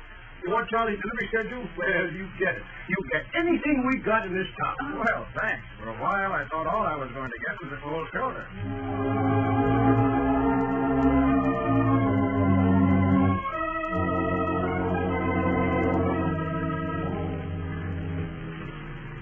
It's getting dark, Nick. Yeah, I think it's going to snow. maybe. How many more stops do we have to make? All was scheduled for 11 deliveries last Friday. We've covered 9. Well, what's left? Family by the name of Kane and that shooting club. I didn't think Belgrade would have a shooting club. But the tiny little town doesn't look like a resort. Should have said ex-shooting club. Our business day. Just hanging out. Oh. Brennan said he very rarely sent anything out there. You think Howell might have been killed at one of these last 2 places? I don't know. We found out that he made the other 9 deliveries in prison.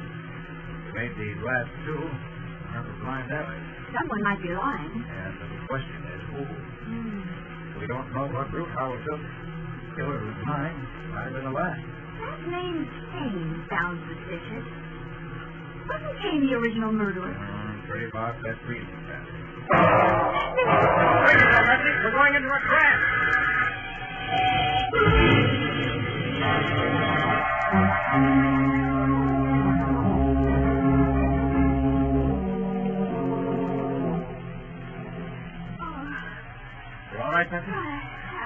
And they're kind of like a milkshake. Careful getting out. Another 2 feet and you'd have ditched into the gully. Oh. That's it. Oh.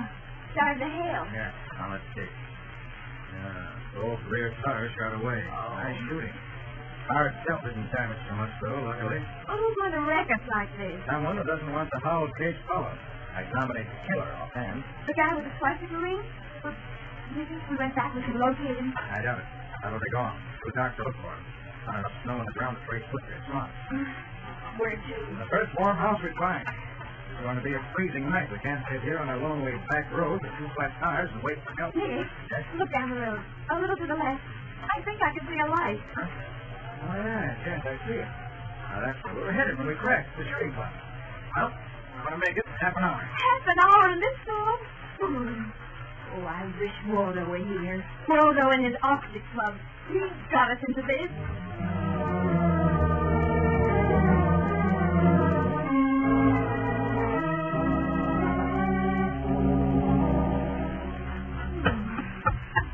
Made it at last. Oh, I'm frozen yet. Hurry up and knock what I want to fire. Okay, then. Car. I answered. Try again. Maybe they didn't hear us with their sleep going right into the rumpus. Sonny? If you think something's wrong inside, this is a swell night for murder. Now, easy there. Try to do it. Now, lock. You better go in. Got a funny feeling there are dead bodies in there. What? I don't hear them here. Why didn't they answer? What's the matter with them? They're standing around looking grim. Like ghosts. Pardon me, I'm Nick Carter. This is my secretary, Patsy Bowen. Our car cracked up outside and... He didn't even notice you, Nick. He just walked by. Will one of you gentlemen be good enough to answer? Please, gentlemen. If this is a joke, we're not having any. Will you please answer? Will you at least indicate that you're alive? Will you say something? Anything! Madam, don't shout. Oh, laugh. The voice in the silence. I'm sorry, I didn't hear you come in. I was in the rear of the club. But my name is Adams, secretary of the organization. You're the famous Nick Carter, aren't you? Yes, my pictures. And this lady? Miss Bowen, my secretary. What kind of a club is this, Mr. Adams? Why does everyone ignore us? It's something of a paradox, Miss Bowen. It's a new idea, recently formulated. This is a club for antisocial men. Antisocial, huh? They formed a club. Precisely. All our members are men who desire the sporting advantages of the club, but hated the social drawbacks. They formed this organization for that purpose. There's a strict club rule against all conversation, laughter, entertainment, women. Well, I object to that. And I'm sorry to say against visitors. I shall have to ask you to leave, Mr. Carter. Look here, Adams, I came here to ask you some questions. If you will make an appointment for tomorrow, I shall be happy to meet you in Belgrade. You must leave now. Well, can you at least lend us a car, or is it smashed? Sorry. May we telephone for help? There is no telephone. This way out, Mr. Carter. What a mean thing. I'm sure you understand my position. Good night, Mr. Carter and Miss Bowen. This doesn't beat anything I've ever heard of. Oh, what do we do now? Walk. Come on. We'll freeze to death. No, we won't. Look up. Up where? At the corner of the clubhouse. Aren't those telephone wires? They are. And a hunch Adams was lying about the phone. I know he was lying about the rest. Quick now. Better not around to the back of the house. Nick, what are you talking about? Howell's murder. He was killed here. How do you know? One of those so-called antisocial club members was wearing a swastika ring. Are you sure? There was a man in the shooting jacket who passed that. Careful now. This looks like the back door that leads into the clubhouse now. Try to keep my time. Why that story about antisocial men? Cover the fact that the man we saw can't speak English. Huh? Lock's open. Careful now. Yes. The back cellar. Close the door. Quietly. Nick, why can't they speak English? Because they're Nazis. Probably escaped PW, prisoners of war. I congratulate you, Mr. Carter. Nick, that's Adams. Don't go. Please raise your hands. I assume you're armed, Mr. Carter. If you reach for your gun, I shall shoot the girl. Our hands are up, Adams. Take that flashlight out of our eyes. Your deductions were correct. I had very little hope that my hastily concocted story would fool you. That's why I waited here for your second visit. Thanks for the hospitality. I had hoped you would be killed in the crash when I shut out your tires. It's unfortunate you are not. I don't think so. But I do, Miss Bowen. You see, I'm afraid I shall have to kill both of you all over again.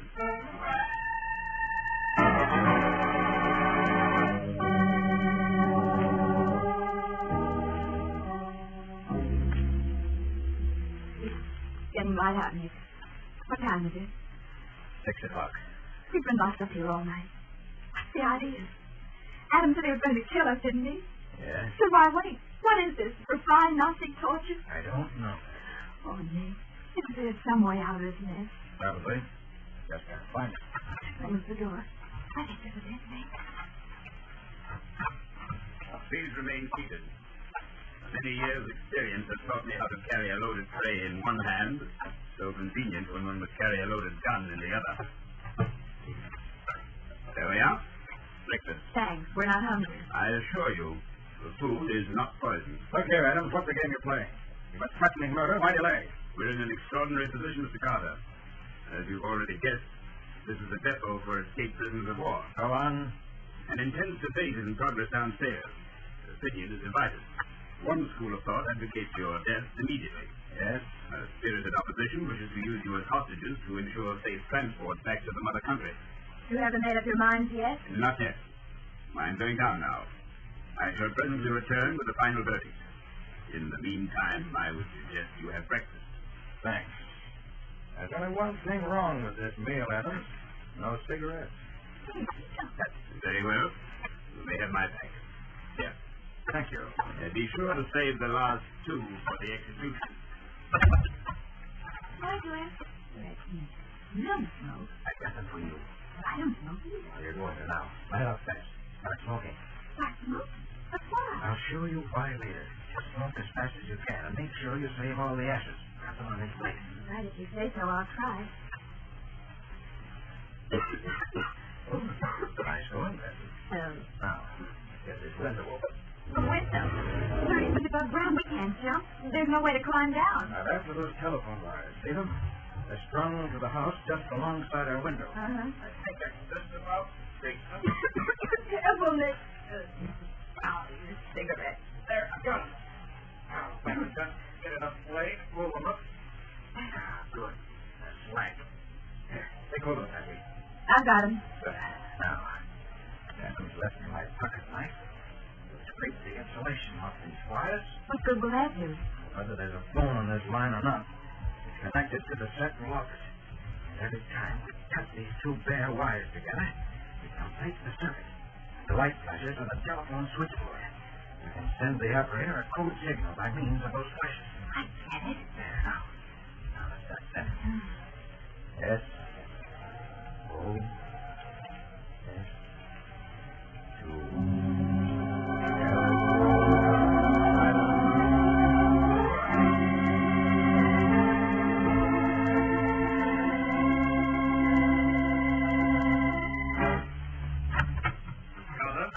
There's bad news, Nick. The gentlemen below have reached a decision. And what did they decide? After 30 minutes spirited debating, it has been decided to kill you at once. Thanks. The gentlemen are waiting in the cellar. Take place there. The graves are being dug now. I more or less expected it. Well, Mr. Adams, I've taken your advice. This is my last cigarette, saved for the execution. I'm so happy you received the news with equanimity, Mr. Carter. I assure you that Oh, wait, Patsy! Now, got his gun. Come on, Patsy. Right. Adams is out cold. Now's the time for us to duplicate the process.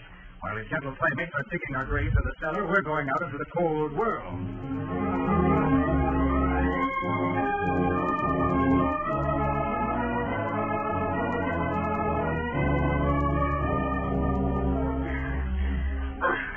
All right. Let's stop here, the brush.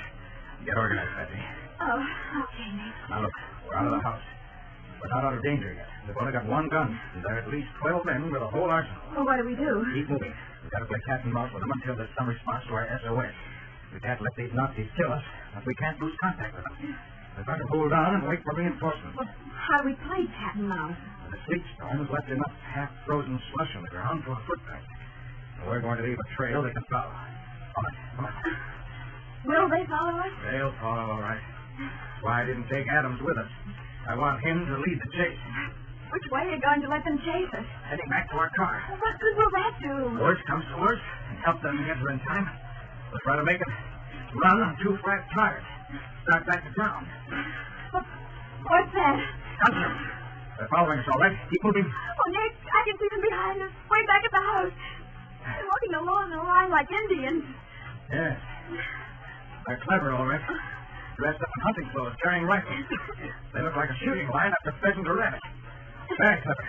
Clever, Nick? Yes. In case anyone happens to pass on the road, they won't think anything's amiss. Won't realize human beings are being hunted. Just think a party of hunters are out after game. Oh, golly, this is a mess. Now, come on. Through this clump of woods. Right. Don't think they spotted us yet. They're just shooting to set the scene. They won't miss our trail. No. How's it before they catch sight of us? I don't know, Patsy. Sheriff Bannon, where are you? Sheriff Bannon, this is Patsy calling. Please, hurry up. All right, Patsy. Save your breath. Come on, come on. I see our car. So do I. I also think Adam's gang has seen us. Yes. Yes, they spotted us. Those bullets are headed our way. Now what? Keep running. We gotta reach the car. Oh, I'll never make it, Nick. You can try, Patsy. All Waldo's fault. We're killed. I'll never forgive him. Or killed. You won't have a chance. Now, wait. What's that? Police. There's Brendan coming. Nick, we're saved by the Marines. Not yet, Patsy. Then we'll pass right by on the road unless we signal to it. I won't realize we're being hunted. How do we signal? Hey, wait. I'll have to sacrifice the car. It's a long pistol shot, but I think I can make it. What are you going to do? Put a bullet into the gas tank of our car. That'll start a blaze. Brendan won't be able to ignore. Now stand by, Patsy. Good. And look, Brendan's stopping to investigate. We've got the reinforcements we need, Patsy. Adams Club members are really going to be antisocial from now on, back in a prisoner of war camp.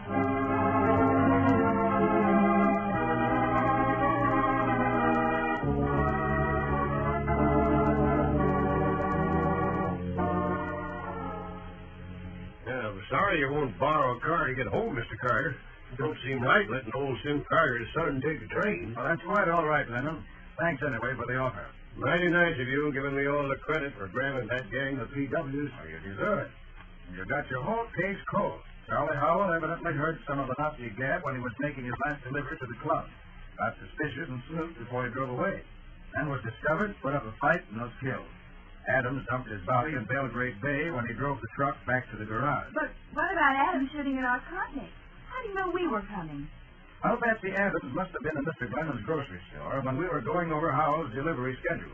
Realized we were on the trail and tried to stop us. Well, he sure didn't, Mr. Carter. And you sure put the sheriff of Belgrade on the map. Well, as far as that goes, Patsy and I might have been off the map permanently. You hadn't answered my SOS the instant the phone company reported it. Well, what happened back at the country club? How did you get away from Adams? Oh, that. Why, Patsy was the one who put Adams out of the way. By smoking 11 cigarettes in half an hour. Oh, that don't make sense, Nick. Well, it was an old trick my father taught me. I took the ashes from the cigarettes Patsy smoked and packed them into an empty paper cigarette tube. And then when I pretended to start smoking my last execution cigarette, I simply blew the ashes directly into Adams' eyes. That blinded him so I could take his gun away and knock him out. So that was it. What a boss to work for, Sheriff Glennon. A trick in every pocket and 100 up his sleeve. Mr. Carter, I got an apology to make to you. I once said you were the son of the famous Sim Carter. Well, I take it back. Sim Carter's the father of the famous Nick Carter.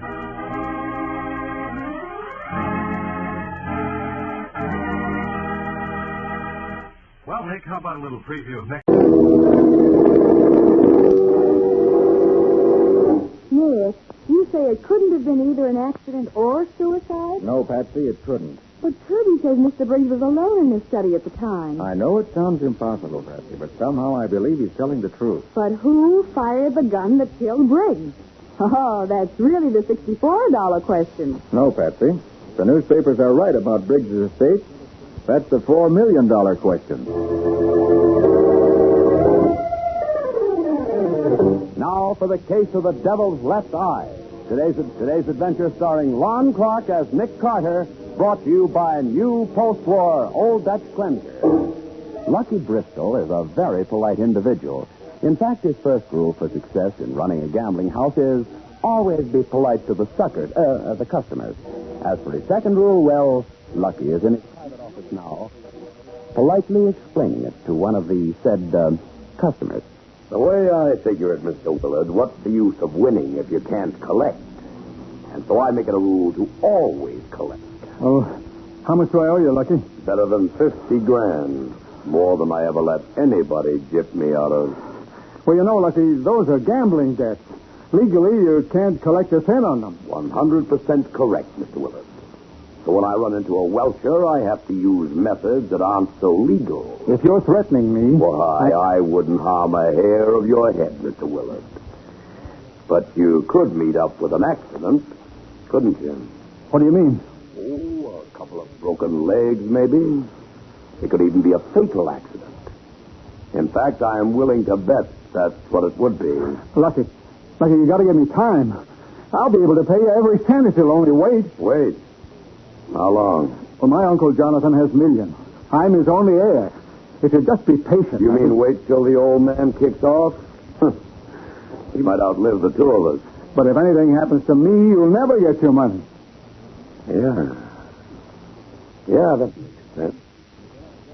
Maybe it'd be better if your uncle met up with an accident, huh?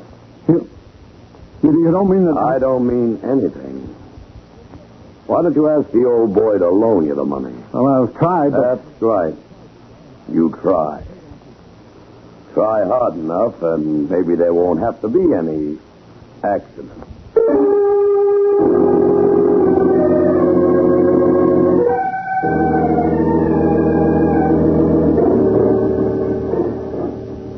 Well, Mr. Willard, it was over a week ago you said you were going to ask your uncle to loan you the money.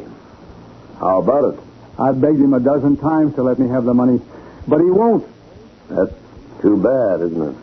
Look, Lucky, I'm going to Lake Placid for the weekend, but I'll ask him again on Monday. So if you'll only wait until then... I've waited a long time now, Mr. Willard. From now on, I'm making no promises.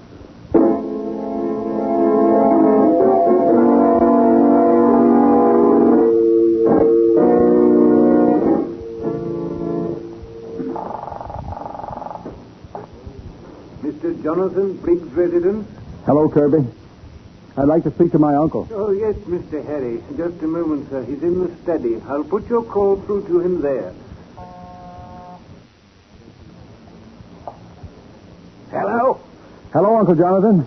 This is Harry. Oh, I thought you were up at Lake Placid. That's where I'm calling from. I was worried about your cold. I don't believe it.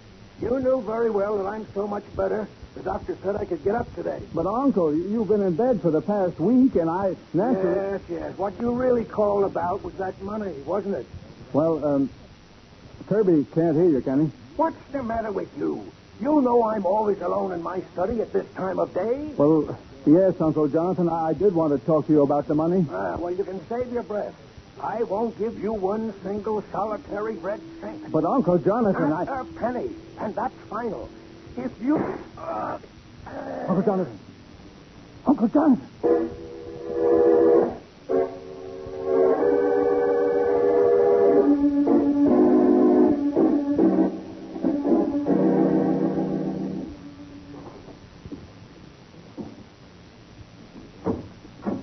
Yes, sir. I'm Nick Carter. This is my secretary, Miss Bowen. How do you do? How do you do? Sergeant Matheson of the Homicide Squad asked me to come up here and take a look around. Oh, yes, sir. Won't you come in? Thank you. The study is this way, sir. You're Kirby, Mr. Briggs' houseman, aren't you? Yes, sir. It was I who found the body after the accident. This is Mr. Briggs' study. What? Why, it's like a room in a medieval castle. That's what it is, miss. Mr. Briggs bought the entire room from the owners of McLennan Castle in Scotland and brought it over to America piece by piece. Even the wall paneling? And that huge stained glass window across the room there? Everything, sir. How unusual to find a room like this in a big city apartment. Yes, miss. A city in town photographed it last year for their October issue. Oh, Nick. Look at this magnificent antique cabinet here by the door. Yes, that's a highboy, miss. And look at those old guns on the wall beside the highboy. Mr. Briggs collected antique firearms, miss. God. Here is the one that caused the accident. An old flintlock musket. Yes, sir. Well, it certainly is a clumsy-looking thing. Just about as deadly at close range as a sawed-off shotgun. Well, why do they call it a flintlock? Well, you see, Patsy, the hammer holds this bit of flint. Yes, I can see it. First you have to cock it, and then when the trigger is pulled, the hammer falls, and the flint strikes against this piece of steel here and causes a spark. Then what? See this little hollow here? Uh-huh. That's called a firing pan. Holds a small amount of powder. That powder is ignited by the spark, and that sets off the real charge inside the gun barrel, causing the gun to be fired. Well, if you have to go through all that preparation to make the gun shoot, how could it go off by accident? That's what Matty was wondering, and that's why he asked me to take a look. Suppose you tell me just what happened, Kirby. Well, sir, Mr. Briggs was in his study, as he always was at that time of day. Early this afternoon, wasn't it? Yes, sir. The clock had just struck 2:30 when Mr. Harry called from Lake Placid. He wanted to talk to his uncle, so I pushed the button for the buzzer in the study. And when I heard Mr. Briggs pick up the phone, I hung up. How long after that did you hear the shot? Not more than a minute or two, sir. I rushed in here and found Mr. Briggs in that chair behind the desk, dead. And the gun was lying on the floor over there. On the floor, huh? Yes, sir. Kirby, are you sure there wasn't anyone else in the room with Mr. Briggs? Well, there couldn't possibly have been, sir. As you can see, there's no place to hide in here, and there's only one door. I was right outside, and no one could have got past me. Well, how about that stained glass window? Does it open onto a terrace? No, miss. Outside, there's a sheer drop of 23 stories. Oh. And it's the only window in the room, too. Yes, well, guess the next thing is to talk with Mr. Briggs' nephew. Oh, Mr. Harry hasn't arrived home from Lake Placid yet, sir. I expect him at 10 tomorrow morning. I see. All right, then, you can expect me at 11.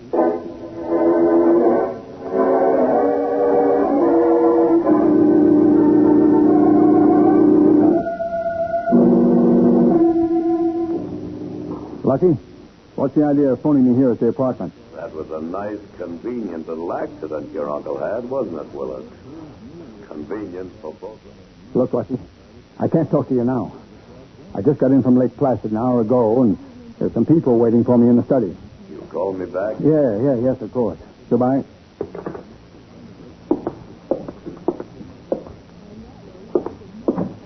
I'm sorry to keep you waiting, Mr. Carter. I was in my workroom. Workroom? In an apartment like this? Well, I make a hobby of astronomy, and I have a little place fixed up where I can build my own telescope. Sounds very technical. Well, it is, rather. Of course, I can't grind my own lenses, but I have them made to my specifications and then do the rest of the work myself.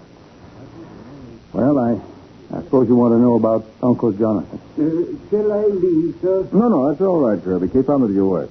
Need any help with that ladder? Oh, no, thank you, sir. I can manage. I'm all through except cleaning the stained glass window. I'll do the outside first. The outside? My goodness, how do you get at it? Oh, it's very simple, miss. Mr. Briggs had the window mounted on a special frame so that it swings into the room. You see? Oh. Very neat arrangement. It's a beautiful window, Mr. Willard.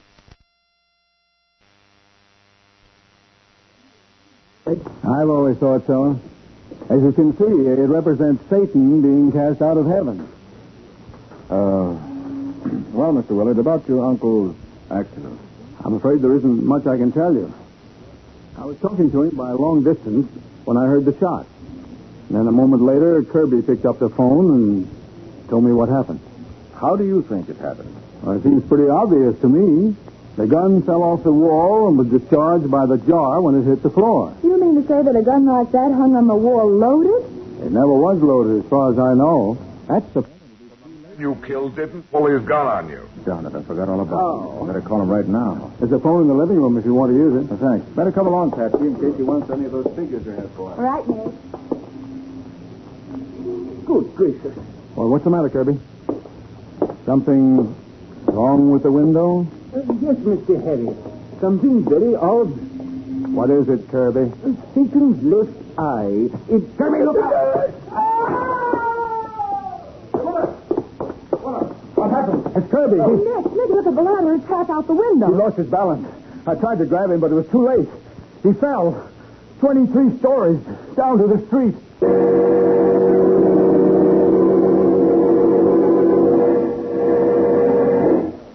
From the antique stained glass window, the evil face of Satan seems to leer triumphantly down into the room where violent death has struck twice within 24 hours. We'll see what happens in just a moment. With Nick Carter, brought to you by new post-war Old Dutch Cleanser. A room transplanted from a medieval Scottish castle to the tower apartment of a Manhattan skyscraper has been the scene of two apparently accidental deaths. 2 hours have passed since the second tragedy, and Nick and Patsy, on their way back to Nick's office, have stopped in front of a small shop. I never saw this place before.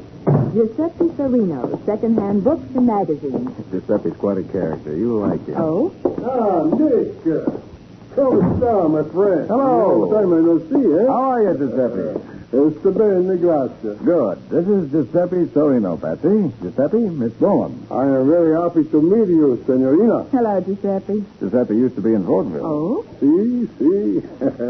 When I am not so fat like this, we play all the big time. The 4 flying Sorinos.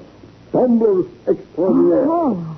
Giuseppe, I wonder if you have a copy of City and Town for October of last year. Sure. Back this way. We got them all. All right. Is that the issue of City and Town that Kirby said contained a picture of the big study? Mm-hmm.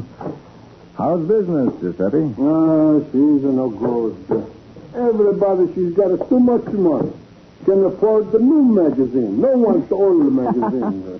Well, if you'd like to pick up some extra cash, I've got a job for you. Well, no, I take. Fine. October 1946 you are, eh? Yes, that's right. Here she is. Almost like new. That's it, Giuseppe. Thanks. Is the picture there, Nick? Just a minute. Oh, yes. Here it is. In color, too. Oh, the stained glass window certainly shows up well. Yes, and here's what I was looking for. What? The gun. That 17th century flintlock. I knew it couldn't have fallen from the wall beside the highboy and landed where it did. Why, it's on the highboy in the picture. And I'll bet that's where it was when it killed Jonathan Briggs. Yeah, but even if it was there, Nick, that doesn't explain how it could go off by itself. No, you're right there. But it may prove that Willard was lying about where the gun was. And with Giuseppe's help, I may be able to learn how the second so-called accident happened. What kind of job do you like for me to do, Nick? Something that's right in your line, Giuseppe. A little tumbling. Oh, I'm not so sure. It's a long time now since I do very hard stunts. Well, this one won't be hard, Giuseppe. We can do it right in my office. And it's easy. As easy as falling off a ladder.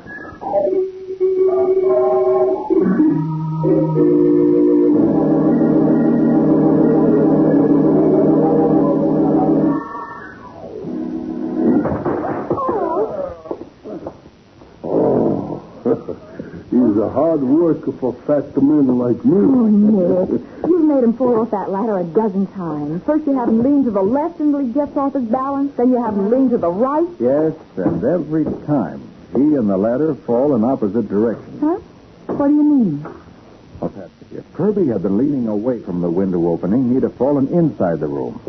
And the ladder would have fallen across the sill the way we found it. But Kirby didn't fall inside. He fell outside. Then he wasn't leaning away from the opening.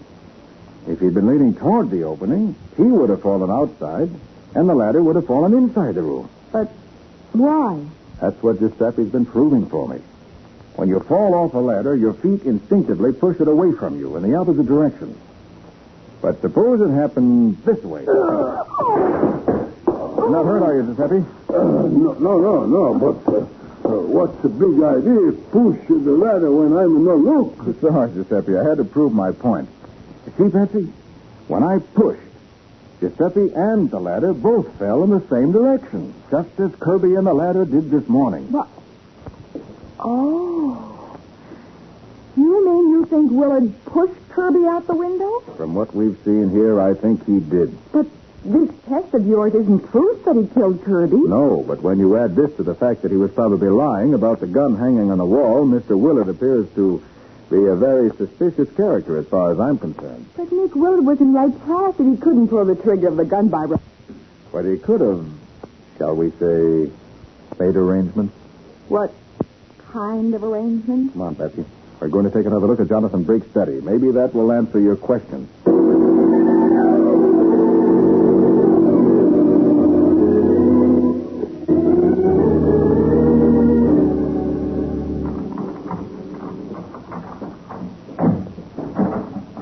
Lucky for us, the police sealed his room up right after Kirby was killed. If there's any evidence here, nobody's had a chance to destroy it. Mm-hmm.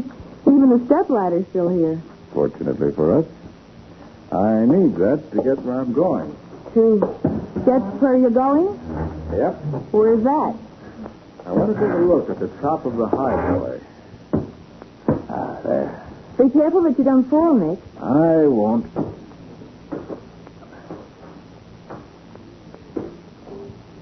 Let's see. What are you looking for, Nick? Uh-huh. Just as I thought. Climb up here beside me and I'll show you. It better be good, Nick. I don't like ladders. It is good. See here? Oh, what a shame. That beautiful finish is all scratched up. Yes. That must be where the gun rested. And here's a dent in the wood paneling near where the butt of the gun must have been. Meaning what? When the gun went off, the recoil threw it back against the wall where the dent is. Uh-huh. And it bounced off the highboy onto the floor. Hmm. A gun like this would have to have quite a kick. Well, what do you suppose those books are doing up here? The butt of the gun were propped up on those books, and the muzzle were resting on the edge where these scratches are. Where would the gun be pointing? What? Right at that chair where Mr. Briggs was sitting when he was shot. Mm-hmm. You begin to see how he was killed? Oh, yes. And at such a short distance, it couldn't have missed. Right. But how was the gun set off? You still don't know that. I think I do. See these burn places here? Yes, they look like cigarette burns. But nobody could lay a cigarette down up here. It's too high. Patsy, take a look at the face of Satan in the stained glass window there across the room. See anything strange about it? No. No, it's pretty badly warped, but that's just age, isn't it? Look at his eyes. Why, they don't match. Exactly. Oh. The right one is yellow, and the left one is white. Now, do you remember what time Mr. Briggs was killed? About 2:30, Kirby said. Right. And about 2:30 tomorrow, I think we can put this case in the file, marked case closed.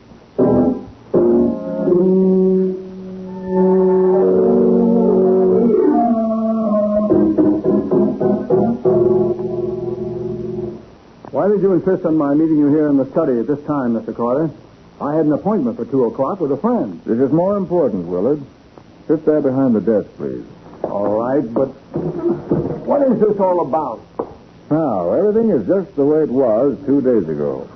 You're sitting where your uncle was when he was shot. And the gun is back on the highboy, loaded and primed. What? On the highboy, Willard. Not on the wall where you said it was. And it's pointed directly at the chair where you sit. Oh, I'm getting out of here. Sit back in that chair. But the gun, if it should go off. To kill you, just as it did your uncle. But there's no flint in the hammer this time, so it can't possibly go off. Can it, Willard? I won't stay here. You'll stay in that chair if I have to hold you there. What time is it, Patsy?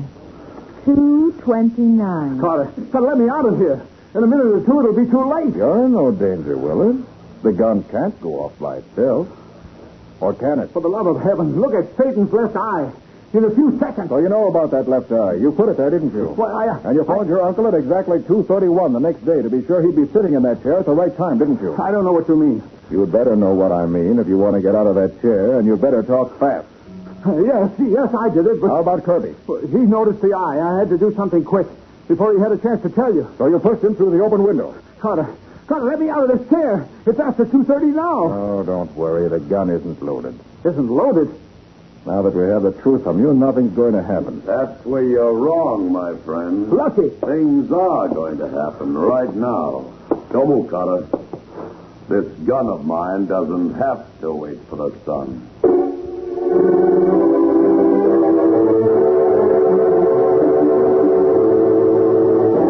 Lucky Bristol stands in the doorway, his revolver aimed at Nick, and it looks as though Jonathan Briggs' study may be the scene of still another killing. We'll see what happens in just a moment.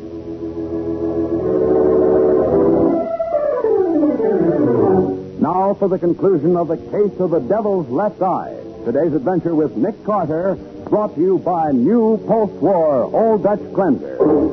Harry Willard has confessed to the murder of his uncle, Jonathan Briggs. But before Nick can take him to the police, Lucky Bristol, the gambler, appears in the doorway, a revolver in his hand. Well, well. Lucky Bristol. How do you fit into this picture, Lucky? I'm just protecting a little investment of mine, Mr. Carter. Mr. Willard here owes me $100,000. $100,000?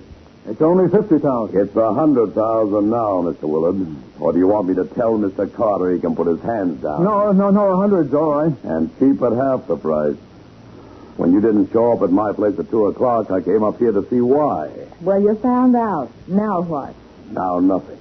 I'm leaving. Well, what about them? They know about Uncle Jonathan. Well, if I were you, I'd make sure they didn't tell anybody. You mean I've got to... I don't know what you're going to do. I won't be here. But before I go, you better get Carter's gun to do it with. Yes, of course. Don't try anything, Carter. I'm still protecting my investment. Don't worry. I know when I'm licked. Okay, Lucky. I got Carter's gun. Okay. I'll send a couple of my boys around late tonight in case there's anything you want carried out of the building and left someplace. So long. You going to let this man make a fool of you, Willard? What do you mean? You think we've got to be killed to protect your secret, don't you? Well, of course. How about Lucky? I don't kill you. How about Lucky?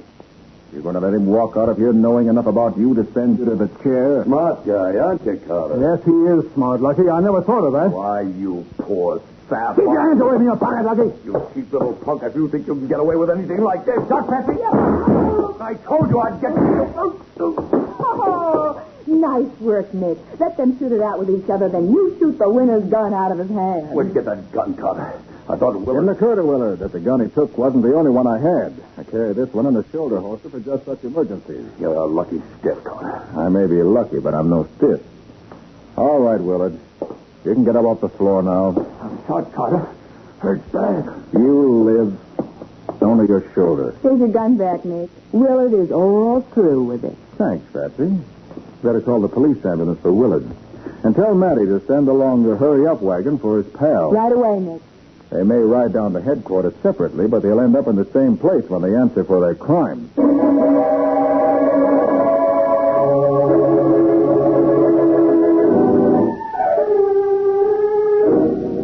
Nick, when are you going to explain what's been going on?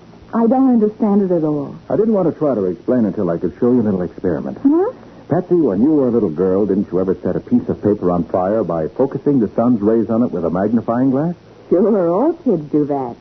So what? So you can set off gunpowder the same way. And that's just what Willard did. Go on, I'm listening. Willard replaced Satan's left eye in the stained glass window with a special lens he'd had made. A lens that would focus the sun's rays right on the powder in the firing pan of the old flintlock.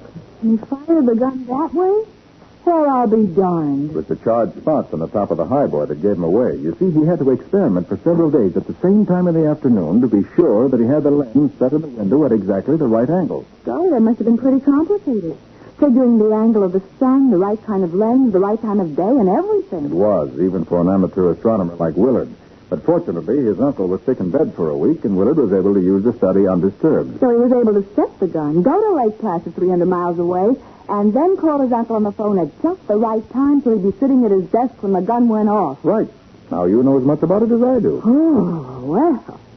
I knew Satan was dangerous, and I've heard of the evil eye. But I never expected to see a stained glass Satan with an eye evil enough to kill a man. Oh, that's really something.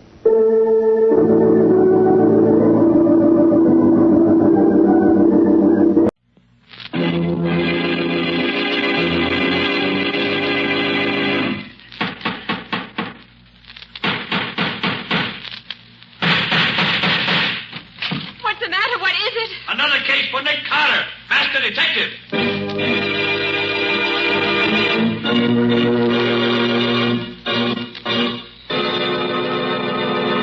Yes, it's another case for that most famous of all manhunters, the detective whose ability at solving crime is unequaled in the case of detective fiction. Nick Carter, Master Detective. Tonight's curious adventure... The corpse in the cab. Or Nick Carter and the mystery of the murder in the park.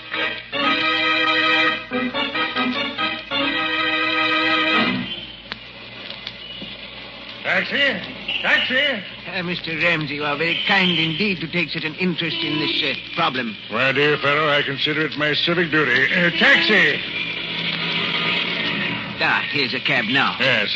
Okay, gents, make it snappy. We're blocking traffic. All right. You get in first.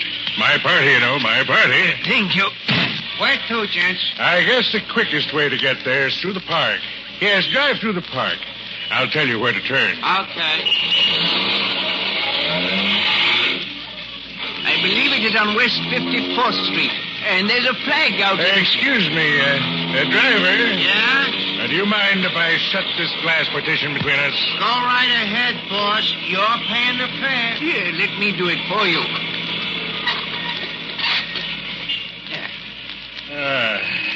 Well, that's better. Nice winter evening. Stars twinkling. Ought to pick us up for the grim business ahead. Lucky thing I ran into you. Lucky thing. Yes, indeed, Mr. Ramsey.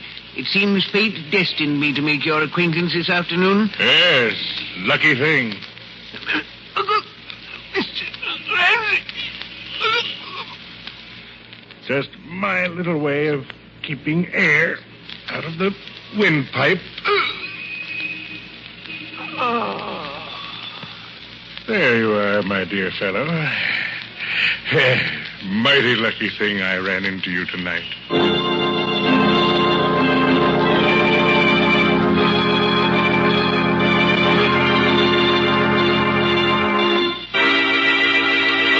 You gotta help me, Nick. You gotta. They'll slap me and stir. Now, take it easy, Shorty. Take it easy. Now, tell me again exactly what happened. Like I said, two guys hail my cab. One of them says to drive through the park. He'll tell me where to turn out. And when you got out of the park? The one guy opens the petition again and says to pull up. He's getting out. He tells me to drive the other guy to the precinct police station. And, Nick, if I hadn't looked around when I came to the intersection and seen what I seen, I'd have driven right up to the bull house with a dead body in my cab. Me, Shorty Bentano. You don't remember what the man looked like, Shorty? In the dark? I ain't got cat's eyes, Nick. Gee, what's that? You are jumpy. And just Patsy buzzing me in the talkback. Oh. Nick, in the inimitable words of Mr. Winchell, my stomach and my backbone are now a twosome. When do we eat? You'll have to order yourself a sandwich, Patsy. We've got work to do. Work tonight? Mm-hmm. And, Patsy, get me police headquarters. Lieutenant Riley. Okay, Nick. You're going to turn me in, Nick? I thought you'd help me. I am going to help you, Shorty. But the sooner the police know about the murdered man outside in your cab, the better it is for you. You're crazy, Nick. I done time. I ain't got a chance.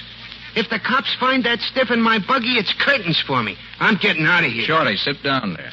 Nick, they'll give me the hot seat for something I never done. No, they won't, Shorty. Not while my name's Nick Carter.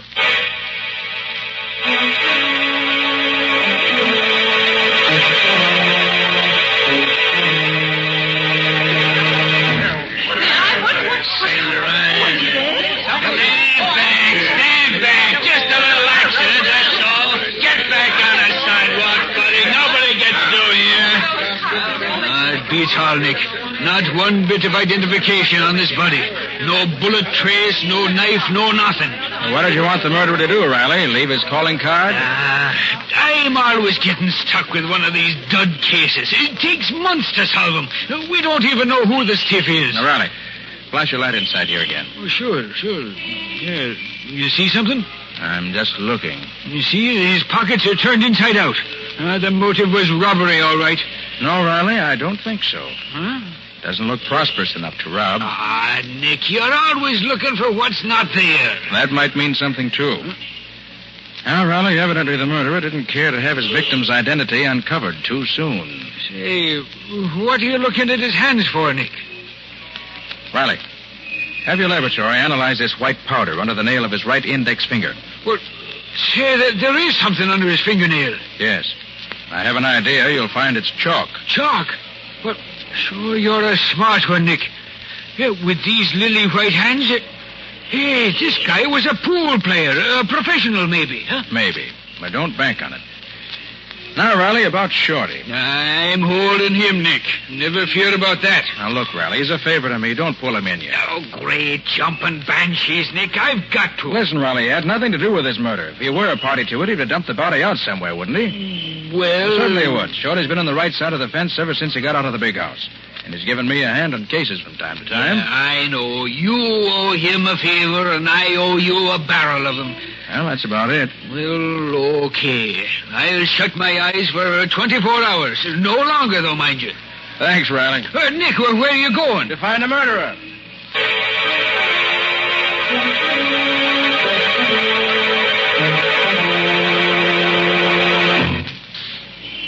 Boy, this is some buggy you got here, Nick. 4 speeds ahead, a siren, 2 searchlights.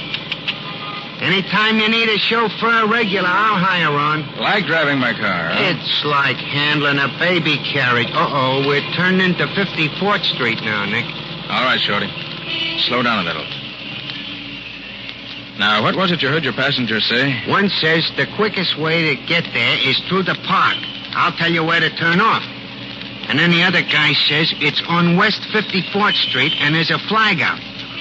And then the other guy shuts the partition and I don't hear no more. Well, 54th Street doesn't run very far here on this side. I don't see nothing on this block. Flags. Usually on public buildings, aren't they? You think maybe this is going to be a clue, Nick? Shorty, everything's a clue when you don't have much to go on. Nick, look. Flagpole. Yeah, very handsome flagpole. Yeah, but it's a police station. A police station? Good. What's good about it? Let's get out of here. You're safe until tomorrow night, Riley keeps his word. You want I should keep going slow? Nope. I got the first link in our chain. You can put the speed on again. Where to now? To pick up Patsy. I sent her to the Bureau of Missing Persons on 30th Street. Ah, Nick, another cop house. I don't like them places.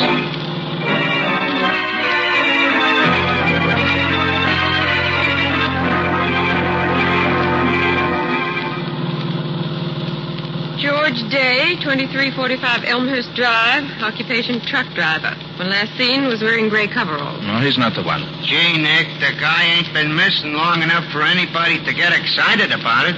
He's only been dead a few hours. I'm playing a hunch, Shorty. Oh. You want me to read the rest of the names on the list, Nick? Wait a minute, Patsy. Hmm? Do you have a school teacher on the list? Yes. How did you know? Never mind. What did he look like?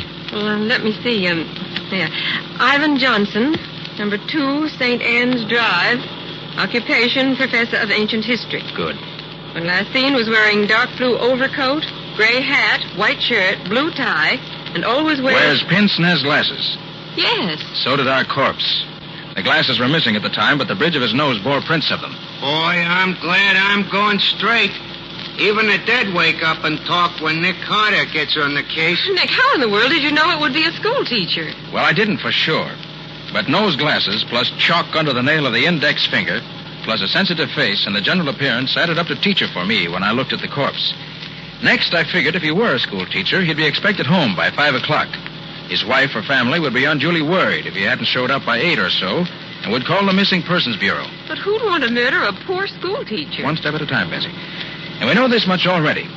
Our Mr. Johnson intended going to the 54th Street police station when he and his murderer hailed Shorty's cab. Oh, I see, Nick. Then you think that Professor Johnson was killed because of something he intended to tell the authorities. Mm-hmm. Simple the way he tells it, ain't it?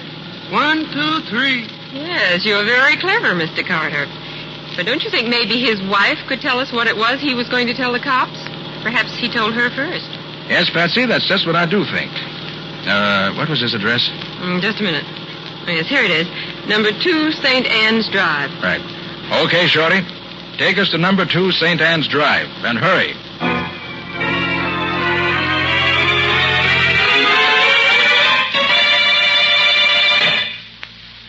Mrs. Johnson, I'm Nick Carter. And this is my assistant, Patsy Bowen. How do you do? How do you do, Mrs. Johnson? Did the police send you, Mr. Carter? Did they find him? Did they find my husband? I'm only here to ask you a few questions concerning your husband. Oh, then they haven't found him. I really can't say. Now, tell me, did your husband mention whom he was going to see after school hours today? Ivan always comes right home after his classes. I thought that he might have had some special appointment today. Oh, no. Mrs. Johnson, how was your husband feeling when he left for school this morning? Oh, he was in such a mood this morning. Talked about right and justice until my head fairly whirled. You know, he doesn't like to see people cheated, Mr. Carter. Ivan's a very honest person. What do you mean, cheated, Mrs. Johnson? He said he wasn't going to stand by and see the students in his school tricked out of their dimes and quarters. He was going to see right and justice done. The kids are being cheated. What school is this? Central High School. Ivan is the ancient history professor. He's taught there for 12 years. And where's his office there? Why, he's had the same office all that time. Number 12 on the first floor. I've always been happy about that. It's such a sunny little room. Well, Mrs. Johnson, you've been very helpful. Do you think they'll find him tonight? Do you think something terrible has happened? Why, the police will keep you informed. Good night. Good night, Mrs. Johnson. Try to get some sleep. Thank you, but I couldn't.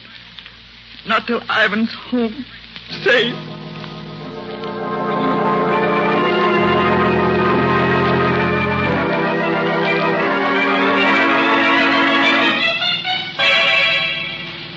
But, Nick, I thought you were going to the school where Professor Johnson taught.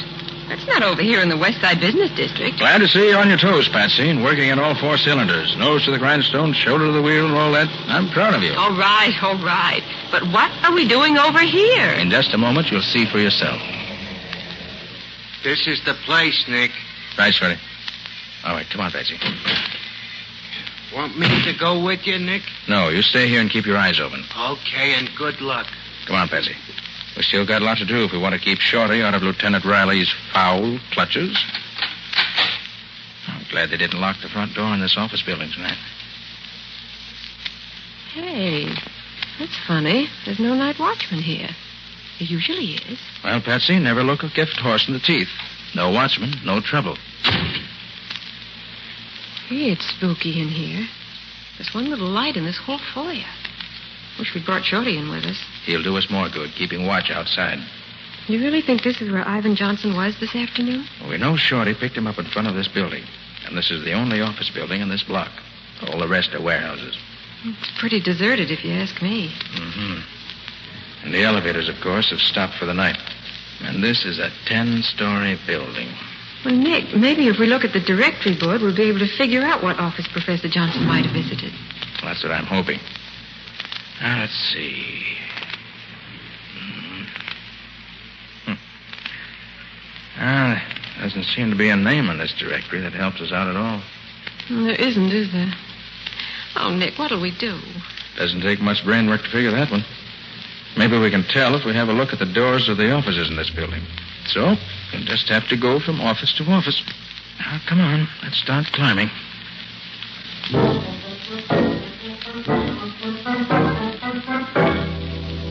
Well, there's nobody on this floor. All doctors and dentist offices. Don't think Johnson's business was with any of them today. Come on. Up we go.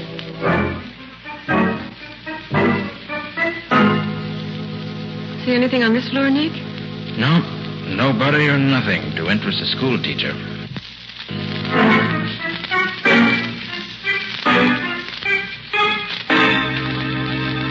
Nick, I don't think I can make another floor. You've got to, Patsy. We must cover every floor.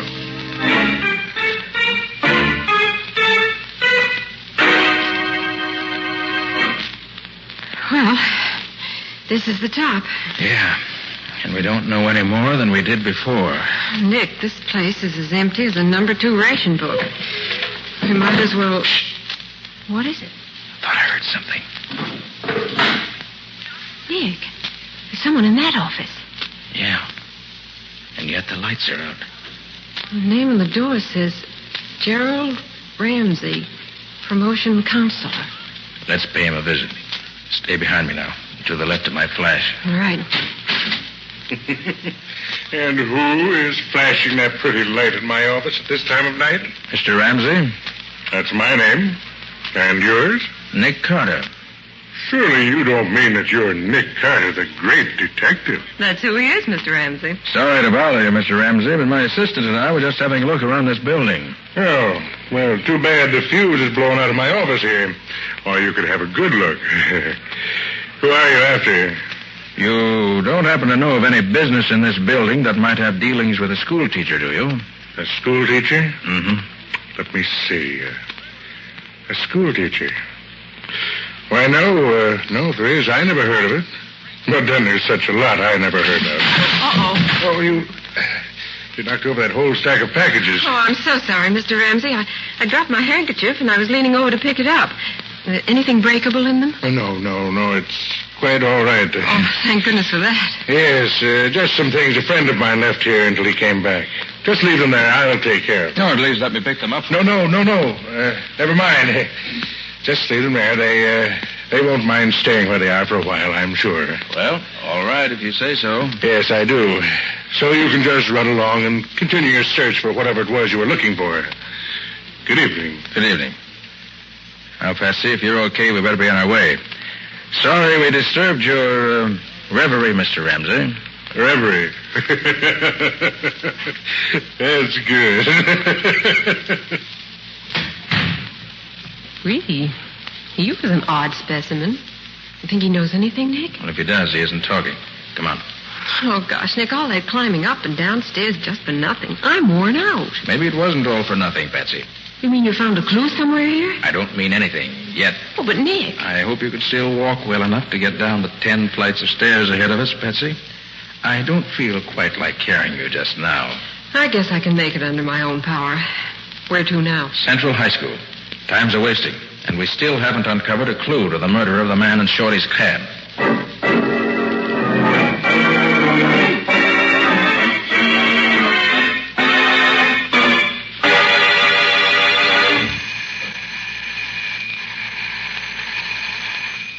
Gosh, Nick, what do you expect to find in a schoolhouse at this time of night? Clues to Johnson's murder, I hope.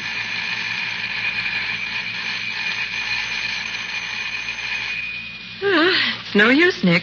The janitor's not here. I'll have one more try.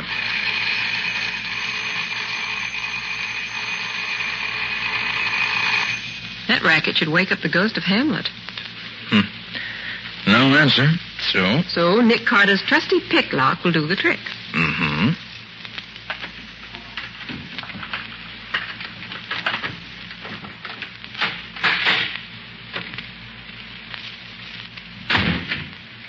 Oh, it's black as pitch in there. Stay right beside me.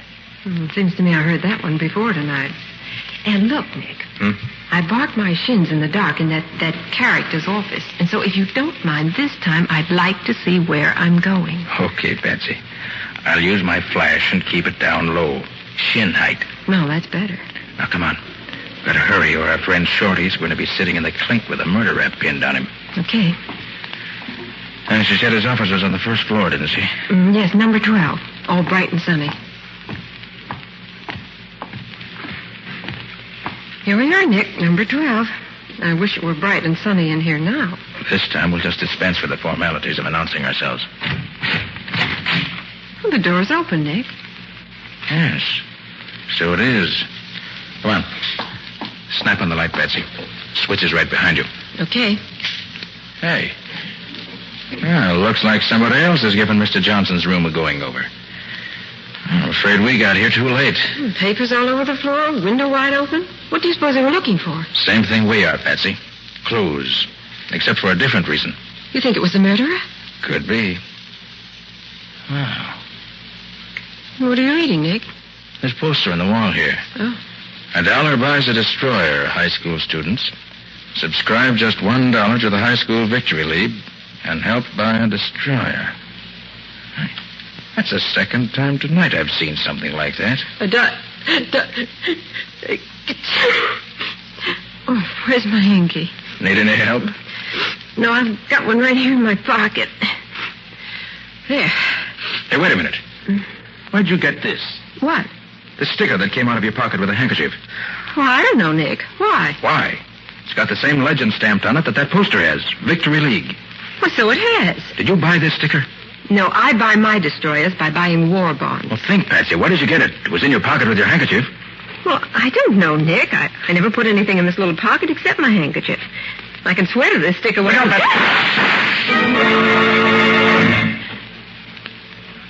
See anybody? No. No, nobody here now. Are you okay, Patsy? Well, I guess so. What happened? I just happened to look up in time to see a man poking a gun through the open window. So that's why you pushed me out of the way so fast. Yes, there was no time to be polite. Oh, thanks, Nick. Did you recognize the man at the window? No. Too bad, but he got away. Gee, Nick, you certainly shot that light out fast. Well, if he can't see us, he can't shoot us. A very logical deduction, Mr. Carter. Hey, Patsy, give me that sticker you picked up tonight. You think it means something to this case? You bet I do. I've just remembered where I've seen one like it. Where, Nick? Never mind now. Well, Patsy, this case is beginning to add up. If I'm not mistaken, the sticker splits it wide open. Come on. I've got a job for you to do, on your own, and right now. That means you've got a job that you're going to do on your own. Right. Now, this is the plan. And if it works, we'll nail our murderer red-handed.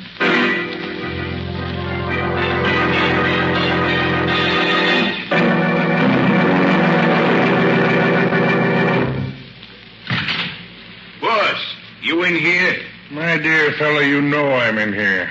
Did you get the fuse fixed? Yeah, and while I was fixing it, I got something else, too. Come on in, you. Here, snap on the light and see what I picked up snooping around down the basement of this building. See? Nick Carter. Well.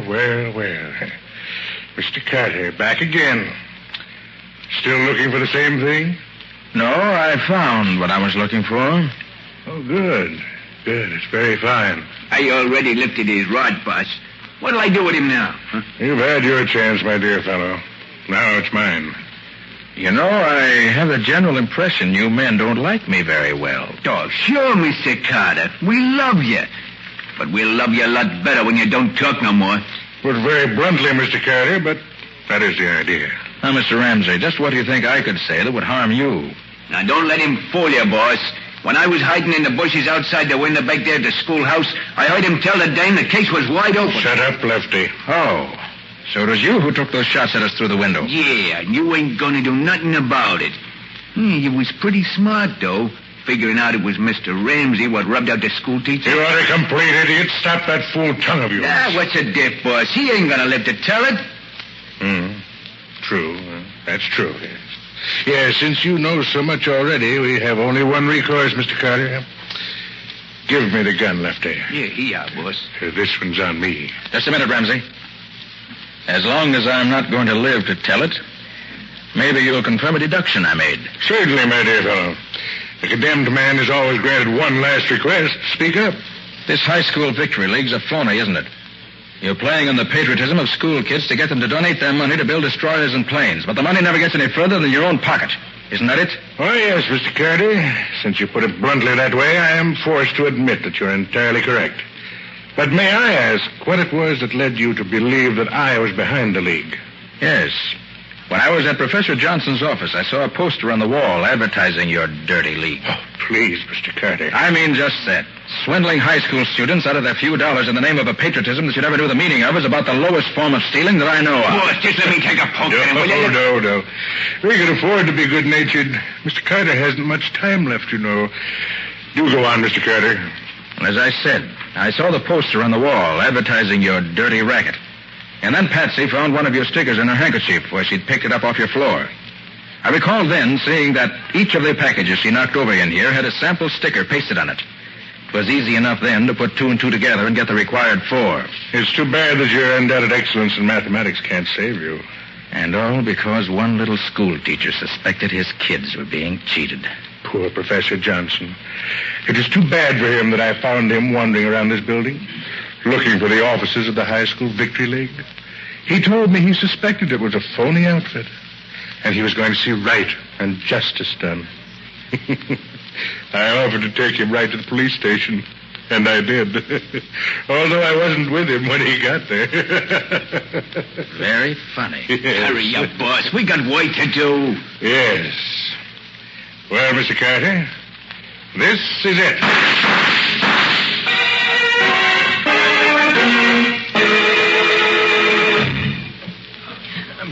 Rats and banshees, Nick, don't do this to me again. I tell you, my nerves won't stand it. Oh, what's the matter, Riley? You got your men.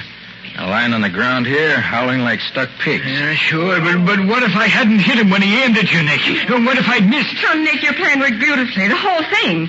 Getting yourself found by Ramsey's henchmen and my getting Riley up here to hear the confession and everything. Yeah, Patsy, but don't run such a split-second chance of life and death again, Nick. My heart won't stand it. Well, it was worth it. Just to see Ramsey walk into the trap like a bear looking for honey. Hey, Nick. Oh, Shorty, come on in. Take a look at our handiwork. Gee, so that's the bum who tried to frame me to the hot seat. He'll be getting it himself before long, thanks to Nick Carter. Riley, I want to tell you something. Of all the criminals I've tracked down, catching Ramsey gave me the most pleasure. A fellow like that, trading on the patriotism of school kids, is about the lowest rat in the world. Why, bad as the Nazis are, a guy like this is worse. You're right, Nick. You said it, Nick. Well, Riley, you've got all the evidence you need. Mm-hmm. The package of posters in the next room, the package of stickers here, and the confession. Right, Nick. We can take over from here. Thanks. Okay, Riley. So long. So long, Nick. So long, Patsy. So long, Lieutenant. Well, Patsy, come on. Chin up. Carry on and all that sort of thing. It's not my chin that's worrying me, Nick. It's having to walk down those 10 flights of stairs again. That'll be the 4th trip tonight. Why, Patsy. And at your age, too. Look, Nick, can't we just sit here on the top step for the next 6 hours? You think you'd be rested enough then to walk down the 10 flights? I think that by then the elevators will be running again. And what a wonderful invention the elevator is.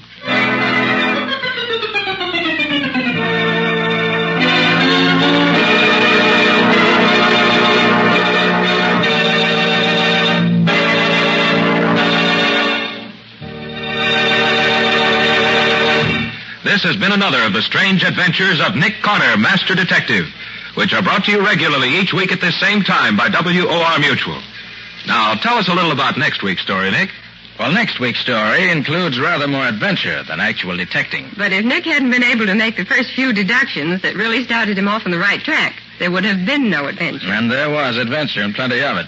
I came nearer to meeting my match when I met Dr. Donaldson than at any other time in my career. This Dr. Donaldson was a specialist in secret and dangerous poisons, and he tried one of them out on Nick. Well, in the end, I managed to get the better of him and solve a mystery that had the police completely stopped. We call it the empty coffin because it was an empty coffin that gave us the first clue. And it was 2 different doctors making out 2 separate death certificates for the same death that led to that first clue. Well, that's enough for now. Join us next week for the story of the empty coffin. So long. So long, folks. And so long to you, Nick and Patsy. Until next week.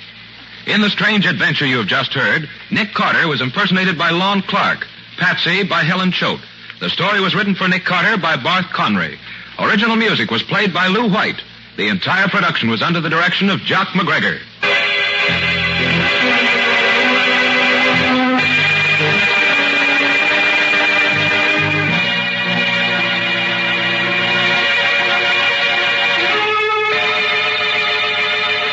Next week at this same time, listen to another curious experience of Nick Carter entitled The Empty Coffin, or Nick Carter and the Mystery of the Doctor's Poison.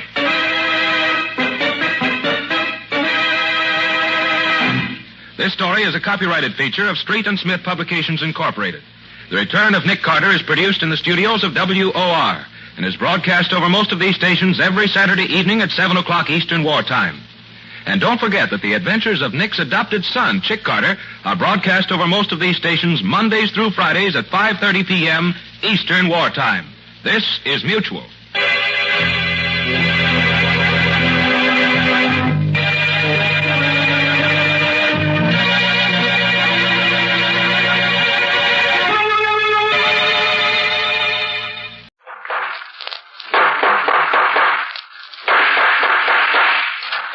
What's the matter? What is it? Another case for Nick Carter, Master Detective.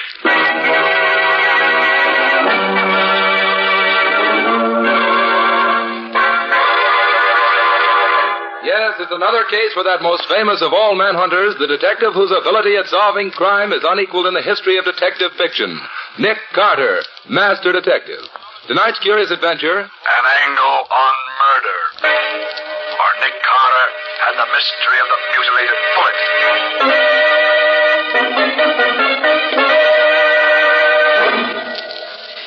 Then I grabbed her, and I wound my finger noose around her throat. I squeezed her windpipe tight. Tighter and tighter. What's the matter, Patsy? Oh, Nick, put the lights on. All right. And I said I wanted to hear the recorded confession you made of that mad murderer who killed his wife.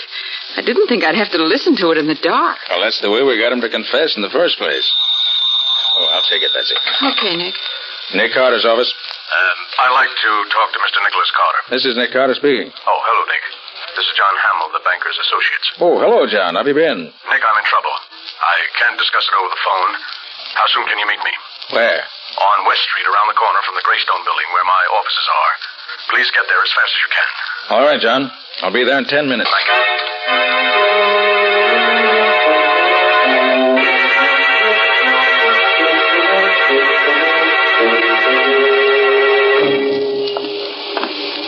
Now, Scubby, you understand exactly what you're to do? Yeah, Nick. Okay. I'll see you later. I've got a date in this corner. Okay, Nick. I'll be seeing you. Hey, look at that car coming up the street, would you?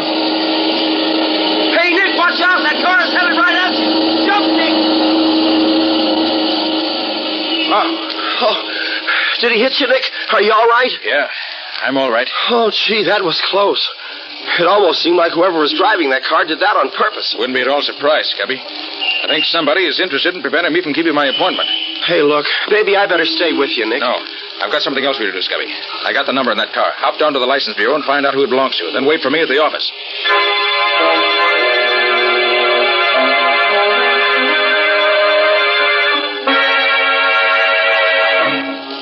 Oh, Nick.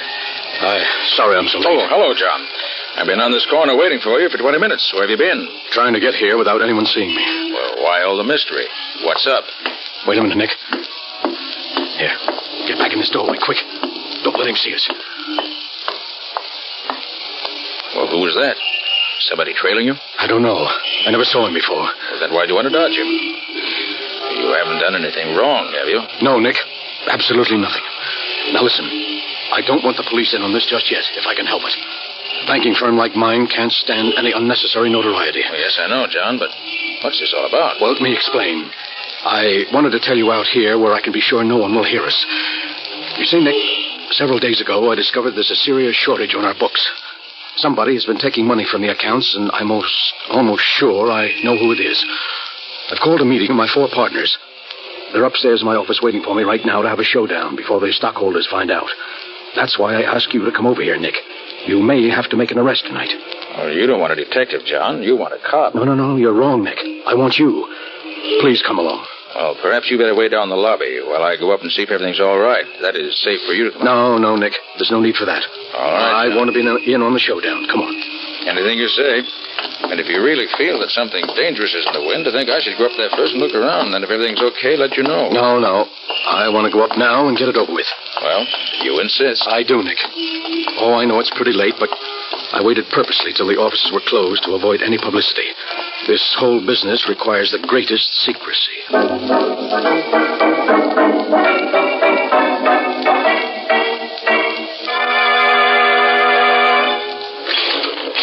24th floor. Oh, this is our floor, Nick. After you, John. Oh, thank you. Kind of dark in this hallway, isn't it? Yes, the lighting isn't any too good here, but... John, are you hurt bad? Nick. What is it? I mean, what's happened? Why is it John? Quiet, please, quiet. Gentlemen, John Hamill is dead. John Hamill's dead, but that's terrible. How did it happen? That's what I want to know. You seem to know him. Who are you? I could ask you the same question. Who are you? I'm Nick Carter. Nick Carter, the detective? Yes. Oh, well, my name's Tom Burdick. I'm one of Hamill's partners, and these are the others. Mr. Carter, I'm Emil Garrick, and this is Arthur Nelson and Alan Cornish. How do you do, Mr. Carter? You're Cornish, huh? Yes, Mr. Carter. What do you know about this? Nothing. I was in my office all the time. Oh, that's not true, Cornish. I saw you go out in the hall just a few seconds before Hamill was shot. That right, Cornish? Yes, I did go out for a moment. But when the shot was fired, I was back in my office. But why question me? Why don't you ask Burdick where he was or Nelson McGarrick? Well, I can easily explain where Mr. Nelson and I were. We were both together in my office preparing some papers for tonight's meeting. That's right, Mr. Carter. I was with Mr. Garrick. Which of you men belong to which office? Well, you can see the layout yourself, Mr. Carter. They all open off this L-shaped corridor. First comes Nelson's office, then Burdick's. They're on the long leg of the L.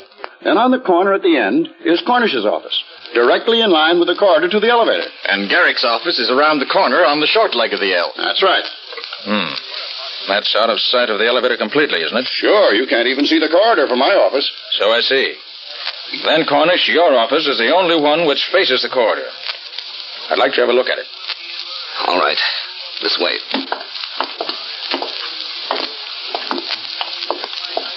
This is my office, Mr. Carter. Peculiar order here. Let's see. Well, what have we here in this umbrella stand? A gun. What? And it's been fired very recently. I should say, gentlemen, this was the murder weapon. That's Mr. Cornish's umbrella stand. What do you know about this, Cornish? I don't know anything about it. Well, that gun belongs to Mr. Cornish. That's right, Mr. Carter. I've seen it in his desk many times. I recognize that fancy handle. Say, what are you fellows trying to do? Well, sure, it's my gun, but I haven't seen it for 3 days. Someone stole it on my desk, Mr. Carter. Why didn't you report it to the police? Because I didn't carry a permit for it. I was afraid of getting in trouble. Cornish, I regret that appearances are against you.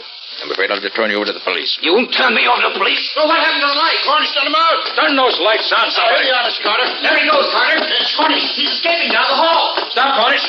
Stop or else...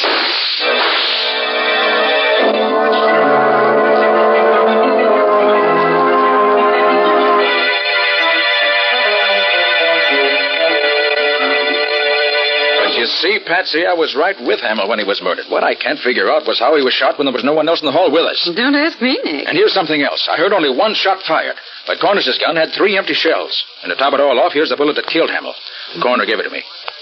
Notice how it's all banged up? Yes, how did that happen? I wish I knew. Patsy, if I knew the answer to that, I think I know the answer to this whole case. Until we find Cornish. Hello, Carter? Yes, this is Nick Carter. Oh, this is Alan Cornish. I suppose I'm a fool for calling you up, Carter, but I need help. I'm desperate and I can't go to the police.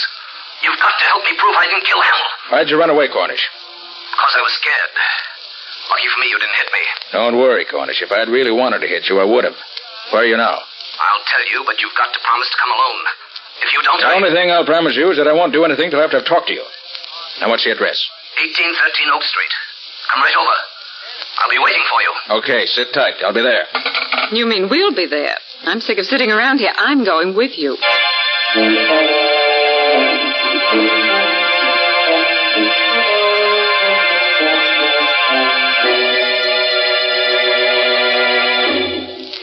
"1813 Oak Street. This is it, Betsy." Gosh, what a creepy-looking place. Certainly not very attractive. Well, come on, let's go in.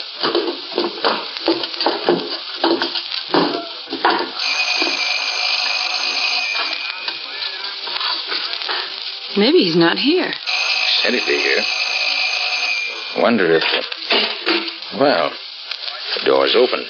Should we go in? We can't keep our date with Cornish if we don't. Gosh, it's dark in here. Nick, do you suppose it could be a trap? Never can be quite sure, Patsy. Here's the door. Stand behind me. Can you see anything in there, Nick? Wait till I get my flashlight. No. Looks deserted. Oh, come on, let's try another room. Gee, this place gives me the jitters. Practically deserted. Maybe he's in here. Stand back, Patsy. No, nothing in there. Maybe he got scared after he called you and slipped away. We'll soon find out. There's another door. Over there.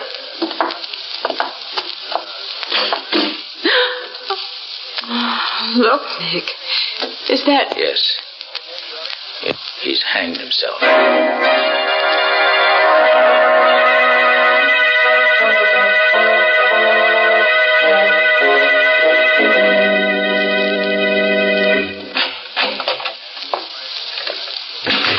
Well, Nick, I don't know why you came back to the office again tonight.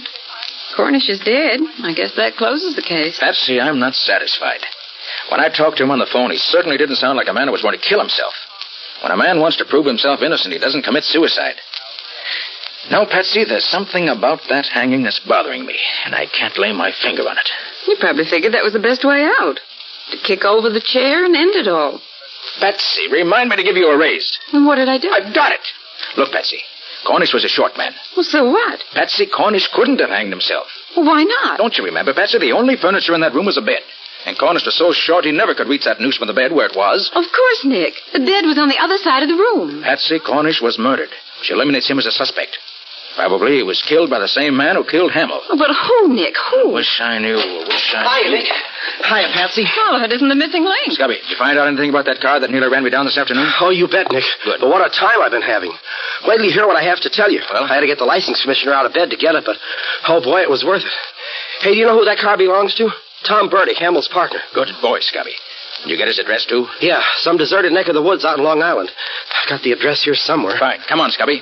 You and I are going to pay him a visit.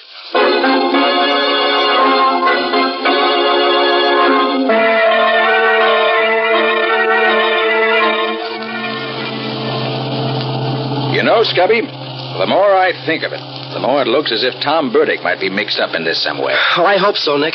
Otherwise, we're using up a lot of gas in this jalopy of mine for nothing. Hey, have you noticed anything funny, Nick? You mean that car that's been trailing us for the last few minutes? That's it. What do you make of it, Nick? I don't know, Scubby. But I think we'll be finding out quickly enough. They're overtaking us. Better step on it. Okay, Nick. Here we go. How are we doing? Not so good, Scubby. They're still gaining on us. Can you give her any more gas? I'll try. There. They still coming up? Yes, Scubby. And fast. Dutch, Scubby, they're shooting at us. You're telling me? Watch it. Here they come. Well, I've done all I can, Nick. This old bus won't go any faster. Well, let's try no stick, Scubby. When they get close to us, slam on your brakes and pull over to the side of the road. Yeah? They won't be expecting that. It may throw them completely off balance and spoil their aim. Okay, Nick. You say when. Now, pull over. Okay.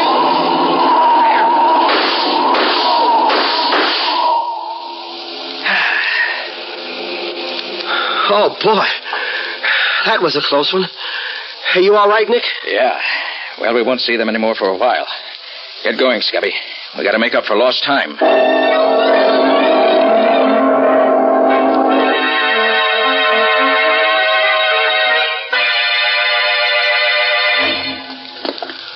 Well, Nick, I've got to hand it to you. You have the darndest way of getting into a cellar. Well, we had to get into Burdick's house somehow. This cellar with its trick entrance from the garage looked like the safest way. Especially with those two vicious-looking dogs posted at both the front and back doors to the house. Well, they sure were big ones, too. I'd hate to meet one of them. Hey, where do you think this is going to lead us to, Nick? We should find a stairway going upstairs, unless I'm very much mistaken. Yeah? Yeah. Here's one. All right, let's go up. But careful. All right, Nick, you lead the way. I'm with you. Here's the door. Well, I hope it's open. No, darn it, it's locked. I'll soon fix that. There. All right, Scubby, come on. Oh, wait. Someone's coming into the room, Scubby. Get back. We can hear through the crack of the door. I'll leave it open a little. Well, Mrs. Burdick, I'm certainly glad you called me up. I'm only too happy to be here at a time like this. After all, we're practically neighbors, aren't we? Oh, I just had to talk to someone, Mr. Garrick. I'm so worried about Tom and those horrible things that have been happening at the office. What do you make of all this? Well, I wouldn't worry about it too much, Mrs. Burdick. I'm sure Tom can take care of himself, if he has to. What do you mean, Mr. Garrick? Nothing. But he has been acting rather strangely lately. Well, that's just it. I'm so worried. I haven't seen or heard from him all day. He's never been so late coming home from the office. Why, it's after 11. Oh, there's really nothing to worry about, Mrs. Burdick, even in a case like this. Of course, it looks very peculiar for Tom to be missing his way, especially at this particular time. Mr. Garrick, you don't think Tom had anything to do with all this sort of... Well, Mrs. Burdick, I like Tom very much. I would hate to think that Tom had anything to do with this murder. Of course, Oh, Scubby, we don't seem to be learning much this way. Might as well go in and let him know we're here. Sure, Nick. Good evening, Mr. Garrick. Why, Mr. Carter, what are you doing here? I just came along with one of my assistants, Scubby Wilson, to talk to Mr. Burdick. We came in this way because we didn't want to disturb the dogs. Oh, really? Who are you? Oh, Mrs. Burdick, this is Mr. Nick Carter. He's in charge of investigating Hamill's death. Mr. Carter, the detective? Nothing's happened to Tom, has it? I don't believe so, Mrs. Burdick. I just want to ask him a few questions when he arrives. Well, maybe that's why Tom hasn't come home. Maybe he's afraid of... Maybe that's he now. Wait, I'll go look out the window to see if that's his car. Carter, I must warn you to be careful. Burdick's a dangerous man. Tom, Nick Carter's here. Please, Mrs. Burdick, come away from that window. Here to see you. You won't do him any good that way, Mrs. Burdick. Tom! Stop it, you hear me? Please. That's his car, Mr. Carter. Look, he's getting away. Come on, Scubby, let's get after him. Okay, I'll go with you, Carter. Hurry up. I want to know why he runs away when he hears my name.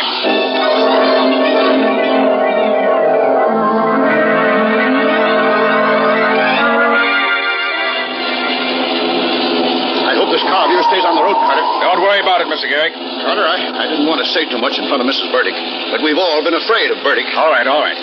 Scubby, just keep your foot on that throttle and keep after him. Oh, boy, we sure made that one on two wheels. Nick, I'm pushing this crate as fast as she'll go, but we don't seem to be getting any closer. That car of Burdick's can sure step. As long as we hang on and don't lose him, I'll be satisfied. Hey, watch it. We're coming to a railroad crossing. So I see. Well, maybe we can head him off now. If Burdick tries to beat that limiter to the crossing, he's crazy. Look, Carter, I think he's going to try to make it. He can't do it. He'll be killed.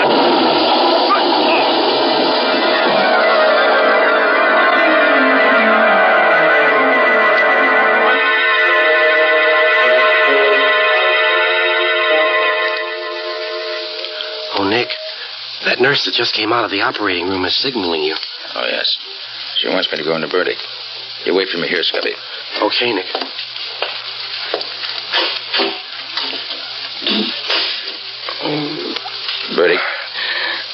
Burdick, can you hear me?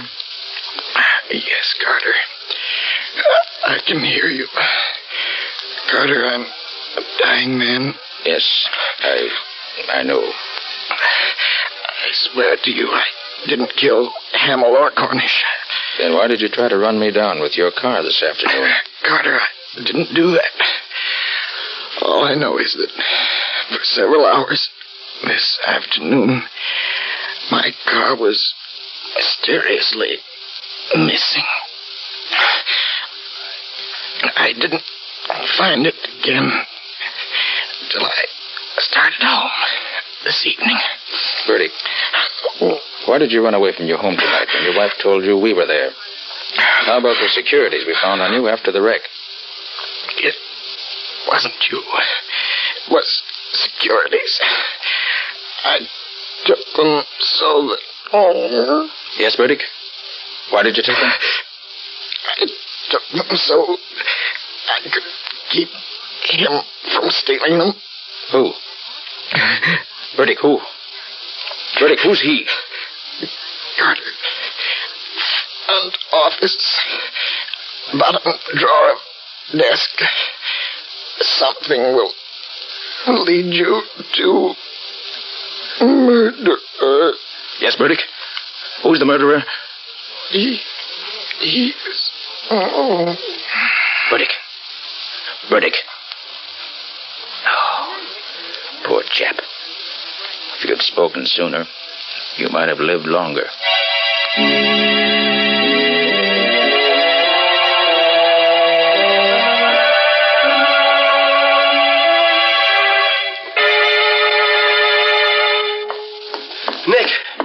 Nick, I got here as quick as I could. Have you found anything yet? I think so. Scubby Burdick wasn't lying to me. I found this in the bottom drawer of the desk in the front office here. A book? Well, is that what Burdick meant? Just look at that title. Studies of various angles of bullets in flight. Oh, so what, Nick? Scubby, that's the way Hamill was killed. It all adds up perfectly. Now I know why I heard only one shot when I found 3 empty shells in the murder weapon. 3 shots were fired, but 2 of them were fired at a different time from the 3rd. Well, do you know where the other 2 bullets are, Nick? I do. Follow me out in the hall and I'll show you. Yeah? You see, Scubby, as soon as I found that book in the flight of bullets, I did a bit of looking around, and I finally found them. Oh, where are they? In the office here? No, Scubby, in the corridor. Right over there in that dark corner, embedded in the wall beside the elevator shaft, about a half a dozen feet from where Hamill was killed. Well, what are they doing over there? Scubby, this was a very ingenious crime. And if you watch carefully, I'll show you just how ingenious it really was. Now, you notice that Cornish's office is the only one facing the corridor leading from the elevator. Yeah. So what? Well, in order to shoot someone coming down the hall, the murderer, if he were in any office but Cornish's, would have to step from his office out into this corridor and be seen, right? Yeah, right. But our murderer was very clever. I got the answer when I located the book, and when I found these embedded in the wall beside the elevator shaft. The 2 missing bullets. Right. Oh, hey, they're all banged up. Precisely, just like the murder bullet. And that's what gave me the answer. You see, Scubby, Yeah. the murderer never left his office. He stood inside the front office, the one around the corner, on the lower leg of the L-shaped corridor, and aimed at that steel pillar built into the wall over there. When the bullet hit the steel face of the pillar, it was deflected into Hamill's lungs. Look here. You see these marks in the face of the pillar here? Where? Oh, yeah. Those are the bullet marks. Oh, well, gosh, Nick, that's fantastic. Hey, are you sure you're right? Positive. Don't you see, Scubby? That explains the other 2 shots that were fired. They weren't fired at Hamill, and they weren't fired at the time the murder was committed. They were practice shots used by the murderer to be sure he had the correct angle from which to shoot Hamill. Gosh, Nick, I've certainly got to hand it to you. Yes, but we still have to get the murderer. But how? And who is it, Nick? I rather think that if we step back in the office and wait, we'll find out soon enough, Scubby. Well, what do you mean, Nick? I mean that whoever it is will be in this office within the next few minutes, because after my discoveries, I made a couple of phone calls, and I invited the 2 remaining partners to meet me here. Shh. Here comes someone now. No. Oh, how do you do, gentlemen? Oh, hello, Garrick. I got your phone call, Carter, and I got here as fast as I could. Garrick, have you seen this book before? Studies of various angles of bullets in flight. Why, yes, now that I think of it, I think I have. Does it belong to you? No, it doesn't. But I remember that one day when I was with Mr. Nelson, he stopped in front of a bookshop and looked at it. Rather closely now that I think of it. Yes, I'm sure it was Nelson. Very interesting. Now tell me, Mr. Garrick, when the murder was committed, are you positive that you and Mr. Nelson were in this office together? That's right, Mr. Carter. And you show me exactly where each of you stood at the time the shot was fired. Well, now, let me see. I was here, facing the window, and Nelson was, standing right about here by the door. I see. And did you notice in which direction he was facing at the time? Yes, I remember. This way, facing the corridor. In other words, the way he was standing, you could see him only in profile. That's right. Well, there's no question but that's how it was done, Scubby. The murderer planted himself in this office so that he could establish a strong alibi. He then took the gun from his pocket, unseen by the other person in the room, who could see him only in profile, and then fired it at that steel pillar. Then as he ran into the corridor with the rest, after Hamill was dead, he dropped the gun into the umbrella stand in front of Cornish's office. Well, Carter, do you mean that Nelson is the one How do you do, gentlemen? Did I hear my name mentioned? Yes, Nelson, you did. Why did you kill Hamill and Cornish? Please, Garrick, don't be ridiculous. Oh, Nelson, does this book look familiar to you? This book? No, I can't say that it does. You sure you've never seen this book before? Now that you mention it, I may have glanced at it in a bookshop at one time or another, but then I look over a lot of books. I like to browse. I see. Nelson, see how you approve of this story of Hamill's murder. Yes? The killer knew of Cornish's criminal record, and he figured he could embezzle some of the firm's money and pin it on an innocent man. Then when he found out that Hamill was becoming suspicious and was having the accounts checked, he became panicky and afraid that it might not work out the way he had planned. So he decided to kill Hamill. Then when he happened to overhear Hamill's conversation with me over the telephone, he hurriedly borrowed Burdick's car without Burdick's knowledge and tried to get rid of me. That's an interesting way out, Mr. Carter. Have you also a theory as to who the killer is? I have. By the process of elimination, it has to be either you or Mr. Garrick or an unknown. And I've already proved that I didn't do it. It must have been an unknown then, Mr. Carter. I certainly didn't kill Hamill. I had nothing to do with the murder. When the shot was fired, I was right here in this room with Mr. Garrick. He can testify to that. He has already, Mr. Nelson. In fact, Mr. Carter, I was standing right here facing the window when the shot was fired. Oh, no. That's where I was, Mr. Carter. Standing here at the window. Now, please, Garrick. Please, now, gentlemen, please. You don't have to argue about it. I know who was at the window, and I know who fired the fatal shot. Scubby, take a look at the flyleaf of this book. Well, what are they, Nick? They look like the scribbles that some guys draw when they have nothing else to do. Oh, doodles, they call them. Exactly. While I was looking through the various offices, I found some papers with these same doodling marks on them in one of the desks. And these marks were made by the murderer. Garrick, I arrest you for the murder. He's got a gun! Well, Scubby, pick up the pieces. Oh, boy. There's the murderer, Garrick. He's also the man who tried to murder you and me last night on the road to Burdick's home. Well, I'll be. You see, Scubby, Burdick has his suspicions about Garrick. That's why we found those securities on him. He took them so that they wouldn't fall into Garrick's hands. He'd suddenly found out that Garrick was an unscrupulous crook. And that was the reason he ran when Mrs. Burdick called him. He saw Garrick at the window and was afraid of him. Well, Nick, I must say he had me fooled when he said that Nelson was standing at the door of the office here when he was really there himself. Yes, in telling us who was in this office, our clever murderer just reversed the positions in which he and Mr. Nelson were standing when the murder was committed. But once I saw the marks on that flyleaf, I knew who stood where. And that's why I had Nelson come up here, to force Garrick's hand. Well, Nick, one way's as good as another as long as you get results. And you always seem to do that.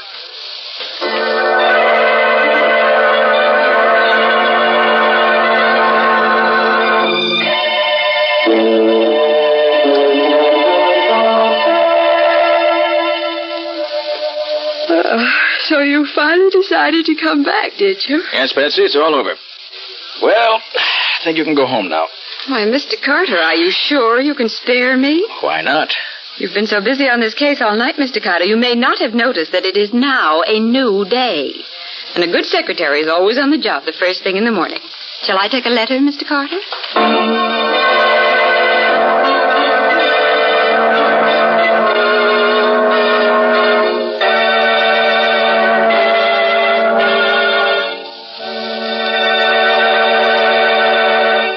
This was another strange experience of Nick Carter, Master Detective, called An Angle on Murder, or Nick Carter and the Mystery of the Mutilated Bullet.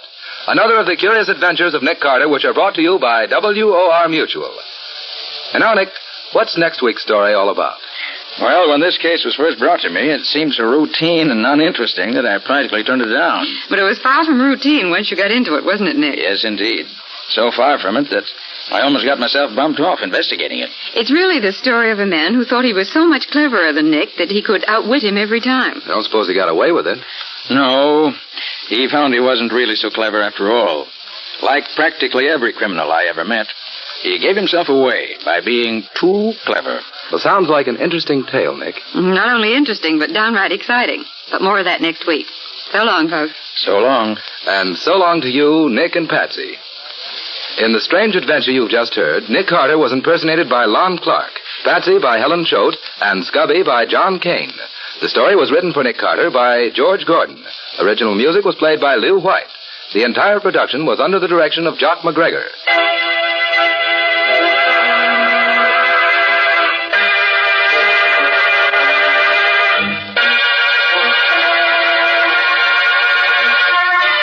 Next week, listen to another curious experience of Nick Carter entitled The Body on the Slab, or Nick Carter and the Mystery of the Missing Husband.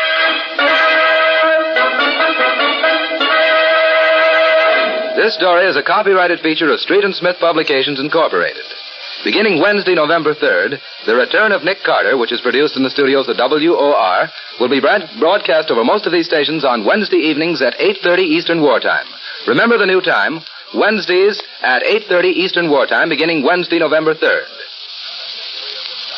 This is Mutual.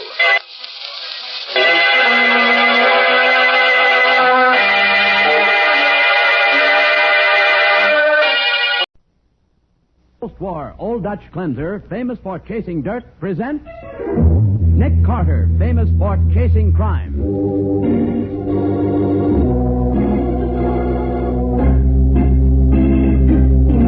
Every week at this time, two great names are joined as new post-war Old Dutch cleanser brings you one of the most resourceful and daring characters in all detective fiction, Nick Carter, Master Detective.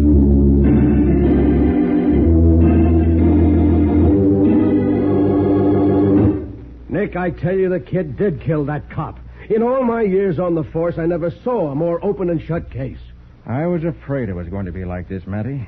That's why I didn't want to give his mother any hope. Oh, it's a shame. He's everything she has in the world. That's the trouble, Patsy. Every time you catch a crook, some innocent person has to suffer. Well, I'm sorry for his mother, sure. But I'm sorry for the dead man's widow, too. And I'm not going to rest till I see that cop-killing little punk on his way to the electric chair. Now, now for the case of the wandering corpse. Today's adventure starring Lon Clark as Nick Carter. Lefty Adams was always a bright boy, the type who learned quickly. At 12, he learned to steal bicycles, and that sent him to the state reformatory, where he learned a lot more about crime from older boys. Now, at 17, Lefty is convinced that only suckers work for a living. It's 3 o'clock in the morning on the lower east side of the city. A lone customer from Milligan's Bar and Grill is making his uncertain way homeward. As he passes a dark doorway, a figure quickly steps in behind him, locks his arm around his neck, and pulls him back into the shadow. Just keep quiet, Mac, and you ain't going to get hurt. I said keep quiet, didn't I? Hey, that's quite a roll you got there. Thanks. Now, look, chum, I ought to conk you one, but I'm soft-hearted, see? I'm lambing out of here, but I got a rod, and if you let out one yipe, I'm coming back. You gonna be good? Yeah. Okay. So long, sucker. Help! The dirty rat I might have known. Hey, you! It's the cops. He ain't gonna get me. Stop or I'll shoot! I got far to go now if I can only...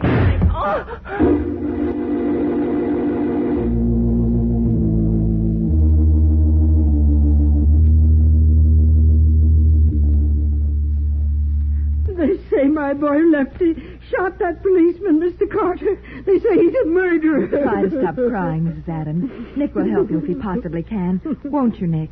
I'd certainly like to, Patsy, if I could, but... I got no money, but I'll work. It takes 20 years. It isn't the money, Mrs. Adams.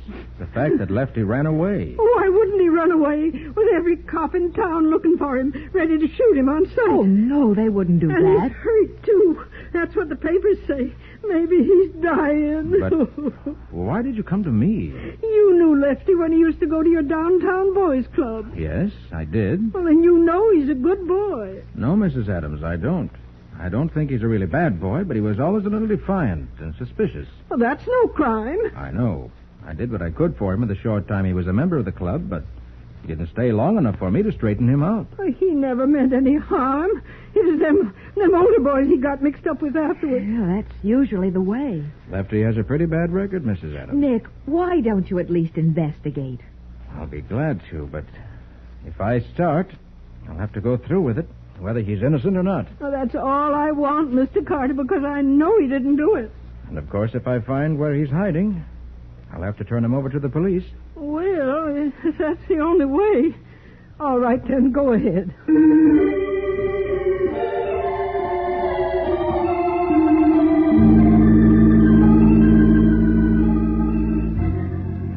Nick, I tell you the kid's guilty. In all my years on the force, I never saw a more open and shut case. Look, Matty, will you tell me again just exactly what happened? It's a simple case, Nick. Officer O'Malley caught this Lefty Adams rolling a drunk.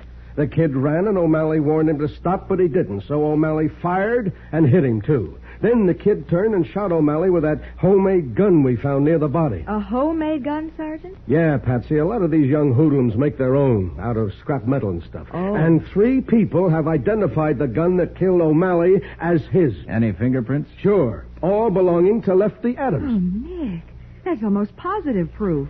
Well, that's pretty strong evidence. And all that's right. only part of it, Nick. The drunk got a good look at Lefty when the kid ran under a streetlight. And he's identified his picture. But he didn't actually see Lefty fire the shot, did he? Well, Patsy, considering the shape he was in, he ain't sure of anything except that the kid was Lefty Adams. Oh. Matter of fact, he remembers hearing only one shot, and we know there were 2. You mean because there was an empty cartridge in O'Malley's revolver? Sure. And we know the kid was wounded because there was blood on the pavement a half a block from O'Malley's body. We've sent out warnings to all doctors to watch for a 17-year-old boy with a bullet wound, probably in his left arm. But what makes you think he was hit in his left arm? Because, Patsy, the fingerprints on his gun are from his right hand. Uh-huh. And Lefty is a southpaw. Oh. I see what you mean. Left arm must have been injured, or have held the gun in his left hand. That's the way I figure it. Oh, I was afraid it was going to be like this. That's why I didn't want to give Lefty's mother any hope. Oh, it's a shame. She has so much faith in him. That's the trouble, Patsy. Every time you catch a crook, some innocent person has to suffer. Well, I'm sorry for his mother, sure, but I'm sorry for O'Malley's widow, too. And I'm not going to rest till I see that cop-killing little punk on his way to the electric chair.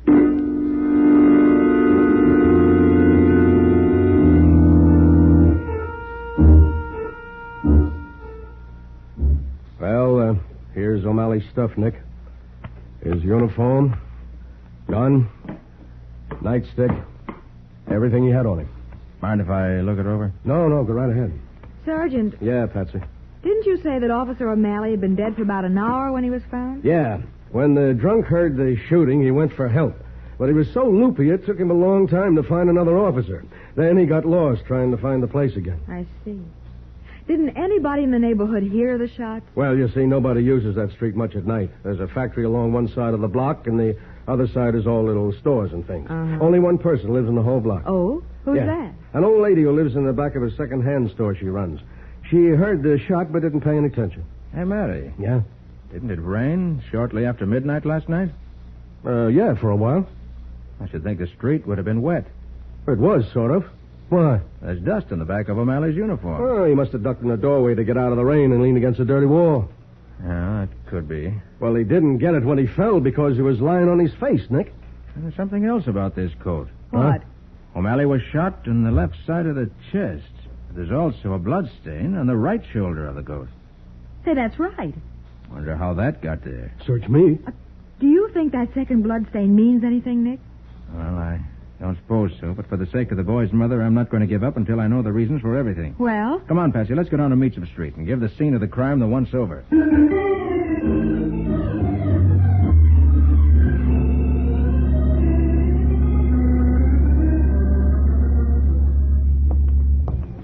Oh, here's the second-hand store Matty was talking about. Let's go in for a minute. All right. Just a minute. I'll be right out. Okay, we'll wait. I'm in the back room. I'll be with you as soon as I get down off this ladder. Take your time. Oh, gee, I love second-hand stores, Nick. Look, everything from jewelry to automobile tires. Phew. Painting walls is no job for a fat woman. Well, what can I do for you? My name's Carter, and this is Miss Boone. Well, pleased to meet you, I'm sure. Hello. I want to ask some questions about the shooting that took place near here last night. You heard the shots, didn't you? Yep. They woke me up. The window was open wide because of the fresh paint smell in the room. How many shots were there?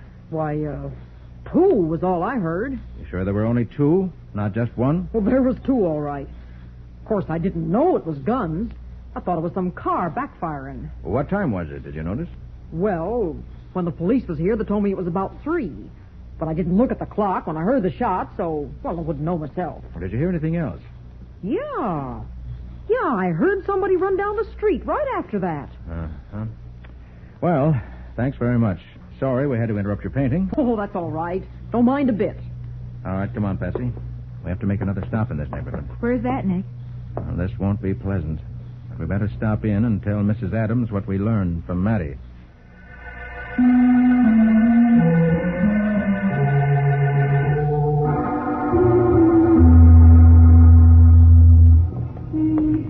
This is the right block, Nick. Must be only a few houses farther on. Hey, Patsy, get back in the doorway, quick. What's the matter? Mrs. Adams. She just came out of that house down the street. So what? Something odd about the way she's acting. Looking over her shoulder as if she were afraid of being followed. Let me see. Hey, you're right. She acts scared to death. And look at those bundles she's carrying. One of them must be clothes. She's also got something in a paper sack. That might be food. Nick, she's getting into a cab. So I see. A woman like Mrs. Adams can't afford a cab except for something very important. Come on. Yep. Taxi. All right, Patsy. Hurry up. Get in. Right. Where to, Bud? Follow that cab up ahead. There's a 10 spot in it for you if you don't lose him. Oh, mister, you can say goodbye to that sawbuck right now. But, Nick... I may be wrong, Patsy, but it looks to me as though Lefty may have got in touch with his mother and that she's taking him food and clothing. Oh, but, Nick, it would be awful to use that poor woman as a means of finding her boy and turning him over to the police. I know it, Patsy, but I said I was going to follow through on this case, even if what I find sends Lefty to the chair.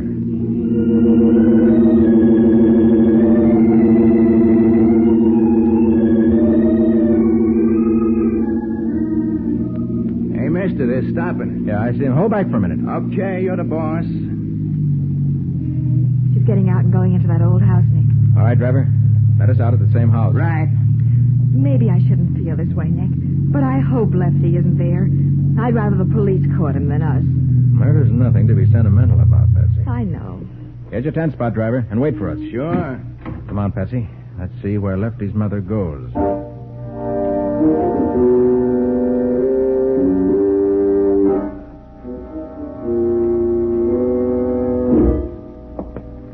Here's the room she went into. Mrs. Adams? I hope you're wrong, Nick.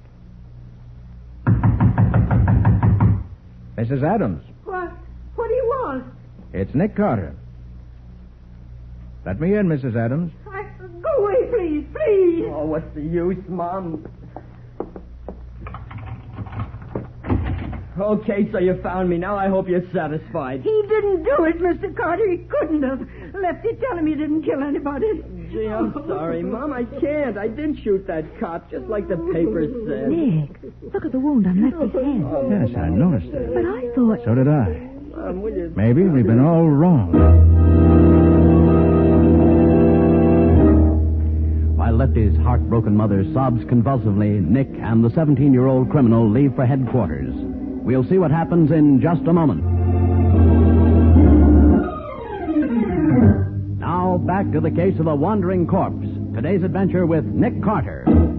Lefty Adams has admitted killing Officer O'Malley, but Nick still wants to clear up a few points. So after delivering Lefty to headquarters and waiting while a doctor attended to Lefty's wound, he now questions Lefty in his cell. How you feeling, Lefty? Doctor fix you up all right? Yeah, sure. I didn't expect to find you with a head wound. Oh, it wasn't nothing. The bullet just creased me. From what I understand, it was a pretty deep crease. Another fraction of an inch to the right, and you wouldn't be here. Why couldn't O'Malley have shot straighter? Why couldn't it have been me instead of him? I never wanted to kill nobody. And why did you carry a gun? All the other guys had a knife or a rod, and I wanted to show them I was tough, too. Lefty, were you mixed up with the gang? No. There's been a lot of petty crime in your neighborhood lately. Stick-ups, mugging, automobile stripped. And it looks as though there might be some kind of organization behind it. I don't know what you're talking about. All right. Let's talk about Officer O'Malley. I said I shot him, didn't I? What more do you want? There are a couple of things I don't understand. I ain't saying nothing till I see my lawyer. They haven't appointed anyone to defend you yet, have they? They don't have to. I'm getting J.B. Fenton. J.B. Fenton? You'll find he costs a lot of money, Lefty. I'll get the dough, all right. I got friends, see? Friends? Would be willing to put up $5,000 or $10,000? Maybe more? Sure. Why not? Well, I didn't know you traveled in circles like that. Look, Mr. Carter, will you leave me alone, please? Ain't I got enough in my mind? Mom crying her eyes out and me knowing I killed a guy? It's enough to drive a guy nuts without having to keep talking about it. All right, Lefty. Just a couple of more questions and I'll leave. You're left-handed, aren't you? Yeah, sure. What do you think they call me Lefty for? And why did you hold the gun in your right hand when you shot O'Malley? I didn't. I couldn't have. I couldn't hit nothing with my right hand. But the fingerprints on that gun are from your right hand. Quit nagging at me, will you? How do I know why I done it? I shot him, but I don't know how it happened. There was a million skyrockets going off inside my head. You mean from the bullet wound? Yeah, I blacked out, maybe. All I remember is him chasing me into the... What were you going to say? Nothing. Leave me alone, will you? I don't want to talk about it. But, Lefty, listen to me. I told you I killed the guy, didn't I? That's all I know. Now get out of here and let me alone. Just let me alone.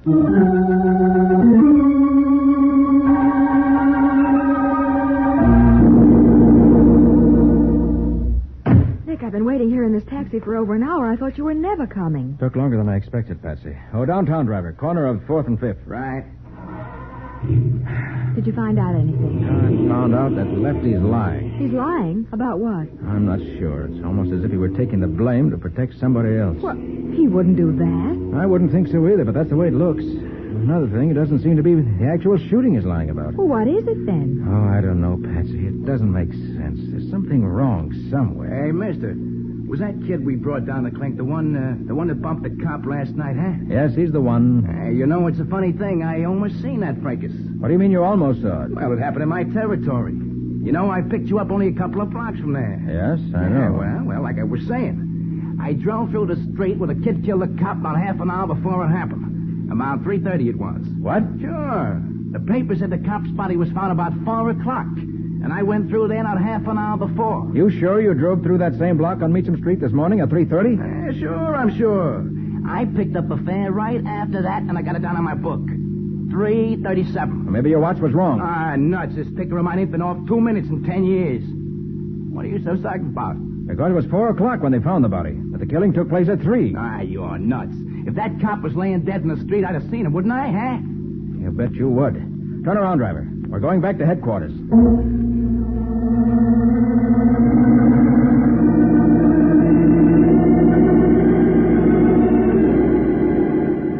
But the body must have been there at 3:30, Nick. He was shot at 3, and corpses don't go wandering around while they're waiting for somebody to find them. That's why I'm taking another look at O'Malley's coat, Matty. I hope it'll tell us where the body really was. Just because there's a little dust on the back of it? Not entirely.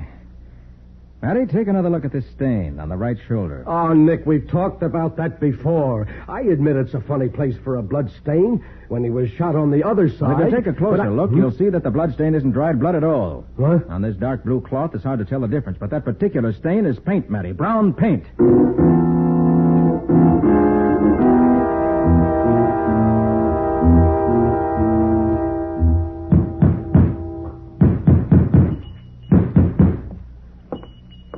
Well, if it ain't Mr. Carter, Miss Bowen again. Oh, come right in. Thank you.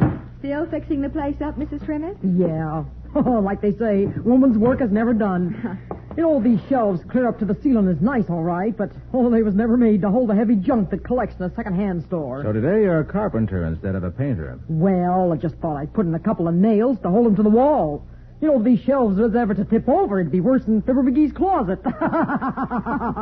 Where does all this stuff come from? Well, people bring it in and sell it to me like in any second-hand store. Boys like Lefty Adams? I don't get you. Wonder what would happen, Mrs. Trimmett, if the police checked your stock against the list of watches and auto accessories and other things that have been stolen in this neighborhood lately. Oh, if you're insinuating... You think they'd find out that you've been acting as a receiver of stolen goods for a gang of young hoodlums? You ain't got no right to talk to me like that. Why else would Lefty Adams come here to hide when the police were after him? He never did that. Oh, yes, he did. And you let him in. And Officer O'Malley was shot here in this store, not outside on the street. He was not. I don't know anything about it. You can't get away with it, Mrs. Trimmett. When O'Malley fell, the back of his coat picked up dust from your floor. Oh, that don't mean nothing. Could have got that dust any place. But there was something else on his coat. Paint. The fresh paint you put on your walls only a few hours before. Oh, okay. I'll tell you the truth. It did happen in here. When the kid come knocking on the door, I thought he'd been in an accident. Blood on his face and everything, so... Well, naturally, I let him in. Go on. Then when the cop come busting in after him, the boy grabbed a gun out of his pocket and... Oh, it was awful. Very interesting story, Mrs. Trimmett, but I have a better version. Huh? Lefty came here because you were partners with every young thief in the neighborhood, buying the things they stole. How'd I know they were Wait till I finish. Lefty fainted as soon as you let him in. You were afraid O'Malley would know why he came to you, so when he followed Lefty inside, you shot him with the boy's gun, while Lefty himself was unconscious. It ain't my fingerprints that's on the gun, it's his. That'll prove who done it. How did you know there were any fingerprints? Well, I'll tell you how you know. Because after you killed O'Malley, you wiped off the gun, pressed it into Lefty's hand, and when he came to, told him he'd done the killing. You can't prove that. You can't prove a thing. Oh, yes, I can. Because you made a very serious mistake, Mrs. Trimmett. You put the prints of Lefty's right hand on that gun. If he'd actually done the shooting, he'd have used his left. Well, you see, Mr. Carter... Nick, look out, she's pushing those shelves over. Out of the way, Patsy. Out of the way. You ain't hurt, are you? No. No thanks to you. Nick, she's got a gun. Sure I have. That's why I pushed them shelves over. Keep you two busy long enough for me to get it. Now, mister, just toss your rod over to the opposite side of the room. All right. Anything to oblige a lady. But remember, you're still trapped in this store with us. The factory across the street is changing shifts, and the street is full of people. Think you can get through that crowd without being caught? Who said I was leaving? Go on, both of you. Get to the back of the store. Say, what do you think you're doing? Well, dearie, there's a cellar to this joint that ought to be darn near soundproof. We all three are going down there. But I'm the only one that's coming back. Now get moving. point of a gun, Nick and Patsy move slowly toward the door of the cellar, which Mrs. Trimmett intends to be their grave. We'll see what happens in just a moment.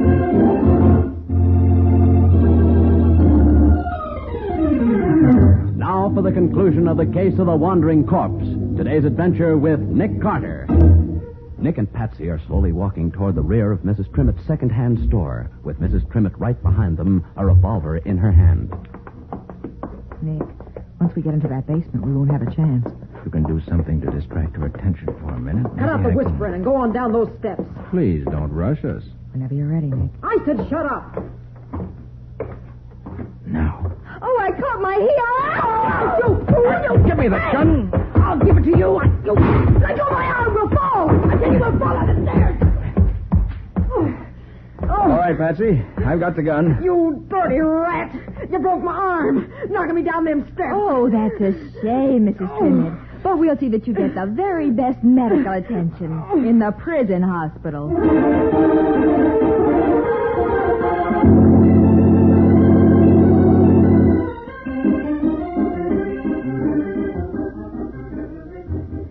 Nick, what gave you the idea that Mrs. Trimmett killed Officer O'Malley? That taxi driver, Patsy. Huh? When he said the body wasn't lying in the street at 3:30, half an hour after O'Malley was shot.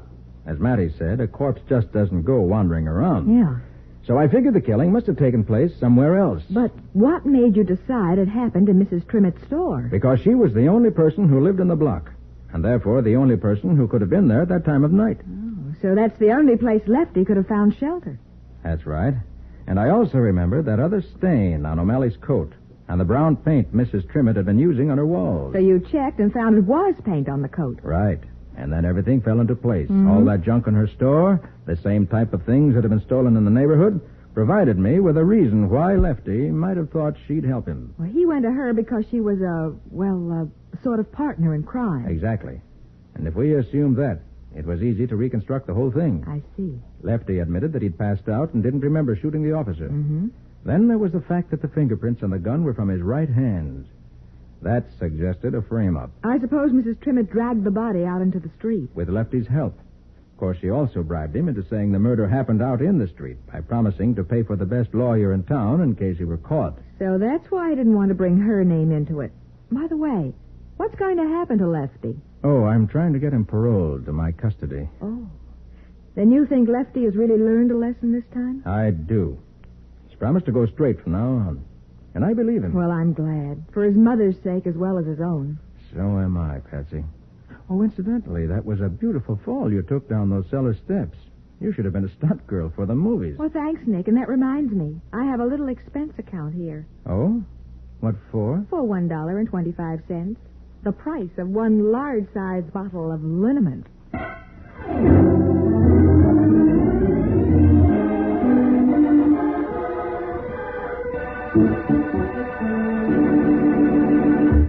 And now, Nick, will you tell us something about the adventure that new post-war Old Dutch Cleanser is going to bring us next week? Well, Bob, for one thing, it's a case that really started 1,300 years ago in China during the Tang Dynasty, when two Chinese families started a feud over a dagger. Must have been a very unusual weapon. It certainly was very unusual and very deadly, as Nick and I almost discovered the hard way. Well, it sounds like a case that promises lots of excitement, to say the least.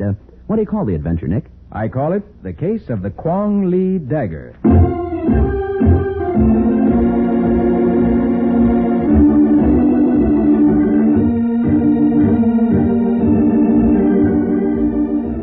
Nick Carter, Master Detective, is presented each week at this time by the Cudahy Packing Company. It is produced and directed by Jock McGregor and is copyrighted by Street & Smith Publications, Incorporated. Charlotte Manson is featured as Patsy. Matty was played by Ed Latimer. Today's script was written by Jim Parsons. Original music is played by Henry Silverne. This program is fictional, and any resemblance to actual persons living or dead is purely coincidental. And don't forget to read the Nick Carter story on murderers' guns in the current Black Mask magazine, one of the popular fiction group.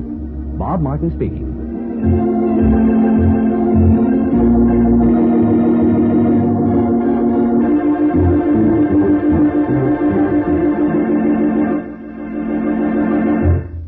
This is the Mutual Broadcasting System.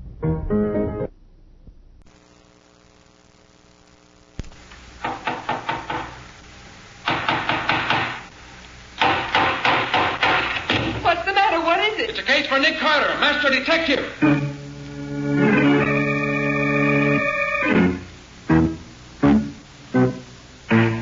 Yes, it's another case for that most famous of all manhunters, the detective whose ability at solving crime is unequaled in the history of detective fiction. Nick Carter, Master Detective.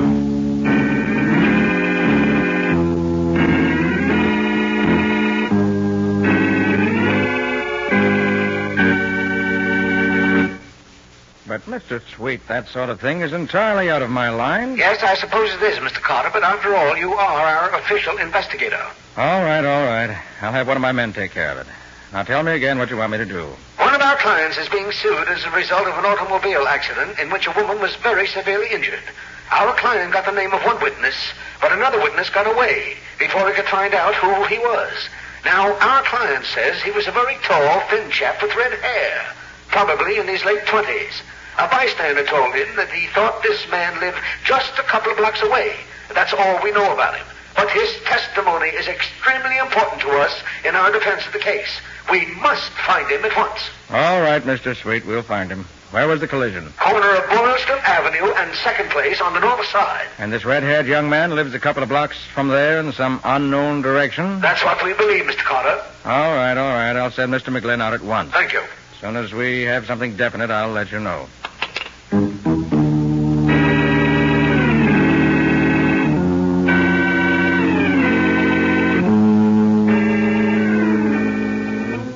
So began a case the like of which had never been encountered by Nick Carter, Master Detective. A search for a missing witness seemed like a simple routine job. But Nick didn't know about the two old ladies who lived in the little house on the edge of town. You'll learn all about it in The Case of the Little Old Ladies.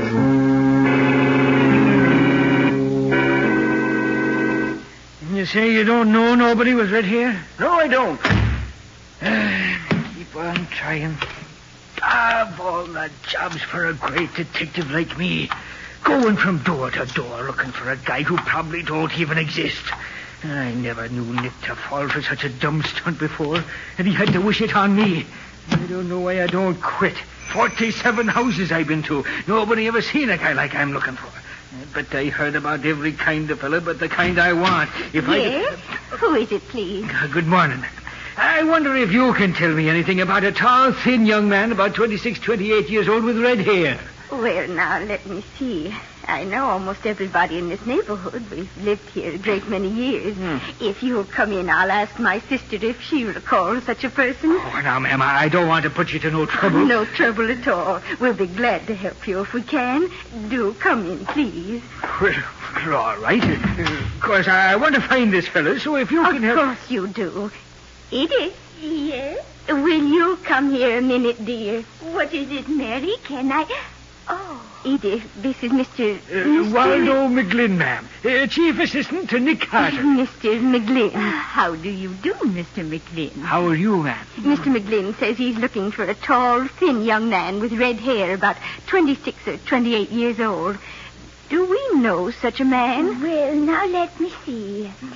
There was James Bond. He used to live down the block next to Mosher's, but he moved away last year. Oh, his hair was really almost blonde, dear. Do you suppose he could mean Walter Castle? Oh, sister, he must be nearer 35. I suppose you're right, Edith. How about young Ed Terrence? He lives over on the next street. Oh, no, sister, he's short. Almost as short as Cousin Elmer is. So he is. Oh, look, ladies, it's awful good of you to take all this trouble just to help me find this young man, but I don't want to... No trouble at all, Mr. McGlynn. We just don't seem to be able to do it. Mary, maybe Mr. McGlynn would like a cigar while he's waiting. Of course, I'll get him one. They're in the box on the table behind him. No, don't get up, Mr. McGlynn. I'll get it for you. I hate to have you doing all this for me, ladies. If you'll just... Mr. McGlynn, don't move. Just sit where you are. What in the name of... This is a gun you feel on the back of your neck, and if you don't stay very quiet, it'll go off. And you'll never find this young man you're not looking for. not looking for. Shall I tie him up now, Mary? Yes, Edith. Tie him up right in his chair so he won't have to move at all. And tight enough so he can't move. Very well, Mary. I brought the rope as we planned. But look here, ladies. I just want to find a fellow. You can't fool us, Mr. McGlynn. We know why you're here. You came here to try to trap us into a confession. But we were too smart for you. Now that you've found out where we live, we'll have to go away, of course. That's why we have to tie you up, so you can't follow us. Oh, Mary, Bill isn't going to like this. He trusted us, and now look what has happened. We've failed him. I know it. I can't imagine how this man found out, but I'm afraid Bill will never forgive us, sister. What in the name of all that's holy are you dames talking about? You know well enough, Mr. McGlynn. You don't have to ask us what we've done. If you didn't know, why are you here? There. He can't get out of that, I'm sure. Oh, look, ladies. Nick Carter ain't going to like this. Not at all. He says I always get things balled up, and now he's... Oh, don't you worry, Mr. McGlynn. He can't blame you. We're just too clever for you, and you're Mr. Carter. Come, sister, we must pack and... Is it that all good thieves say? Oh, yes. We must pack and scram.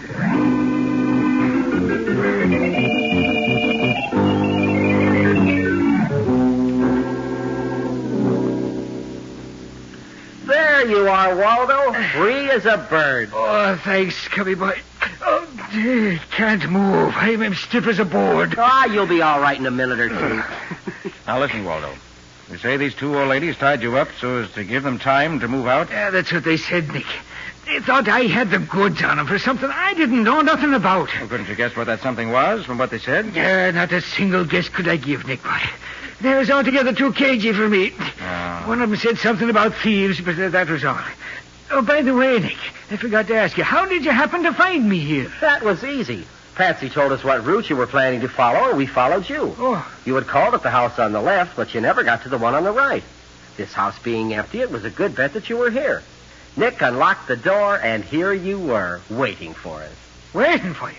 And what else could I be doing but wait? You and your bum jokes. Now, listen, both of you, listen.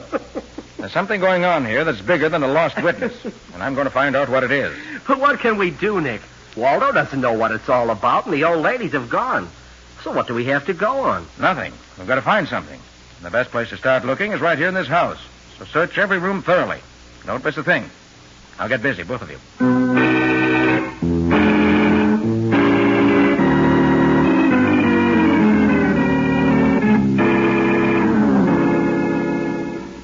And all you found was that burned paper? That's all, Patsy. And what good that is, I'm darned if I can see.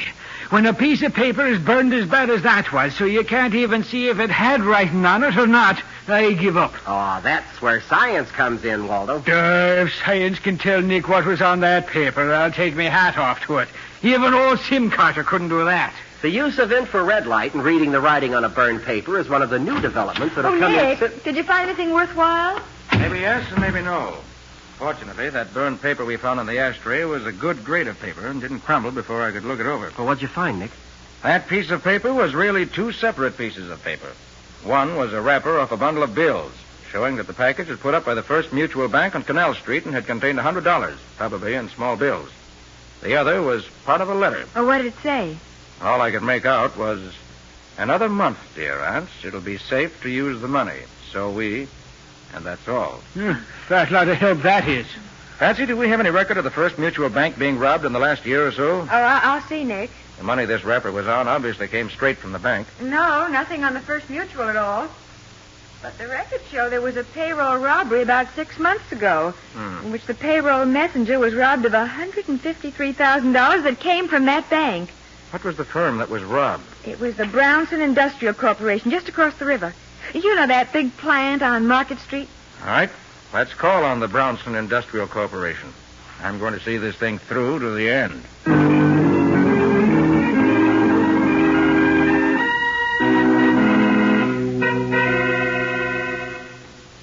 You want to see me, mister? I do. You're the payroll messenger? It was robbed about 6 months ago? Who are you? This is Nick Carter. Tell him what you know about it. Oh, okay, yeah. The guards that came with me from the bank left me at the side door of the office building as usual, and I came along inside. There's a short corridor there, about 10 feet long, with a turn at the end. Leads into the general office. Well, I was just coming to the turn when a couple of old ladies stopped me, and Nick. Later, Walter, later. You say 2 old ladies? Yeah. This couple of old ladies stopped me and asked me how to get to the metal shop. I stopped to tell them, when all of a sudden, I got a sack on the back of the head. Knocked me cold. Then what happened? How do I know? I was out cold. And when I came to, the assistant cashier was bending over me, trying to wake me up. My money bag was cut open. The money was gone, every nickel of it. Did anyone else see these 2 old ladies around? Yeah. The gate man who let them in. They said they was coming to see their nephew, Walter Bascom, a clerk in the office here. So he let them go by without waiting for an okay. But Bascom never saw him. He says he ain't even got an aunt. And he didn't leave his desk all afternoon. Were they seen after the robbery? Oh, they was out of the gate before the alarm was give out. The gate man saw him go. Can you describe them? Well, they looked like a couple of sweet little old ladies. Maybe like your pet grandmother.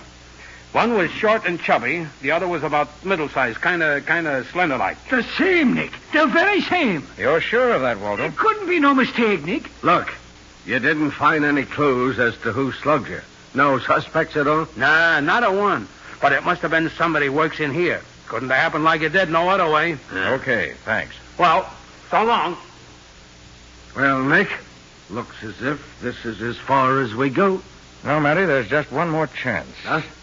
I have the photograph I made of the piece of burned letter we found at the old lady's place. Yeah? If the writer was the thief, it seems very probable. And if he does work here, as that messenger seemed to think, we might compare the writing on the letter with samples of the writing of the employees in the plant. Oh, but, Nick, that would take forever. There are several thousand employees here. Yeah, them 2 dames would die of old age before we got that job done like as not. Nick. Yes, Walter? I just happened to remember. When them 2 old dames was tying me up, they kept talking about somebody named Bill. Huh? You sure of that? Sure, I'm sure. They said this Bill was going to be pretty sore at them for getting found out. Oh, Nick, this makes the search for the thief a whole lot easier. Why, sure. We just look at the handwriting of every guy in the plant named William. There may be a lot of them, but it'll be a whole lot easier than checking up on everybody who works here. Well, Walter, it looks as if you remember that name just in time. Come on. The personnel manager ought to be able to dig up a specimen of this Bill's handwriting for us.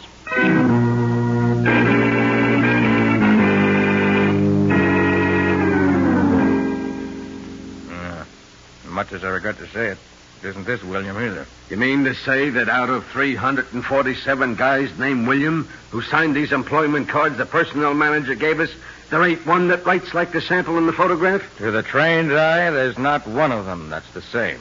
Oh, Nick, that means the whole theory that an employee stole the money is out the window. Yeah, that leaves us exactly nowhere. Nick, maybe the guy's name ain't William at all. Bill could stand for some other name. Why, of course, Walter. That's the answer. It must be. His name was Wilbur or Wilford. Well, or come on, let's get busy. We only have a few hundred more names to look through.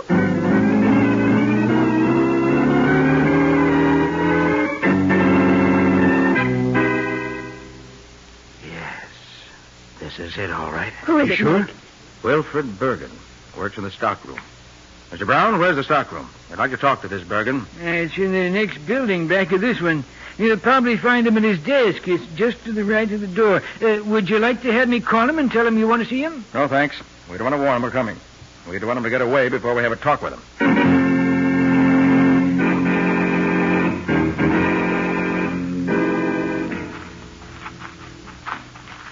Boy, that job sure was a neat setup. This Bergen watches the messenger, sees how he goes through this little corridor every time he comes back with the payroll, tells the old dames what they're to do, and it all works out just as slick as grease.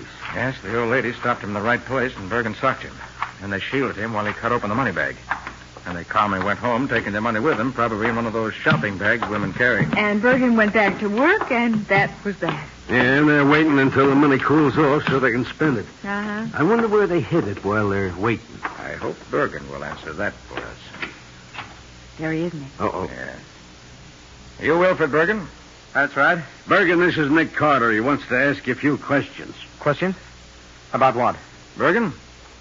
Where did you hide the money you got from the payroll robbery 6 months ago? Why, I don't know what you're talking about. No? I think you're Jew.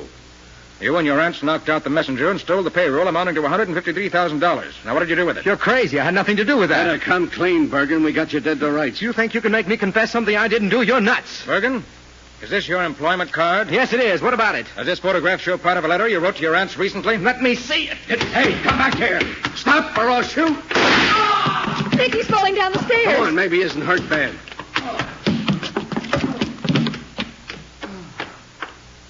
Oh. You won't die, Bergen. You only got shot in the leg. My neck. My neck. I can't move. Let me see. Huh? You shot him in the leg, all right, Matty. But in falling downstairs, he broke his neck. Oh, Nick, no. Smooth. Now, Bergen, see here. I'm afraid you haven't long to live. Before you go, tell me, where's the money? Isn't there something we can do for him, Nick? I'm afraid not, Patsy. Bergen, where did you hide the money? I buried it. Where you'll never find it. You might as well tell us where you buried it, Bergen. We can get your aunts to tell. They'll never tell you.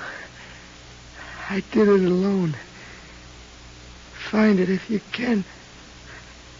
I stole it. If I can't have it, no one else. Is he gone, Nick? Yes, Matty. He's dead. And the secret of where he hid the money died with him. Well, look, I ain't given up yet. If he buried it like he said, it's probably buried somewhere around that house where his aunts live. Now, I'm going to have a gang start digging there bright and early tomorrow morning. Good luck to you, Matty. I'll drop in on you later to see how you make out.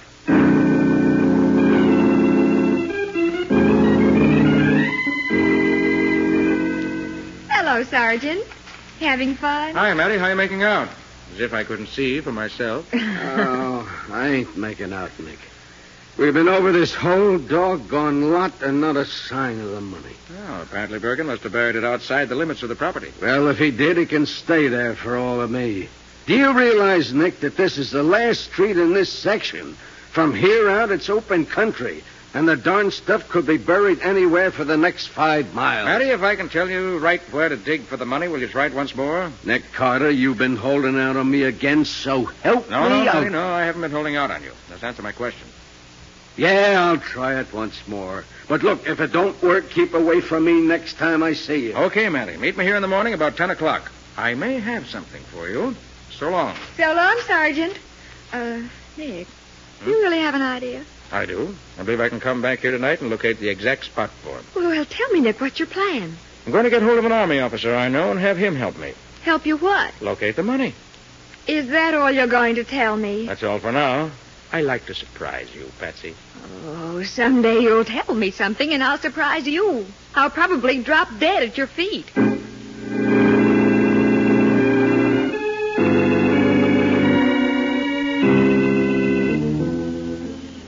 Sorry this is such a blind search, Lieutenant, but as I said, we have no idea where the money was buried. Oh, that's all right, Mr. Carter. I'm used to working like this. Not too dark for you, is it? Oh, no, indeed.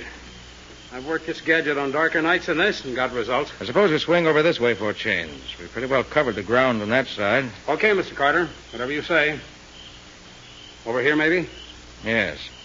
If we don't find anything in this strip, I'm afraid we'll... Hey, wait a minute. You found something? I think so. Yes. Yes, this is it, I'm sure. No question about it? None at all. I'm certain that if you dig here, you'll find the money. Well, if the money's there, Matty will find it. But we don't want your Matty to find it. Who are you? We want to find it ourselves. Of course we do. The money belongs to us. Now. Why, of course. You're the two old ladies who tied Waldo up and left him in the house the other night. Now, what brings you back here now? The money, of course. I mean, how did you know we were out here? We didn't, but we read in the late evening paper last night that the killing of our nephew Bill had solved the payroll robbery and that the case was closed. And so we felt that it would be perfectly safe to come back here and get our money. And when we did, we found you here. We've been watching you for a long time from behind the trees. Oh, yes. And now that you're here, how do you propose to go about digging it up? Oh, I'm sure we can persuade you to do that for us, Mr. Carter. Oh, really? What makes you think so? This? Hey, they got a gun, Mr. Carter. We have 2 guns, one for each of us, and we both know how to shoot very straight. Our dear departed father taught us when we were girls. Now, look, ladies, you better let me have those guns. Somebody might get hurt. Nobody's going to get hurt, Mr. Carter, if you start digging. Now, look here. A joke's a joke. This is getting too... Mr. Carter, put your hands up over your head. No. You too, soldier. You put your hands up, too. What do we do, Mr. Carter? We don't do anything. We just... Hey! That went right past my ear. Are you putting your hands above your head now, Mr. Carter? Now, see here. This is all very silly. I guess we better do it. I'd rather be silly than dead. That's very wise of you. Okay. My hands are up. You'd better see if either of them is carrying a pistol, sister. I read in a book that that's always the first thing to do in such cases. Excuse me, please. The soldier doesn't have one. Oh? Oh, look, Edith. Mr. Carter has 2 pistols. Aren't they beautiful? Oh, put them over by that stump, Mary, where they'll be safe. Now, will you start digging, Mr. Carter? I can't. I haven't a shovel. I'll get you one. I remember seeing one in the cellar of our house. It isn't a very good one, but you can use it. You wait right there. I'll be back. He'll wait for you, sister. Won't you, Mr. Carter? It looks that way. But now look here. It's no good. The police will be here before I can possibly get the hole deep enough to find the money. It's 3 o'clock already. Oh, then I'm afraid that will mean you'll have to hurry, Mr. Carter. We must have the money before the police come back. So you'd better take your coat off and get ready to dig real fast.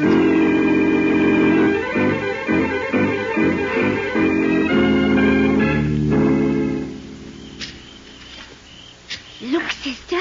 The soldier has gone to sleep. Yes, poor dear. He must be all worn out watching Mr. Carter work. Oh, what time is it? 7:30.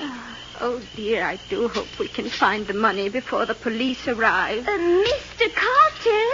Yes? Please dig a little faster. It's getting late. Oh,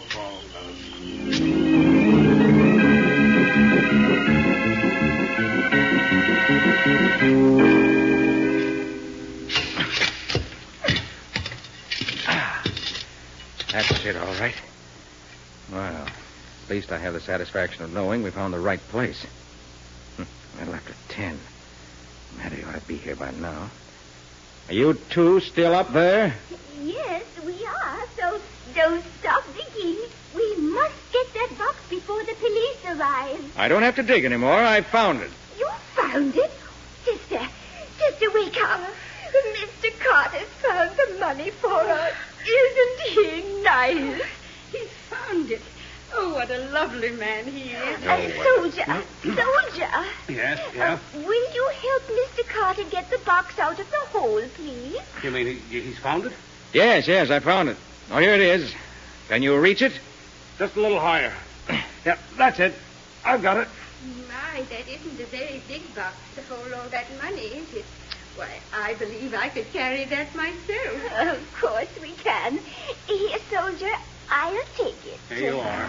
Thank you. Now, please jump down into the hole with Mr. Carter. What? Do what? Jump into the hole with Mr. Carter. It's big enough to hold you both. Oh, boy. And I think we'll be gone by the time you get out. The hole is over 8 feet deep. You better do as she says, Lieutenant. You know how loudly that gun of hers can speak. Okay. Watch out. How do you do? Oh, thank you both very much. Yes, thank you so much. I hope we meet again sometime. Goodbye. Goodbye. Oh, I hope this story never gets around. Nick Carter and a lieutenant in the U.S. Engineers made prisoner by 2 little old ladies. And 2 little old guns. You can't forget those. Well, come on, let's get out of here. Give me a boost, will you? Yeah. And I'll haul you out. I rather think they won't get very far.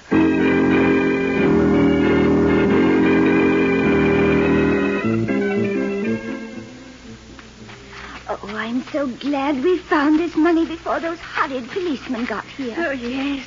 We can go in the house and wrap it up so no one will know what it is. Yes. Then we can go back to our old home and live comfortably for the rest of our days. Yes, dear. Oh, watch out for that first step. That'll be far enough, ladies. Stand right where you are. Where did you come from? Watch out for them, Matty. They're dangerous, I know. What do you want with us, officer? I want you, and I want that box of money you got there. And don't try reaching for your guns. It won't be healthy for you. Oh, look, Sergeant, there comes Nick and that army man. What? Oh, dear, they must have gotten out of the hole.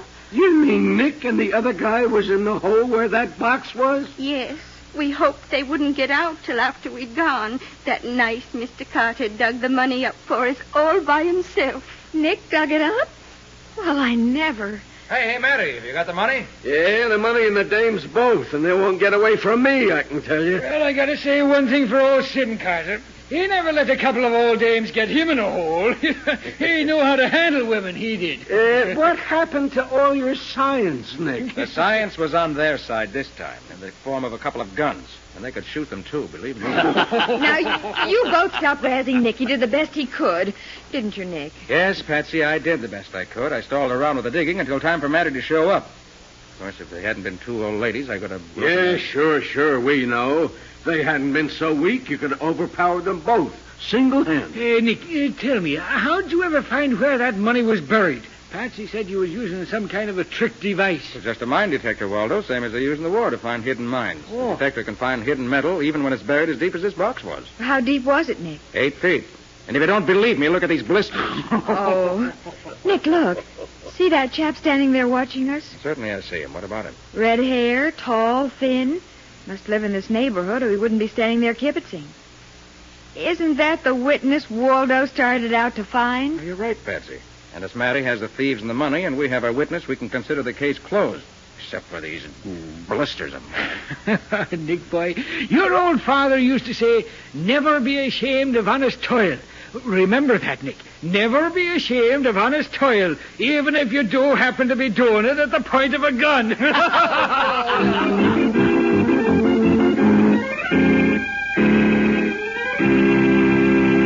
Well, Nick, how about a few highlights on next week's show just to whet our appetite? Good idea, Ken. My story next week is about a man who was killed by a rifle shot, but the bullet came from the wrong gun. And the ladder was too long. The which was what? The ladder was too long. So what? That's the story, together with the fact that the boys' club met very late that night. That's enough. What do you call this weird combination of clues? I call it the case of the wrong clue.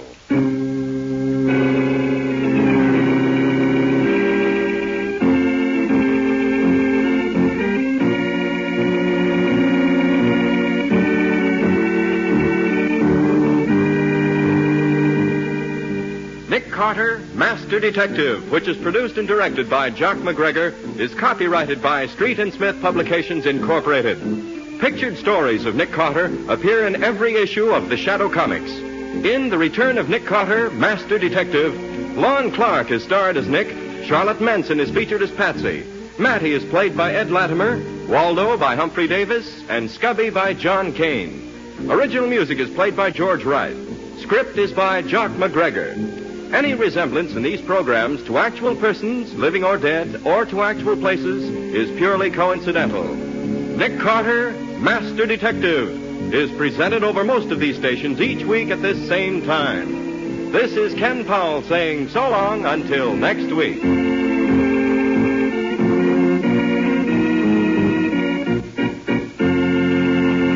This is the Mutual Broadcasting System.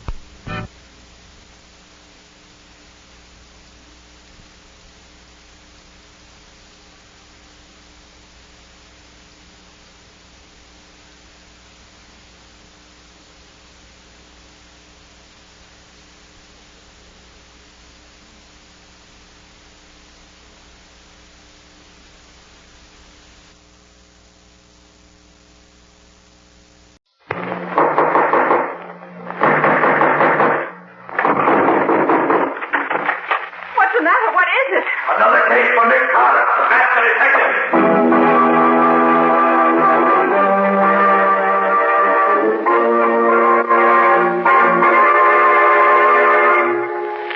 Yes, it's another case for that most famous of all manhunters, the detective whose ability at solving crime is unequaled in the history of detective fiction, Nick Carter, Master Detective. Tonight's curious adventure, The Flying Duck Murders, or Nick Carter and the Gold Thieves.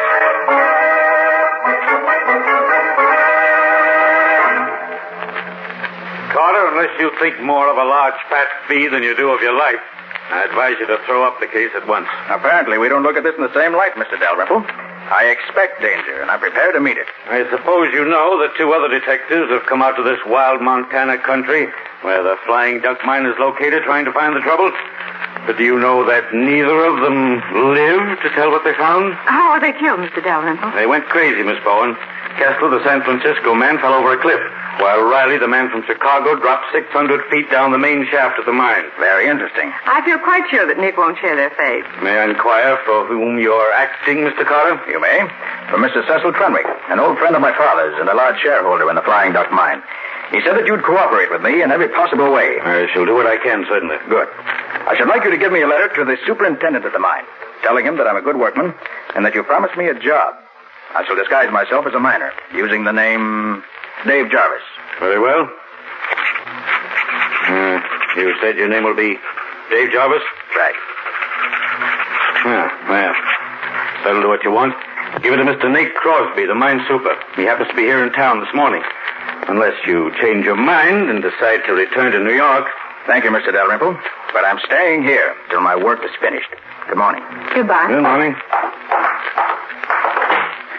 Wait a minute, Patsy. I wonder if Mr. Dalrymple is... 431, operator. Yeah. Yes. Hello? I want to speak to Nate Crosby. Okay, I'll wait. Crosby? He's the mine super, Nick. Yes, things are beginning to move already. Yes. If I open this door a crack, we'll hear better. Nate, this is Dalrymple. Krennic has done what he's been threatening to do for so long. He sent Nick Carter out here to investigate. Yes, Nick Carter. The one man in the world I'm afraid of. Now, you've got to market the stuff right away. You can't wait any longer now. I've given him a note to you.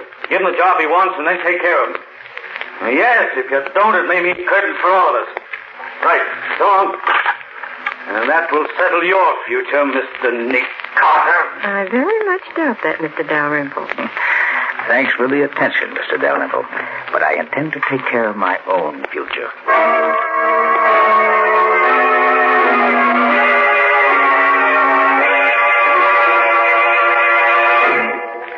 So, Mr. Dalrymple is in on the deal. He certainly is, Gubby, up to his neck. Well, at least we start off with one good hot prospect.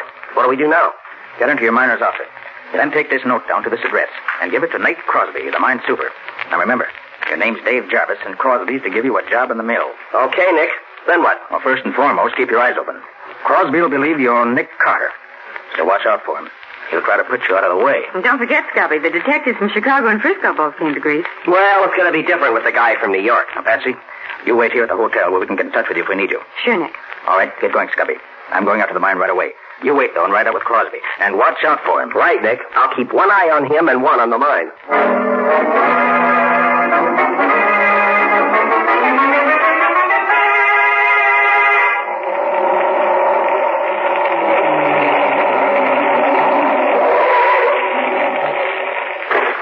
Thanks for the lift, Bud. That's okay, pal. That's the super's office right there. Thanks. I'll be seeing you.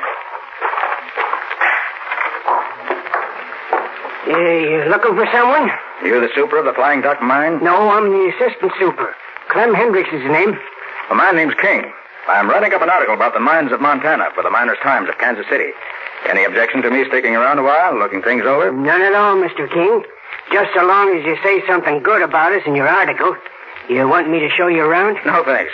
I'll just drift around and see what I can pick up. If anyone stops here, tell them I said it was okay. Thanks, I will. Be seeing you. Now, to find the boss of the day shift and get some information on how this place operates.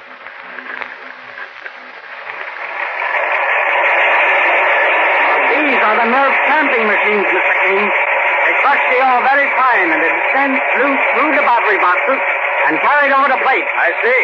The plates are coated with quicksilver or mercury, and the quicksilver picks up most of the gold from the crushed ore. And this combination of quicksilver and gold we call amalgam. And you scrape this amalgam off the plates and take it to the refinery? Yes, Mr. King. It'll finally separate the gold from the quicksilver and cast it into bars. Very interesting. Well, thanks very much. I'll roam along and look the rest of the place over. See you later. That's where you belong, you old hag. Down there with your flat your face in the dirt. You try killing the man. You old Indian witch, and I'm going to finish the job right down that knife. I'll drop it between your ribs. Never mind, drop that knife, I said. You're the fool. Knock me down, will you? I'll show you. Ledyard, put up that gun. But Nate, this bullet. Put up the gun, I said. What are you trying to do? Well, I was trying to make Zolander behave. This fellow interfered. It made me mad. Zolander, where is she? She's right. Well, I'll be darned. She must have run away while me and him was arguing. So you interfered, did you, mister? Certainly I did. You're King, the newspaper man, aren't you? That's right. I'm here to... I've been looking for you. I'm Crosby, mine superintendent. I'll give you just 15 minutes to get out of this camp. So you're Nate Crosby. I am, and I'm the boss here. And I say get out. All right, Crosby. I'll get out. But I'll be back. I never leave a job unfinished.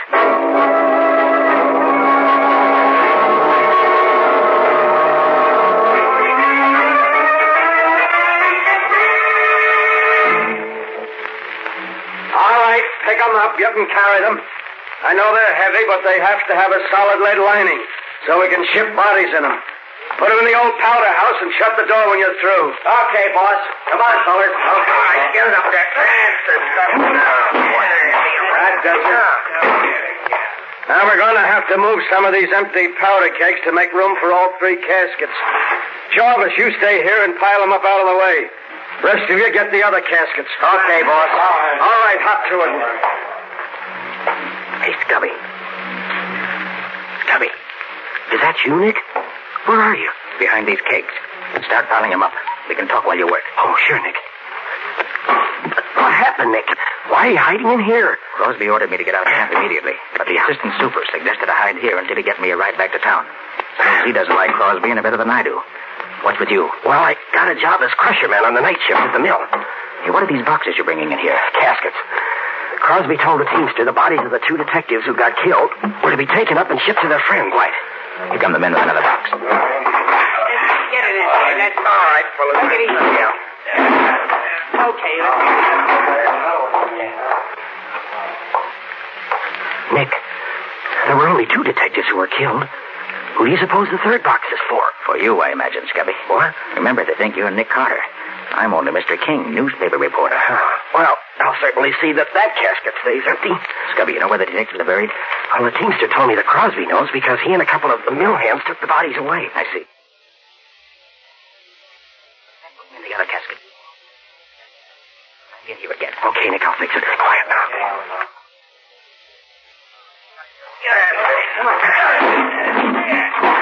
All right, that'll do it, I think. Okay. Oh, hey, boss. I must have dropped my knife inside the powder house. Do you mind if I get it? Do what you want, so long as you're not late for your shift at the mill. Okay, boss. I'll be there. All clear, Nick. They've gone.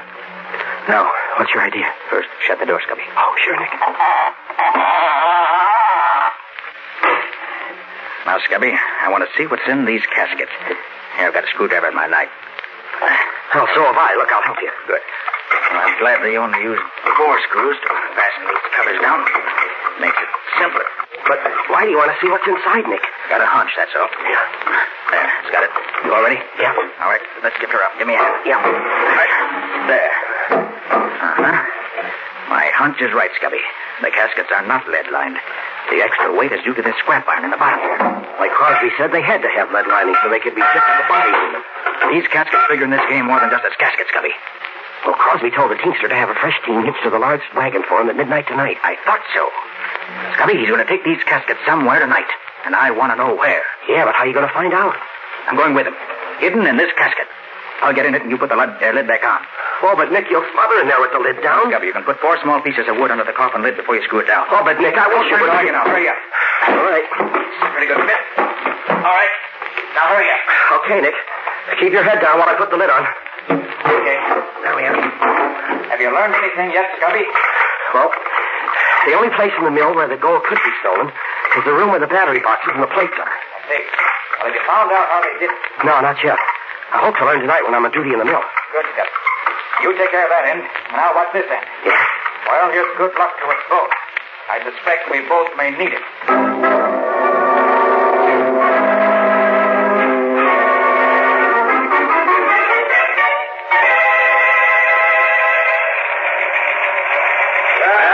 How's the great Nick Carter doing tonight, Ledyard? You mean Mr. Dave Jarvis? Yeah. He's doing swell. Look at him. Taking another drink. He's been hitting the water bucket steady for the last half hour. Is the loco working? I'll say. The bees are in his bonnet already. Good. A famous Nick Carter will go the way the other two did. Hey, what are you fellas doing dancing around like that? You can't fool me. There are a lot of billy goats.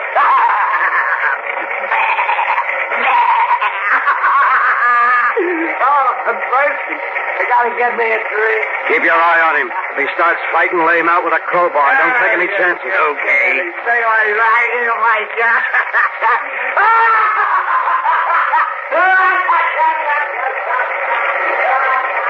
Did you see that? He's heading for the cliffs, just like the others. Solander's mixture hasn't failed yet. What's next, Crosby? Ledyard, get my team from the stable at midnight tonight and meet me at the old powder house. Now we can put Nick Carter's name on the third casket.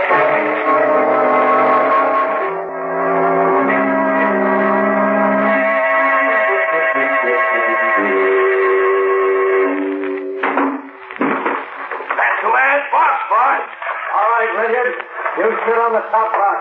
I know that voice. That's Crosby. I'd like to see his face if he knew I was in this casket. What did you take such wild broncos for, Super? They're the only fresh team in the stable. We got a hard run tonight over rough country, where no truck could possibly go. All right, Sam. Let them go and then climb up here with me. Here they go. Watch them. Okay.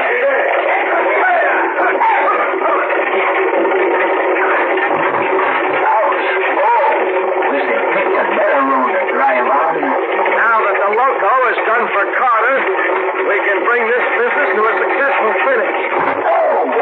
I hope we're not going far at this rate. You mean we're going to quit? We sure are. We'll market the stuff and make a clean getaway. This is the roughest ride I've ever had. Hey, you're going to market the stuff. Leave that to me. I'll see that each of you gets... Stop them, boys! Stop them! Hold them in! They're running away. One of the reins is broken. Wait. I didn't count on this. We're going to smash! Jump for your lives!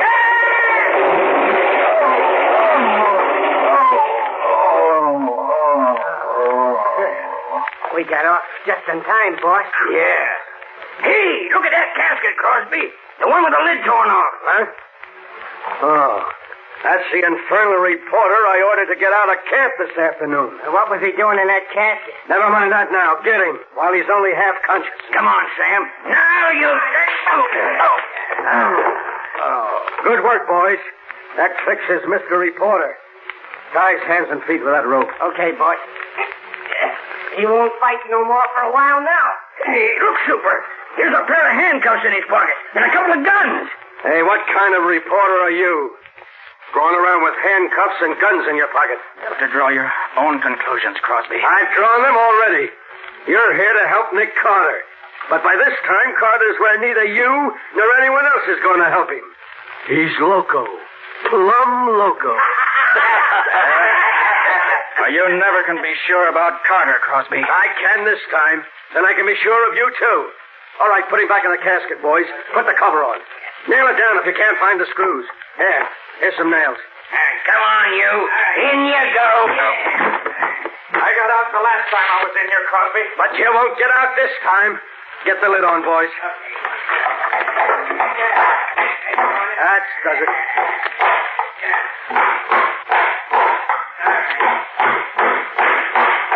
That's swell. That's enough. He can't do anything with his hands tied. Ledyard, you and Sam get the shovels that were in the wagon and dig a nice, deep hole. We'll bury our reporter friend with our blessing.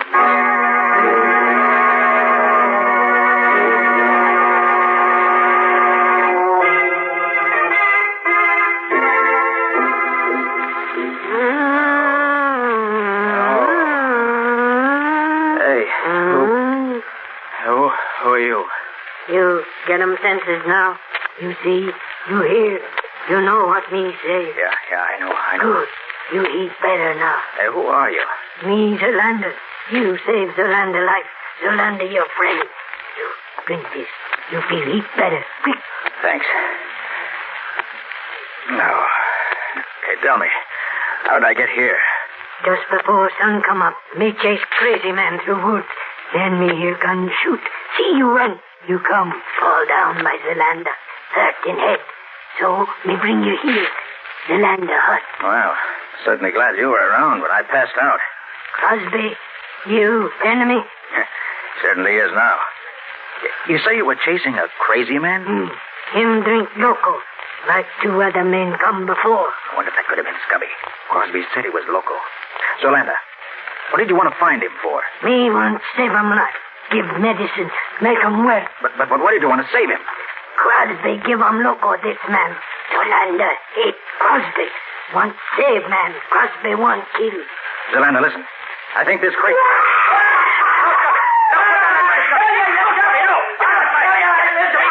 No, I hate to do this to you, but it's coming your way, so... No. Oh, there. Quick, Zolander. Get me some rope. I'll tie his hands and feet while he's unconscious. Poor Scubby. Looks as if he'd been through the war.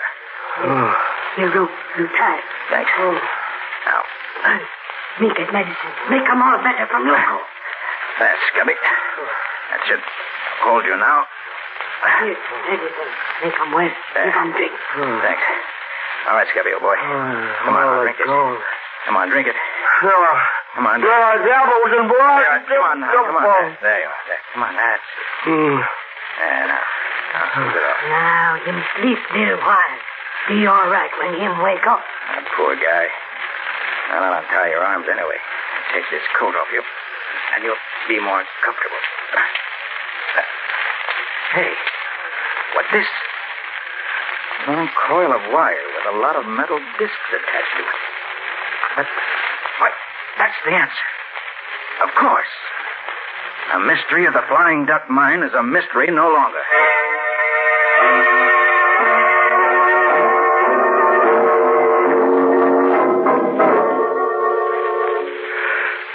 Well, Scubby, feeling better now that you've had some sleep? Yeah, I feel pretty good. Why? You don't remember what happened to you yesterday morning? Well, the last thing I recall is going to the water bucket and taking a long drink. Seemed as if the more I drank, the more I wanted. Well, that water bucket was loaded with loco weed juice. What? Surprised you didn't notice it. Oh, I'm surprised at myself now. But both the amalgamators, even Crosby himself, kept drinking. Or pretending to from that same bucket. Well, they certainly had me fooled. Hey, look, Scubby. Do you remember seeing these discs strung on this coil of wire?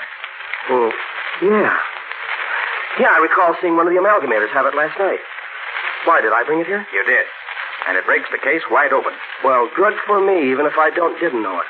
Hey, tell me, Nick, what are those discs used for? Here, I'll show you. Yeah. Now watch. Now, you see? This stuff I'm scraping off is amalgam. A mixture of quicksilver and gold. The men who worked in the battery boxes in the mill, the amalgamators, hung these discs and a lot more like them in the battery boxes, right where they catch the best of the gold before it flowed over the other plates. They took out over half the gold that flowed into the boxes this way. So that's where all those thousands of dollars worth of gold disappeared to. Yes, Scubby. A very clever method of stealing the gold. Now, if we could only find out what Crosby and his gang do with the amalgam after they scrape it off their discs. You want catch, Crosby? I'll say we do if we... Hey, Nick, who is she? Oh, that's Zolander.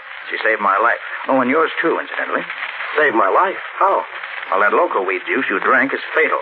Well, Zolander gave you an antidote for it. Well, gosh, thanks, Zolander. Gee, I'm sure much obliged. Crosby try kill me. Me fix him. Zolander know all about Crosby. You come with me. Well, where are you taking us? Crosby got cave inside mountain where he hide stuff. Come, me show you.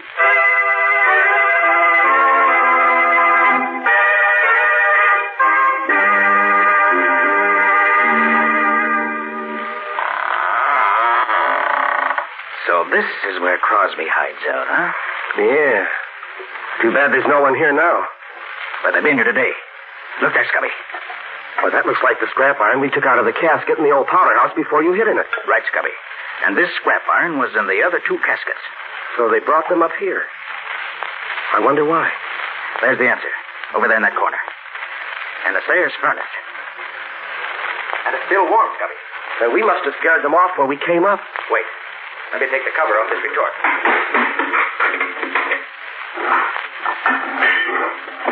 There. Nick, is that gold in there? That's just what it is. Part of the gold stolen from the mine. This is where the gang refined the amalgam they scraped off their discs. It's much easier to handle gold this way because it weighs so much less. Now, since we know from what Dalrymple said that they never disposed of any of the stolen gold, they must have 800 or 900 pounds of it by now.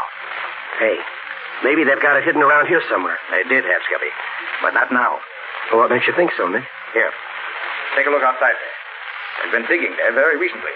Oh, but of course, Nick, they had to dig up the bodies of the 2 detectives to ship them back home. No, Scubby. The way it looks to me is this. After I got away from them last night, Crosby and his men took up the casket they tried to bury me in and tried to bury you in? Hey, you didn't tell me about that. About it later, Scubby. Right now, I'm interested in what happened here. They brought the 3 caskets up here early this morning, loaded them up. How could they load 3 of them? They only had 2 bodies. No, Scubby. 3 caskets were loaded up. Don't you understand yet? No, Nick, I'm afraid I don't. How could they be loading up? How good are you at riding a horse? Riding a horse? Yeah. Well, I used to ride years ago. Why? Good. Zelanda, can you get us a couple of good fast horses right away? Oh, me. Get 2 good horses, quick. Good. Come on, Scubby. Let's get the horses and ride to the railroad station before the eastbound train gets in.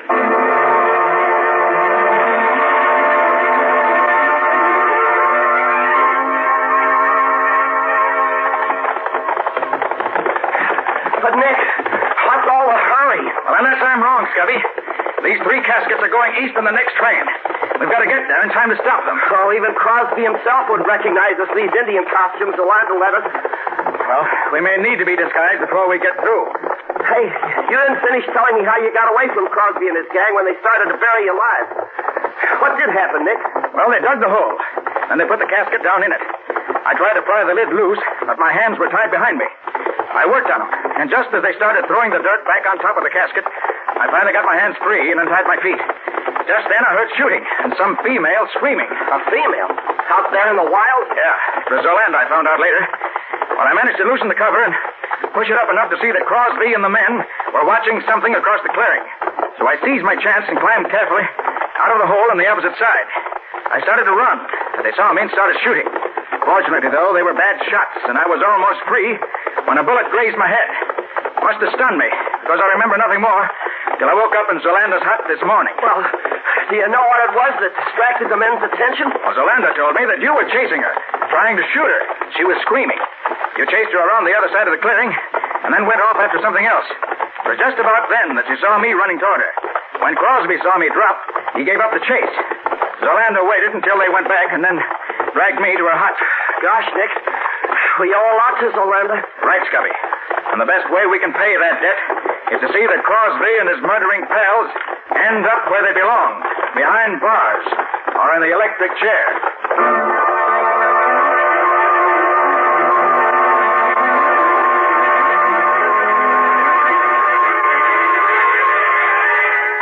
You understand, Patsy? Of course, Nick. You want the police chief to meet you at the station in 10 minutes. And you want Mr. Dalrymple and the president and treasurer of the mine to meet you in the chief's office in an hour. That's right. Now be sure you get them all. Don't worry, I'll take care of it.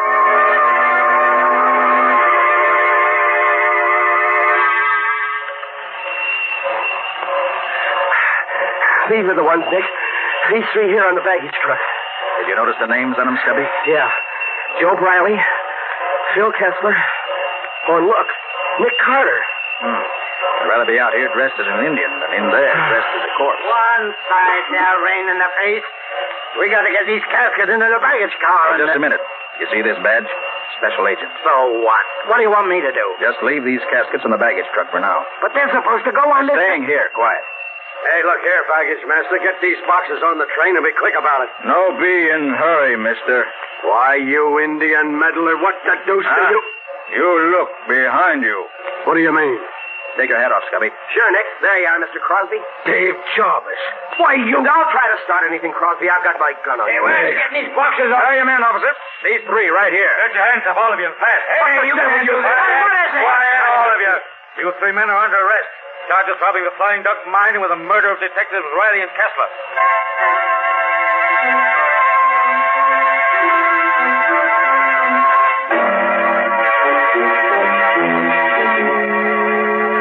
They're all here, Nick.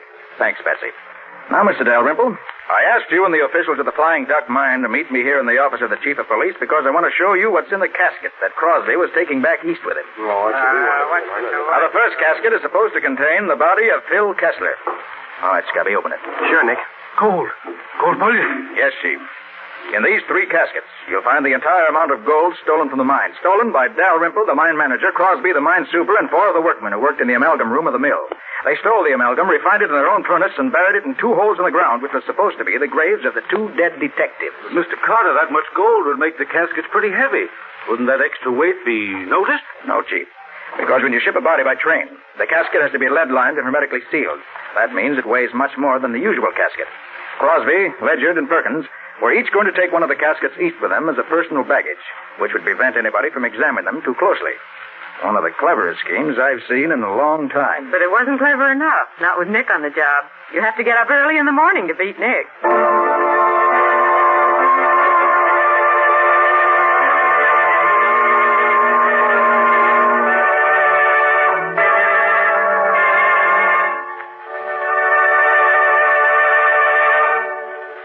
This was another strange experience of Nick Carter, Master Detective, called The Flying Duck Murders or Nick Carter and the Gold Thief. Another of the curious adventures of Nick Carter, which are brought to you regularly at the same time by W. Crime.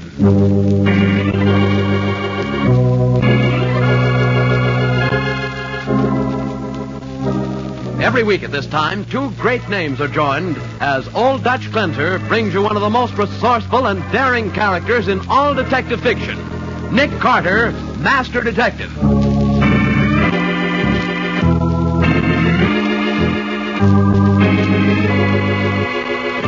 Patsy, get every boy belonging to the club into the gymnasium. Why? What's up, Nick? I've got to make a speech to one of them. To one? Then why make it to 120? Because one of the boys knows the killer in this case. And I don't know which boy it is.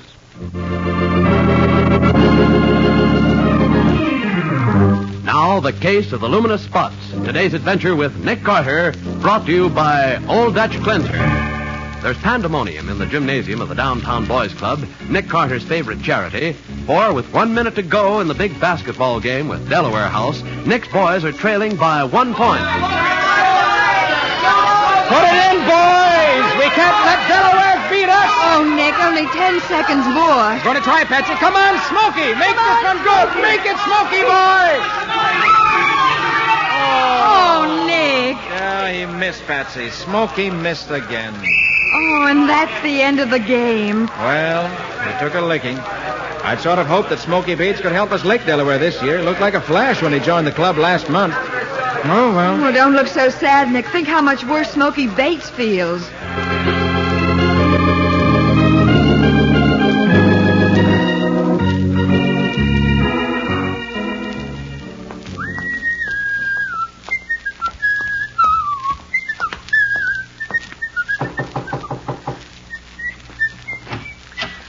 Oh, hiya, Smokey. I've been expecting you. Come in, come in. Hi, Noonan. Hi. Nice little joint you got here, fella. Yeah. Place upstairs used to be a dance hall. This is the basement. Costs us $3 a month rent. Hey, who's the dame? Oh, that's Fran Hollis. Hey, Fran. Yeah. This here's Smokey Bates. Oh, hello, Smokey. Hiya, Fran. Nice game you played tonight. Thanks. Say, which reminds me, here's your dough, Smokey. $25. Nice pay for just missing a few baskets now and then, huh? Yeah, I'll say so. We cleaned up pretty good on the bets, too. Made some nice dough. Yeah, boy, this 25 feels good in the pocket. Ah, that's pin money, kid. Peanuts. We could cut you in on some real dough if you want to play ball. You mean throw another game? Wake up, kid. Wake up. Life ain't all basketball games. But if you're the kind of guy that's got nerve and brains and likes plenty of excitement, you could make plenty of dough. Yeah, Jerry and Jean from your club joined up with Noonan last month. Yeah? Well, what do they make a week, Noonan? Oh, $40, $50 easy. What do you say, Smokey? I think maybe this is just what I've been looking for. You can count me in, Noonan. Good, it's a deal. Meet me here tomorrow morning at 7:30, Smokey. Bring 20 newspapers and a screwdriver. What's the papers got to do with it? Look, Smokey, here's the pitch. You and me's gonna make like we're newsboys in case we get stopped. Oh, I get it. We make like we're on a delivery route. That's right. Only we don't work for no pikers, though, like regular newsies do.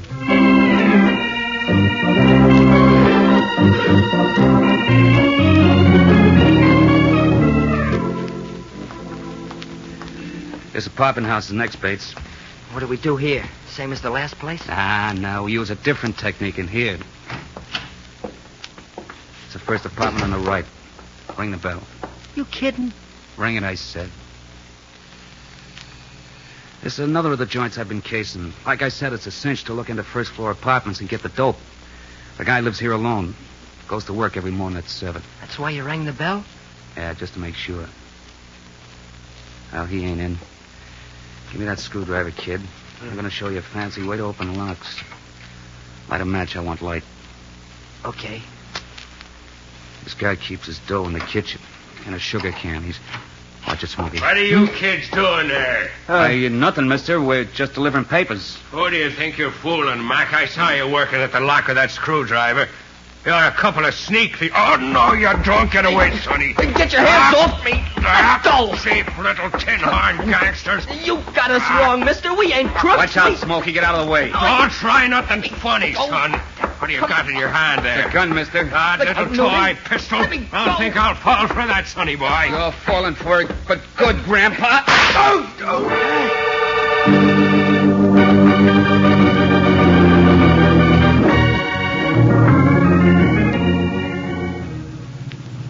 Nick, what's the rush? Where are we driving to? I got a telephone call from Matty, Patsy. Insisted I drop everything and hurry up to 120 Amsterdam Avenue. Says my downtown boys club is involved. It is? How? Don't know. Matty wouldn't say. Here we are, 120. Come on. Right.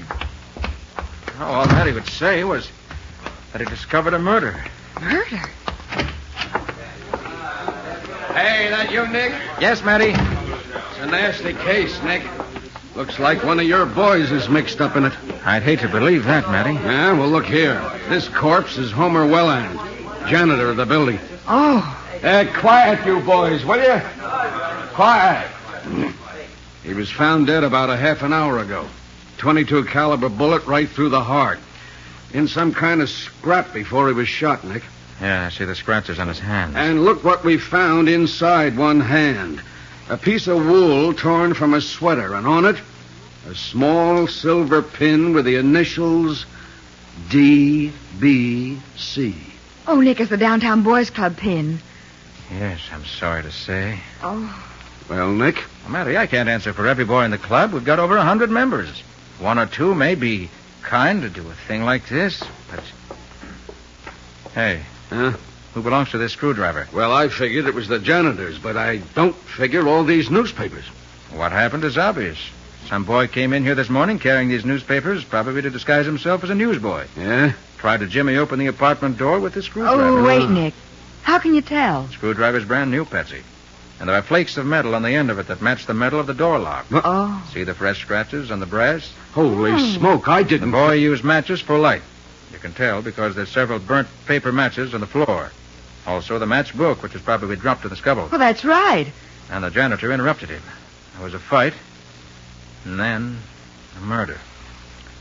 Typical case of juvenile delinquency. Nick, we got to get down to your club and pick this kid up right away. Matty, there are more than 100 kids in that club. It'll take a week to question everyone and a month to check their alibis. We've got to work quicker than that. Well, how can we, Nick? The wool from the sweater is your lead, Patsy. Check the stores that sell sweaters. It may be possible to trace the sale to the boy who's wearing it. Uh-huh. Also check the club. Someone may be able to identify the sweater there. Right. Now, what are you going to do? This matchbook is my lead, Matty. It's got the address of a candy store on Sherman Avenue on it, near the old Sherman dance hall. You know the place. Yeah. Gang may be operating from around there. They are. I'll find them. I don't like cheap tin horn crooks, especially in my club.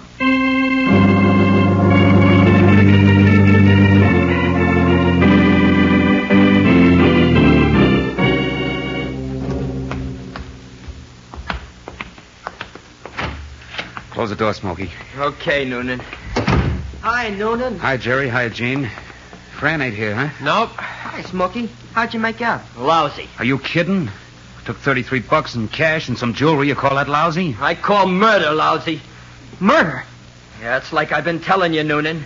It's okay swiping a few books, but I don't go for killing. I'm getting out of here right now. Running out to squeal to Papa Nick Carter, huh? Like fun you are. Oh! You need a little slugging around to wise you up, pal. Okay. You're talking up, Noonan. But I can take you anytime. Your wind's bad, Noonan. You're weak. Why don't you play a little basketball, huh? Easy, Smoke, easy. You'll knock his head off. Watch out, Smokey. He's reaching for his pistol. Noonan! Yeah, I dropped him.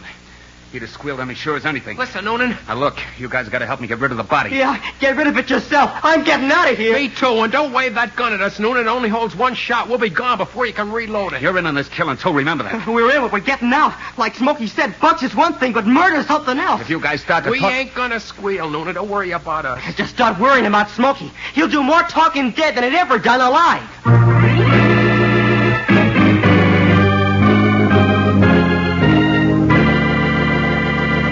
Alone in the basement with the body of Smoky Bates, Noonan begins working desperately to find a hiding place for the corpse.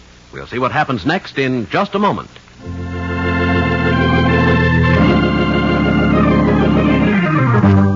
Now, back to the case of the Luminous Spots. Today's adventure with Nick Carter, brought to you by Old Dutch Cleanser. An hour after the murder of Smoky Bates, Nick and Mattie cautiously descend the steps leading to the basement of the Sherman Dance Hall.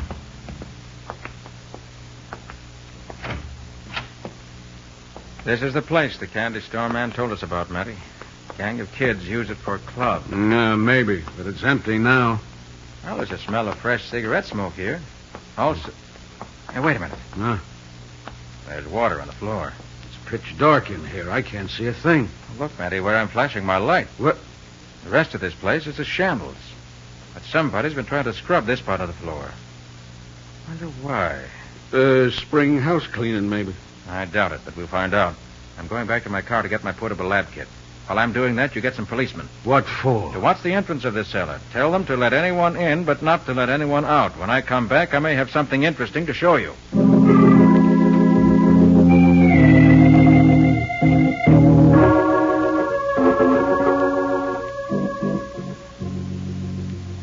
All ready, Matty? Yeah, sure.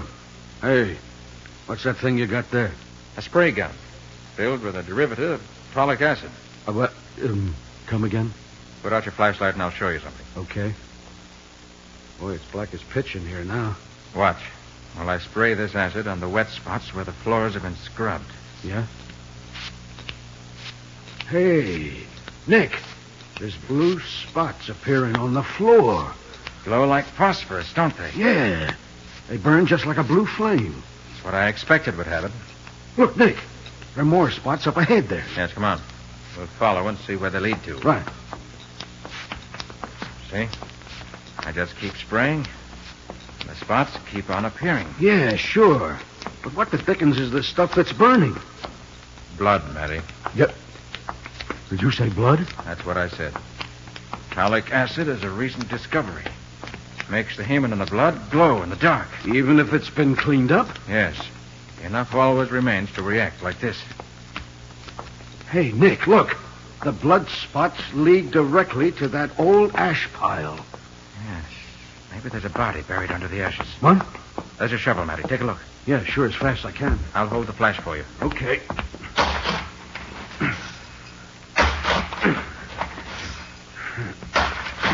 Come on, Matty. Hurry. I am.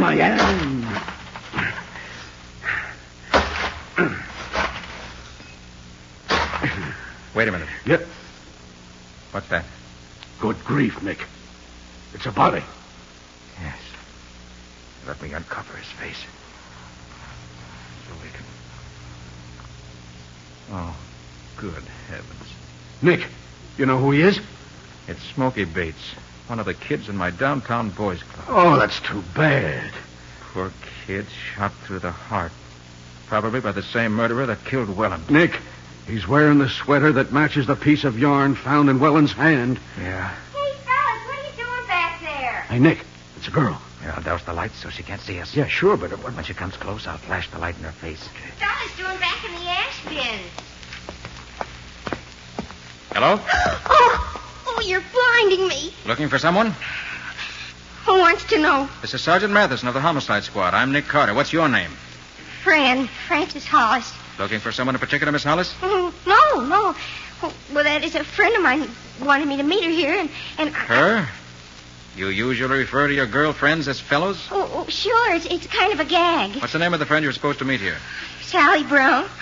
Usually meet her here? No, I've never been here before, Mr. Carter. And you know nothing about a gang of boys that hang out here? What's the gang? Oh, no, Mr. Carter. How old are you, Miss Hollis? Oh, almost 17. It's 2:00. Why aren't you in school? Well, I had a study period, and I kind of slipped out. I guess Sally must have been playing a trick on me. Yeah, look, you better go back to school, Miss Hollis. You might get into trouble. Yeah, sure. I'd hate to get caught playing hooky. Matty.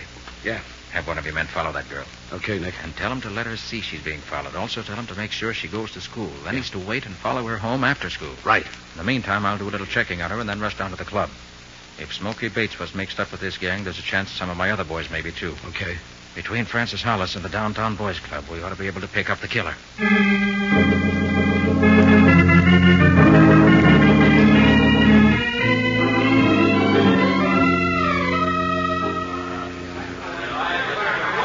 Everybody here in the gym now, Patsy? Yes, I've rounded up every last boy. Good.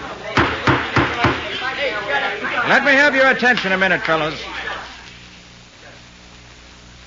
A few hours ago, Smokey Bates was murdered in the basement of the Sherman Dance Hall.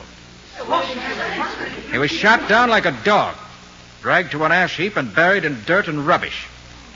He was murdered by a killer without decency, honor, or shame. Now, it may be that some of you here have been mixed up with this killer.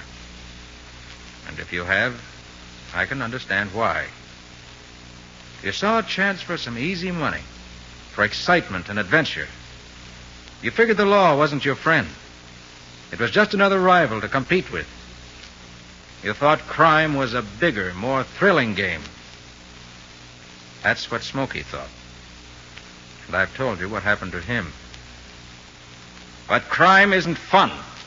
It's dirty, mean, dangerous. If I were you, whoever you are, I'd be ashamed and scared. Now, whoever it is who's mixed up in this has a choice to make. He can come down to my office and let me help him out of this jam. And believe me, on my word of honor, I'll do everything I can. Or he can try to bluff his way out of it. But if he does, heaven help him.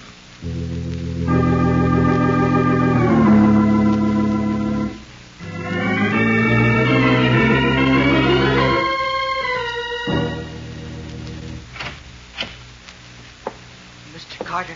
Oh, hello, Jerry. Come on in. Come in, Jane. We're the guys. Yeah. Well, fellows, I'm glad you came to me. You're in a bad mess. This is the only way to work it out. Yeah, I guess you're right. I guess it's like you said, Mr. Carter. We just started off doing it for fun. But when he killed Smokey... Who killed Smokey, Gene? I can't tell you, Mr. Carter. Oh, look, Mr. Carter, we'll tell you everything we did. We'll pay back every nickel we swiped. We'll do anything you say. But we can't squeal on this guy. We gave him our word we wouldn't. Okay, Jerry. If that's the way you feel, I'm not going to insist. I'll get him, without your help. But there's one thing I do insist on, fellows, and it's not going to be easy for you. You're going to the police. You're going to confess everything you've done. You're going to take what's coming to you. Understand? Yes, Mr. Carter. Sure, Mr. Carter. Good boys. And if it'll give you any satisfaction, Miss Bone and I are driving to Fran Hollis's home right now.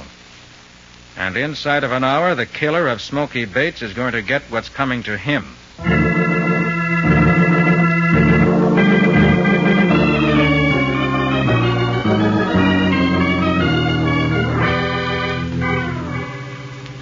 Nick, how come you know where Fran Hollis lives? Did a little checking before I went back to the club, Patsy. Ah. Addie should be here to meet me by now. This is it. The White Clapboard house. How much does Fran know about the murders, Nick? I don't think she knows anything. You don't? She wouldn't have come barging into the basement if she did. But she is mixed up with the gang. Maybe we can locate the killer through her. Nick! Oh. Hey, Nick! Oh, there's Matty standing in the doorway. And is he mad? I'm all in the house here, and for the love of Pete, hurry it up. All right. Take it easy, Matty. That bonehead cop let the Hollis girl get away. Oh, no. What? Well, let's have it, Matty. What happened? He tailed her back to school, then he tailed her home. Then about 5 minutes ago, a whole flock of girls trooped in here to see her. A couple of minutes later, they all marched out, and she went with them. And my man didn't spot her. Well, at least you've got to hand it to her. She's a smart kid. Okay. So what? What do we do now? I'll show you. Come on over here to the telephone. Hey, wait a minute. How come you know where the phone is? I was here a little while ago as an inspector for the phone company. Oh, so that's the checking up you were doing. Yes. See, I figured Fran was smart enough to spot the cop you put on her tail. That's why she came straight home from school. Then she let you in the house? She did. Oh, my man must have missed you, too. Looks that way, doesn't it? But look, how come she didn't spot your voice as belonging to the guy she talked to in the basement of the Sherman dance hall? Because I used a different voice. Oh, Nick. Why are you moving the Davenport? Just so I can pick this up. Hey, what's that thing? Looks like a small radio. Better than that. And I said I was sure Fran would head for home, and she did. She wanted to do some phoning in a hurry. Only I got here before she had a chance to. Yeah, and then what? I set this small wire recorder down here on the floor next to the telephone box. So that's what that is, a wire recorder. Now, look, Nick, wiretapping is out. It won't stand up in court anymore. This isn't wiretapping, Matty. It ain't? No. You don't have to attach it to the phone. Instead, you just lay this wire near the telephone wire. And it picks up what's said over the telephone? That's right, Betsy. Huh. Well, I'll be darned. What'll they think up next? I don't know yet, Penny. But didn't she say you leave the recorder? I asked her to get me a drink of water, Patsy, and while she was out of the room, I fixed it, and I'm sure she made a phone call the minute after I left the house. Oh. Now, let's see. Hello, Noonan? Yeah, that's you, Fran? Noonan, what's happened? There were cops down in your club. We were snooping around, and there's been a cop following me all afternoon. Are they wise to the racket? Cops down in the basement, huh? Uh-huh. Hey, that ain't so good. Well, tell me what's up. Okay, Franny, listen. I'm over at the Sherman filling station. Yeah? I just acquired a car. Beat it over here, and I'll tell you what's doing. But the cops are watching my house. Look, baby, use your brains. You can figure a way to get out. Just hurry up over here. So long. Yeah, that's all there is. It's enough. Matty, you stay here and cover the house. Patsy, come with me. There's not a minute to lose.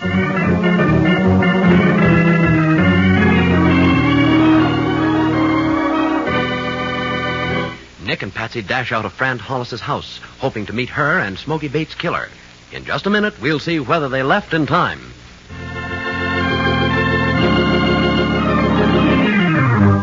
And now for the conclusion of the case of the Luminous Spots, brought to you by Old Dutch Glinter.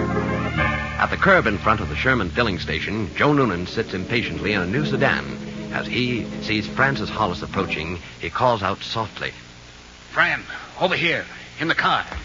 Get away, Noonan. Nobody followed me. What kept you so long? I'm in a hurry. I told you on the phone I've been followed all afternoon. Then I had to get rid of some kids, and I had to duck in and out of alleys to make sure nobody followed me here. Okay. How do you like the car, baby? Oh, it's a beauty, Noonan, but... Now, listen, kid, the car's taking you and me right out of town for good. Sure, Noonan, but I gotta what? work fast, baby, so the explanations will have to keep. Now, this is what you're gonna do. Golly, Noonan, you talk so fast I can't... We barge into the filling station, see? And as soon as we get inside, you pull a feint. Yeah? Just drop right onto the floor, out cold. You understand? Yeah, but... Just do it, kid. That's all. Just do it. Now, come on. Hey, you want some, bud? Yeah, I gotta have a set of new Joe, gaskets. I feel kind of funny. Hey, Fran, what's the matter? Oh. Fran. Hey, bud, she's fainted. Give me a hand. Get her off the floor, huh? Okay, mister. If you want to help, you can reach. Why, you? Get over against the wall. Wait. Get the rod he keeps in the register, Fran. But Noonan... It'll shoot a lot better than this dinky 22 I got. Grab the dough out of the register, too. Hey, look, kid. Do like I told you, Fran. We need that dough, and we ain't got all day. All right. Don't think this character's going to spill anything to anybody. Noonan, you don't mean you're going to kill him. Why not? Noonan, I won't get mixed up in a killing. You're mixed up already, baby. I knocked off Smokey Bates. You killed Smokey? Why do you think the cops were on your tail? But, Noonan, I don't want to Make up your mind. Are you with me, or do you want to get over there against the wall with him? Oh, Noonan, please, let me out of here, please. Okay, baby, get over there. No. I'll knock the both of you off at the street. All right. Take it easy, Fran. Nobody's hurt. I just shot the gun out of your boyfriend's hand, that's all. Sorry I couldn't get here any sooner. It was soon enough to end the criminal career of Mr. Noonan.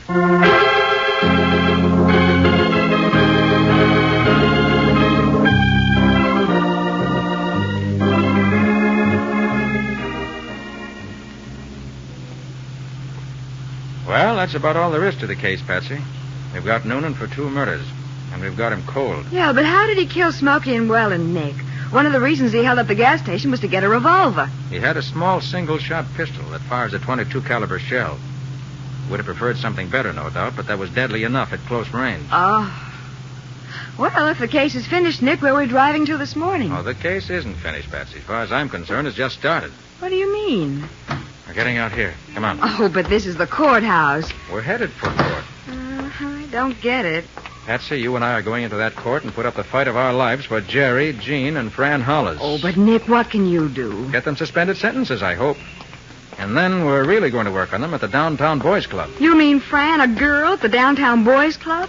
Oh, I forgot to tell you, Patsy. The Boys Club is opening a girls' auxiliary. And you're running it. I'm running it. Oh, now see here, Nick Carter. Now, listen, Patsy. If I do any arguing this morning, I'm going to do it in court. Those kids aren't hardened criminals. And I'm not counting this case a success unless I save them.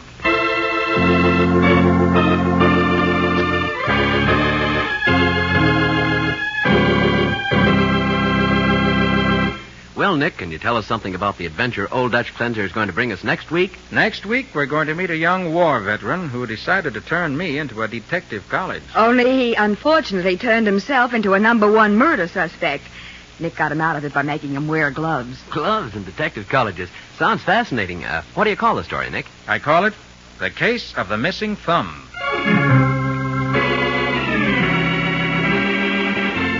Nick Carter, Master Detective, is presented each week at this time and over these same stations by the Cudahy Packing Company, makers of Old Dutch Cleanser.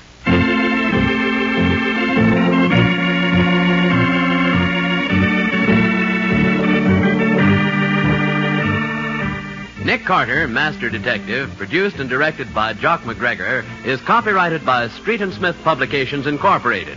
Lon Clark is starred as Nick, with Charlotte Manson featured as Patsy. Mattie is played by Ed Latimer.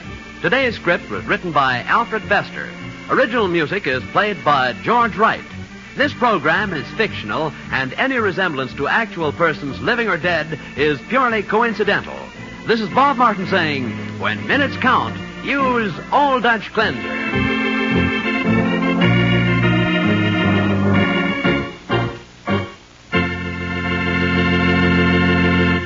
This is the Mutual Broadcasting System.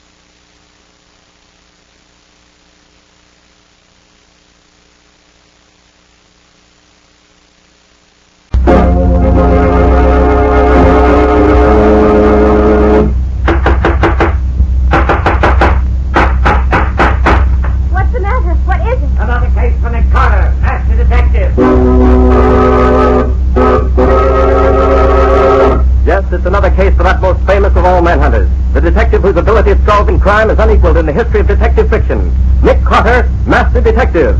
Presented by the three great Linux home brighteners, Linux Clear Gloss, Linux Cream Polish, and Linux Self-Polishing Wax. Created by Acme, America's great producer of Acme quality paint. Today's curious adventure, The Numbers Murders, or Nick Carter and the Mystery of the Wrong Note.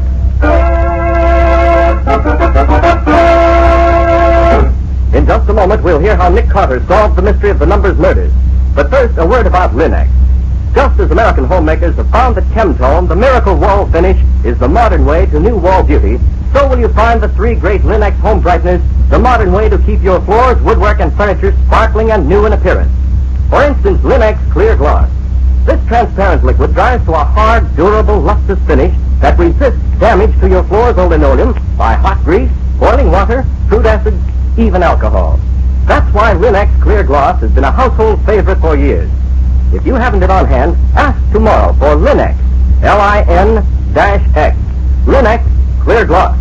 Yes, you'll find all three great Linux home brighteners at paint, hardware, and department stores everywhere. And now for today's mysterious adventure with Nick Carter. Our story opens in a dingy little saloon on a back street. So, you finally hit it, eh, Benny? Yeah, 3 years I've been playing them numbers and doing nothing but lose. But since today, oh boy, $50,000. Which numbers was you playing, Benny? Duke Dawson's or Lucky Combs? The Duke, he's a square shooter. Always pays off on the nose when you win. He's a great guy, the Duke. You think it's safe to go around telling everybody you won all that dough? Something might happen to you before you get to spend it. Well, I ain't no fool, Butch. I ain't told only a couple of my pals, and the Duke would want me to tell him. He likes to have the guys know he pays when he loses. 50 grand. And all mine. Gee, I can't believe it yet. Yeah, but as long as you got it in your pocket, it's easy to believe it. Yeah, you're right there. Well, so long, fellas. I gotta be getting on home. I got to tell the old lady we're rich now. Won't she be tickled? So long, Benny. Don't spend it all on the way home. Spend it all? Hey, you can't spend that much dough without you do some thinking about it.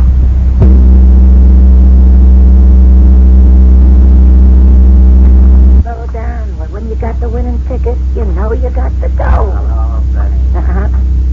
Oh, it's you. Glad to see you. How's the boy? I heard about your luck, Benny. Want to congratulate you. Oh, yeah, thanks. The best luck I've had in years. Got it with you, I suppose. Sure, I got it with me. You don't think I... Hey, put down that gun. You can't... Ow! 50 grand. Thanks, pal.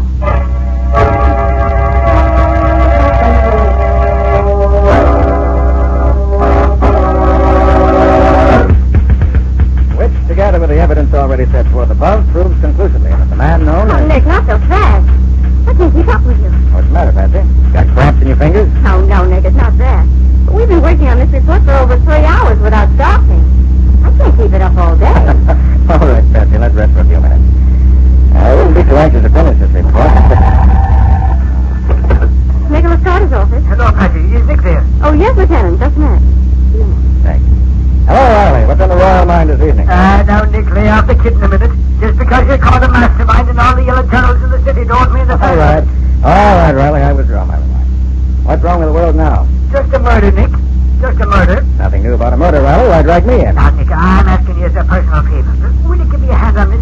If we don't get this one solved and solved quick, the commissioner's going to be down on us like a ton of bricks. Well, what's so special about this particular murder? Meet me in front of 756 Brownlee Avenue as soon as you can, and I'll tell you all about it. What do you say? But, Riley, it's after 11 now. Can I wait until tomorrow? Oh, Nick, it can't. We got to get to it right now. Would you meet me? All right, meet you then in 5 or 10 minutes. Thanks, Nick. I'll be seeing you. So long. So long. We going out there? Yes, Betsy. We're going to have a look at somebody who's just suddenly and violently passed out of this world. Get your hat and let's go.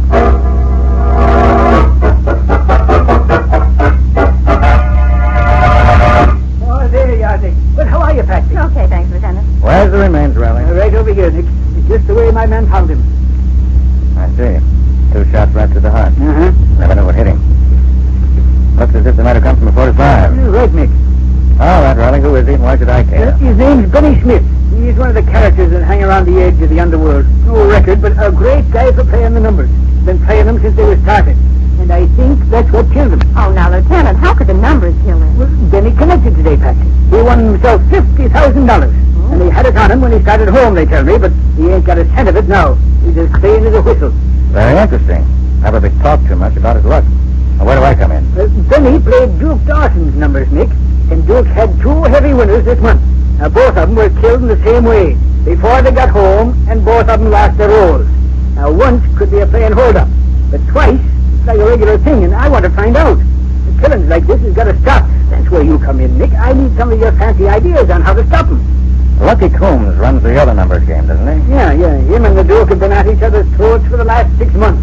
Well, maybe Lucky thinks this is a good way to persuade the public that if you win with the Duke, you don't live to spend what you win. It could be, Nick. And it could be, too, that the Duke needs the coin bad enough to want to get it back. I'd hate to play any numbers game where I had to lose my life when I won any money. There's no percentage in the numbers game from any point of view, Betsy. It's a sucker's game. All right, where do you want me to start? Good for you, Nick. I knew you couldn't stay out of it. But what do you say we go to call on the Duke and see what he's got to say for himself? Okay, Riley. You drive on ahead. We'll follow you. But don't let the cops catch you speeding.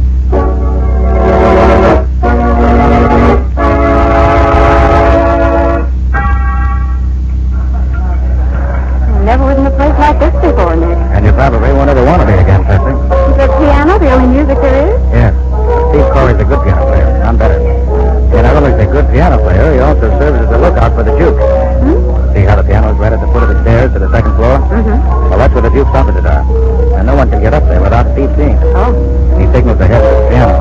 He lets the Duke know whether it's a friend or an enemy who's coming up. How do you know so much about this place, Nick? Oh, I get around Riley now and then. And I suppose if Steve signals that it's the wrong kind of company coming to call, they get the wrong kind of reception. That's about it, Betsy. Hi, Steve. The Duke in? Yes. Go on up. Hey, what do you smoke in that pipe of yours? Oh, cabbage leaves? Shoe leather. Tastes better. Smells like the juice, whatever it is. Come on, Nick. We gotta be moving. Right.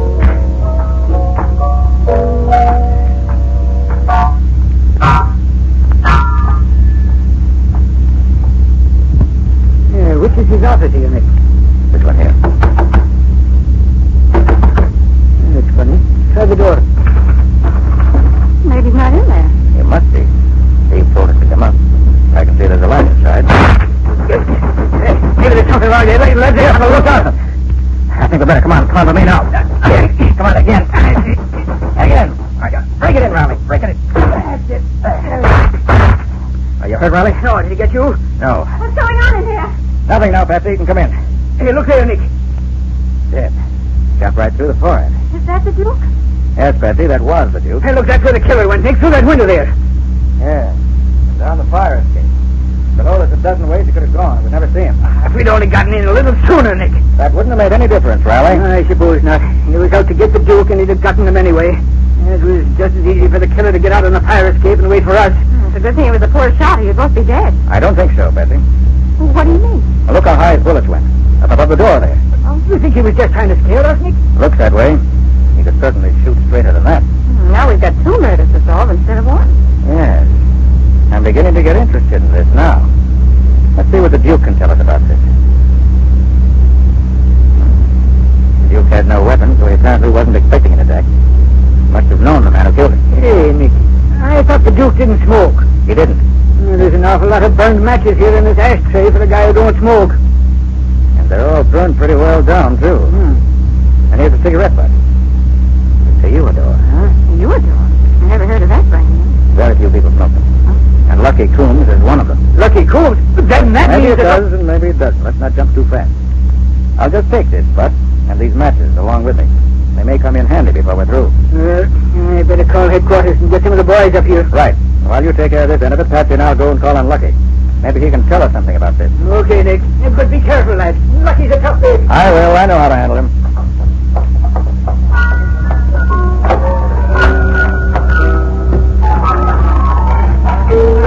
Oh, Steve. Yeah? Did the Duke have many callers tonight? No. No? How about Lucky Coombs? He wasn't over here, was he? Yes. Yeah, he was.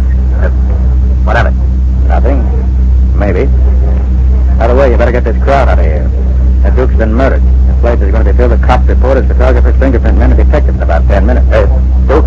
Murdered? Yeah. So long, Steve. Come on, Patsy. Let's see what Lucky has to say.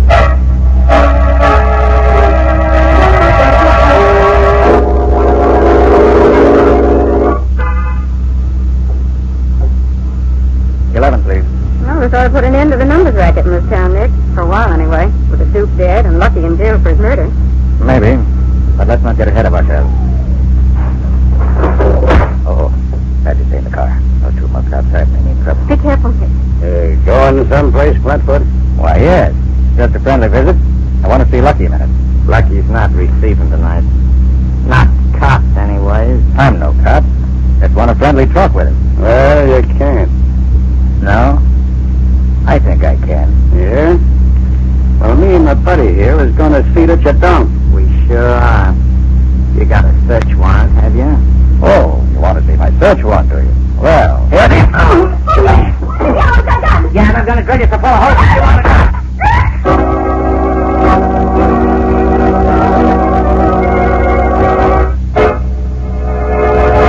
Well, Nick seems to be having difficulty getting in to see Lucky. Does this mean Lucky is the man who killed the Duke? And what's Nick going to do about it? We'll see in just a moment. Ladies, here's a bit of news about homemaking that means a better-looking home and more time for you to enjoy it. To give your floors a lustrous finish without bothersome rubbing, use Linux Self-Polishing Wax, the time-saving, work-saving liquid finish for all floor surfaces, wood, tile, or linoleum. The finish which is glossy yet not slippery. Linux Self-Polishing Wax remains resistant to slip even when water is spilled on it, and provides additional slip resistance with each additional coat of wax. These facts have been proved by the underwriters' laboratories, whose seal appears on every bottle. Linux Self-Polishing Wax gives a tough, elastic finish because it really contains wax, the highest possible content of genuine carnauba wax. And when the most used parts of your floor show wear, they may be re-waxed without going over the whole floor. So remember always, ask for the liquid wax which is easy to apply, which dries easily to a lustrous finish that resists dirt, wear, and water, and is not slippery to walk on. It's Linux, L-I-N-X, Linux Self-Polishing Wax. You'll find it at your nearest paint, hardware, or department store, your headquarters for all 3 great Linux home brighteners and Chemtones. And now, back to our story. We left Nick fighting it out with one of Lucky Coon's gunmen as he tried to get in to see Lucky to question him about the killing of Duke Dawson. I've got to drill you so far. Oh! Shot my hand off. You're all right. I just knocked your gun out of your hand, that's all. Here, I'll take it. And just to be sure, I'll take your pal's gun, too. Now, you'll both be good little boys. I won't tell Lucky on you. Won't tell Lucky what? Oh, hello, Lucky. I've enjoyed meeting your welcoming committee. Oh, sometimes their ambition gets the better of their common sense. They told me it was you coming up, Carter. I would have advised them to let you in and save themselves a headache. Here are your boys' pop guns. Give them back to them after I go. Thanks. You can come out now, Patsy. Well, Nick, that's your daily dozen for this evening. I always enjoy watching you exercise. It does me so much good. What can I do for you, Carter? I suppose you know Benny Smith was killed tonight. Right after he collected the $50,000 he won in Duke Dawson's numbers game. Yeah, I heard about that. You don't think I had anything to do with that, do you? And did you also hear that Duke Dawson himself was murdered a little while later? No. Oh, you think you can pin that on me? We found one of your cigarettes half smoked in the ashtray on the Duke's desk, Lucky. What? And the Duke didn't smoke. Not 3 people in the city smoke your brand. How did your cigarette get in the Duke's ashtray? My cigarette, huh? You could easily be held for the murder on the evidence we have, Lucky. But I suppose you have an alibi.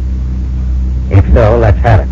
Well, I haven't been out of my apartment all evening. No alibi, huh? Well, that's very interesting. No alibi and ashamed to admit it. Then you must be the one. Easy, Betsy. If you think I did it, why don't you run me in? No, Lucky, we're not going to run you in. But you will stick around, won't you? Just in case we need you for a witness or something? Oh, Nick, sure you're not going to let him go. Why not? You will stick around, Lucky? Yeah. Fine. Yeah, I'll stick around. Let me know when you need me for something. Thanks, I will. Well, good night, Lucky. Come on, Patsy, let's be going.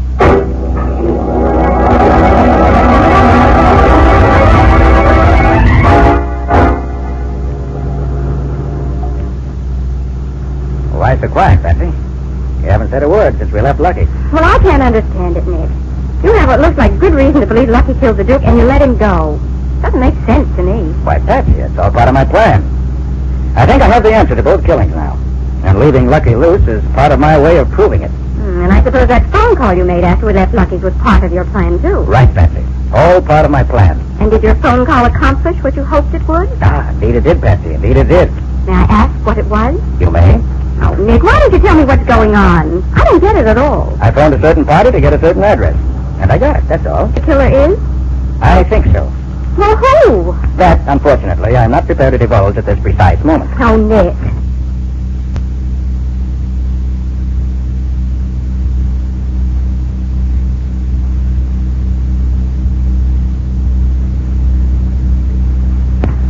Well, here we are. Here we are where? At the address I got on the phone. It's the 3rd house up there. The rooming house. And what do we do there? Now, Patsy, listen carefully. What I tell you. I'm going inside that house. Alone? Yes, alone. And as soon as I do, I want you to go to the phone in the drugstore across the street and phone Riley. He'll be back at headquarters by this time. Tell him to come up here just as fast as he can. I may need him. Tell him to bring some of his men in the hurry-up wagon, but not to use the siren. When he gets here, tell him to wait out here with you until I come out. Or if I don't come out, tell him to rush in after me just as soon as he hears gunshots. Oh, Nick, hadn't you better wait until he gets here before you go in there? Can't do it, Patsy. I've got to get inside before the next visitor does. That's the important part of my plan. Now, you have it straight? I think so. Good. I'm counting on you, Patsy.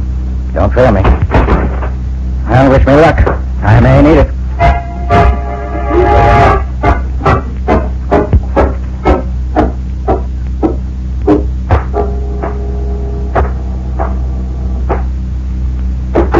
Oh, who's there? Nick Carter. Got a few questions I'd like to ask you. Questions? Yes. I'm alone. Well, I see you're packing your suitcase, Steve. You weren't getting ready to leave town, were you? What if I was? You shouldn't do that. We might need your testimony in clearing up Duke Dawson's murder, huh? You're the only witness we have to testify that Lucky Coombs called on the Duke just before he was murdered. Yeah, that's just why I'm getting out. I'm not staying here to be taken for a ride by Lucky's guerrillas. And that's what happened to me. If I said anything against him... You won't be taken for a ride by Lucky's gunman, I'll guarantee that. I ain't taking no chances. Yeah, got a match? Sure. Yes, thanks. Still smoking old cabbage leaves in that pipe of yours, I see. Why don't you try tobacco for a change? Shut up. I ain't taking no more rhyme from you. No, from nobody. Okay, Steve. Oh, do you mind if I keep this match you just used? What? What do you want it for? I think I can use it. Hey, what's going on here, Carter? What can you use a burn match for? For one thing, I can use it to send you to jail. To jail, huh? Yes, for murder. You won't send me to jail for murder. That's on, Steve. Give me that gun. I will. Give me that gun. Let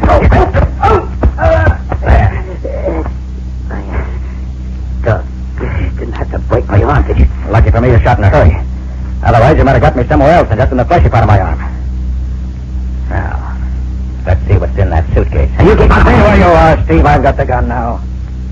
Sit down on a chair. Now be quiet. Aha. Quite a nice roll of bills you have here. At least $50,000, I should say, by the size of the roll. Yeah? Well, what's it to you? It was a nice racket you were working, Steve. Whenever the Duke paid off any big money, you knew who got the money, laid for them, and killed them. The Duke knew it was bad business to have his winners killed that way. So somehow he must have gotten wise to you. Probably by having someone trail Benny, someone who saw you kill him. So he called you in to have a talk with you. And you killed him. Hey, so I didn't.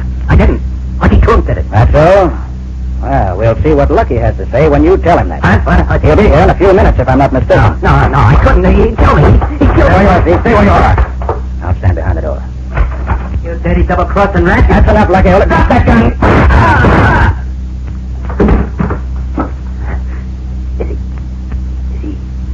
Did you kill him? No.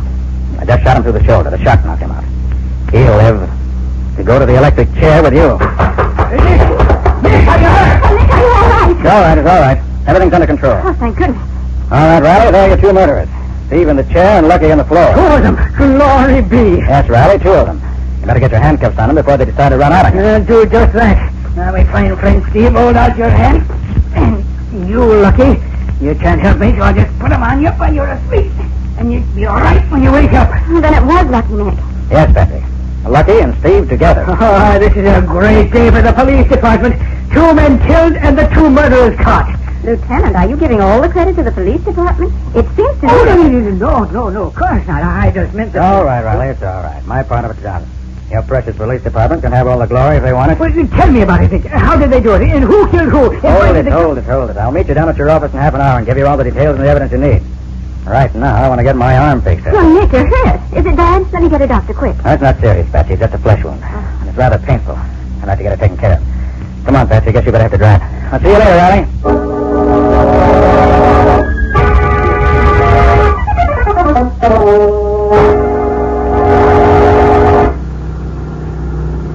Well, that feels better. A good doctor's a wonderful thing when you need him. And Dr. Sturgis is as good a man as there is. And now, Mr. Carter, I want to hear all about it. Oh, Patsy. Can't you wait until we get to Riley's office?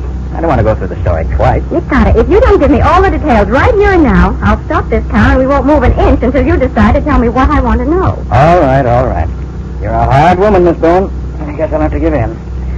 Well, what do you want to know first? First, where does Steve come into this? He did the killing. Then what about Lucky? Lucky was the man behind the throne, so to speak. Lucky wanted to cut in on the Duke's customers, so he had the Duke's winners killed. Steve, however, did the actual killing and got most of the money for his reward. But when the Duke caught on to Steve killed him and double-crossed Lucky. How do you mean double-crossing? Steve found one of Lucky's cigarettes in the Duke's ashtray. He undoubtedly had some of them from being associated with Lucky. So he just smoked one halfway down and left it where we'd be sure to find it. Then who shot at you and Lieutenant Riley when you broke into the Duke's room earlier this evening? That was Steve. But Nick, Steve was downstairs playing the piano. He was there when we left him, yes. And he was there when we went back. But in between, he slipped out the back, up the fire escape, fired over our heads as we entered to make us think the killer was just leaving, and then went back to his piano. He thought he had a perfect alibi. How did you know that it was Steve? By the matches in the ashtray. How could they tell you anything? Patsy, how'd you light a cigarette? Here's a match. Try it. Okay. Why, I suppose you'd light the match like this, light your cigarette, and put out the match like this. Exactly. Now look at that match you just used. Mm-hmm. It's only slightly burned at the end. Now look at this match, which I took from the ashtray. Well, that's burned almost all the way down. Exactly. It was used to light a pipe, not a cigarette. And Steve's a pipe smoker. He probably smoked as he talked to the Duke before he killed him, before we got there. You see, Patsy, I knew the Duke was dead when we got there this evening. Well, if you knew Steve did the killing, how did you find out about Lucky? Well, I felt sure Steve wouldn't dare to do it without strong backing.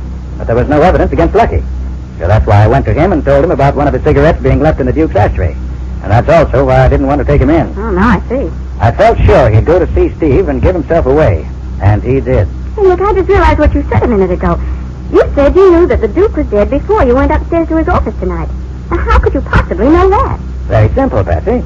Steve was the Duke's lookout man. He used the piano as a signal. The top key on the piano was wired to a buzzer that sounded in the Duke's room. That meant someone was coming up. But when we went up tonight, he didn't hit that note. I watched him carefully. And he didn't hit it because he knew there was no one alive to hear it. He hit the wrong note. I'll say he hit the wrong note, in more ways than one. How do you mean, Patsy? Well, considering that tonight you've solved 3 murders, ended the numbers racket, and recovered the stolen money, I'd say that Steve hit the wrong note when he tried to fool you.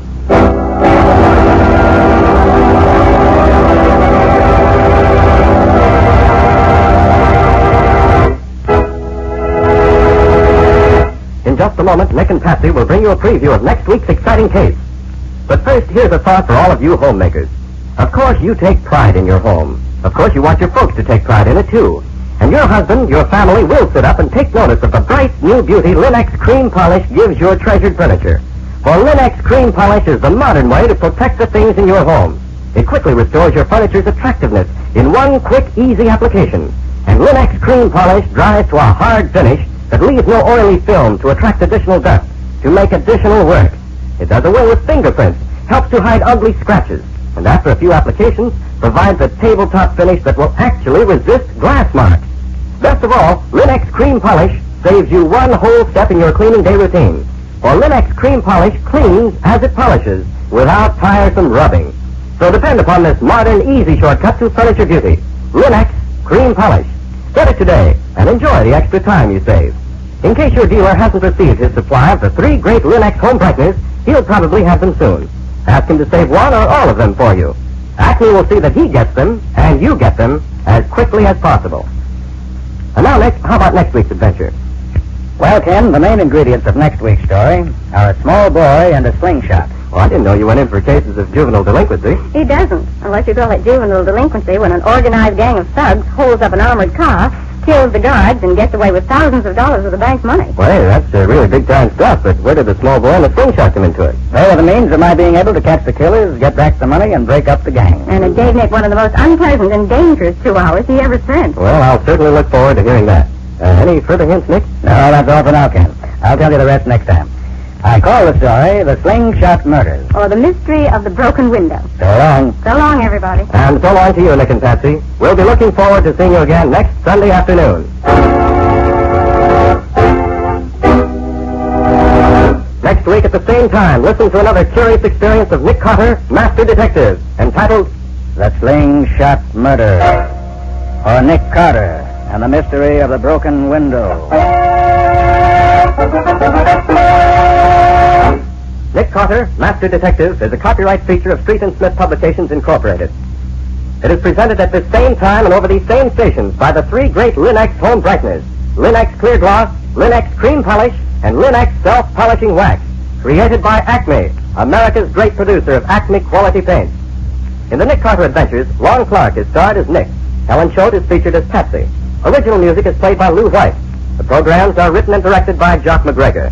This is Ken Powell speaking for the thousands of Linex dealers and Acme quality retail stores all over America and saying so long until next week.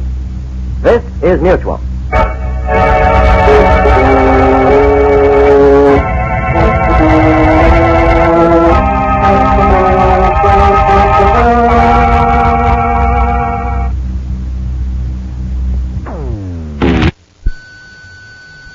The Linex Show, starring Nick Carter, Master Detective, presented by Acme, America's great producer of fine quality paints.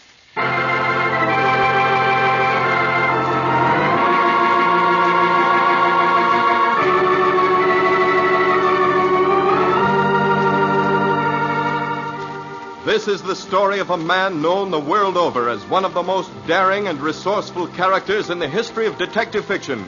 A man whose name has become a symbol of the triumph of right and justice over the sinister forces of crime and lawlessness. A man recognized as one of the great masters of deduction. Nick Carter, Master Detective.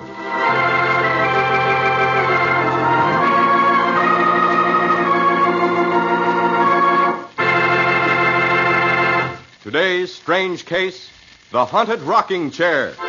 Another exciting chapter dramatized from the life story of Nick Carter.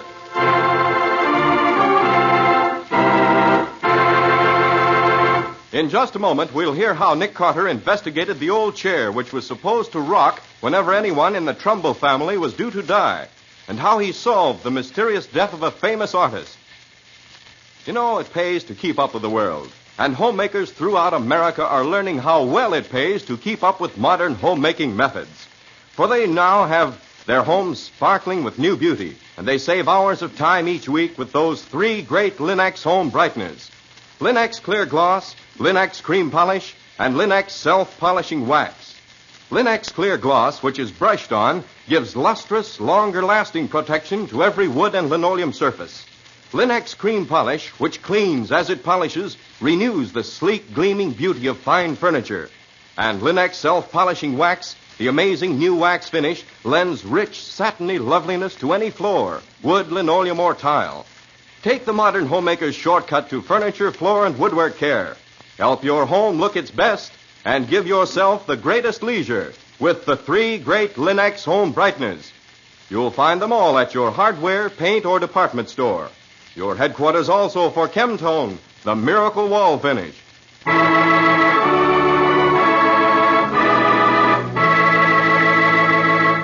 And now for today's exciting case from the life of Nick Carter. Once again, we keep our weekly appointment, which takes us to the sedate old Victorian mansion on the corner of 5th and 4th. It is late afternoon. The long shadows fall across the quiet streets. A solitary flower peddler ambles slowly down the block. His horse follows sedately, pulling a dilapidated truck full of potted geraniums and petunias.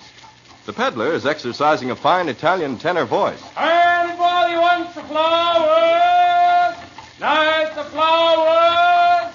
I got a petunia. I got a geranium. I got a roses. Whoa, Garibaldi. Whoa, wait a minute here. I got to say, ever the nicer young lady is home. Got a petunia.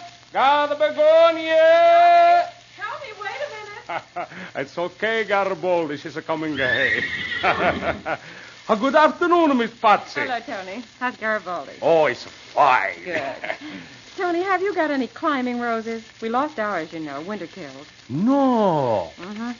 That's too bad. It's a shame, too. You want the Pole Scarlet or that new Dawn or a Blazer, maybe? Well, I don't got them today, but I'm going to get them for you. Good. We'll take one of each. Miss Patsy, your boss, he's home, maybe? You mean Mr. Carter? Yes. Yes, he's upstairs in the laboratory. You ask him, please, can he see Tony? Well, it's after office hours, Tony. I gotta see him, Miss Patsy. Please, I gotta see him. What's it about? My sister, Maria. She's afraid. She's got afraid to death. What's she afraid of, Tony? A rocking chair. What? A rocking chair that was belonged to an old lady. And this old lady is dead a long time ago. But sometimes she's come back. She sits in the rocking chair and a rock and a rock and a rock. And every time she's a rock, somebody gets dead. That sounds promising. Suppose you tell me all about it, Tony. Then I'll see if I can't persuade Mr. Carter to pay your sister a visit and investigate that rocking chair.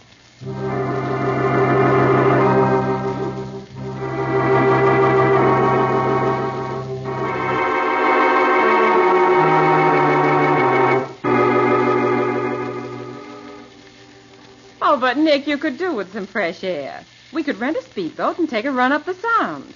The island where Tony's sister lives isn't very far beyond Hellgate. How does Tony's sister happen to be living on an island the other side of Hellgate? It's the old Trumbull estate, Shipwreck Island.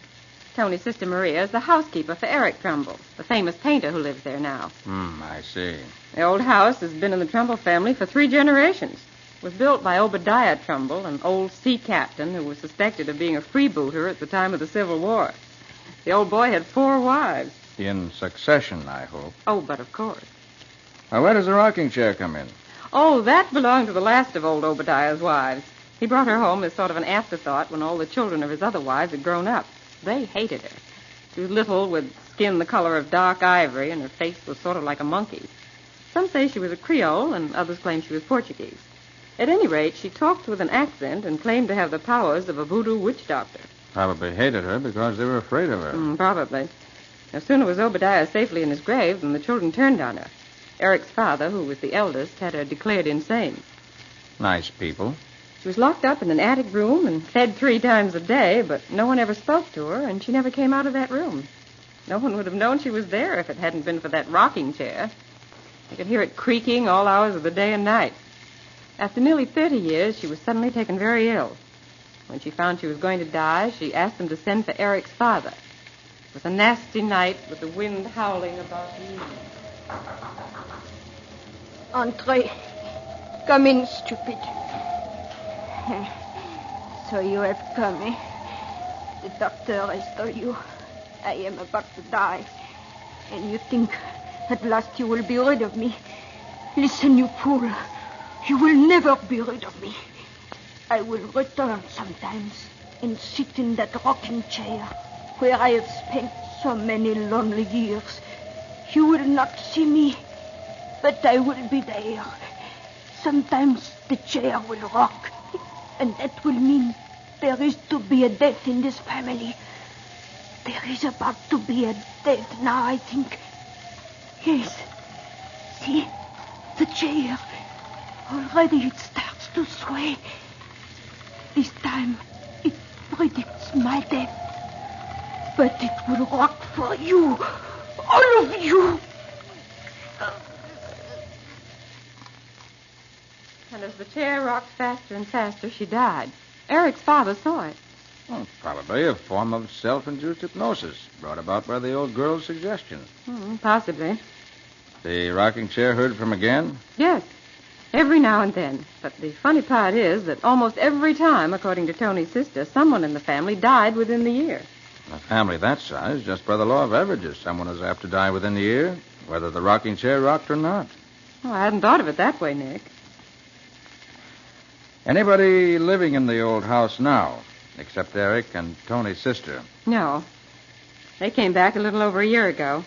Eric was too broke to live anywhere else. Has Tony's sister ever heard the famous rocking chair? Not until lately. Seems that everything was going along as well as could be expected until Captain Ralph Trumbull, Eric Trumbull's cousin, and his wife moved in. I gather the captain's wife is very attractive. And the captain isn't always home. And Eric is a notorious ladies' man. That's about the size of it. And to top off the whole thing, the rocking chair seems to have started to rock again. Well, what do you expect me to do? I just want you to find out what makes that rocking chair rock, so Tony's sister can stop being frightened. All right, I'll look into it. If you can get them to rent us that new speedboat. But remember, I don't want any hard-boiled eggs in my lunch.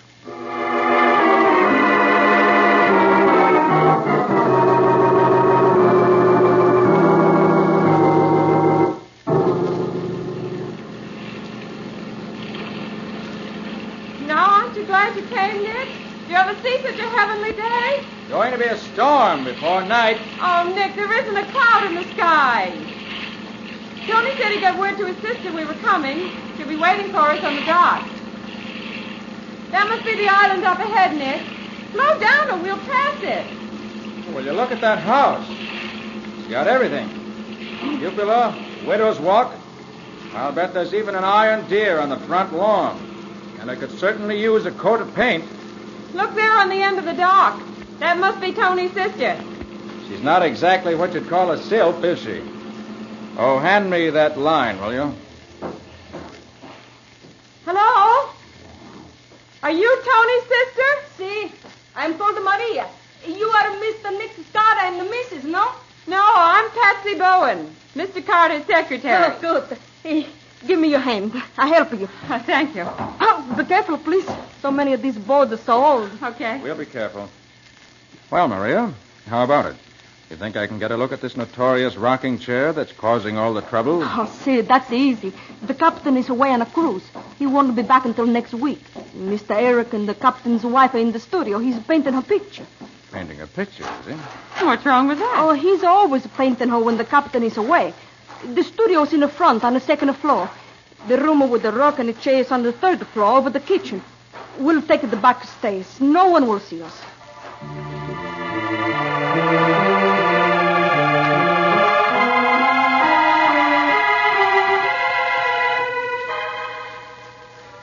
This is the room, Mr. Carter. Door's locked. See, it has not been entered since Mr. Eric's father was found hanging to the rafters, and they threw the key into the well. Is there any way we can crawl in through a window? No. The only window is 2 floors above the roof of the kitchen. There's 3 outside, but the branches are too small to hold anybody. Then I'll have to pick the lock. That shouldn't be much of a job with my pick lock. Let's see. This old house is so quiet, you can almost feel it breathe. Wish it weren't so dark up here. Nick, do you hear that? Santa Madonna. This is the chair again. It rocks. Someone will die. Someone will die. Quiet, Maria, quiet. Just a minute now. The lock isn't as simple as it looks. There. That didn't fit. Now. Oh, no one is there. The room is empty. Look, over there right beside the window. The rock is still rocking. And there's dust all over everything. There should be prints of some sort. But there aren't, Nick. Not a mark on the floor anywhere. Spirits are leaving no footprints. Now, the window. Little pane at the lower left-hand corner is missing. But the window is locked tight. Nobody could crawl through an opening so little as that. Nick, the cushion. The cushion on this chair is still warm. There! Santa Maria, this is the captain. He's come home. He's looking for his wife. Uh-oh. You better run down, Maria. See if you can stall him. There! And, fancy woman, you better answer me or else... Hey!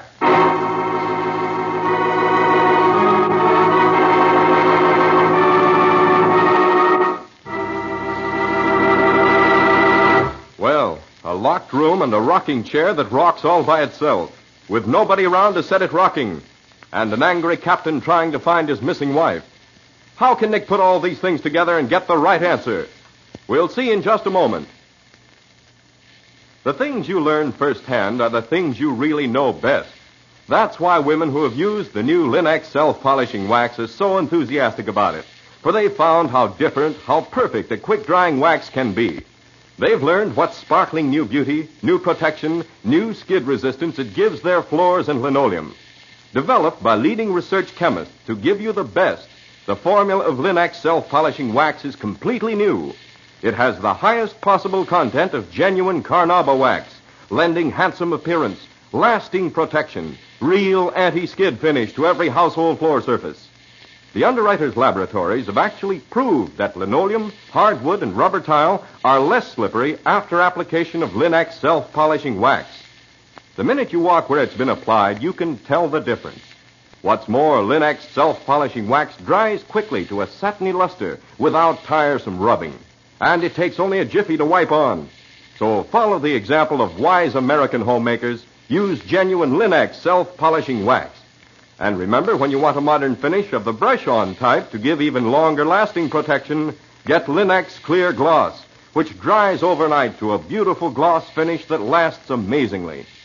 Whichever you prefer, Linux self-polishing wax or Linux Clear Gloss, you get the finest product of its kind when you ask for it by name, Linux. You'll find all three great Linux home brighteners and Chemtone, the miracle wall finish that dries in 1 hour, at hardware, paint, and department stores everywhere.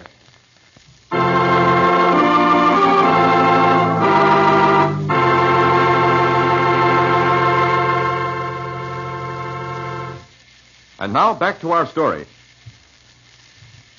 Investigating an old house in which an ancient rocking chair started rocking without any cause or reason, Nick runs into a complicated set of circumstances. Eric Trumbull is painting a portrait of the captain's beautiful young wife, much against the captain's wishes. And Maria, Eric's Italian housekeeper, is scared of both the rocking chair and the quick-tempered captain. As we pick up our story, the captain is storming through the house looking for his wife. Maria! Maria! Oh, there you are. Where in thunder is my wife? Is she not in her room, Captain Trumbull? You know blame well she's not. Oh, I remember now. She's gone to the mainland to do the marketing. No, she hasn't. Her hat's right here on the table. And the rowboat's tied up to the dock. Well, maybe she got a lift. Who in blazes are you two? Just friends of Maria's brother. The Trumbulls don't like visitors. Captain Trumbull, don't you think you're a bit hasty? Suppose your wife is posing for Eric Trumbull. Lots of perfectly nice women model these days. Not my wife. That's the door of his studio. Eric, open up. I know my wife's in there. Open this door, I'll break it down. All right. Really, Ralph, you have to be so boisterous? You're not yelling into a gale, you know. Where are you, Claire? Here I am, dear. Oh, really, Ralph, this is too naughty of you. I was having my portrait painted for your birthday as a surprise. There it is. Eric, I told you to keep away from my wife. But when I come back unexpectedly, I find you both in the studio with the door locked. Oh, don't be so Victorian, darling. Eric hates to be interrupted when he's painting. Yes, now do go away, old boy, so we can get on with the portrait. The blazes with the portrait. You'll never do any more painting on this canvas. Oh, Nick is tearing the picture to shreds. Rugged old sea dog, isn't it? Ralph, I hope you realize you've destroyed a priceless work of art. Don't worry, I'll pay you for it. Although I have my doubts about how priceless it is. Claire, get your things together. We're leaving this house. No. This minute. Miss Bowen and I will be delighted to take you to the mainland with us. Good. You go ahead. I'll join you on the dock as soon as I've made out a check for my cousin's priceless work of art.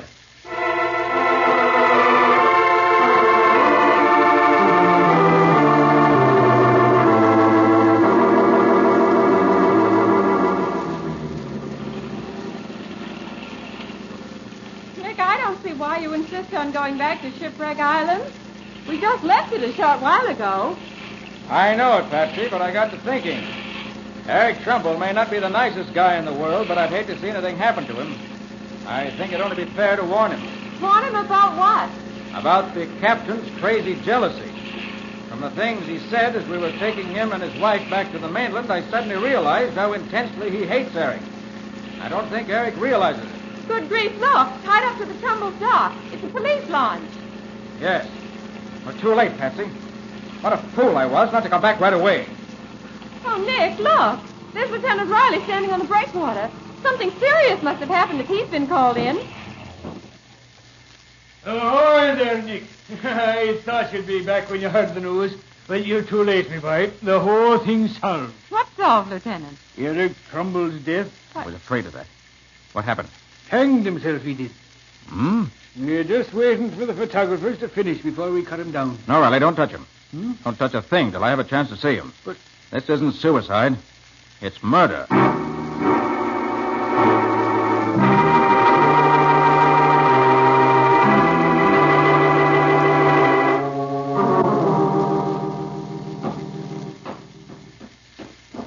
And would you mind telling me why you're so sure it ain't suicide? Because Eric Trumbull was psychologically incapable of killing himself. Do you think the captain came back and did it, Nick? No.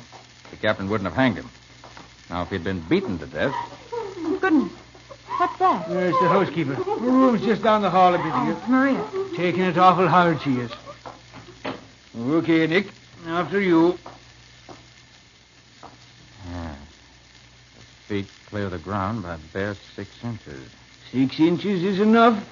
Medical examiner took a look at him and says it's death by strangulation, me boy. No mistake. I'm not doubting that. You say nothing's been touched, Riley? Not a thing, Nick. Then it's definitely murder. Oh, no, you don't, Nick. Just take a look at this here suicide note pinned there on his chest. I can't live without her, and I won't. Signed, Eric Trumbull. That, me boy, is in his own handwriting. Checks with the writing we found in his diary. Possible, but this is only part of a piece of paper. The upper part's missing. So what? It's a suicide note. That's enough for me. Riley, if a man's going to commit suicide, he has to stand on something. A box, chair, even a few books, and then kick them away from him. But there's nothing here. Nothing within 15 feet of the spot where the body's hanging. You're right. Consequently, Trumbull was strung up by someone else. Someone who threw the rope over that beam, hauled the body up, and then tied the rope to that bracket. Now, wait a minute. What would Mr. Trumbull be doing all that while? There's no signs of a struggle here. Probably because the murderer was careful to sneak up behind him and knock him unconscious first. Huh? Your medical examiner will take a good look, Riley. I think he'll discover a lump at the base of the brain somewhere. Hey, I better go and talk to him. Who would ever think of looking for a lump on the head of a guy who's hanged himself? Nick? Nick, will you come out in the hall a minute? Yes, right away, Patsy. As soon as I unpin the so-called suicide note. All right. What's up? It's Maria here. She wants to talk to you. Mr. Carter, please. I hear what you said, that it is not a suicide. Is that the truth? I'm afraid so, Maria. Oh, I know it. I know it. It was the captain. They had a terrible battle fight after you left to go to the boat this morning. Maria, what makes you so sure that Captain Trumbull killed his cousin? That note you have in your hands.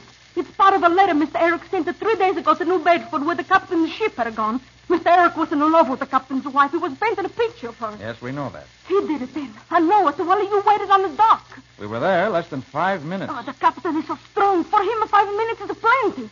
What makes you so sure it wasn't somebody else? Somebody who came to the island after we left. Because nobody came. When you are gone, I lock all of the doors and the windows. I go to the kitchen to fix Mr. Eric his lunch. When I take it up to him, I find him. Like that. And you're sure no one else was here? You didn't open the door to anyone? I swear on the Bible. Tell me, Maria. Why did you kill Eric? You think I did it? No, you are wrong. It was the captain that let the proof that letter was written to him. The captain didn't do it, Maria. For 2 reasons. One, the letter, though undoubtedly written by Eric, was never sent. But, Nick, how could you possibly know that? Because this torn suicide note covers more than half a sheet of notepaper. Any letter that's gone through the mail has been folded at least once. This one was never folded. Consequently, never sent. But the second, and the most important reason, as we left the island this morning with the captain and his wife, I happened to take a look at the house. Eric Trumbull, alive and healthy, was glaring at us from his studio window. No. No. Consequently, Maria, since no one entered the house after we left, and since you were alone with Eric Trumbull, the only person who can possibly be responsible for his death is you, Maria. Your last name is Trumbull, isn't it? Yes. Maria Trumbull. I was Eric's wife. That's why I killed him. Yes. I had an idea that was the reason. He married me 20 years ago in Sorrento when I nursed him back from the dead. During all this time, no one has ever known. I sold my house and my little farm. It was that money paid for his first exhibition. I do not begrudge him that. He was a genius, senor. They are not like other men. After a little while, I did not even mind his love affairs, so long as it was only his models. You see, I knew they would not last. Oh, Maria. But this time it was different. The captain's wife, she was a woman of his own class. He wanted her to divorce the captain and marry him. Don't know what would become of me. And so, this afternoon, when I found the letter he was writing to the captain, I knew it was over between us. I knew he was through with me. After all the hardships, all of the insults, something inside of me turned strange and cold. And I killed him. I am not sorry. Maria. You think that is strange. No. I got tuberculosis. In 6 months, I'll be dead. Well, Nick, you're right again. He found a lump as big as an egg behind his left ear. You got any idea who could have done it? Maria knows, Riley. Huh? She was Eric's wife. What? I have no doubt she'll be glad to tell you whatever you wish to know.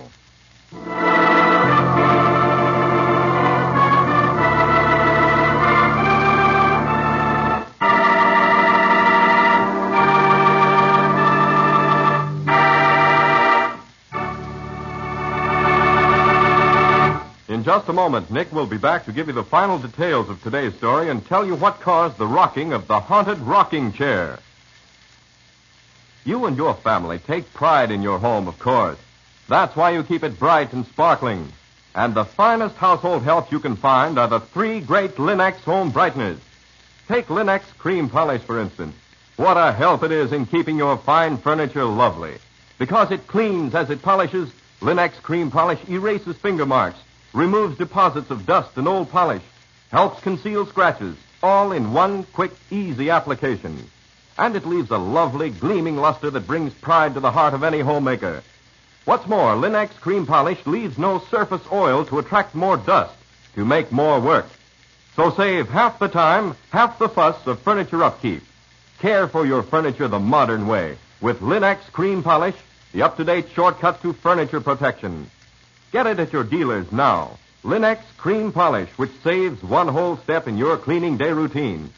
You'll find all 3 great Linex home brighteners: Linex self-polishing wax, Linex cream polish, and Linex clear gloss at your nearest hardware, paint, or department store. Your headquarters also for Chemtone, the modern wall finish that beautifully decorates the average room for only $2.98. Make it a point, too, to stop at your nearest War Bond headquarters for that extra War Bond. It takes money as well as men to finish this war. The men are doing the big job overseas. Let's do our job over here to raise the money now during the mighty 7th War Loan Drive. Invest all you can in your future and America's.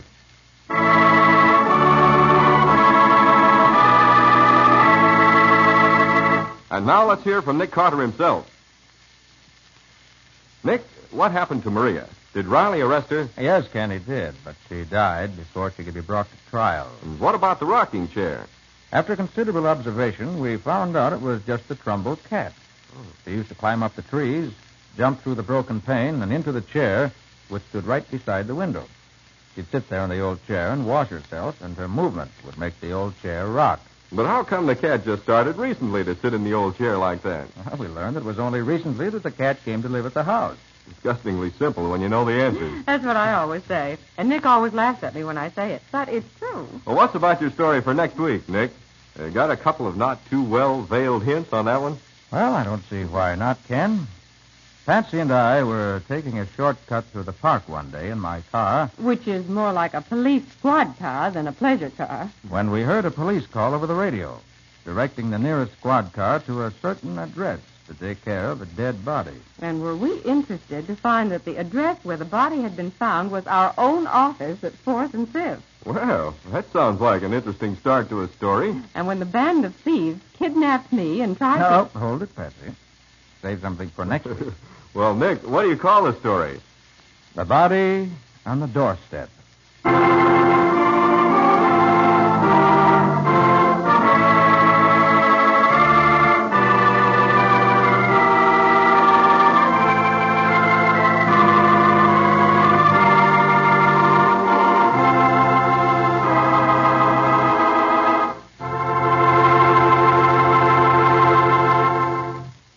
Nick Carter, Master Detective, is copyrighted by Street and Smith Publications, Incorporated. Lon Clark is starred as Nick with Helen Choate as Patsy. Original music is played by Lou White. The programs are written by Edith Miser, and any resemblance therein to actual persons living or dead is purely coincidental. The entire production is under the direction of Jock McGregor.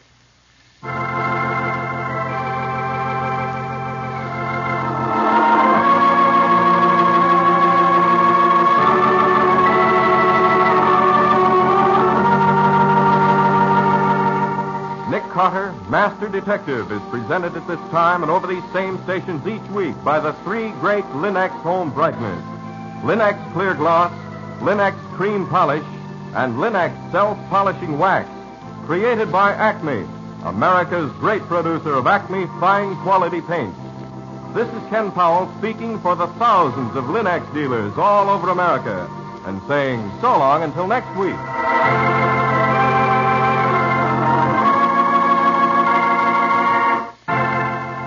This is the Mutual Broadcasting System.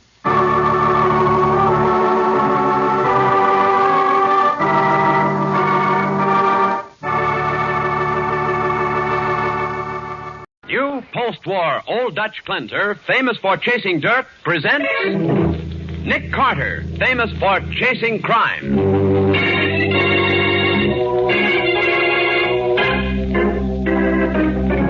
Every week at this time, two great names are joined as new post-war Old Dutch cleanser brings you one of the most resourceful and daring characters in all detective fiction, Nick Carter, Master Detective.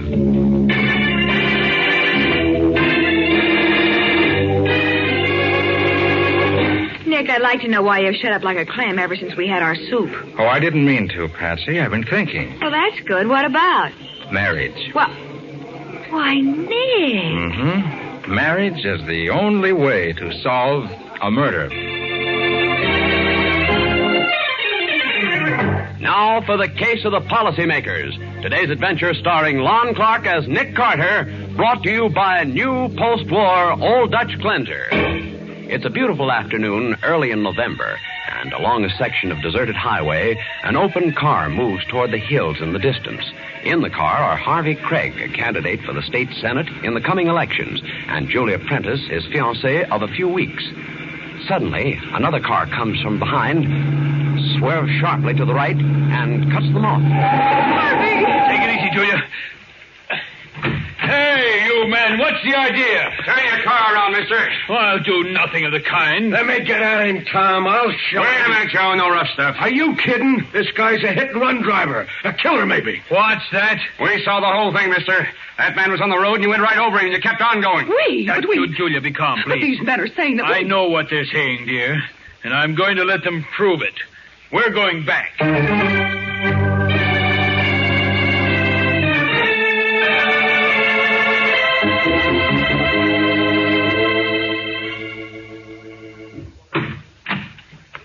There he is, mister. Exactly the way you left him. Exactly the way you and Joe left him. Harvey. Don't worry, Julia. That man on the road's a friend of theirs, a co-partner. But when I get through with him... But he seems to be unconscious. I'll show you how unconscious he is. Come on, you get up. Get up, the act is over. Are you... What's the matter, Harvey?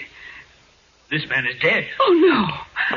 Well, mister, this ought to convince you he wasn't a friend of ours. You killed him. Cut it out, pal. That ain't going to get you out of a manslaughter rap. You murdered him, and then you followed me from the city.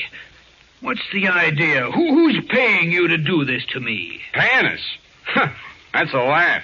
What are you doing, Joe? Checking this guy for identification. Harvey, we can't let these men get away with this. There must be some way of... Hey, look at this, Tom.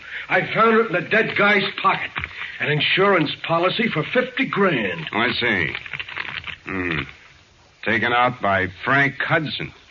That must be the dead guy's name. Never mind that. Look and see who's the beneficiary. Yeah. It's Harvey Craig. What? Good heavens. He's the guy that's running for the state senate. Harvey, how does it happen that your name is on this? Hey, wait a minute. This guy's Harvey Craig. So that's the angle, huh? A murder frame-up. It's tough, Your Honor. Well, Julia, this is it.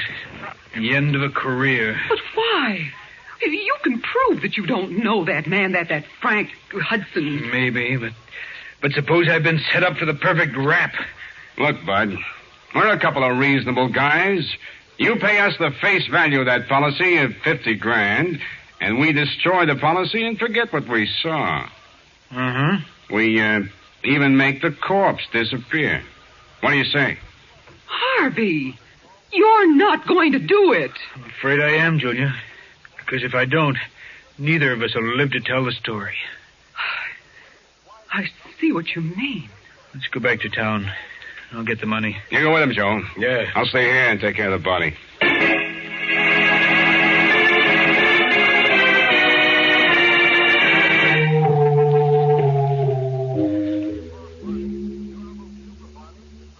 And that's the whole story, Nick.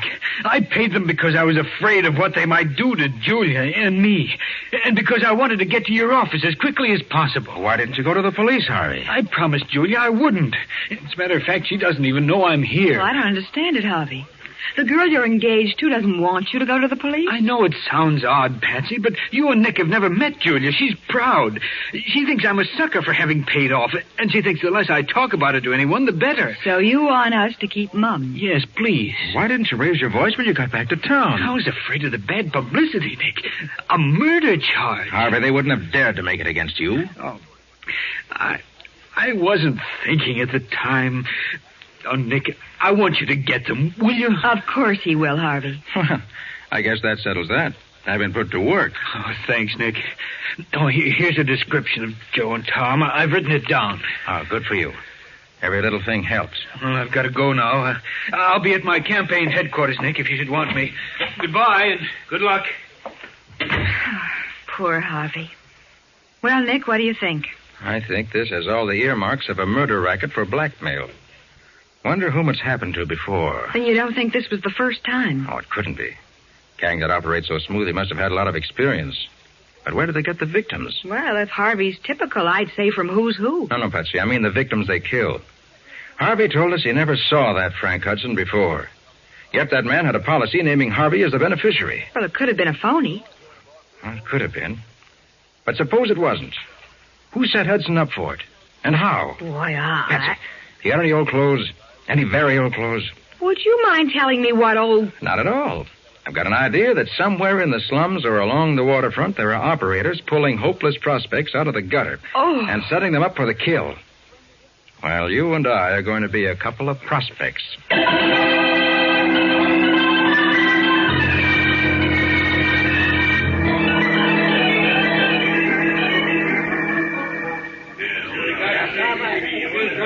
But how much longer, Nick? We've been to every waterfront dive in town. Now, Patsy. 2 whole weeks of living in rags. Well, that's the detective business. Oh, go into your act. We're being watched. Oh, why did I ever marry you? You were going to buy me a swell house and fur coats. I was going to be a grand lady. Well, it's not my fault my plans didn't work out. All I need is one real break. One real break. That's what I've been hearing for years. Well, I wish you'd break your neck. Oh, fuck. Lay off, will you? Oh, why did I ever marry you? No place to live, no decent clothes to wear. You never even had a job. Well, maybe you think jobs grow on trees. Maybe they do, mister. What? And what do you want? Tom's name. You're in trouble, pal. It's none of your business. You wouldn't talk so loud, Mabel. I couldn't help it, Henry. I'm so fed up. Yeah, she's got a right to be. She's hungry. She's got no place to live. Why don't you go take a walk? Maybe I got a job for you, Henry. What? You. For you too, baby, but don't count on it. I'm only the outside guy. I got a boss.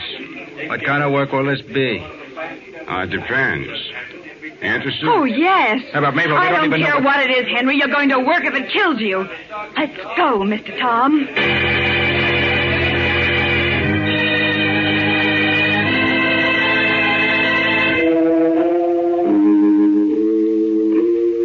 So, you've been married for 6 years, and you've done some traveling. The hobo trail, Mr. Nicholas? Sometimes. Hmm? Any man who would subject a woman to such a life... Well, I couldn't help it, Mr. Bentley. The breaks were all against me. How did you feel about that, Mrs. Nicholas? Oh, I couldn't leave Henry. Ah, such devotion. Well, I need a couple in my house. Naturally, you've never been a butler, Mr. Nicholas. No. No, sir. No, sir. That's better. I see you learn quickly. You'll keep this place in order, and you'll see that it's dusted.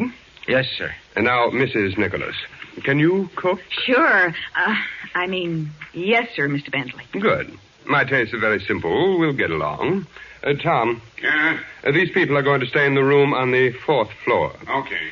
Ask Joe to prepare it for them.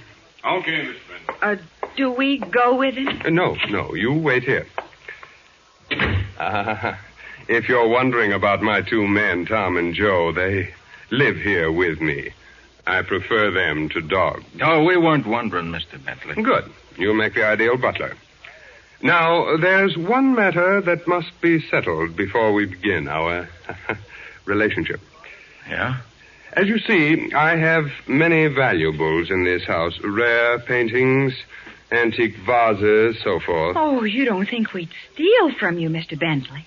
It's happened before, my dear lady. And so I have one strict policy in this establishment. All my employees must be bonded. Ah, I see. Do you object, Mr. Nicholas? Oh, no.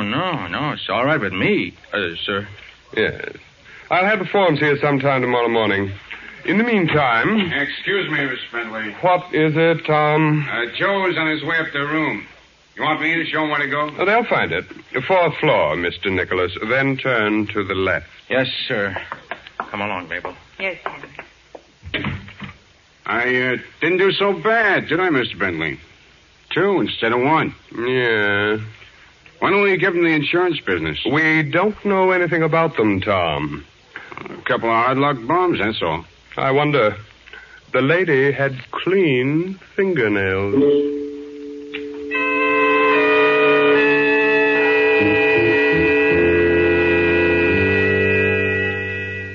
Nick, I don't get it. What surety company would bond a derelict or a couple of derelicts? Patsy, we're not going to be bonded. But Mr. Bentley It's said... only a gag with a last-minute switch. Oh, from bonding to insurance? Uh-huh. Then when Mr. Bentley starts talking about insurance... Yes, Patsy. I think I'll let some air into this room. But, Nick, in the Frank Hudson policy Harvey told us about, Bentley wasn't the beneficiary. You're not on your toes tonight, Patsy. Well, I'm only trying to put myself in the place of an intended victim. Don't try. You're right in it. But I'd become suspicious of a policy that didn't make Bentley the beneficiary. It's no use. Window's sealed shut. It's what? Sealed. It's glass, barrier to the outside. But why? Just in case someone should want to yell for help. Oh. Does that answer your questions about the policy? You mean the victims were forced? They were if they became suspicious of Bentley.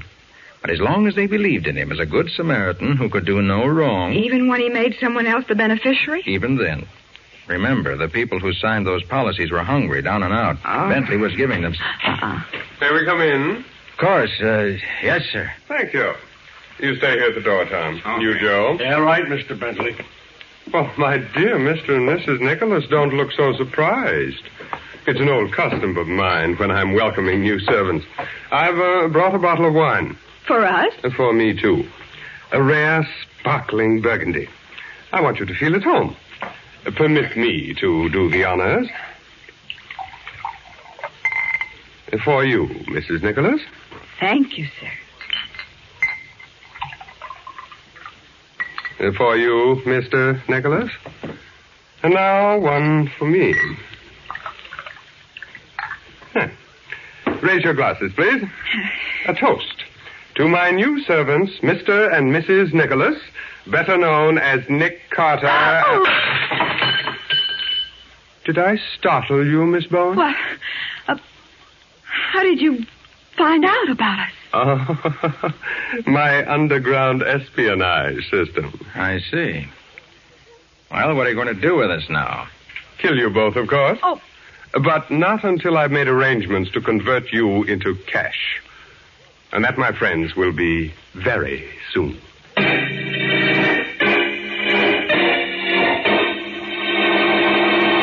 So, Bentley has found out Nick and Patsy, and behind him are 2 men with guns. We'll see what happens in just a moment. Now, back to the case of the policymakers. Today's adventure with Nick Carter, brought to you by new post-war Old Dutch Glenter. It is several hours later, and in Bentley's luxurious library, Nick and Patsy are sitting near the desk, surrounded by Tom, Joe, and Bentley. Here's the forms, Mr. Bentley. All filled out and ready for the signature. Well, thank you, Tom. Give Mr. Carter his. Your application for insurance, Mr. Carter. You're asking for $250,000. Don't you rate me too high, Bentley? Oh, no, not too high for a man of your reputation and connections. Here's your application, sister. Yes. Forgive us, Miss Bowen, but we think you're worth only $100,000. I'm not worth anything to you. You let me be the judge of that, won't you? Wow. So Jackson Phillips is going to be my beneficiary. Why not? He's our city's leading banker. Now, Miss Bowen, your beneficiary is Mortimer Evans, the department store owner. He knows you quite well, personally, and by your extensive charge account. It won't do you a bit of good, Bentley. We'll see. Please sign these applications. You're not going to send our friends up for blackmail? Oh, a very harsh word, Mr. Carter. Let me go to work on him, Mr. Bentley. Oh, Joe, you're much too temperamental. But it's no dice if we don't get their signatures. This ain't like the other jobs we done. We're shooting for big dough now. We gotta have their signatures in their own handwriting. We'll have them, Joe, but without your methods. What's wrong with my methods? Oh, they're much too crude for present company. Oh. I'm sure that Mr. Carter and Miss Bowen will prefer my more scientific methods of persuasion.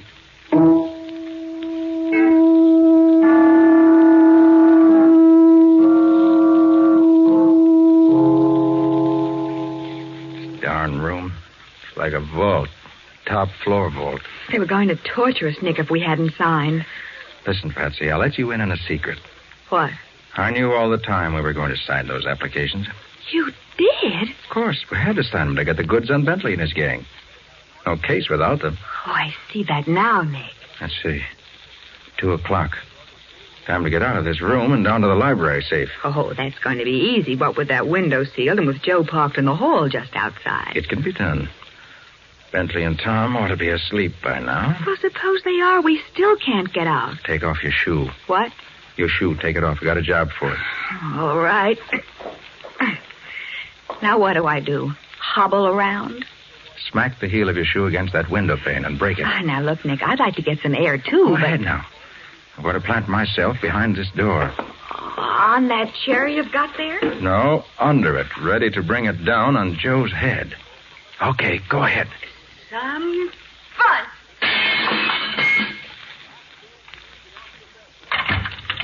Hey, what's the idea of breaking it? Ow!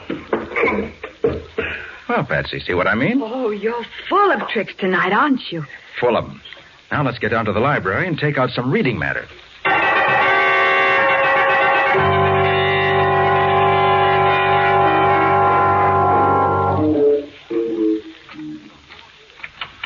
Nick, can't you get it open? I don't know.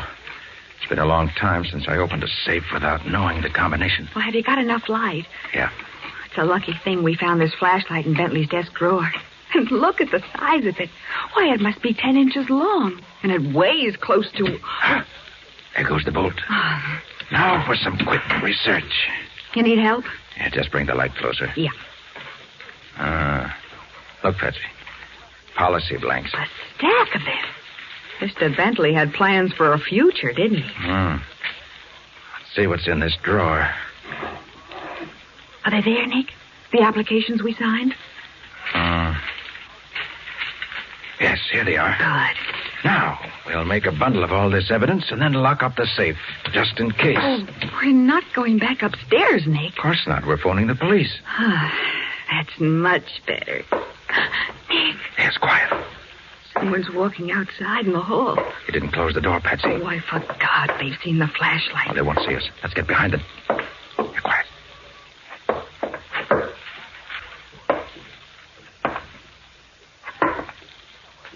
Oh! He fell down. Turn on the flash. Dick, look. That's Harvey Craig. Yes. Oh, what's he doing in this house? He just died. Oh. Murdered. Unless I don't know what I'm talking about. Oh. Don't you see it, Patsy? See what? This whole dirty business. How did Harvey Craig get to this house? Who brought him? Someone turned the lights on. So, you finally figured it out, Mr. Nick Carter. What? Who's she? You're Julia Prentice, aren't you? Yes. I brought Harvey here. He shouldn't have told you what happened to us on the road. You killed him? We had some wine, honey. Harvey's glass had poison in it. Oh. Stay where you are, Carter.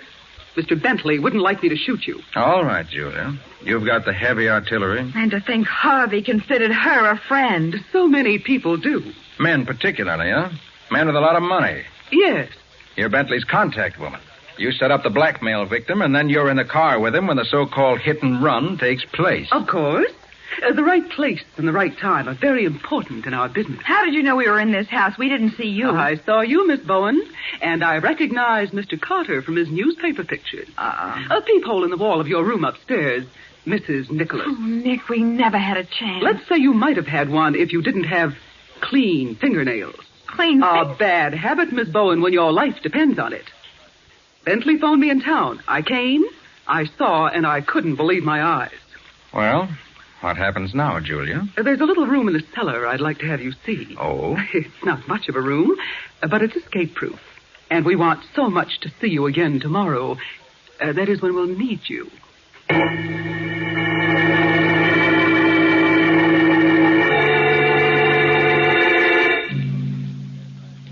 What time is it, Nick? My watch isn't as luminous as it used to be, but I should say it was about 1:15. Day, night, or eternity? Afternoon, Patsy. Hey, you're not losing your nerve, are you? I never felt better in my life. I'll bet. Well, turn on your flashlight and you'll see. After all, we've only been down here since last night. But why don't you turn it on? Can't. Battery's dead. Afraid so. Nick. Oh, no. Listen, Nick, Patsy. we'll never see daylight again. They'll kill us before they take us out of here. No, they won't. They can't. But they will. No, Patsy, we've got to appear to be accident victims. They can't run a car over us here. Huh? They've got to take us out of the house. And once we're out in the open... Oh. Here, this may be it, Patsy. Now, listen, don't fight them. We don't want them to carry us out. You go first, Tom, with the lantern. Right, Mr. Bentley. You next, Joe. And don't lower your gun. Not with him around, boss. Good afternoon, Mr. Carter, Miss Bowen. Julia told me you were very naughty last night. Oh, I hope we didn't put you to any inconvenience. We make the punishment fit the crime. Come here, Miss Bowen. I like it where I am. Me. We're going to have trouble. Julia has an appointment to go driving this afternoon with Mortimer Evans, your beneficiary. You've got to be on the road, Miss Bowen. Oh, Nick. His turn will come later, another day. We can't do everything at once, you know. Listen, Bentley, you take both of us or you don't take either of us. Very gallant, Mr. Carter. Tom, take Miss Bowen outside. Okay. No, you don't. Hey, get him off me. Get him off. Joe, you heard what Tom said. I'll get him off. Nick! That tap with my gun makes me even for last night. Come along, Miss Bowen. You killed him. Let me go. Nick! Now, my dear. It won't do you a bit of good to struggle. Julia has an appointment, and you must help her keep it.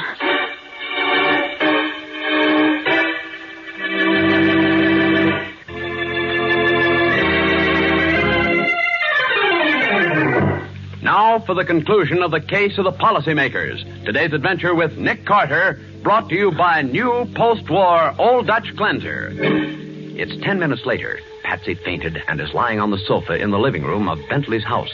Nearby, Bentley and Julia are discussing their plans with Tom and Joe over a road map which is on the table. Now, this is the exact point in the road where you're to be. Can't we use the same road for a change, Mr. Bentley? Listen to Julia, Joe, and don't ask so many questions. Mortimer Evans and I will pass that point about 3:30. Now, what time do you have? I've got 1:35. Me too. We agree. Well, Lucius, I'm ready to leave for town. I told Mortimer I'd meet him at 2:00. I'm going to be late. Oh, not too late, my dear. 10 or 15 minutes for one as charming as you. Can it, brother? The only thing I see in you is a bookkeeping item. Frank, aren't you? Joe, get my car out of the garage. Yeah, sure, right away. Give me a cigarette, Lucius. There are times, Julia, when you behave as if you're running the show. I might as well be. You couldn't get along without me. There are other women as well qualified. That's going to cost you 15% more, darling. What? Another bookkeeping item. I was going to talk to you about that later, but since you brought it up... Now, look here, I Julia. want 45% from now on. You can have the 25% I've been getting. Now, wait a minute. If There's you think... no use arguing. I tell you that... Crazy. Why, Am I interrupting something?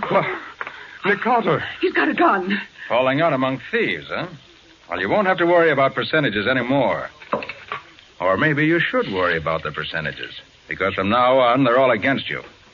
Operator, give me police headquarters.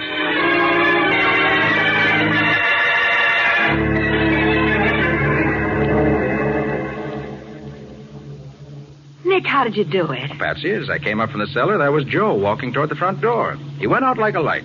Of course, I had to hit him Oh, first. that's not what I mean, Nick. Then I took his gun and made the grand entrance. They were No, you don't understand. I mean, how did you get out of that cellar room? It was simple. I took the door off its hinges What? with Bentley's flashlight. You mean you used that flashlight to unhinge the door? Mm-hmm. It was heavy enough to drive the pins out of the hinges very neatly. Why, but I didn't hear Of course not. I muffled the noise with my coat. Honest, Nick. When I saw you on the floor, unconscious, I thought... Ooh, I wasn't unconscious. Oh, no. This is too much. Oh, Joe telegraphed that wallop. I saw it coming, and I rode with it. The gun caught me in the back of the neck. That's why you're driving the car. Why, I'm... All right, Nick. I'm listening. Well, there's no mystery to it, Patsy. I've just got a good stiff pain in the neck. That's all.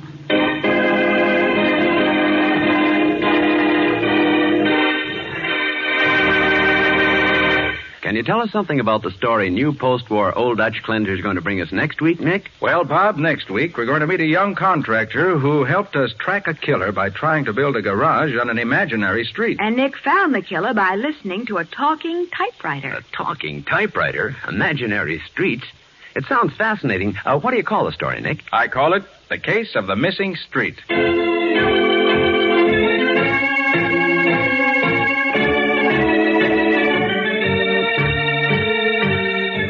Nick Carter, Master Detective, is presented each week at this time by the Cudahy Packing Company. It is produced and directed by Jock McGregor and is copyrighted by Street and Smith Publications, Incorporated. Charlotte Manson is featured as Patsy. Today's script was written by Stedman Coles. Original music is played by Henry Silverne. This program is fictional, and any resemblance to actual persons living or dead is purely coincidental. This is Bob Martin saying, when minutes count, use new post-war Old Dutch Cleanser.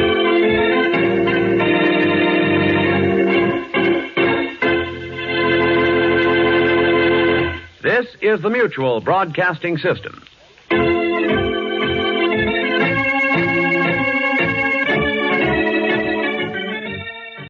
The Linux Show, starring Nick Carter, Master Detective.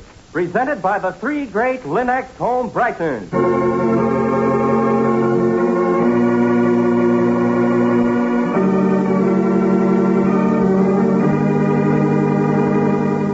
This is the story of a man known the world over as one of the most daring and resourceful characters in the history of detective fiction. A man whose name has become a symbol of the triumph of right and justice over the sinister forces of crime and lawlessness. Nick Carter, Master Detective.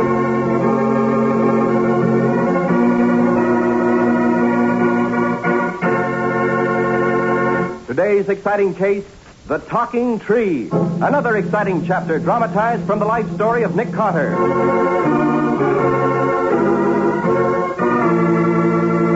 In just a moment, we'll hear how Nick Carter investigated the murder of a beggar with a fortune in his pocket and found the solution to the strange case of a talking tree. And now for today's exciting case from the life of Nick Carter. Today is file index day at the old brownstone mansion at the corner of 5th and 4th.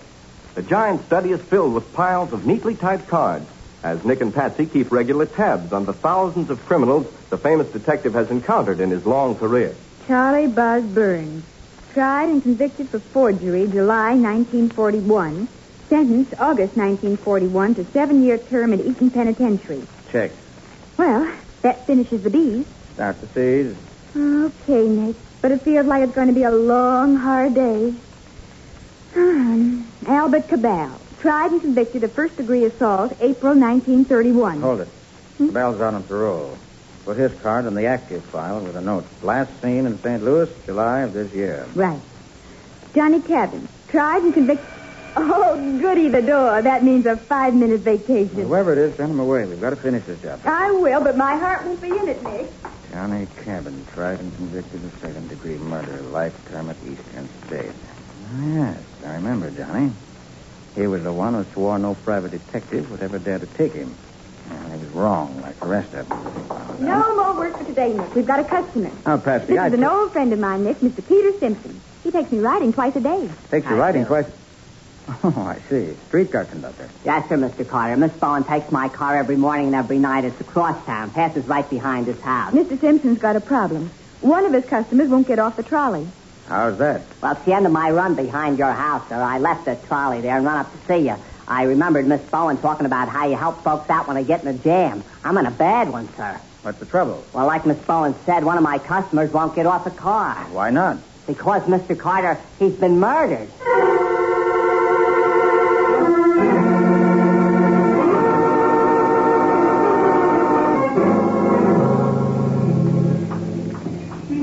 This is my trolley car here, Mr. Carter. I closed the doors and left everything. Wait a minute, I'll open the door for you. Come up, sir.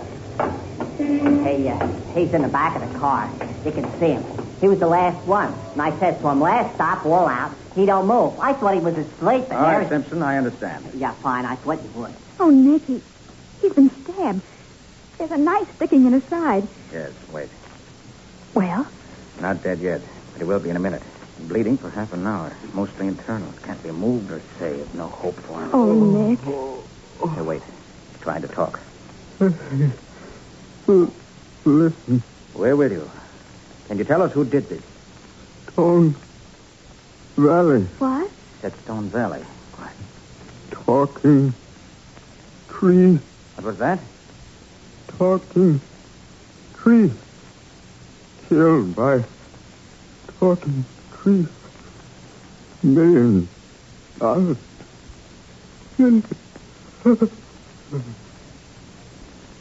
He's dead. Oh, smoke. This is awful, Mr. Carter. I can't have no murdered guys on my car. You're all right, Simpson. Just go out and call Sergeant Matheson and his homicide department. All right. Now, let's get to work, Patsy. Empty his pockets. Golly, Nick, what do you mean? Killed by a talking tree and then babbling about $1 million. I don't know. Dying men usually speak the truth. I'd like to know what the truth is about that talking tree.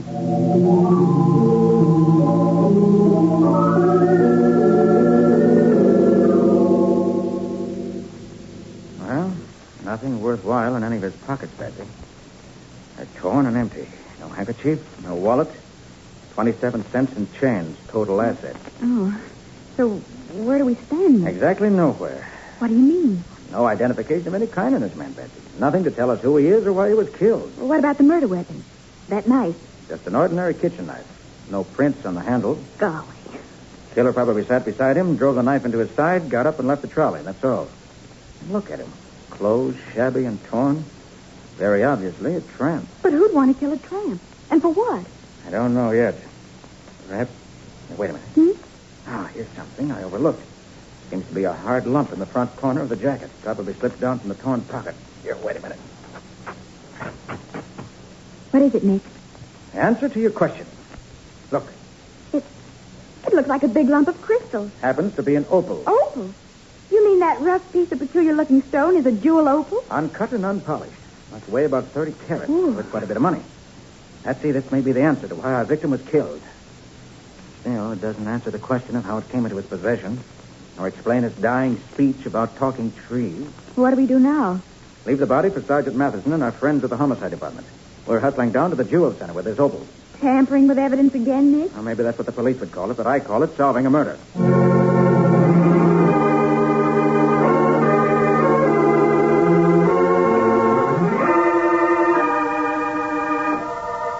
Patsy, I'm going to give you a lesson in the art of jewels. The average person doesn't realize